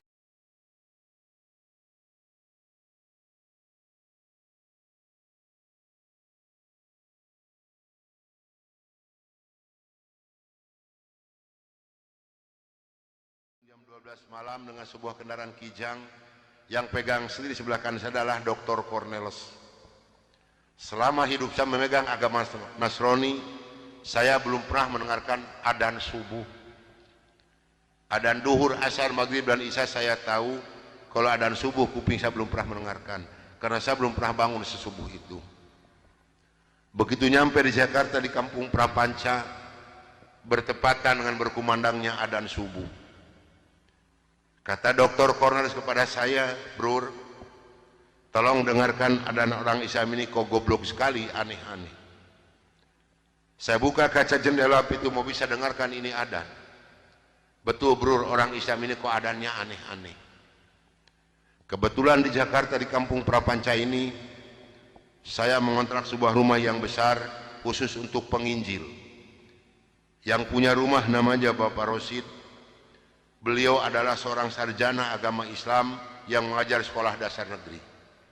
Kata Dr. Cornelis kepada saya, "Brur, karena Brur sebagai pemimpin dan ketua kami yang berhak dan berani untuk menanyakan masalah ini, tolong besok tanyakan kalau kita sudah nyampe di rumah kontrakan." Oke, besok akan saya tanyakan. Begitu saya nyampe di rumah kontrakan, kendaraan saya masukkan ke dalam garasi, dan sebagian barang-barang diturunkan. Kira-kira jam 7 pagi, Pak Rosid ini keluar dari rumahnya mau mengajar. Karena kebetulan rumah yang saya kontrak dengan rumah beliau bersebelahan, hanya terhalang oleh satu jalan yang kecil. Begitu saya lihat beliau sedang menyalakan sepeda motornya, saya memberanikan diri menghampiri dan menyapa beliau. Kata saya, "Selamat pagi, Pak." "Oh, selamat pagi, Bapak Pendeta." kapan datang dan apa kabar? Baik Pak, dan baru saja saya tiba. Ngobrol punya ngobrol, akhirnya saya memberanikan diri kepada beliau menanyakan tentang ajaran agama Islam. Pak, apakah boleh saya bertanya kepada Bapak tentang ajaran agama Islam? Dengan senyuman yang manis, muka yang cerah, beliau memberikan jawaban kepada saya. Silahkan Bapak Pendeta, dengan senang hati dan kedua tangan saya terbuka, insya Allah apa yang akan Bapak Pendeta tanyakan akan saya jawab. Mari Bapak Pendeta kita ke dalam rumah, jangan ngobrol di luar, lebih luasa kita ngobrol di dalam rumah.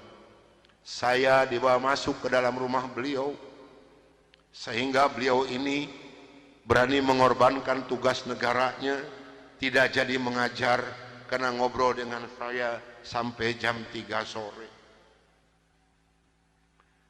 Yang pertama sekali saya tanyakan kepada beliau adalah tentang azan. Pak, kenapa orang Islam ini kok adanya aneh-aneh? Aneh-aneh bagaimana Bapak Pendeta? Tadi begitu saya masuk sini, terdengarlah suara adzan yang asing di kuping saya, ada kata-kata aso. Aso apalah saya tidak tahu Pak.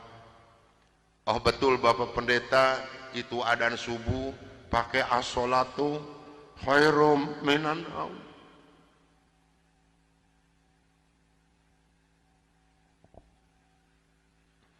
Apa artinya Pak? Beliau memberikan jawaban kepada saya, lebih baik sholat daripada. Bukan semakin tertarik kepada Islam, tidak, tapi saya semakin membenci. Kenapa? Karena iri di dalam hati saya. Kenapa orang Islam ini berani meninggalkan tidurnya untuk melaksanakan ibadat kepada Tuhannya dengan kata-kata yang ada di adzan ini? Maka timbullah kata-kata yang keluar dari mulut saya yang sangat dan sangat menyakitkan Bapak Rosi dan umat Islam yang lainnya. Kata saya, kalau begini orang Islam ini lebih goblok lagi, kapan molornya kalau sholat melulu? Dulu sebelum saya mengenal kepada Islam, banyak sekali yang beliau terangkan kepada saya tentang ajaran agama Islam, dan akhirnya beliau memberikan satu Al-Quran dengan terjemah produksi Departemen Agama. Kata beliau kepada saya, ini untuk Bapak Pendeta kalau memerlukan, tapi kalau tidak tolong kembalikan kepada saya. Saya terima ini Al-Quranul Karim. Kira-kira jam 3 lebih saya keluar dari rumah beliau, masuk rumah kontrakan saya. Begitu saya nyampe di rumah kontrakan, saya langsung ditegur oleh rekan-rekan saya, termasuk oleh Dr. Cornelis dan Dr. Johan. Dari mana Brur kok dari pagi sampai sore begini baru pulang?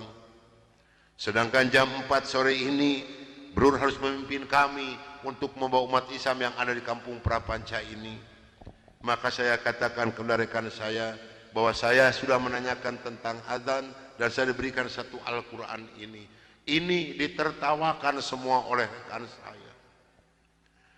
Seharusnya sore itu saya memimpin penginjilan, entah kenapa saya ini malas sama sekali untuk melaksanakan tugas. Mungkin ini sudah jalan dari Allah Subhanahu wa Ta'ala. Maka saya punya tugas, saya serahkan kepada Dr. Cornelis dan Dr. Johan.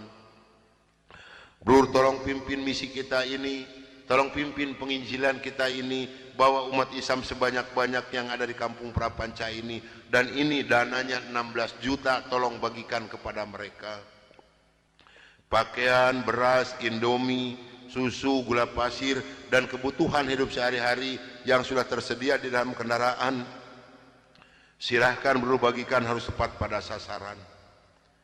Berangkatlah rekan saya 14 ini menjajakan agama door to door dengan bermodalkan uang 16 juta, pakaian dan kebutuhan hidup sehari-hari.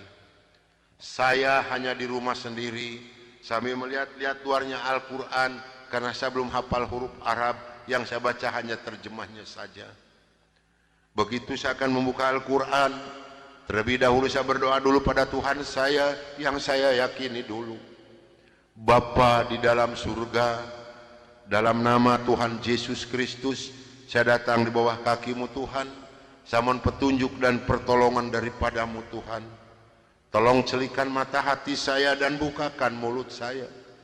Tolong celikan mata penglihatan saya dan bukakan alat pendengaran saya.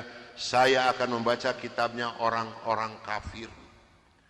Tapi semakin saya berdoa pada Tuhan saya,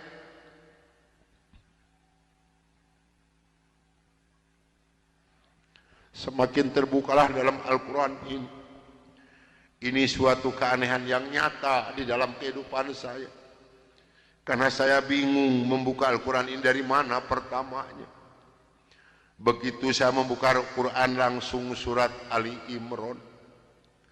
Di dalam surat Ali Imran ini timbul kembali keanehan yang kedua di dalam benak saya.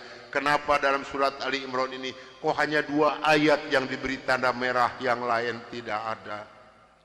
Yaitu Ali Imran 85 dan 102. Ini kalau ibu dan bapak percaya pada iman saya, selama 3 bulan kurang lebih saya tidak pernah merasakan tidur. Hanya membolak-balik membaca arti daripada 2 ayat ini saja. Disitulah taufik dan hidayah masuk pada diri saya. Bergemetarlah seluruh tubuh saya ini, bergejolaklah di dalam dada saya ini. Bahkan dalam hati kecil saya mengatakan, hanya Islamlah yang benar, hanya Islam yang dapat menyelamatkan umat manusia. Maka saya harus berani mengatakan kepada rekan saya, apapun yang akan terjadi, saya siap untuk menerima risikonya. Atas bimbingan dan pelajaran dari Bapak Rosid, atas petunjuk dan petuah dari Bapak Rosid, saya memberanikan diri menghampiri rekan saya 14 yang sedang mengadakan kebaktian doa. Saya katakan kepada rekan saya, bahwa mulai hari ini, jam ini, menit ini, saya akan mengundurkan diri dari penginjilan. Saya akan menyerahkan sebagai ketua misionaris pada Anda semua, karena saya hari ini akan mencari agama yang baru, itu agama Islam. Karena hanya Islam yang benar, hanya Islam yang dapat menyelamatkan umat manusia. Agama yang kita pegang sama-sama tidak bisa menyelamatkan kita semua. Namun, apa daya yang seterima dari mereka, maaf, saya bukan mau dikasihan oleh ibu dan bapak, tidak. Yang mengasihani saya adalah Allah Subhanahu wa Ta'ala. Saya bukan seorang tentara, saya bukan seorang polisi, tapi merasakan panasnya peluru di kaki kiri saya dan di dada sebelah kanan saya ini. Besi yang lebarnya 6 cm, yang dibakar merah membara, yang dipukulkan ke pipi saya tahan dengan tangan kiri saya. Demi Allah, besi panas nempelah di tangan kiri saya. Lalu saya ditengkurapkan, kepala saya diinjak oleh 3 orang. Tangan saya, kaki saya kiri kanan dipegang dan diikat oleh mereka. Lalu punggung saya dipukuli oleh Dr. Johan pakai kursi rotan. 13 tulang punggungnya patah untuk mengenal Islam. Kalau menurut logika manusia, saya ini harus sudah meninggal dunia. Tapi Allah Maha di atas Maha, Allah mempunyai rencana lain untuk saya. Atas izin dan karunia Allah yang diberikan kepada saya bisa lolos dari pembunuhan rekan-rekan saya.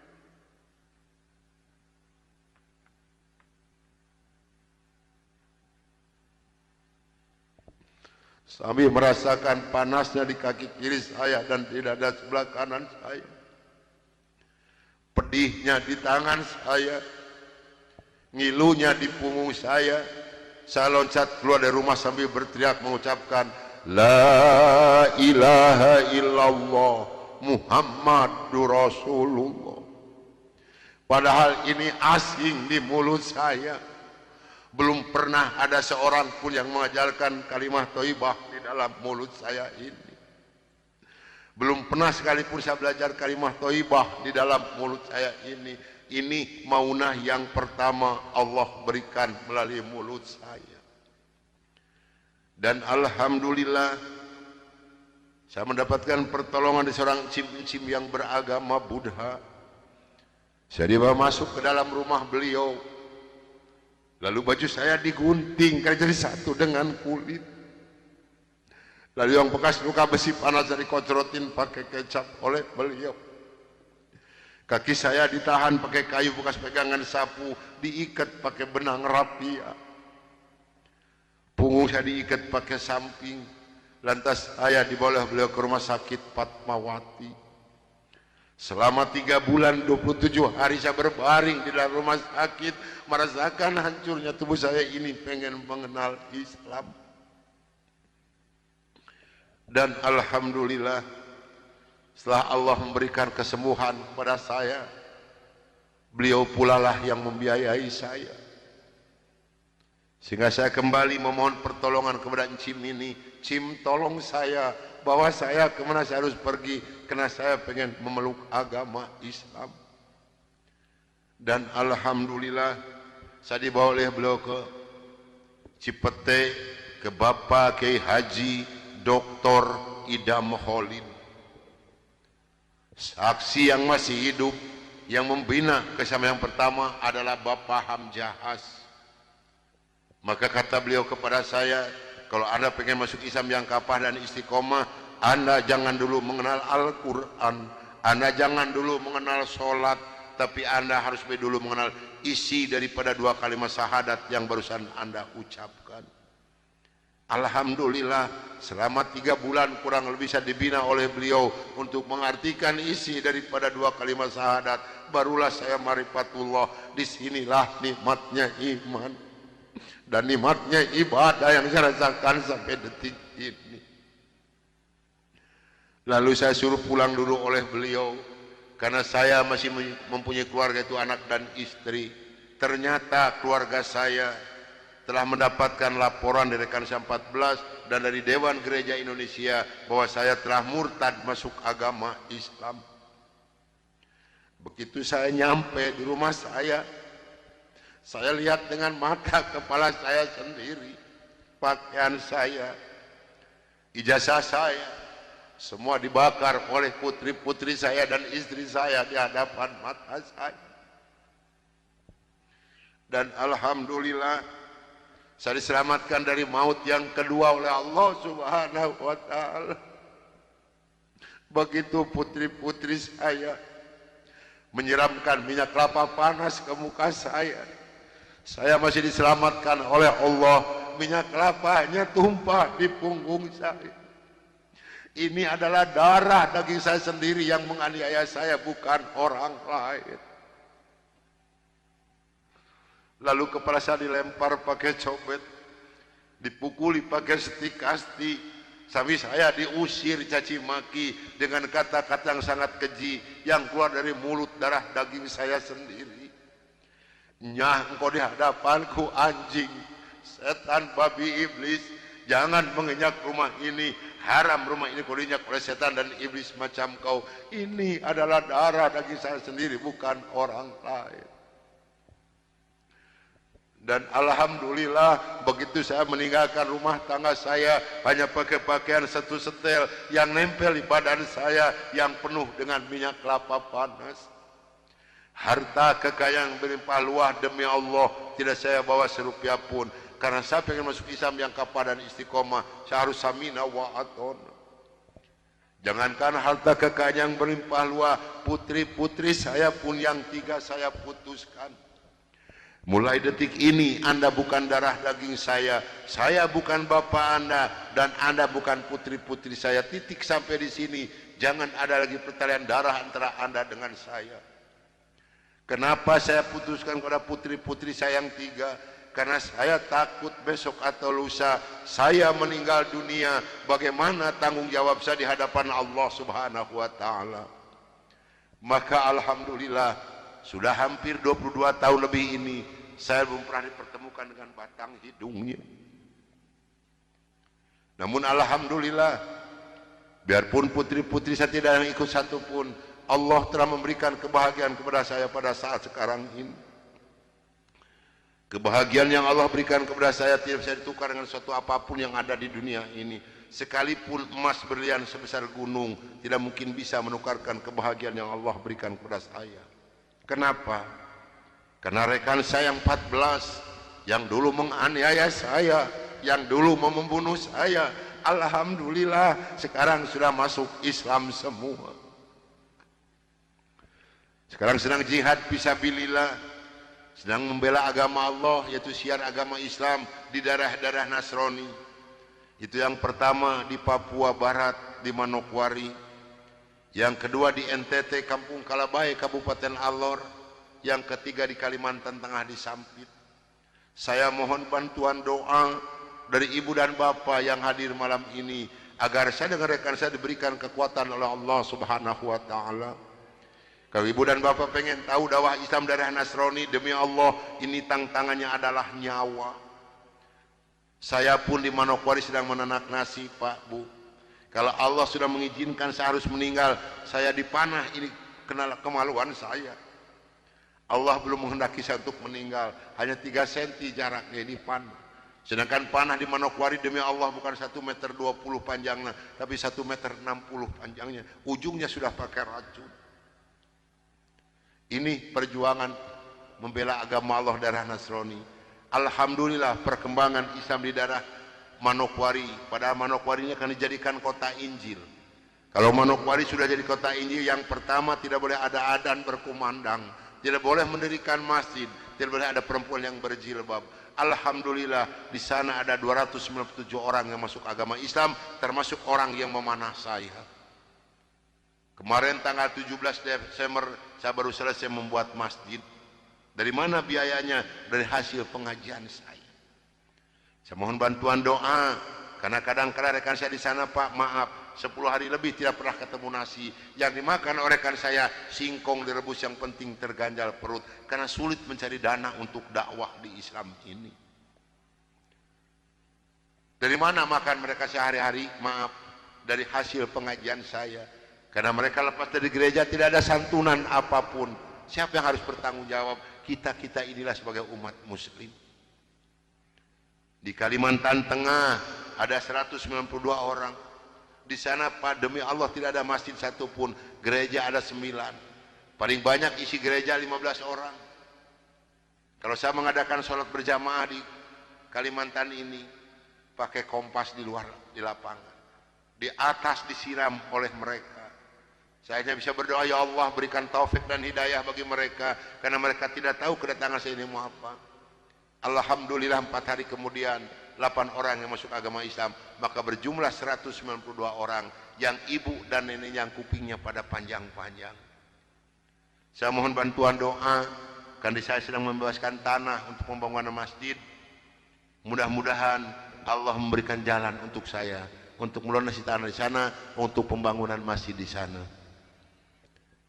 Nah hadirin ikhwatul iman rahimakumullah yang hadir malam ini, barangkali, tapi sebenarnya saya mohon maaf yang sebesar-besarnya, barangkali ibu dan bapak mau ikut berjuang membela agama Allah, menyisihkan sedikit rezeki untuk pembebasan tanah di Kalimantan ini, insya Allah hubungi saya.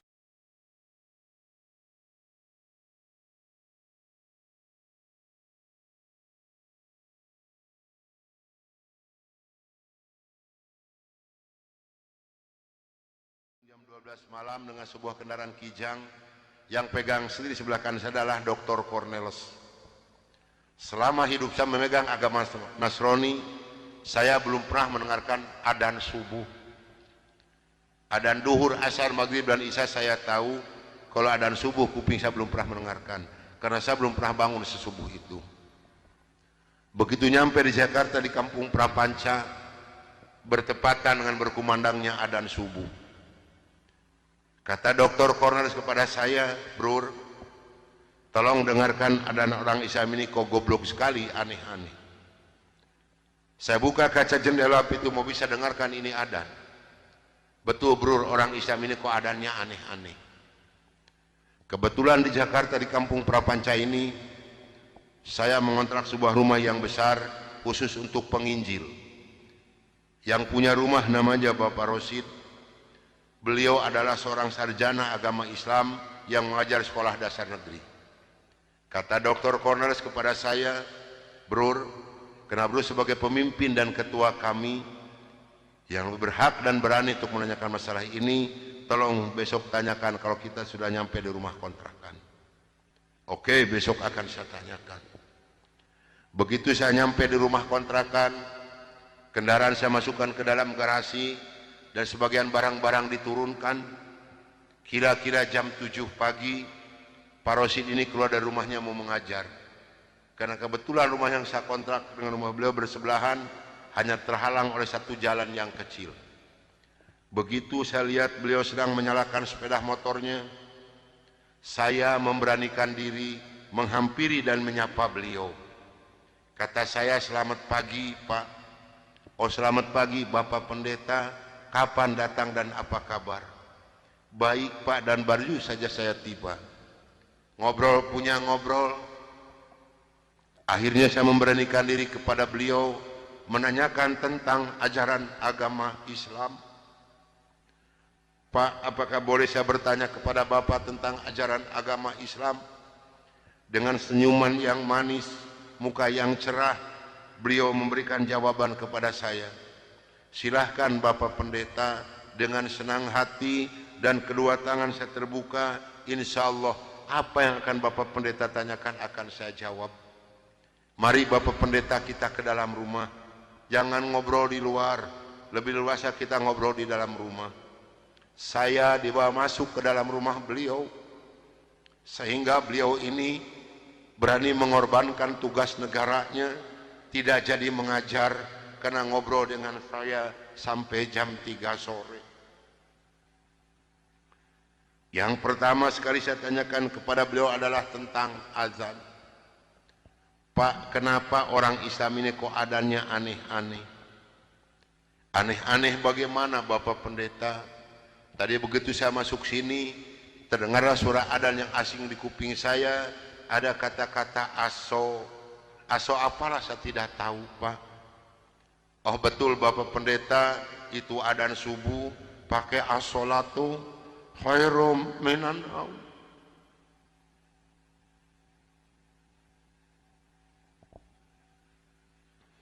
Apa artinya, Pak? Beliau memberikan jawaban kepada saya, lebih baik sholat daripada. Bukan semakin tertarik kepada Islam, tidak, tapi saya semakin membenci. Kenapa? Karena iri di dalam hati saya. Kenapa orang Islam ini berani meninggalkan tidurnya untuk melaksanakan ibadat kepada Tuhannya dengan kata-kata yang ada di adzan ini? Maka timbullah kata-kata yang keluar dari mulut saya yang sangat dan sangat menyakitkan Bapak Rosi dan umat Islam yang lainnya. Kata saya, kalau begini orang Islam ini lebih goblok lagi, kapan molornya kalau sholat melulu? Dulu sebelum saya mengenal kepada Islam, banyak sekali yang beliau terangkan kepada saya tentang ajaran agama Islam, dan akhirnya beliau memberikan satu Al-Quran dengan terjemah produksi Departemen Agama. Kata beliau kepada saya, "Ini untuk Bapak Pendeta kalau memerlukan, tapi kalau tidak tolong kembalikan kepada saya." Saya terima ini Al-Quranul Karim. Kira-kira jam 3 lebih saya keluar dari rumah beliau masuk rumah kontrakan saya. Begitu saya nyampe di rumah kontrakan, saya langsung ditegur oleh rekan-rekan saya, termasuk oleh Dr. Cornelis dan Dr. Johan. "Dari mana Brur, kok dari pagi sampai sore begini baru pulang? Sedangkan jam 4 sore ini Brur harus memimpin kami untuk membawa umat Islam yang ada di kampung Prapanca ini." Maka saya katakan kepada rekan saya bahwa saya sudah menanyakan tentang adzan dan saya diberikan satu Al-Quran ini. Ini ditertawakan semua oleh rekan saya. Seharusnya sore itu saya memimpin penginjilan, entah kenapa saya ini malas sama sekali untuk melaksanakan tugas. Mungkin ini sudah jalan dari Allah Subhanahu wa Ta'ala. Maka saya punya tugas, saya serahkan kepada Dr. Cornelis dan Dr. Johan.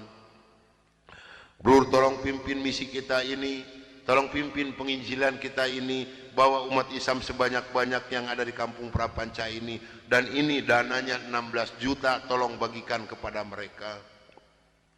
Pakaian, beras, indomie, susu, gula pasir, dan kebutuhan hidup sehari-hari yang sudah tersedia di dalam kendaraan, silahkan bagikan, harus tepat pada sasaran." Berangkatlah rekan saya 14 ini menjajakan agama door to door dengan bermodalkan uang 16 juta, pakaian dan kebutuhan hidup sehari-hari. Saya hanya di rumah sendiri sambil melihat-lihat luarnya Al-Quran, karena saya belum hafal huruf Arab, yang saya baca hanya terjemahnya saja. Begitu saya akan membuka Al-Quran, terlebih dahulu saya berdoa dulu pada Tuhan saya yang saya yakini dulu. Bapa di dalam surga, dalam nama Tuhan Yesus Kristus, saya datang di bawah kaki-Mu Tuhan. Saya mohon petunjuk dan pertolongan daripadamu Tuhan. Tolong celikan mata hati saya dan bukakan mulut saya. Tolong celikan mata penglihatan saya dan bukakan alat pendengaran saya. Saya akan membaca kitabnya orang-orang kafir. Tapi semakin saya berdoa pada Tuhan saya,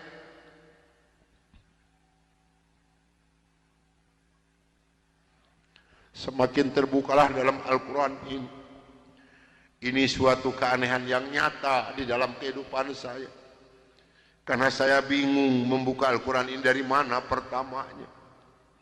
Begitu saya membuka Al-Quran langsung surat Ali Imran.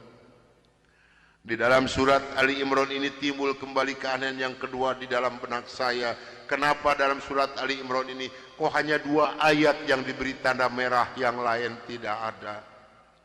Yaitu Ali Imran 85 dan 102. Ini kalau ibu dan bapak percaya pada iman saya, selama 3 bulan kurang lebih saya tidak pernah merasakan tidur. Hanya membolak-balik membaca arti daripada 2 ayat ini saja. Disitulah taufik dan hidayah masuk pada diri saya. Bergemetarlah seluruh tubuh saya ini, bergejolaklah di dalam dada saya ini. Bahkan dalam hati kecil saya mengatakan, hanya Islamlah yang benar, hanya Islam yang dapat menyelamatkan umat manusia. Maka saya harus berani mengatakan kepada rekan saya, apapun yang akan terjadi, saya siap untuk menerima risikonya. Atas bimbingan dan pelajaran dari Bapak Rosid, atas petunjuk dan petuah dari Bapak Rosid, saya memberanikan diri menghampiri rekan saya 14 yang sedang mengadakan kebaktian doa. Saya katakan kepada rekan saya bahwa mulai hari ini, jam ini, menit ini, saya akan mengundurkan diri dari penginjilan. Saya akan menyerahkan sebagai ketua misionaris pada Anda semua, karena saya hari ini akan mencari agama yang baru, itu agama Islam. Karena hanya Islam yang benar, hanya Islam yang dapat menyelamatkan umat manusia. Agama yang kita pegang sama-sama tidak bisa menyelamatkan kita semua. Namun apa daya yang seterima dari mereka. Maaf, saya bukan mau dikasihan oleh ibu dan bapak, tidak. Yang mengasihani saya adalah Allah Subhanahu wa Ta'ala. Saya bukan seorang tentara, saya bukan seorang polisi, tapi merasakan panasnya peluru di kaki kiri saya dan di dada sebelah kanan saya ini. Besi yang lebarnya 6 cm, yang dibakar merah membara, yang dipukulkan ke pipi saya tahan dengan tangan kiri saya. Demi Allah, besi panas nempelah di tangan kiri saya. Lalu saya ditengkurapkan, kepala saya diinjak oleh 3 orang. Tangan saya, kaki saya kiri kanan dipegang dan diikat oleh mereka. Lalu punggung saya dipukuli oleh Dr. Johan pakai kursi rotan. 13 tulang punggungnya patah untuk mengenal Islam. Kalau menurut logika manusia, saya ini harus sudah meninggal dunia. Tapi Allah Maha di atas Maha, Allah mempunyai rencana lain untuk saya. Atas izin dan karunia Allah yang diberikan kepada saya bisa lolos dari pembunuhan rekan-rekan saya.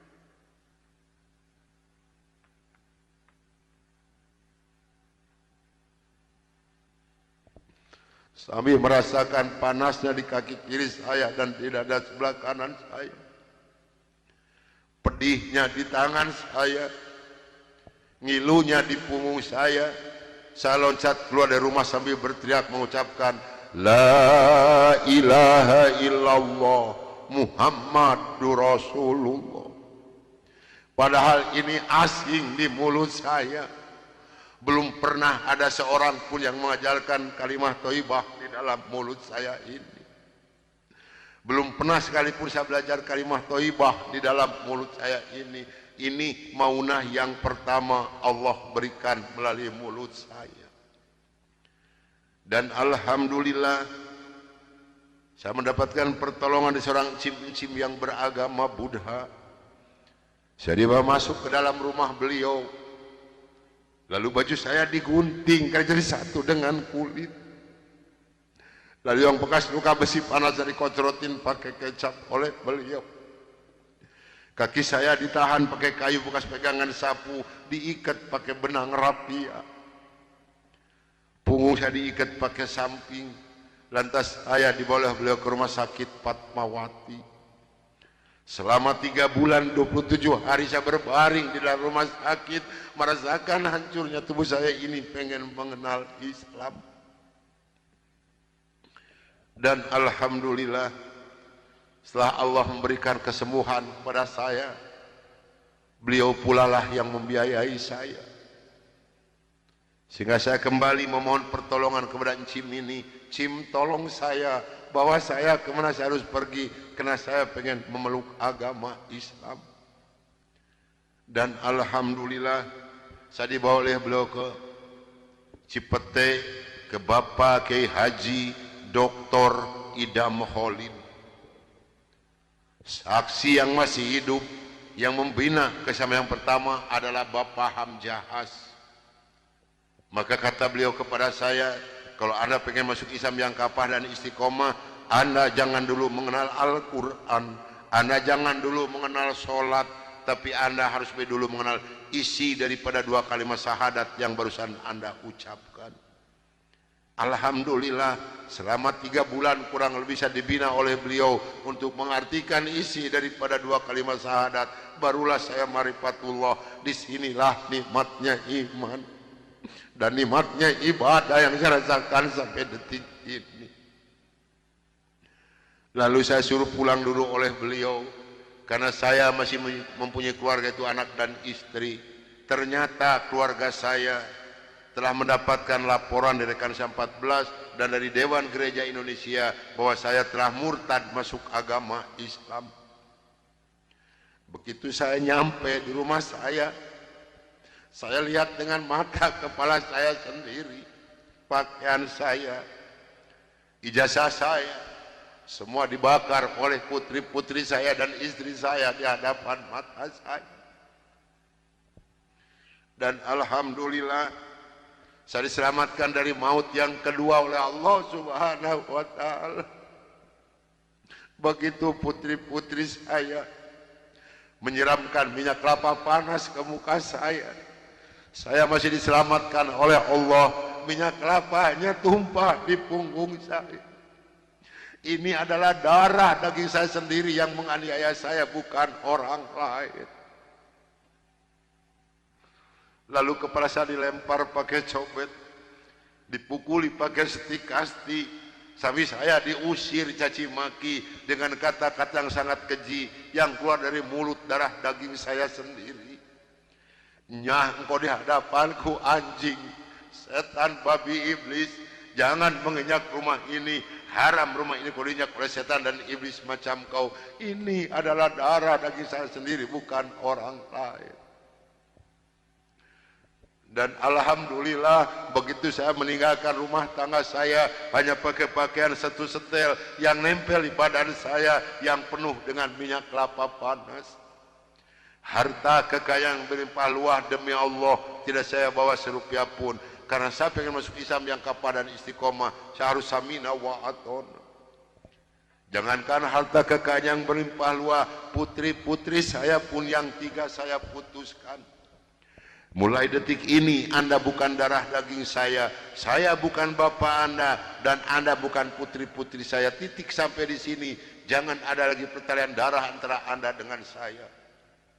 Kenapa saya putuskan kepada putri-putri saya yang 3? Karena saya takut besok atau lusa saya meninggal dunia, bagaimana tanggung jawab saya di hadapan Allah Subhanahu wa ta'ala. Maka alhamdulillah, sudah hampir 22 tahun lebih ini saya belum pernah dipertemukan dengan batang hidungnya. Namun alhamdulillah, biarpun putri-putri saya tidak yang ikut satupun, Allah telah memberikan kebahagiaan kepada saya pada saat sekarang ini. Kebahagiaan yang Allah berikan kepada saya tidak bisa ditukar dengan suatu apapun yang ada di dunia ini. Sekalipun emas berlian sebesar gunung tidak mungkin bisa menukarkan kebahagiaan yang Allah berikan kepada saya. Kenapa?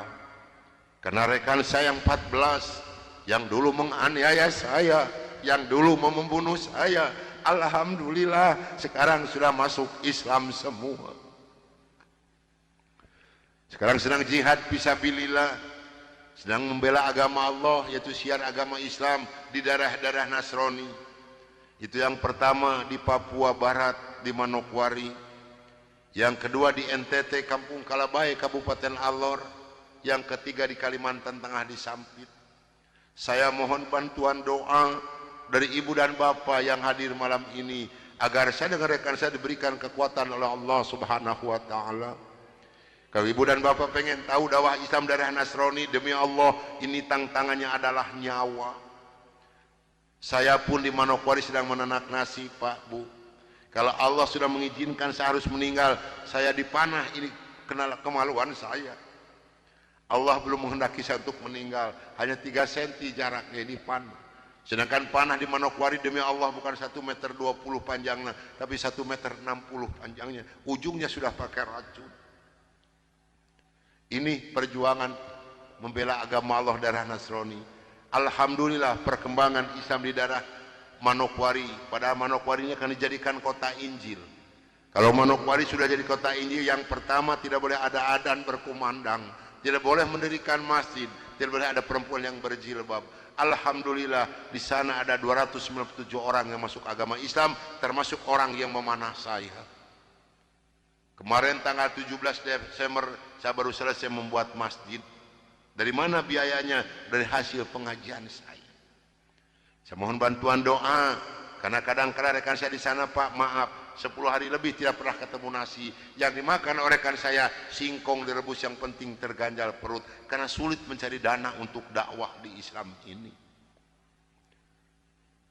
Dari mana makan mereka sehari-hari? Maaf, dari hasil pengajian saya. Karena mereka lepas dari gereja tidak ada santunan apapun. Siapa yang harus bertanggung jawab? Kita inilah sebagai umat muslim. Di Kalimantan Tengah ada 192 orang. Di sana, Pak, demi Allah tidak ada masjid satupun. Gereja ada 9. Paling banyak isi gereja 15 orang. Kalau saya mengadakan sholat berjamaah di Kalimantan ini, pakai kompas di luar, di lapangan. Di atas disiram oleh mereka. Saya hanya bisa berdoa, ya Allah berikan taufik dan hidayah bagi mereka, karena mereka tidak tahu kedatangan saya ini mau apa. Alhamdulillah 4 hari kemudian 8 orang yang masuk agama Islam, maka berjumlah 192 orang yang ibu dan neneknya yang kupingnya pada panjang-panjang.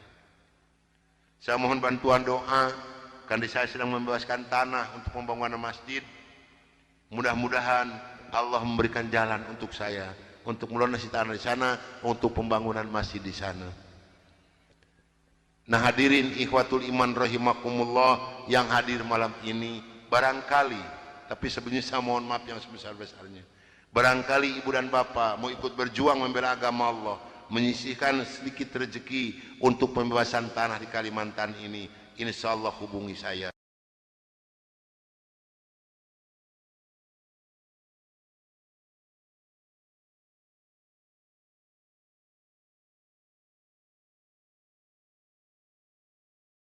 Jam 12 malam dengan sebuah kendaraan Kijang, yang pegang sendiri sebelah kanan saya adalah Dr. Cornelis.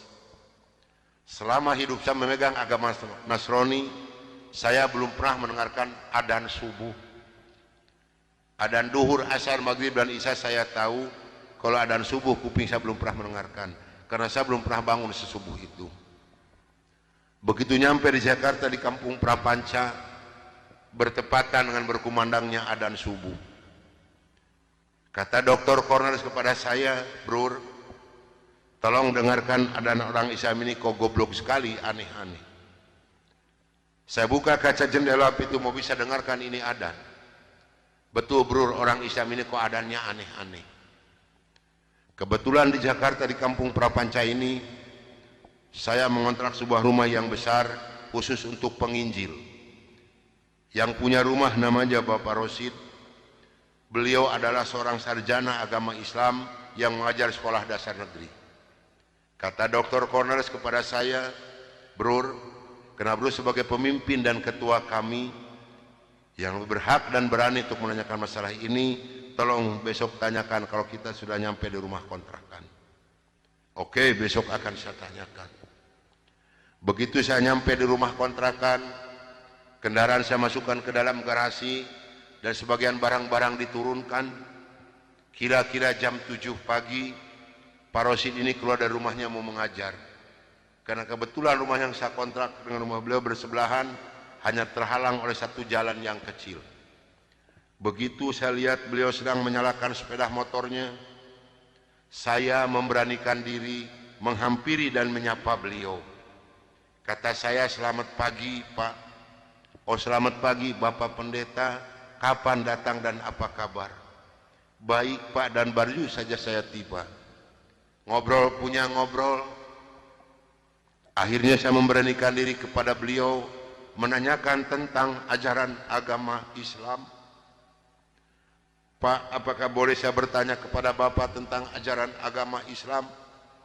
Dengan senyuman yang manis, muka yang cerah, beliau memberikan jawaban kepada saya.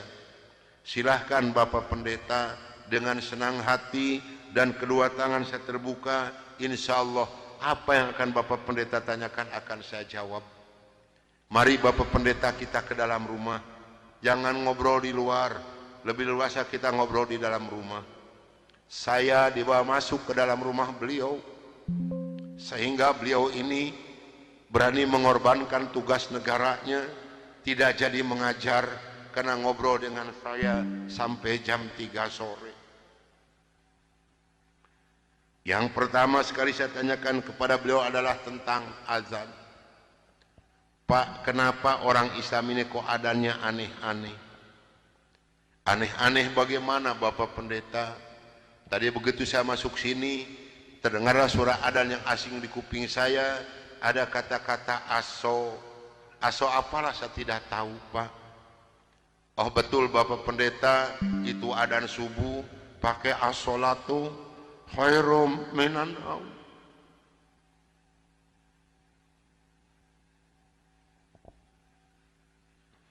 Apa artinya, Pak?